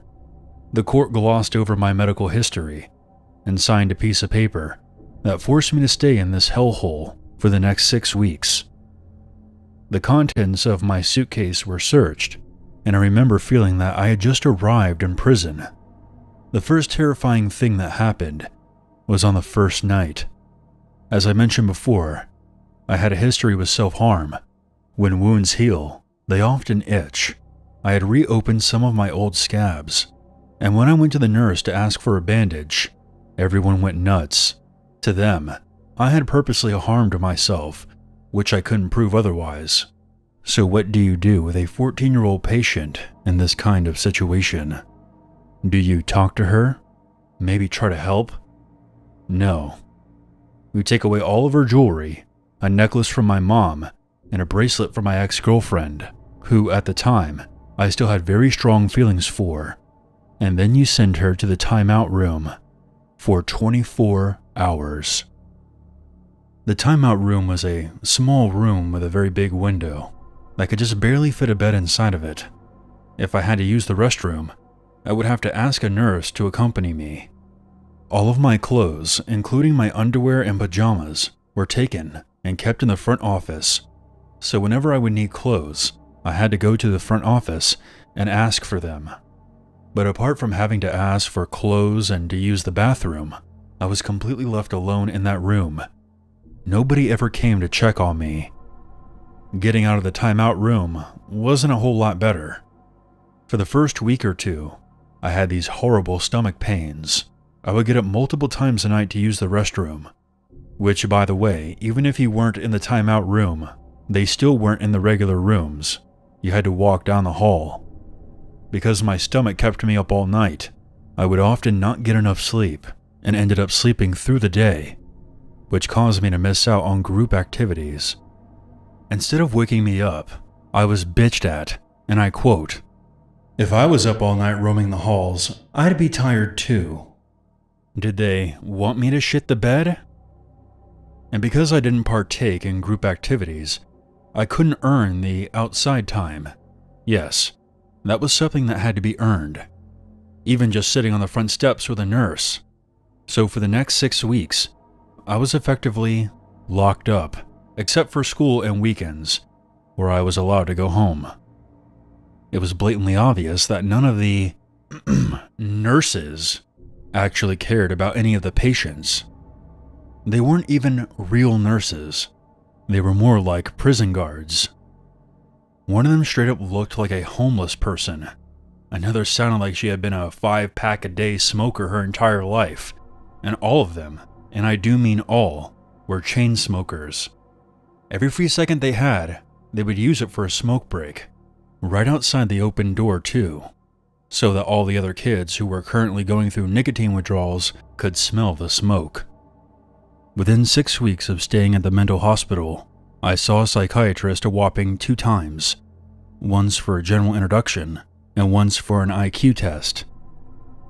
Anyone who has ever struggled with mental illness probably knows that phrases like, "just pull yourself together," or "get over it," are the least helpful things that one could say to a mentally ill person.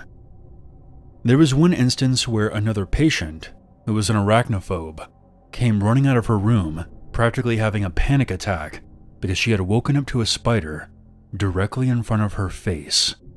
Do you know what they told her? "Stop being such a baby. It's just a spider." They gave her a broom to get rid of it herself, which obviously she could not do. My roommate and I ended up helping her. Both of us are scared of spiders as well, mind you. But possibly the most outrageous thing that happened was on my second to last day. Someone had told the guards that I smuggled in a razor blade. So they pulled me out of breakfast and searched me from top to bottom, stripping my clothes off, with the door to the nurse's room wide open. When they didn't find anything on me, they tore apart my room. They didn't find one there either. They did find one lying on the floor in the hallway. It was even still in its wrapper. I was not the only patient who engaged in self-harm. As a matter of fact, there wasn't a single female patient who didn't struggle with that same affliction. That blade could have belonged to anyone. They had no proof it was mine. But of course, it was assumed that it belonged to me. I was thrown into the timeout room for another 24 hours. Literally my last 24 hours there. They paid so little attention to the timeout room that someone was able to slip something under the door so that I could take out my frustrations on myself. In case you're wondering if my parents were in on all this, my mother wanted to get me out of that place as soon as she heard about the timeout room. But since my parents had joint custody, she had to get my father to agree to it. My father is a whole nother story, but to make it short, he hadn't talked to me in 4 years, but was somehow convinced that I needed help and refused to get me out of there. My final diagnosis from that place? Narcissistic neurosis. I was 14, and to this day, I have no idea how they came up with any kind of diagnosis, considering that I had seen an actual psychiatrist a total of 2 times. Additionally, this diagnosis was delivered to my parents and I by the head doctor of the hospital, who I had never seen the entire time I was there. I was offered to stay and begin behavioral therapy, but I guess it goes without saying that I politely declined that offer. Every therapist and psychiatrist that I have talked to since, and trust me, there's been a few over the years, have disregarded that diagnosis entirely. Some even laughed at it. I am currently diagnosed with bipolar, depression, and a panic disorder. My current psychiatrist has suggested that I might suffer from borderline personality disorder. I guess the moral of the story is to always do your research on a hospital before you plan on admitting yourself. I sure as shit hope that I never see any of those guards, nurses, or doctors ever again.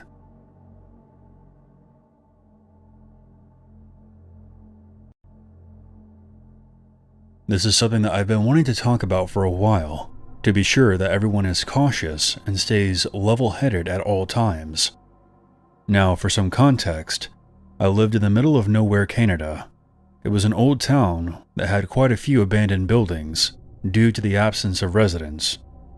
Me and many of my friends were tired of the lack of entertainment options for us, so we would go exploring in these abandoned buildings. Prior to this experience, Nothing too crazy has ever happened to us. Occasionally we would see a small amount of liquid that looked like blood and a pentagram on the ground, left by someone who was there previously, but nothing too out of the ordinary. That was until the last time I went exploring. When I was younger, I used to go to a daycare that was part of a mental hospital. It was a weird combination. It closed down due to a lack of patients and the lack of children at the daycare. I decided to go back there with my friends a few years ago. I was 15 when this happened, and most of my friends were around the same age. When we got there, it was rather cliché.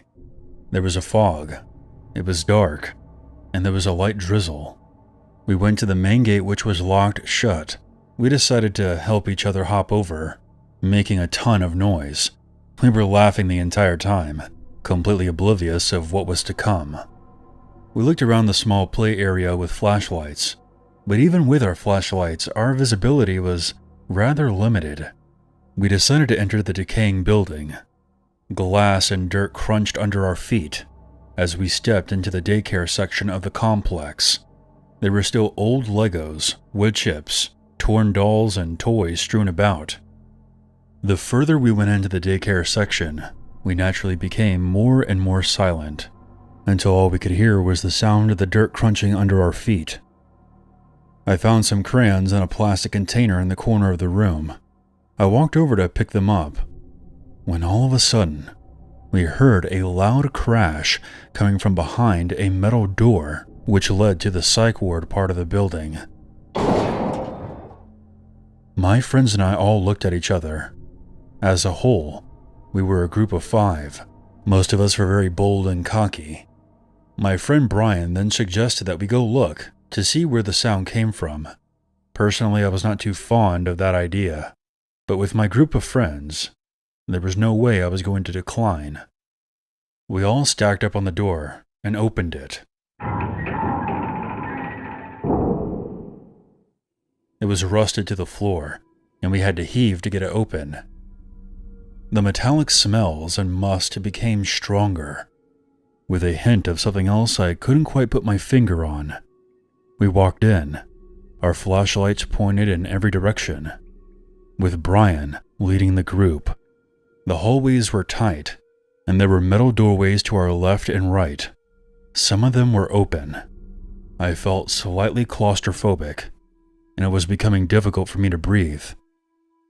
As we continued, Brian shined his flashlight into a room, then recoiled.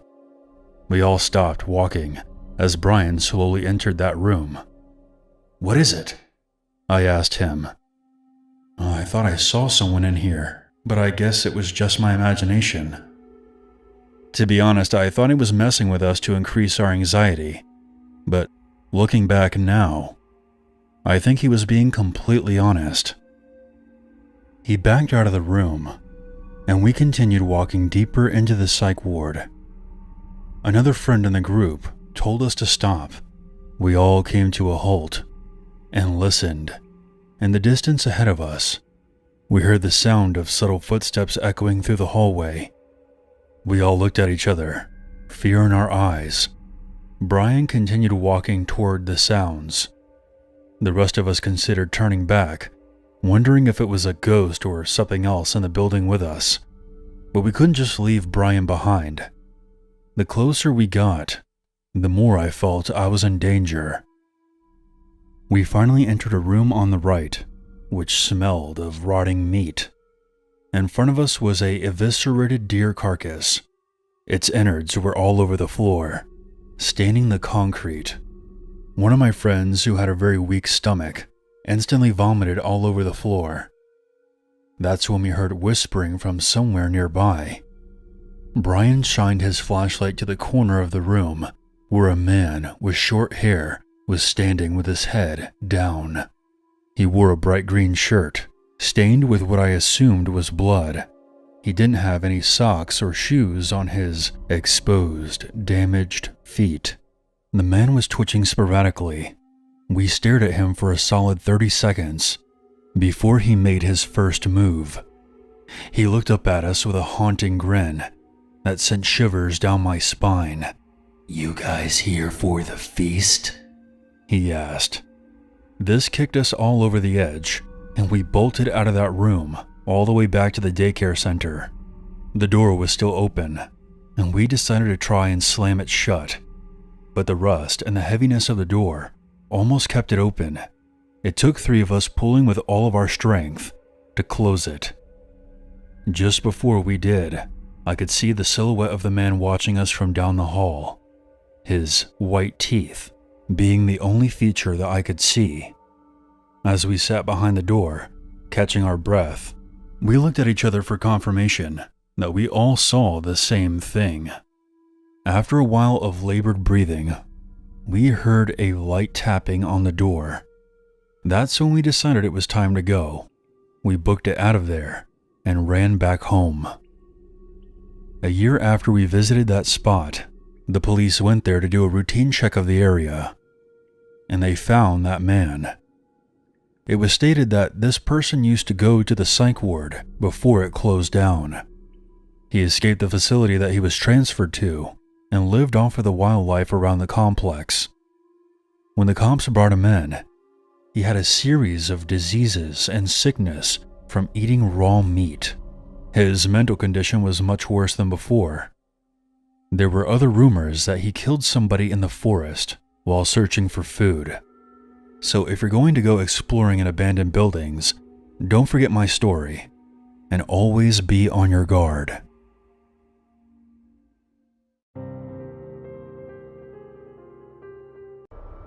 Before we begin, I want to let everyone know that this is a true story. Not a single detail has been fabricated. During my first year of middle school, I developed a bit of a reputation as a wild child, and I've had several run-ins with our school's resource officer. One day when I was at home watching TV in the living room with my sister, someone rang the doorbell. This startled my younger sister because our parents weren't home. I was the oldest of 4 children, and despite my rebellious nature, I was still the big sister. I wasn't too worried about someone at our door because I figured it was probably the mailman or one of those annoying solicitors, or perhaps it was our neighbor checking in on us. I went to the door and politely asked, "Who is it?" "Open up. It's the police." A man's voice responded. By the way, our door had no peephole. That's a whole other story. But I could tell there was something off about this man's voice. It seemed cold and detached. I turned to my sister. "I don't know if this guy's really a cop. Go upstairs and go check on Jason and Ashley. I'll handle this." She darted up the stairs. The guy on the other side of the door began asking for somebody by name, claiming that they lived there. "I think you got the wrong place. No one by that name lives here." "Well, I have a warrant that says otherwise. Are you lying to me, young lady?" "No, the guy that you're looking for doesn't live here." "Then who just ran up the stairs?" This immediately creeped me out. There was a long window by the front door. It had one of those thick frost layerings. It wasn't easy to tell who was inside if you were on the outside looking through it. But it didn't look like he was standing in front of the window. So when did he take a look? He would have had to focus real hard to see my sister because there were no lights on. Furthermore, it was midday, so it should have looked completely dark from where he was. I automatically felt threatened. Whoever this man was had crossed into creep territory. So now I was going to be a jerk. "It was my sister, and she's obviously not the grown man that you're looking for." "Why did she run?" "Because you're a fucking weirdo." "Excuse me, you don't talk to a police officer like that." The way he said that sounded like he was becoming annoyed, like I should just trust him on his word alone.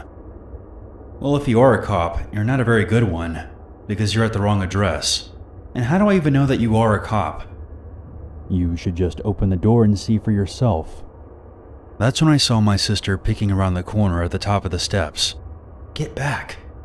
I whispered. We rarely get people at our door when my parents aren't home, but it's not impossible. I had this habit of locking the screen door. It was very strong for a screen door as well.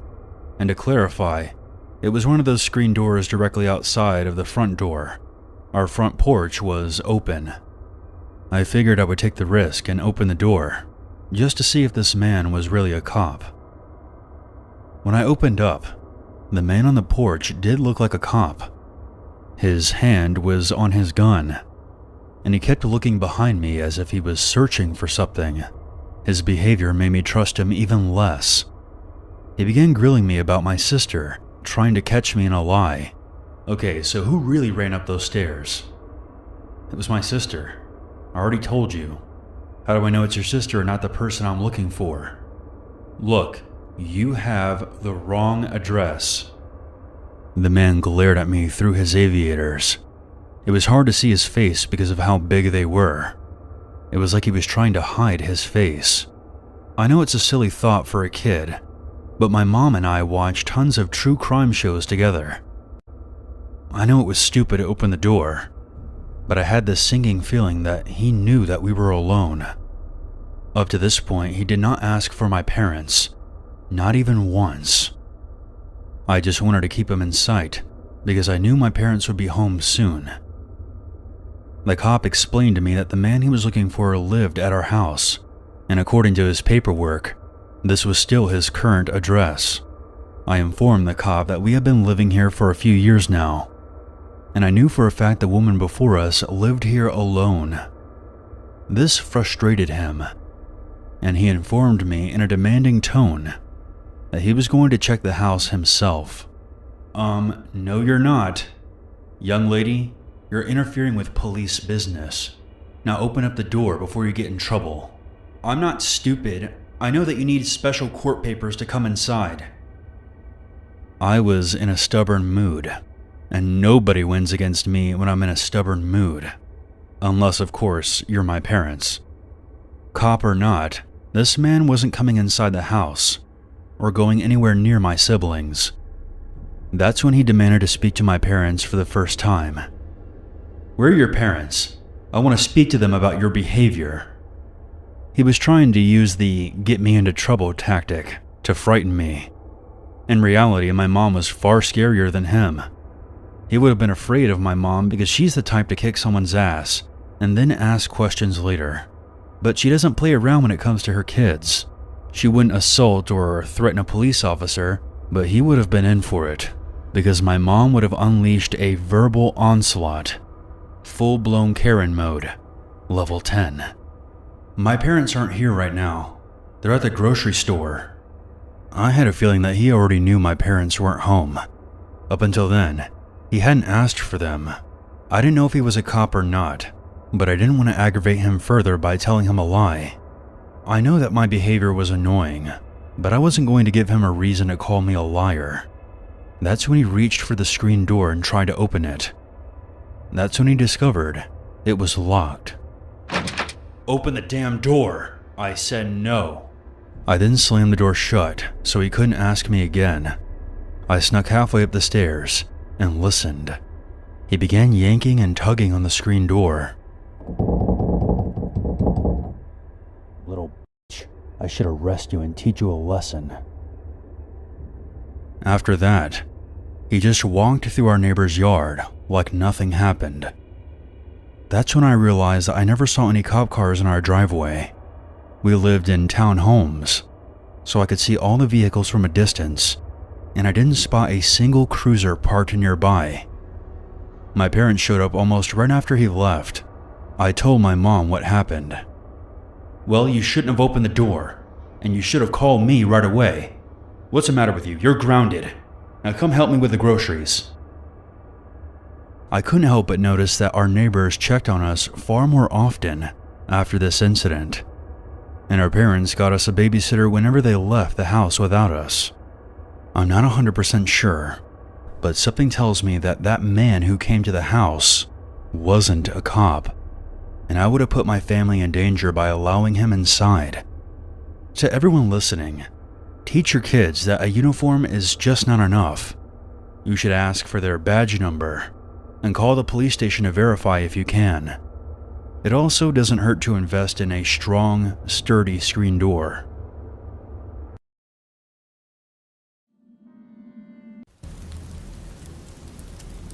This happened a few years ago to me when I was still living in my childhood home down in California.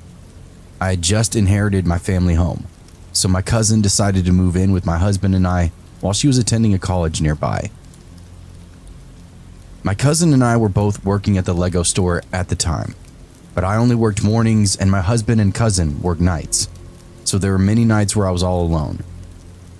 A couple of weeks before this happened, I'd been taking stuff out to my car when I realized a strange brown van with no back windows was parked across the street. As I put the stuff in the trunk, the man in the van started making these weird noises at me.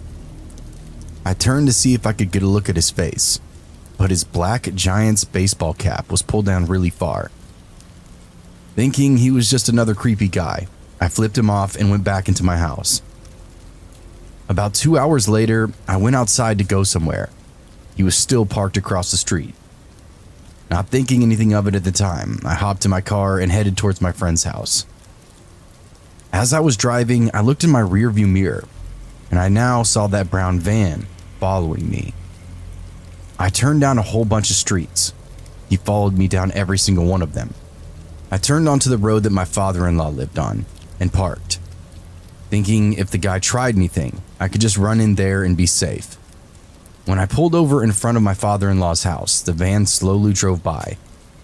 I looked into the van, and the man put his hand into a gun position and pointed at me, and then said bang really loudly. After that, he just hauled ass and drove off. Now, I'd always been a little leery of staying home alone. My house had always given me the creeps because of how poorly lit it was. When I was at home alone at night, I usually just stayed in the kitchen because of how bright it was. I was watching a TV show on my computer when all of a sudden I hear a banging on the front door, and the hand began to jiggle. It startled me for a moment until I looked at the time and saw it was around 10 p.m. I knew my cousin was going to be coming home from work about that time, so I got up and opened up the door. But there was nobody on the porch. I shouted my cousin's name, but no response came. I called his cell, and immediately she was like, "Oh, hey, I'm on my way home from work right now." Before I could say anything else, there was 3 extremely loud bangs on the door that connected the kitchen and the garage, and the knob began to shake violently. I slammed the front door closed, locked and chained it, and then ran for my room. My aunt called me while my cousin called the police, and I stayed under the blanket until my cousin arrived home. When she came and got me, I was led outside to talk to the police. I was trying to explain what had happened, but the officers along the side of my house were distracting me. I walked over to where they were, and one of the police officers held me back. They opened the gate, and I saw the door to my garage, which we always leave locked, was now wide open. All of the officers in the area pulled out their guns and went inside, but there was nobody in there.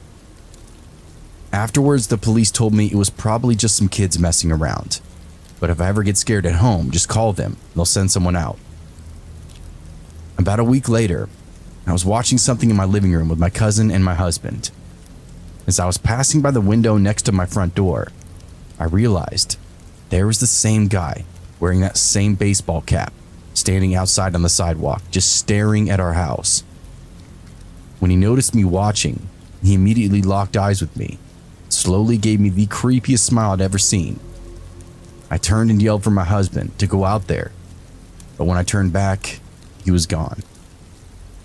I will say though that the baseball cap in question is really generic. A lot of Giants fans wear it, so I can't really say it was the same exact guy, but it just felt like it was. 3 days after that, I was home alone again. I was on edge, but I was trying to ignore it, telling myself it was all going to be okay. I was baking cookies in the kitchen when I thought I heard a knock at my sliding glass door. My whole body tensed up. I slowly turned towards the door. The lights in the backyard were off and the kitchen ones were on, so the glare on the window made it impossible to see someone standing outside. Everything was silent for a few seconds before someone banged on the door again. I screamed, but felt paralyzed in fear. The person ran on the deck from the sliding glass door to the 2 windows in the living room, and then started banging on them as well. Then came back to the sliding glass door to knock, and started trying to open the door. Finally, I came to my senses, grabbed my keys, and ran outside to my car. I locked myself in it and dialed 911. We sold our house shortly after that. I still have a hard time staying home alone, even though I'm 2 states away now. When I was in my mid to late 20s, my boyfriend and I took a trip down to St. Augustine, Florida. We both really loved it there due to the antique aesthetic and the rich history behind it all. And with it being the oldest city in America, it couldn't get any better. We stayed at this really nice hotel and walked around the city, exploring the nice museums and just getting away from the modern civilization we're all familiar with. One day in the afternoon, maybe on our 2nd or 3rd day there, we're both in our hotel room when my boyfriend says that he's gonna go to the pool to take a swim. I tell him to go do his thing while I stayed behind to work on a project for my internship. Looking back, I really wish I had gone with him. About an hour into my internship, I take a break and decide to take a nap as this project really sucked the life out of me. I'd also made sure my boyfriend knew that I'd be asleep so that he wouldn't come in to wake me up. Long story short, I fall asleep for a good hour or so when I for some reason wake up. I still couldn't figure out as to why I suddenly woke up, but it was kind of like one of those moments where you just awake from a really bad dream or REM sleep. At that point, I get up when I thought I could hear what sounded like breathing coming from somewhere in the room. It was faint, but it sounded echoey to the point where I could hear it clearly. I knew it couldn't have been the AC as we had turned it off the previous night. This made me easily paranoid as I didn't know what it was or where it was coming from, and I was definitely not going to go looking for it. So I did the only thing anyone would do. I left the room and got the attention of security from down the hall. I went on to explain that I had heard breathing and didn't know where it was coming from. Security thankfully inspected the room, as well as my boyfriend who had finally come back. However, to my surprise, they had found no one else in the room and couldn't find out what it was. My boyfriend and I just assumed it had to be the AC because apparently earlier that day, he had overheard someone say it had been broken throughout the building. That night we get into bed and go to sleep when a few hours later my boyfriend wakes me up. At first, I wasn't sure what he wanted, but that's when I hear the breathing noises again. The same noises I had heard earlier. This time I knew my mind wasn't playing tricks on me as I was fully awake. The breathing was a lot louder than before, and that's when my boyfriend pointed to one place that we never checked. The air vent. I watch as my boyfriend goes with his phone to the vent and shines his light inside when he falls back, letting out a scream. For a brief second, I could see a face inside the vent. At that point, we run out of that room, getting the attention of hotel management. The manager, being the nice person he was, called the police, where they then inspected the whole room and took a look at the vent in the wall. Turns out, inside of the closet was a cutout of a small door frame that led into the walls. This made it easy for someone to crawl through and to place the cutout back behind them. Upon finding this, police were able to get through and arrest a man who happened to be the hotel's receptionist. He had been doing this for months, which also meant that he had been watching people change, including me. He was arrested, of course, and the hotel gave us a full refund for our stay, which was a way of pleading for us not to sue them. However, we were decent people and knew it wasn't their fault. Because of this, my boyfriend and I never go to hotels anymore and have stuck with Airbnbs instead. I know, probably not the best idea either, but better than hotels by a landslide. The scariest thing about this was that police had found various photos taken of different people sleeping in the hotel beds inside his house. Thankfully, they didn't seem to find any of me or my boyfriend, but I felt so bad for the people who don't even know. Up until now, I'm always cautious about hidden cameras or rooms in our house. It even came to a point where I'd always check behind the shower curtain, thinking there would be someone there, and the one time you didn't check, someone would be there. Nothing has happened since, but my paranoia always gets the better of me. Anyway, that's our story, and I hope it makes others aware of who could be watching without your knowledge.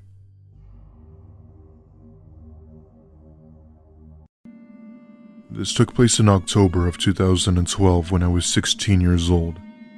For context, I'm a female.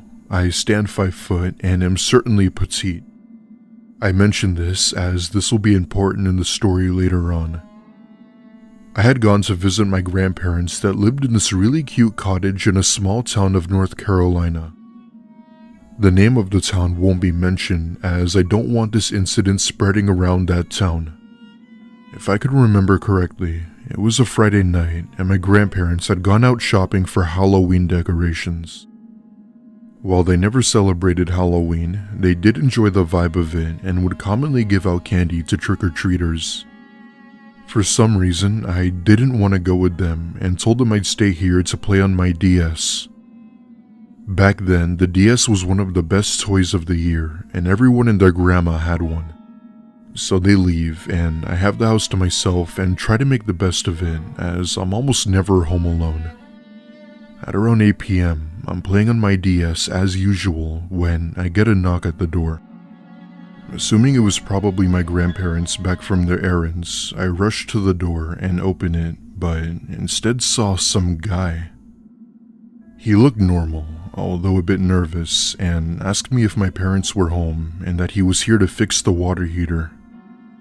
I stupidly said that I was alone, and he gives me this wicked smile that sent chills down my spine. I then tell him that he could come back when they were here, and he then puts his foot in the door saying that he could just do it now. At this point, I was clearly uncomfortable, and I'm pretty sure he noticed that I was. Being only 16, I knew what was happening, but I couldn't resist him even if I tried.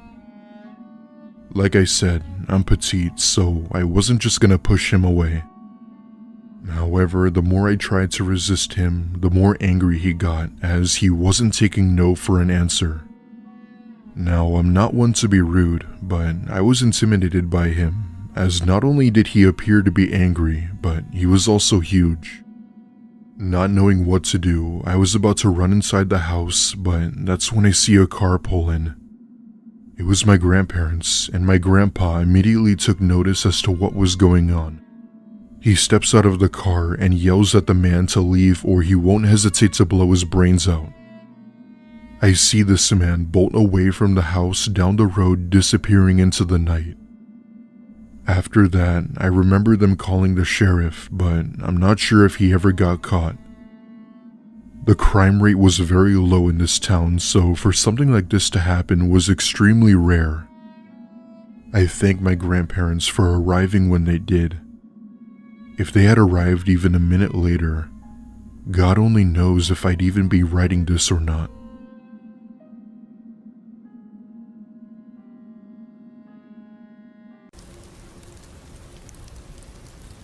In 2017, I'd heard news of people dressing up as clowns and running around with knives at night. Typically, I brush those things off because I have my own set of problems. I, a 20-year-old female, was often up all hours of the night dealing with my screaming newborn. It was January or February, so we still had some snow. I wasn't able to get out of the house often. Taking out the trash, which is located right next to my back door, was usually the most I got out of fresh air. One morning, I took out the trash and happened to glance over to the right. Noticed footprints directly under the window to my baby's room. I walked over to inspect it, and not only were there footprints, but there were also hand indentations on the window screen. Weird, but the baby slept in my room, so I wasn't very confused at the moment. But my boyfriend was losing his marbles. Fast forward a couple of days, I was up all alone around 3 a.m.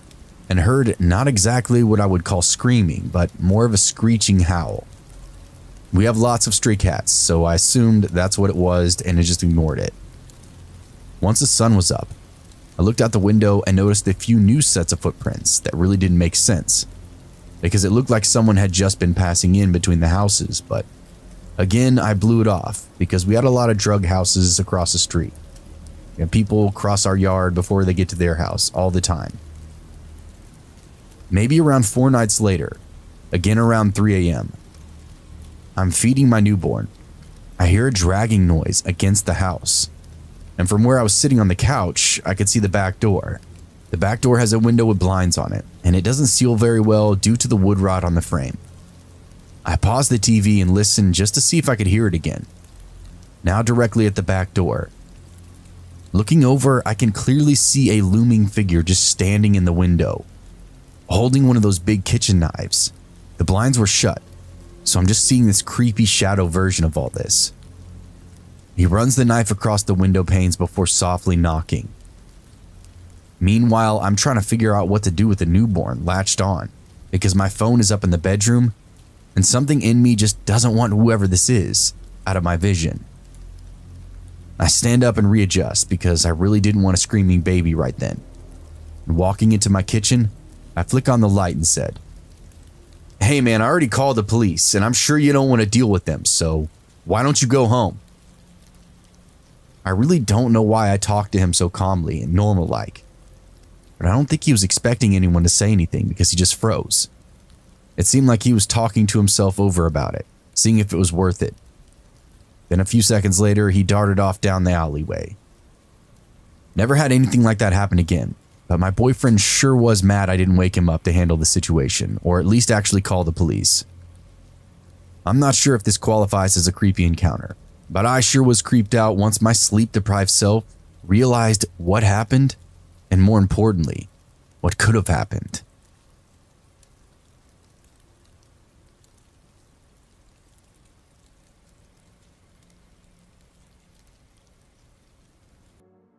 I'm a 36-year-old male, and I live in a ground floor apartment in a seaside town in England with my girlfriend. This incident occurred on a Saturday night.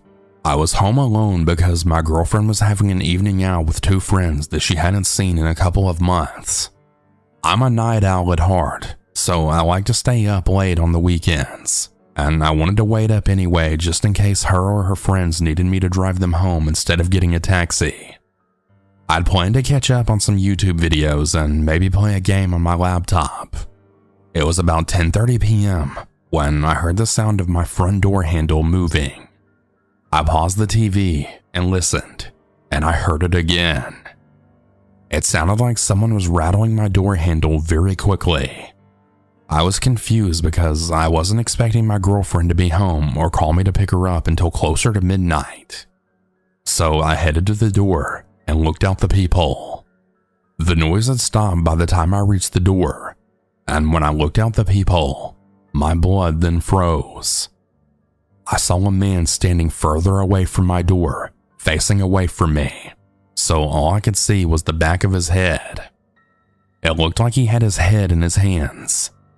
I got a bad feeling in my stomach, and I decided to pretend that I wasn't home, figuring it was just some drunk idiot who got the wrong house.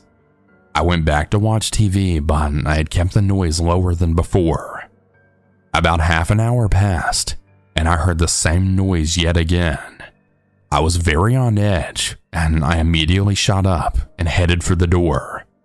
I decided this time that I'd open it, and I didn't ask him what the hell his problem was. I did just that, except when I opened the door, the guy just gave me a bewildered look before backing away. When I opened the door, I said to him, "Look man, I don't know who you are, but I saw you trying to open my door earlier.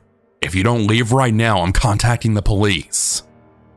I didn't recognize this man as a neighbor, and his eyes looked tired, with black circles underneath them, and he looked solemn. I stood there watching him as he backed off, before he went to the entryway to our apartment block and just sat there, head in his hands. I went back into my house, but before I did, I then said, "Just go home, man," and then shut the door. I wasn't sure if I should call the police because I didn't want to waste their time if the guy simply had the wrong house, which I felt he maybe had since he looked at me so confused. I shot a text to my girlfriend explaining the situation, and I told her to make sure she calls me when she wants to come home because I didn't want her to get a taxi and risk running into the guy outside. I told her to not cut her night short, and I was fine picking her up at any time, and that I'd drive her friends home too if they wanted. I knew she wouldn't be out until 4 a.m. because we're both too old to party like that nowadays, but I didn't want her to cut her night short either. I ended up turning the TV off and just sitting on my phone until my girlfriend called just after midnight to say that she was ready to come home. When I went to go get her, the apartment entryway was now empty, as were the stairs leading to the upper floors from what I could see. I didn't see the man again, although I was very vigilant walking along the street to my car. When my girlfriend and I got home, she told me that she thought that he was probably just a drunk and trying to get into a friend's house, and I agreed, although to me he looked more tired than drunk, but I guess you never really know. I have no idea if he knew someone in our apartment block or if he really was trying to do something more sinister. I just hope that he never comes back, and I'm really glad that we always kept our front door locked and bolted, because if I had it unlocked that night, he could have waltzed it right in and done God knows what. Being an addict during the holidays can be a surreal experience, and that's putting it lightly. My first Christmas as a junkie was actually pretty awesome if you can believe it. I was still a weekend warrior back then, limiting my doses to stave off physical addiction, and whenever I felt myself getting a little too into it, I'd wean myself off with Suboxone and then start all over again. But then, as time went by, the small amount I used to do wasn't enough, so just a little got to be more and more. Slowly but surely, it took over my hobbies, work, then eventually family, until the only important thing in the world was making sure that I had enough not to get dope sick. I managed to stay functioning for about a year, and by that I mean I managed to hold down a job, keep up with relationships, and otherwise refrain from being a total screw-up. But after a bad breakup with the one girl that was holding me together, I gave up on any kind of dream or aspiration I had and settled on taking H for the rest of my life instead. I guess that sounds like a pretty crappy decision when I lay it out like that, but that's essentially what I did. I told myself it was all just temporary, that my so-called hero's journey would end in me kicking H after a few months on my butt, and that it would all end up being a crazy story that I told my drinking buddies one day. Well, a few months turned into 6 years of lost time, and like I said, the first few holiday seasons weren't so bad. But once I stopped talking to my parents and moved up to Portland, that's when things started getting rough. For a start, a junkie in the Pacific Northwest, the year is split into two halves. As the old Ella Fitzgerald song goes, summertime and the living is easy. And that's for all the obvious reasons you can imagine. Nice weather, good dope after the dry season harvest down in Mexico, and everyone's relatively chilled out. But then in winter, all you got is dope from the wet season harvest, which is weak crap that barely gets you high. Then on top of that, when it gets real icy or the snow is too thick, getting your hands on enough dope to see you through the day gets tougher and tougher. Then eventually around Christmas, pretty much everyone who isn't a degenerate junkie takes a 24 to 48 hour break to sing Feliz Navidad, see their families and eat their turkey or whatever. An experienced junkie knows to stock up before then, meaning people are boosting and selling like crazy in anticipation of their dealers turning their cell phones off for the day. So in the run-up to Christmas, I've been squirreling away cash like crazy, and on the 23rd, me and my girl managed to score 15 grams of crappy dope that'd be enough to see us through this next week or so, without having to go out into the ice and snow to score more. We scored in the early afternoon, went back to my apartment, did enough to stop getting sick, then I went off to work for a few hours. My girl had a job working as a waitress and started her shift like an hour or two after I did, so it was normal that I'd come home to an empty apartment. So I finished my shift.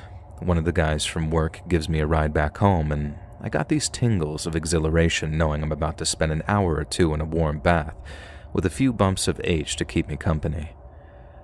I walk into my apartment, flop down onto the couch, then reach under it to pull out the little wooden box that we'd kept our dope in, and I sat it down on the coffee table, flipped it open, but instead of the 5 little baggies that should have been staring at me, there was nothing. At the time, I figured there had to be some kind of mistake. I had all these wishful thoughts, like maybe my girl had stashed the dope elsewhere after she saw the cops hanging around our apartment building or something, or maybe she poured all the dope into one of the bigger baggies that we had. You'd honestly be amazed at how much people will pay for baggies when they really need them, so maybe she'd sold or swapped the smaller ones, then just forgotten to put the dope back in the box.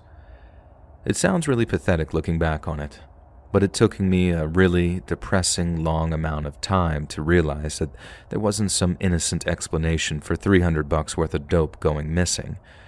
My girl wasn't my girl anymore, and on her way out, she'd stolen almost everything of value that she could carry. Again, sounds pretty pathetic, but I think that was one of the single worst moments of my life right there. My immediate reaction was, well, bad, but with addiction comes a certain pragmatism. Every moment I wasted freaking out that the love of my life had betrayed me for a few bags of dope was one that I wasn't spending trying to recoup my losses. So I got to work. I walked for miles, literally miles, making almost constant phone calls to a bunch of different people. Now don't get it twisted, I was still trying to call my girl, but she continued ducking my calls, and in the end, it didn't make sense to jam up my line with calls to her voicemail, even if it did mean that I could leave her some threatening voicemails. I'm not proud of it, but it is what it is. Anyway, I call around every dealer I know, and everyone is either out of stuff or is finishing up for the night and not answering their phones. All out of options, I started calling around everyone I know that uses, and all I can get my hands on is enough dope to last me the night. I walk over to the place, get the stuff, and walk all the way back to my apartment. I'm still trying to get a hookup the whole way. When I get back, I wait until I'm feeling gross, then I fix, go to bed, and wake up bright and early the next day to start all over again. The next day, pretty much the same thing happened, only without the goddamn disaster at the start of it. I walked all over town, almost constantly on the phone, but all I could find was enough to fix me for that night and that night alone. Everywhere I went, I was asking if anyone had seen my girl, and when everyone said no, every single time, I had this overwhelming sensation that they were lying to me. I guess it was partly paranoia, but partly based in fact too, because she couldn't have just disappeared on her own like that. Someone knew where she was, and who she'd run off with. But even if they knew, they'd never tell me. No one wanted to have the blood on their hands, and given the headspace that I was in at the time, I honestly couldn't tell you what I'd have done if I'd gotten my hands on my thieving ex-girlfriend. Anyway, like I said, I did a lot of walking, and only managed to get a hold of about 0.5 gram, so despite having enough to keep me from going into withdrawals on Christmas Eve, I knew Christmas Day was going to be rough as all hell. But still, the poetry of it wasn't lost on me.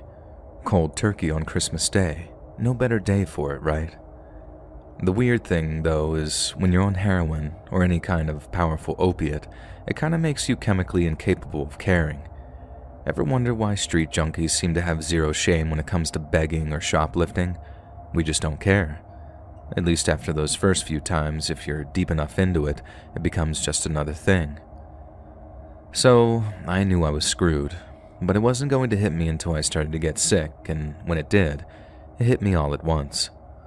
Around 8:30 on Christmas morning, I started calling everyone I knew who used again. This was the 3rd day in a row, so people were only naturally starting to get sick of hearing from me. Everyone was either out or didn't have a single hit to spare me, and the more desperate I got, the more I turned to sketchier and sketchier sources. These were people who, for one reason or another, I'd learned not to associate or do business with, and in the case of one of them, I literally had him saved in my contacts as Sketchy Kevin. I worked my way through Sketchy Kevin, another guy I'd call Pissy Pete, and then finally a guy named Rat Tail, named so because he wore his hair in a rat tail like 10 years ago after it got lame to do so. He also partly earned the nickname due to being a complete and utter scumbag, but by noon on Christmas Day, I was relying on that scumbag to score me some dope. Rat Tail said that he'd see what he could do, and would call me back if anything came up. About an hour later, he did, but it wasn't exactly what I wanted to hear.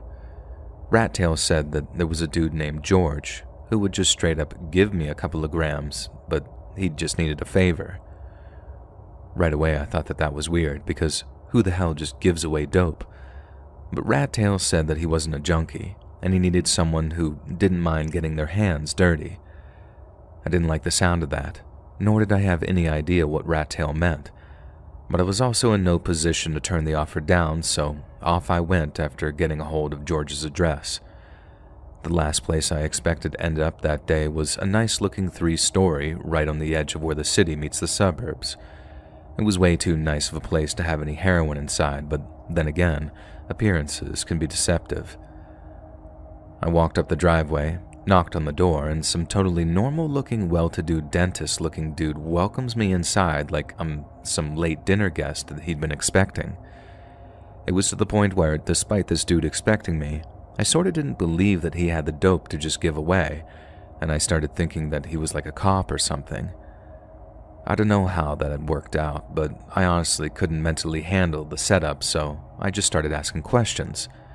Where's this dude's family? Did he actually have the dope? Could I see it, and could I fix before I did whatever he wanted me to do? The guy had no problem showing me the dope, and he had no problem if I used a little if it helped me get the job done. I was so desperate by then that whatever it was didn't matter. All that mattered was the dope. I took the baggie he gave me, went up to the bathroom and did my thing. All I did was smoke and snort. Never got into needles, always hated them, so it was a relatively quick process of snorting some and then seeing what the deal was with the task that he wanted. And during that, George leads me onto the 3rd floor of the house and into what he said was the guest bedroom. And there, lying on the bed, was the body. The kid looked to be about high school age, and he was just laying on their back, wide-eyed, with all this dried puke around his mouth. I'll never forget what George said to me when I gave him this look of horror. He was 18, I swear. The poor kid's age was the very last thing on my mind in that moment. I had a ton of other questions, and George seemed more than happy to fill me in without me asking. I don't know what happened. One minute we were, then the next he... And that was all he said. Well, aside from the very last thing, which was, I need him gone. I'd rather not go into what happened next. I'm not proud of it, and to be perfectly honest, it's extremely incriminating. I don't imagine George was really George, and I don't know how in the hell he knew a guy like Rat Tail, but the only thing that keeps my conscience clean is thinking that at least he didn't kill him. If it was just a tragic accident that happened, I don't know, somehow, then all I did was help clean it up. At least that's what I told myself at the time. And now I'm not so capable of lying to myself that easily. I don't know if the poor kid was ever found, but if he was, it was never linked back to me. Maybe that George character, but never directly to me. And so, that's the story of the worst Christmas I ever had, where I hid a dead body for some varnished old psycho just to get enough heroin to see me through the holidays. Worst thing is, I didn't even quit for like another year. Not truly, that is. But that was definitely the event that made me realize that I truly hit rock bottom. Getting clean was rough too, especially rough.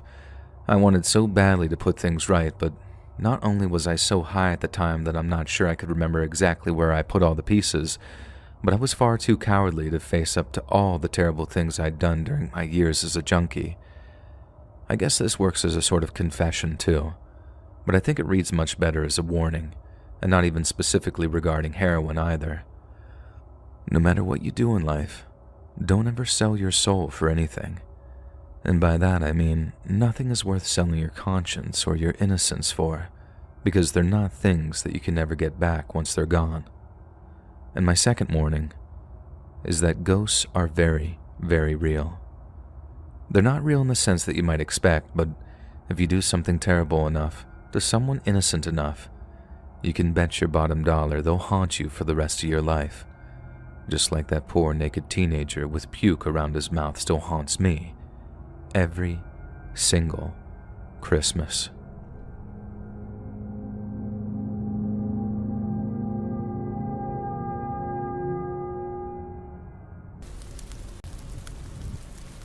I'm an elementary school teacher. Winter break just started. I'm feeling super joyful. But before break, some of the kids were talking about their presents and Santa.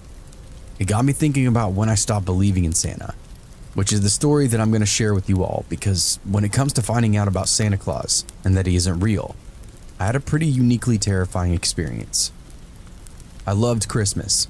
I mean, I still do. But as a child, I absolutely could not sleep on Christmas Eve. I tried to spy Santa a million times. I'd wait for my parents to go to bed, try to sneak out. They'd catch me every single time. Except one year. I was in second grade, so probably like 6 or 7 years old.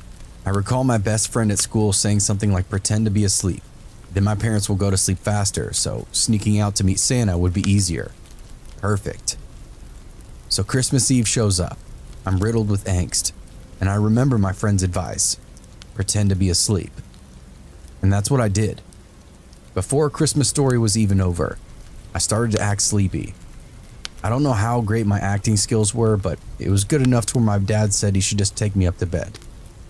I obliged and allowed myself to be carried. When my dad left the room, I think I waited just a few moments before getting out of bed and sitting next to the door. I was listening for all the key indicators that the house was sleeping. What I remember most is how long it took. Forever. I actually dozed off, and when I woke up, the house noises had subsided. I figured my parents had been in their room for long enough, and decided now I'm gonna make my move. Opening my door with such grace, I slid out of the doorway and started my way up to the living room, a combo of tiptoeing and sliding, until eventually I reached our couch. I dove into the couch, lifted the curtains, and then sat wrapped up in a blanket, peering out the window for Santa. It was snowing, and I could have sworn that I heard sleigh bells, but I wasn't seeing anyone. I had a gut-wrenching thought. Maybe he had already come. I squirmed out of the blanket and curtains, looked at the tree and stockings, and phew, he hadn't arrived yet. As I maneuvered back under the curtains, I'm shocked. I see the man himself, Santa. He's walking though, no sleigh and no reindeer. But I'm not picky, it's Santa. I realize he's gonna pass right by my house, but he's looking all over the place, at all the houses and all the windows. What's he looking for? I think to myself. Then he stops in his tracks, gives another look around at all the houses before his eyes land on me. He sees me. I'm ecstatic.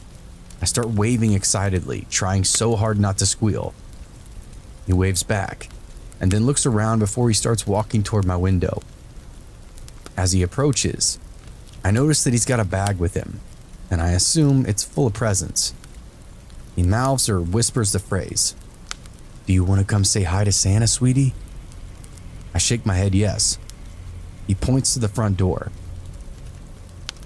I leave the window and walk over to the door, where there's another long window that reaches the floor. I watch as Santa tries to open up the door, but it's locked. I reach for the lock, unlocking the door, and he tries again. From the other side of the door, I hear him say, "Okay, sweetie, you just gotta unlock that other lock, the one on the doorknob." So I try to do what he's telling me, but for some reason I can't quite grip the lock. My little fingers keep slipping. Santa then tells me it's okay, just go to the back door. Brilliant. I scoot over to the back door and I wait for Santa. He rounds the corner and the light from the back deck turns on. Santa is fully illuminated. And I remember thinking, wow, Santa is a lot younger than I thought he was. Skinnier, too. The lights seemed to scare him. He almost ran away until he saw me standing there. Then he proceeded to hustle towards the door. He was telling me and motioning me that I need to be quick. He said he had something special for me, but he had to then go. He leaned down and was reaching for something inside his bag. I unlocked the sliding glass door. I pushed my hands against the glass and start to push the door by walking my body in the direction I needed to open it. I'll note that even today, this door is hard to open or close if it's at the wrong angle. But at 6 or 7, it's nearly impossible. Just as he turned around, I heard the door start to give way, and as soon as it had, the home was filled with this awful sound of alarms. I took my hands away from the door and plugged my ears, and I looked at Santa. He now looked panicked. I noticed he was now holding some sort of rope in one hand and a bag in the other. He drops the bag and reaches for the sliding door. He slides it open no problem. He then reaches for me. But before I can reach back or move or do anything, I'm swept up by my mother. My dad kicks Santa square in the chest, knocking him back several feet, landing him on his backside.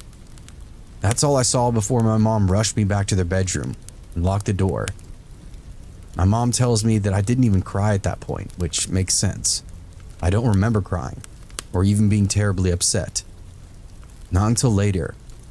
It was when my parents explained that the man who came to our house wasn't Santa. My dad kept saying things like, "She still thinks he's real. Of course she tried to let the guy in." Then I did start crying. That was all while the police were there. What happened to the guy? He got away-ish. The guy took off once he gained footing, and my dad didn't bother chasing him because he'd gotten the guy's wallet. The cops were on the phone and the guy left his bag behind. That bag wasn't filled with presents. My dad told me that it was filled with more rope like the kind the man had been holding. There was duct tape, candy, miscellaneous tools like a hammer, a lot of plastic bags, and random clothes. Yeah, it's horrifying. But luckily, he was picked up just a few minutes after he left our house. Pretty hard not to spot the guy running around town dressed up like Santa Claus. In the end, I did forgive my parents for ruining the magic that is believing in Santa because, you know, they did save my life.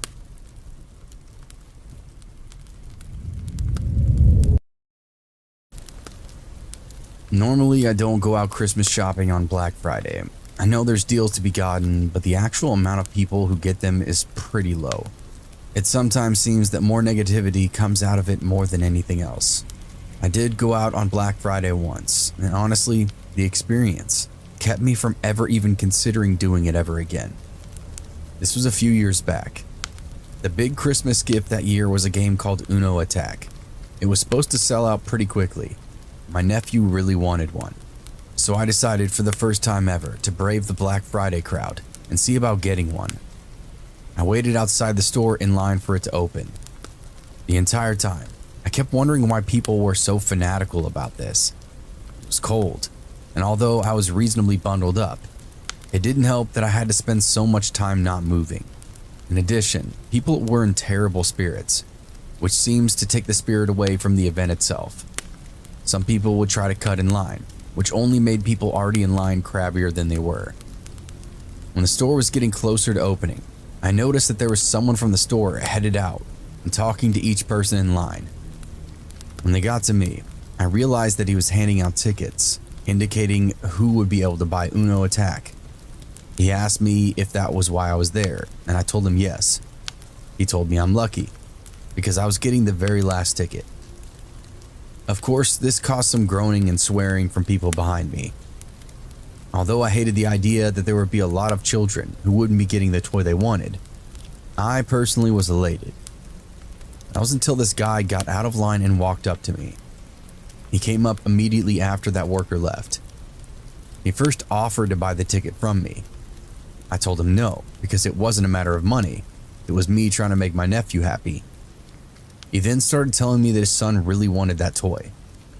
I countered, letting him know that my nephew also really wanted that toy. When I kept refusing, he started telling me other stories, such as his son was really sick but I could tell he was just doing his best to make me feel guilty. From further back in the line, a few other people began telling the guy to leave me alone. He got into a shouting match with several of them. Eventually, the guy stomped away, but not before telling me that I'll get that toy. I tried to not think about it. I went in, claimed the Uno game, and did some more shopping. I figured that since I'd spent so much time outside, I should try to get as much done as I could. When I was done in the store, I went back out to my car. I put all the toys in the trunk and then walked over to the bookstore in the strip mall in order to get some other items. When I began walking back to the car a second time, I paused when I noticed the man from earlier was leaning on my car now. I began feeling tense, knowing this guy was going to confront me again. He was much bigger than I, but I decided I couldn't let him intimidate me. As I got closer to my car, he noticed and smiled. He reached into his pocket, and I assumed he was reaching for his wallet. But it only took a moment before I saw that it was a pocket knife, and he flipped it open. I immediately stopped. I couldn't imagine this guy would be stupid enough to try and threaten or stab me in a busy parking lot.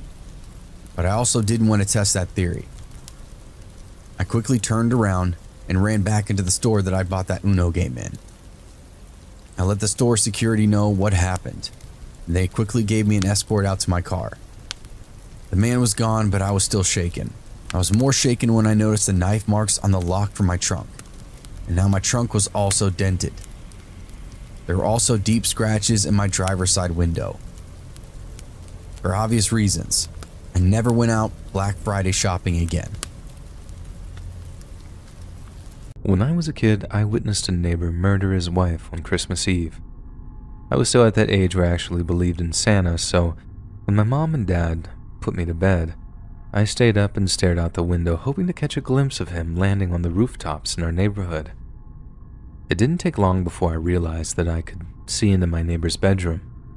It was dark, and all I could see was the shape of a sleeping person covered in a duvet, lit up by the light of a nearby TV. Not exactly Skinamax, I'm sure you'll agree, so I didn't feel too guilty about it, and I kept on looking out for Santa's magic sleigh. Suddenly, there was movement in the bedroom across the way, and I looked in time to see my neighbor walking in on his sleeping wife. I tried to pry my attention away from the bedroom as he moved towards the bed, but then it's quickly drawn back when I see fast, violent movements in the light of the TV. In the low light, it just looked like my neighbor was hitting his wife.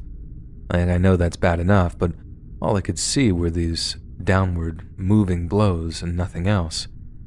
So as distressed as I was, all I told my mom and dad when I ran downstairs was like, "I think the neighbor's beating up the neighbor mom." My dad just bolts upstairs, figuring I'd seen something from my bedroom window. He went up to check it out, but by that time, someone had drawn the curtains. My dad asked me if I hadn't just had a bad dream, but I swore to him that I'd been awake and on the lookout for Santa. I then repeated everything I'd seen in exact detail, and by that time, Mom was listening too. When I finished, Dad and Mom gave each other a look. You know, one of those mom and dad concerned looks that's like an entire conversation within a silent word spoken. Then, my dad kneels down and asks me something. "Buddy, are you sure that's what you saw? Because we could get in a lot of trouble if that's not true." But again, I'm not totally insistent that I saw what I saw. And I didn't find out what happened immediately after that until quite a while later. But as I was actually drifting off to sleep, Mom and Dad were downstairs having a very tense but quiet conversation. Dad, to his eternal shame, was insisting that I couldn't be sure, that the room had been dark, and that I might have even seen them possibly doing something that I shouldn't have, and just not understood what I was seeing. Mom, on the other hand, was steadfast in her better safe than sorry attitude, and told my dad that if he didn't call the cops, she'd take me to my aunt's place because she wouldn't be celebrating Christmas next to a wife-beating neighbor. And that was that. My dad called the cops. He said he was praying it was some kind of mistake, but given how he could just give an anonymous tip, he figured, why not? My parents then watched from their own bedroom window, which had a view of the neighbor's driveway, as the cops pulled up outside and knocked on their door. They said it was this nail-biting moment, hoping they'd hear the sound of the neighbor's wife answering the door before being all, "Oh, good evening, officers. What seems to be the problem?" That way, they could just carry on drinking eggnog and watching Jesus Christ Superstar or whatever they had on down there. But instead of that, they watched the cops knock, then knock again, all before they apparently turned on their flashlights and began circling the home. What woke me up was hearing, "Sir, come out with your hands up," and all this other cop speak when the police finally blocked off the guy's house for the eventual standoff that would unfold. Our neighbor had a gun and he was threatening to shoot at police officers if they attempted to enter his home. The next thing I remember, my mom was rushing into my room and telling me to get dressed. The cops had knocked at our house and told us that they were evacuating the area just as a precaution in case a shootout had commenced. Our house had that old stucco style of wall, which is apparently pretty safe, but even so, the cops weren't taking any chances. Considering that we lived in Texas at the time, the guy could have had anything in there.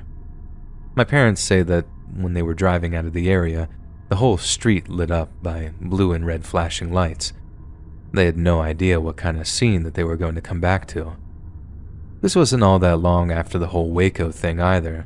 Well, a few years after, but fear of some repeat shootout type deal weighed on everyone's mind as news of the standoff got around town. And it ended pretty anticlimactically. The guy actually took his own life as the police were finally busting into his house. But upstairs they found the dead body of his wife, still lying in her bed, exactly where I'd seen her, stabbed more than 30 times. I hadn't been watching the guy hitting his wife. I've been watching him stab her over and over again, and all I'd done for a couple of the seconds there was just watch. Once all the info was out there, Mom and Dad tried as best they could to shield me from it, because they correctly figured that once I put two and two together and worked out what I'd seen, I'd be extremely messed up by it. And yeah, I really was. Seeing it screwed me up for a long time afterward, and I didn't grow up out of the general anxiety disorder until my early 20s. I just figured that if our neighbor could do something so terrible to someone he seemed to love, then anyone could do it. People I'd known for years, people I was otherwise warm to, they could be capable of the obscenest acts of random evil. Just because they looked normal, just because they smiled when they saw you in the driveway in the mornings, didn't mean they were a monster, hiding in plain sight.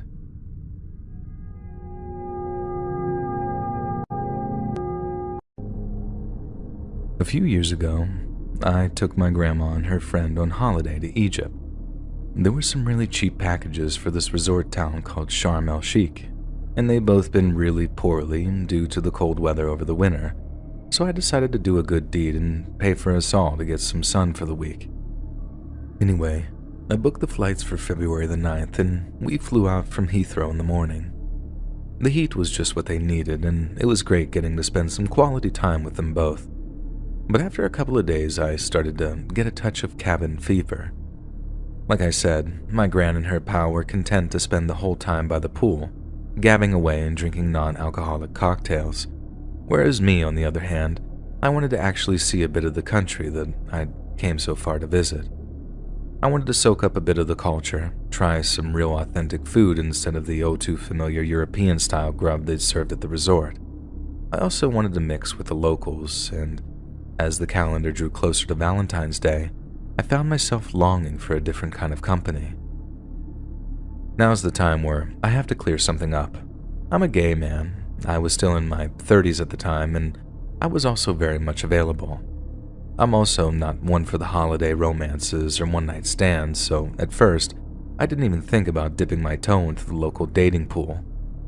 But as I said, around Valentine's Day I found myself playing the hopeless romantic, and wondering if there was anyone I could share a bit of romance with at such a special time of year.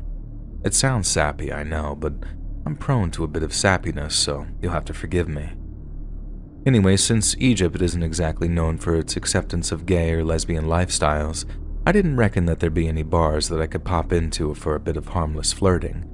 So instead, I decided to see who in the area was on Tinder. I brought up the app, changed my location, and did a bit of swiping here and there throughout the day. There were a few tourists, and only a handful of locals were brave enough to actually show their faces, but one did, and oh my days was he gorgeous.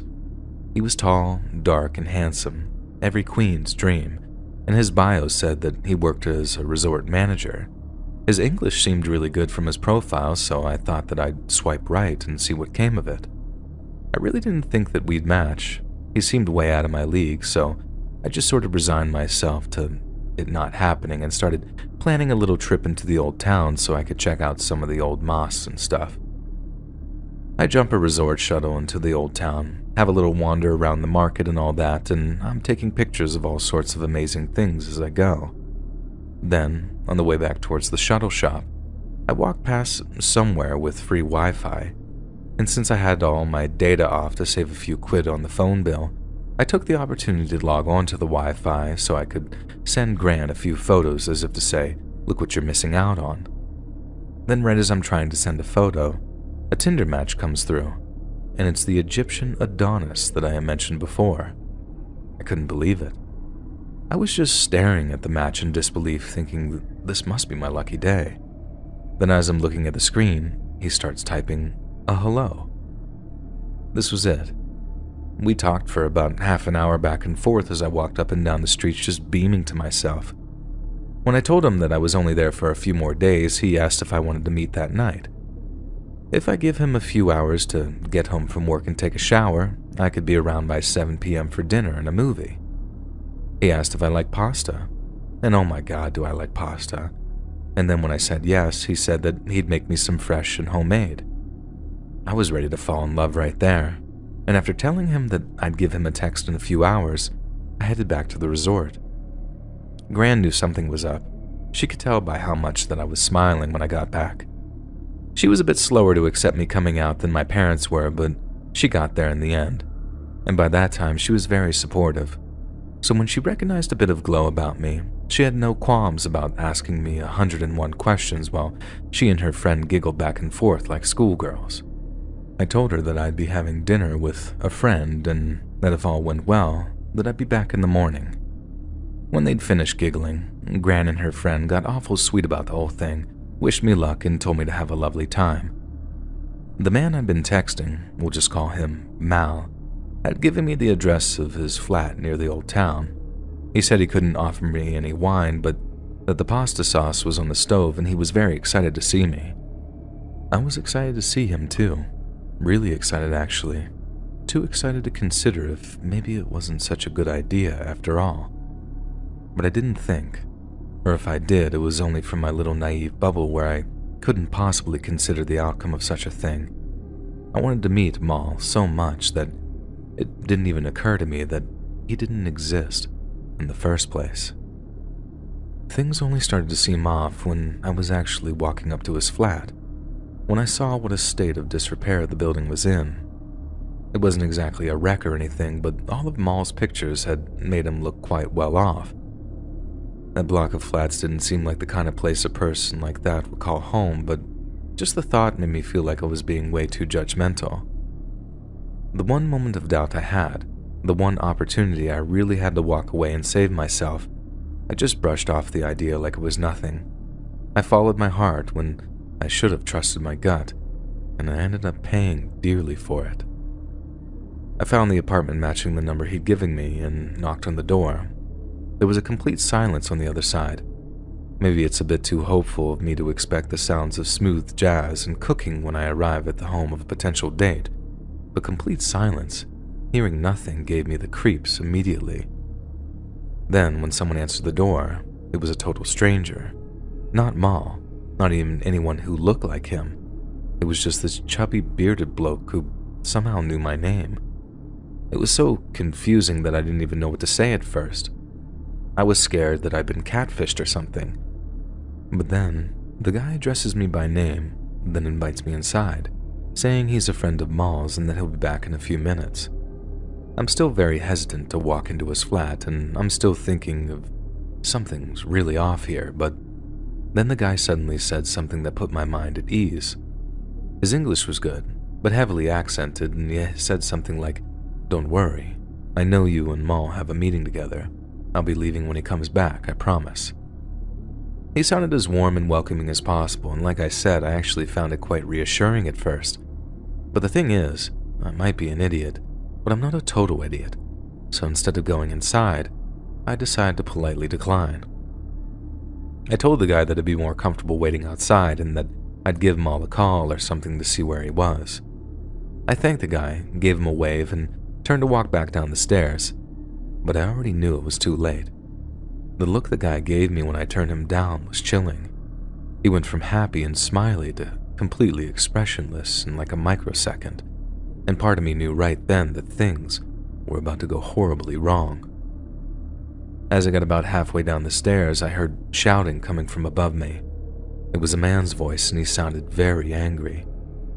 I thought it was the man that I had been talking to, who was now fuming that his catfish had been rumbled, and out of fear that he'd started chasing me down the stairs a la Patrick Bateman, I started basically running down the stairs to get out of there faster. I hadn't even got to the bottom yet when I realized that yes, the man was actually giving chase.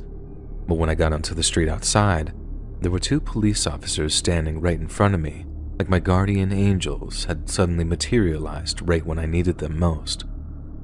I started to explain what was happening in the plainest, simplest English possible, hoping they'd be able to understand, but as I spoke, I suddenly realized that they were not there to help me. They were both giving me these absolute death stares, and I remember shouting, "Wait, wait, wait," as one of them pulled out this big wooden baton. After that, my memory gets a bit patchy. I know they took me back up into the flat that I just walked away from, but honestly, I couldn't tell you if I walked or if they carried me. The next solid memory I have was being punched and kicked while the man who answered the door asked me questions in English. I remember trying to answer them as best as I could at first, but I could taste blood in my mouth, and anything I tried to say just came out as a kind of groan. I spit out the blood so I could speak, but that just made them beat me harder. Then the questions turned to my sexuality and the reasons I had traveled into the old town that evening. In that moment, it wasn't quite like their whole scheme came together before my eyes, but it definitely was a big clue for me. The invite from Maul had obviously been some kind of trick, and although I was sadly familiar with the concept of gay bashing back in the UK, the fact that the police were involved in whatever was going on was absolutely terrifying to me. It's a testament to how scared I was that when they actually put some handcuffs on me and dragged me out to a waiting police car, I was actually relieved. I thought that that'd be the end of the beatings and abuse, and the beginnings of some kind of official legal process, but it was only half right. They took any opportunity they could to punch me, kick me, or throw me into a wall, and when I asked what I was being charged with, they told me simply, debauchery. I didn't even know what debauchery even was at the time, let alone that there was a law against it in Egypt, and the fact I was completely in the dark about the whole thing meant my nerves were stretched to a breaking point for almost every minute that I was in that cell. I only really got an idea of what was going on when a man from the British Foreign Office turned up to have a chat with me. I never thought that I'd be so happy to see another English person, and at first, just being spoken to like a bloody human being was such a relief that I had to fight back tears for a while. His name was Martin, and as much as first meeting him was a real boost, the news he had for me wasn't good. Basically, Egypt had made it illegal to be intimate with someone outside of marriage. They call this law Article 9 or something. Officially, its purpose is to combat what they call adultery, but unofficially, it's the law that makes being gay a crime in the country. And if you're charged with an Article 9 related crime, a conviction can mean anything from 6 months to 3 years in prison. Just hearing the words 3 years in prison made me feel physically sick, and I think I was just about on the verge of a panic attack before Martin managed to calm me down. He told me not to worry, and that the Foreign Office was leveraging the Egyptian government on my behalf. However, They needed something from me, too. They needed me to remain almost completely silent. I was to say nothing about my sexuality, and if they asked me any other questions, my only answers were to be, I don't recall, or my intentions were purely platonic. I was to repeat these two phrases until I was blue in the face, and if I kept stum, the police would eventually have no choice but to drop the charges.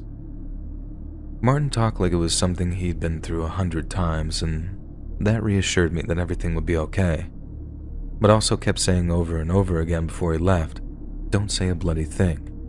All this hinges on your silence. And he was right. But my God, did the Egyptian police use some dirty tricks to try and get a confession out of me. During the final period of questioning before they let me go, they told me things like, if you tell us you're gay and admit what you tried to do, we'll let you go. They tried acting so genuine, and it was sickening seeing how nice they could act, when all they wanted to do was put me in prison and slap me with a steep fine. I just did what Martin had asked me, and in the end, they let me go. I'd rather not rehash the reunion with my Nan.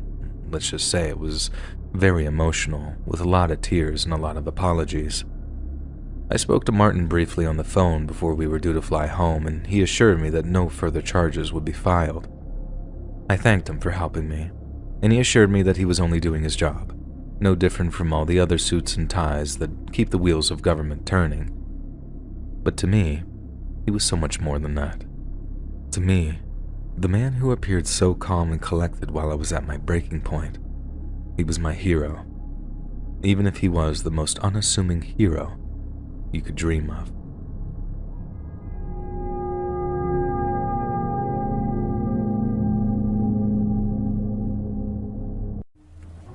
What I'm about to tell you happened last year on Valentine's Day.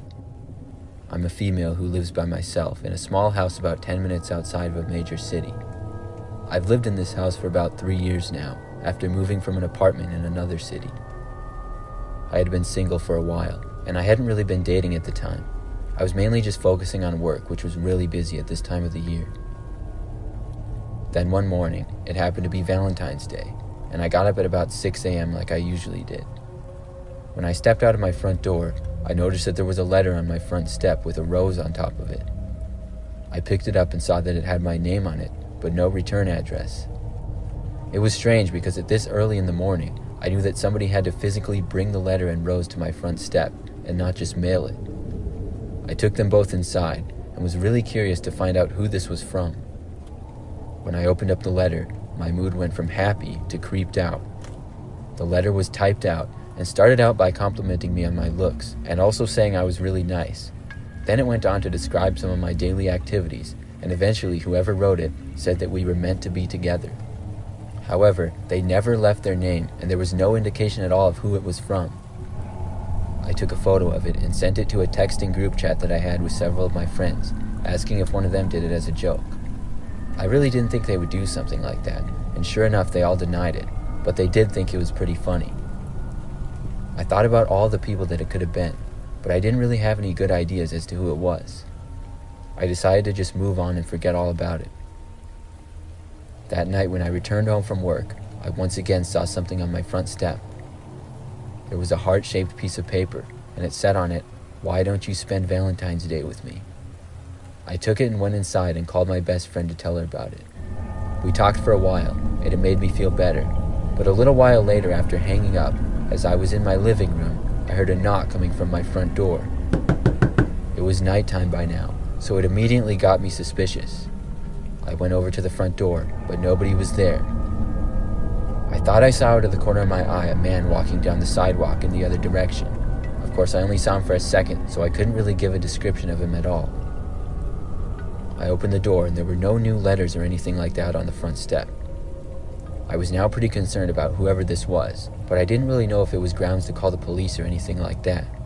I hadn't been threatened or anything, so it seemed like it could have all just been a joke, and I didn't want to overreact. But still, I couldn't help but feel nervous about who it had been.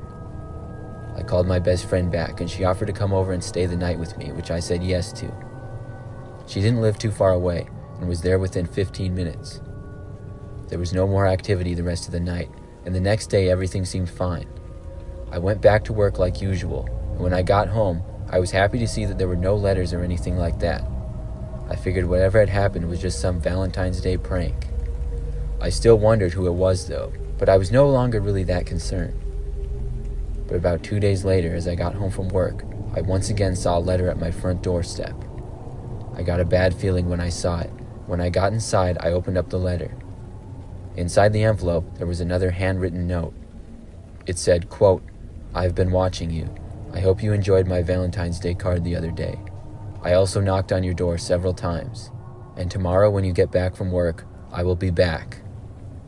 I couldn't believe it when I read this, and I suddenly felt really freaked out like I wasn't alone. I ran straight from my front door and out to my car. When I was safely in my car, I drove to the nearest police station. I told everything to them, and they ended up investigating and having an officer stay near my house for a couple of days. I don't think they ever found out who was behind it all, but I never had anything like that happen again.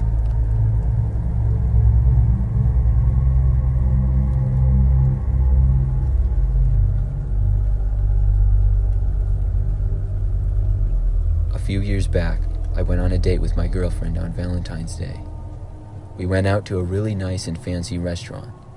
The restaurant was one of those that was pretty expensive and you needed to make reservations for. You also had to wear nice clothes. We didn't normally go to such nice restaurants, but on the special occasion of Valentine's Day, it was nice. Our plan was for after dinner to go to a movie. When we were leaving the restaurant and going out to my car in the parking lot, I saw there was a man standing kind of next to my car. I was parked kind of in the back of the parking lot, so I was sort of surprised to see this. The man was wearing a suit and saw me walking towards him but didn't say anything. I guessed maybe he was waiting for someone or something like that. He was probably about 6 feet away from the passenger side of my car, but when I got close to him I said hi.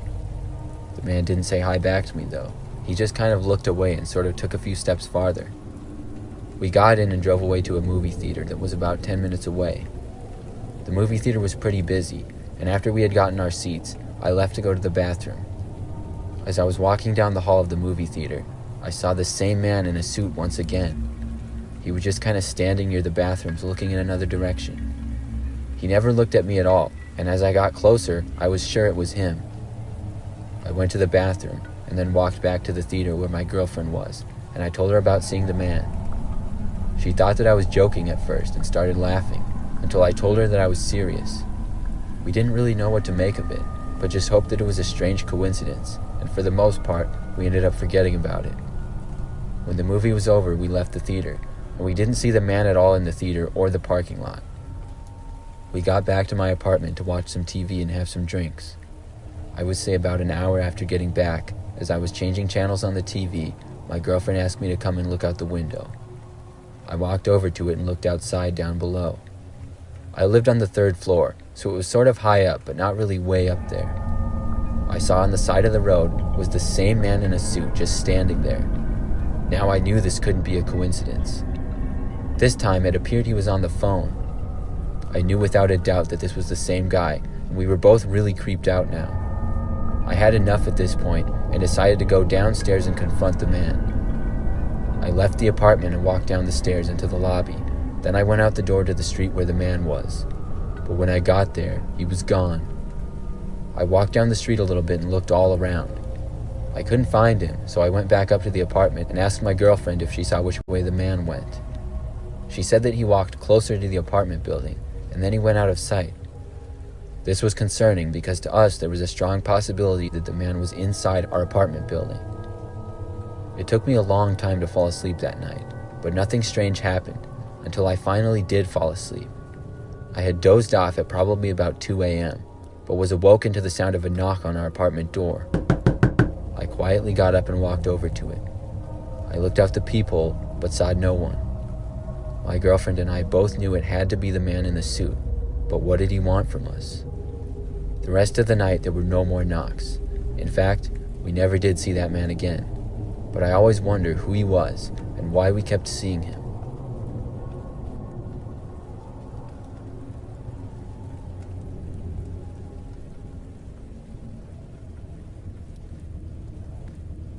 This happened last year, a few days before Valentine's Day. I was 18 years old at the time, and I was a very shy kid.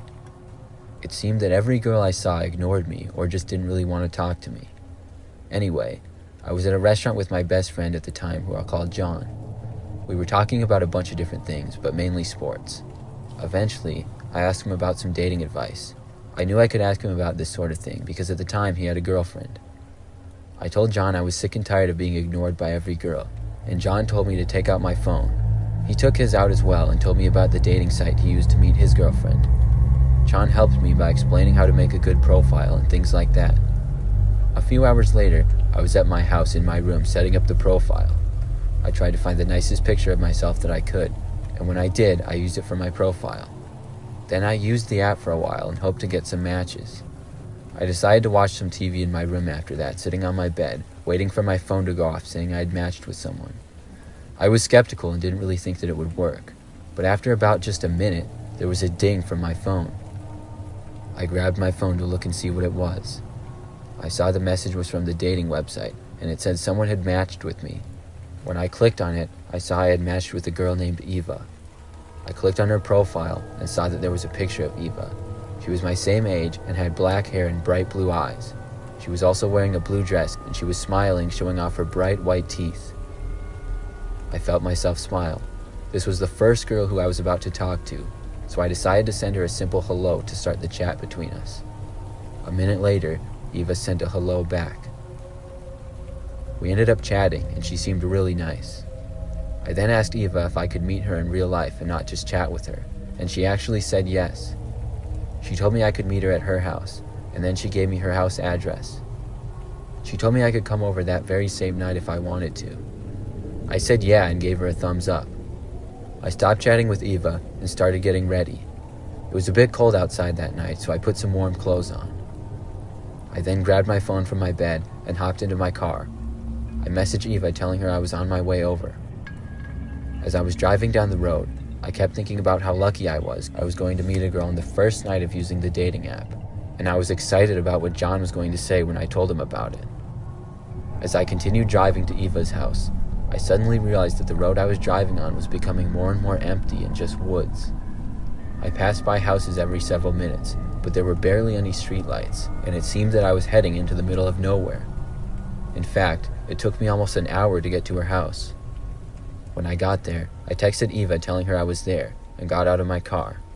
When I looked up at the house I was standing in front of, it looked like it would cave in at any second. I had a bad feeling, but I decided to keep going up to the front door. As I did, I noticed the grass that was in the front lawn was knee height. I sent Eva another message. I told her I was in front of the house and told her to tell me if this was the right address. She sent a message saying yes, she was there, and to just go inside and call out her name. I grabbed the doorknob and let it slowly creak open, walking inside the house. I noted that it was dark and dusty inside. I didn't see Eva or anyone else, and then I tried to send Eva another message, but the app wouldn't work. The Wi-Fi signal was down, and I wasn't really getting any service on my phone. I decided to walk around to see if I could find her, so I headed into the living room. I saw a bunch of old furniture, and then I noticed hanging from the ceiling was a bright blue dress. I noticed it was the same one that Eva had been wearing in a couple of the photos she had on her profile. Then I saw a black wig hanging from the dress. It made me really confused because Eva's hair was black in the pictures. I called out Eva, hoping she would hear my voice. But just then, in the deepest and creepiest tone, I heard a yes from behind me. I nearly jumped and hit the ceiling. I turned around, but I didn't see Eva. The only person standing in front of me wasn't a girl. It was a guy wearing a black hoodie. He had the hood up and was wearing blue jeans. I noticed he had brown hair and he gave me a creepy smile and winked. I asked who he was, but he didn't say anything. He just pointed at the blue dress and the wig, grinning at me with the darkest smile that a human could. Then I noticed he had something in his hand. It appeared to be a gun. He told me in a deep voice to hand over everything I had on me. Then he pulled out a bag. I didn't want to argue with him, so I pulled everything out of my pockets and dropped them into his bag, even the watch I was wearing. The man then started to walk away from me. Pretty soon, I watched him walk out the front door. I was relieved, but also still terrified. Finally, I was able to get my legs to move again, and I ran out to my car as fast as I could. Luckily, I didn't see that freak again, but he had all of my stuff. I drove all the way back to John's house and told him everything. From there, he called the police, and when they arrived, I told them everything. As it turns out, the man who had lured me into the house was also pretending to be the Eva girl, and she didn't really exist. That's why I saw the blue dress and the wig in the living room of the house. The house also didn't belong to the man, and it was an old abandoned one. The scary thing is, the police never found the guy. But since it happened, I stopped using dating apps.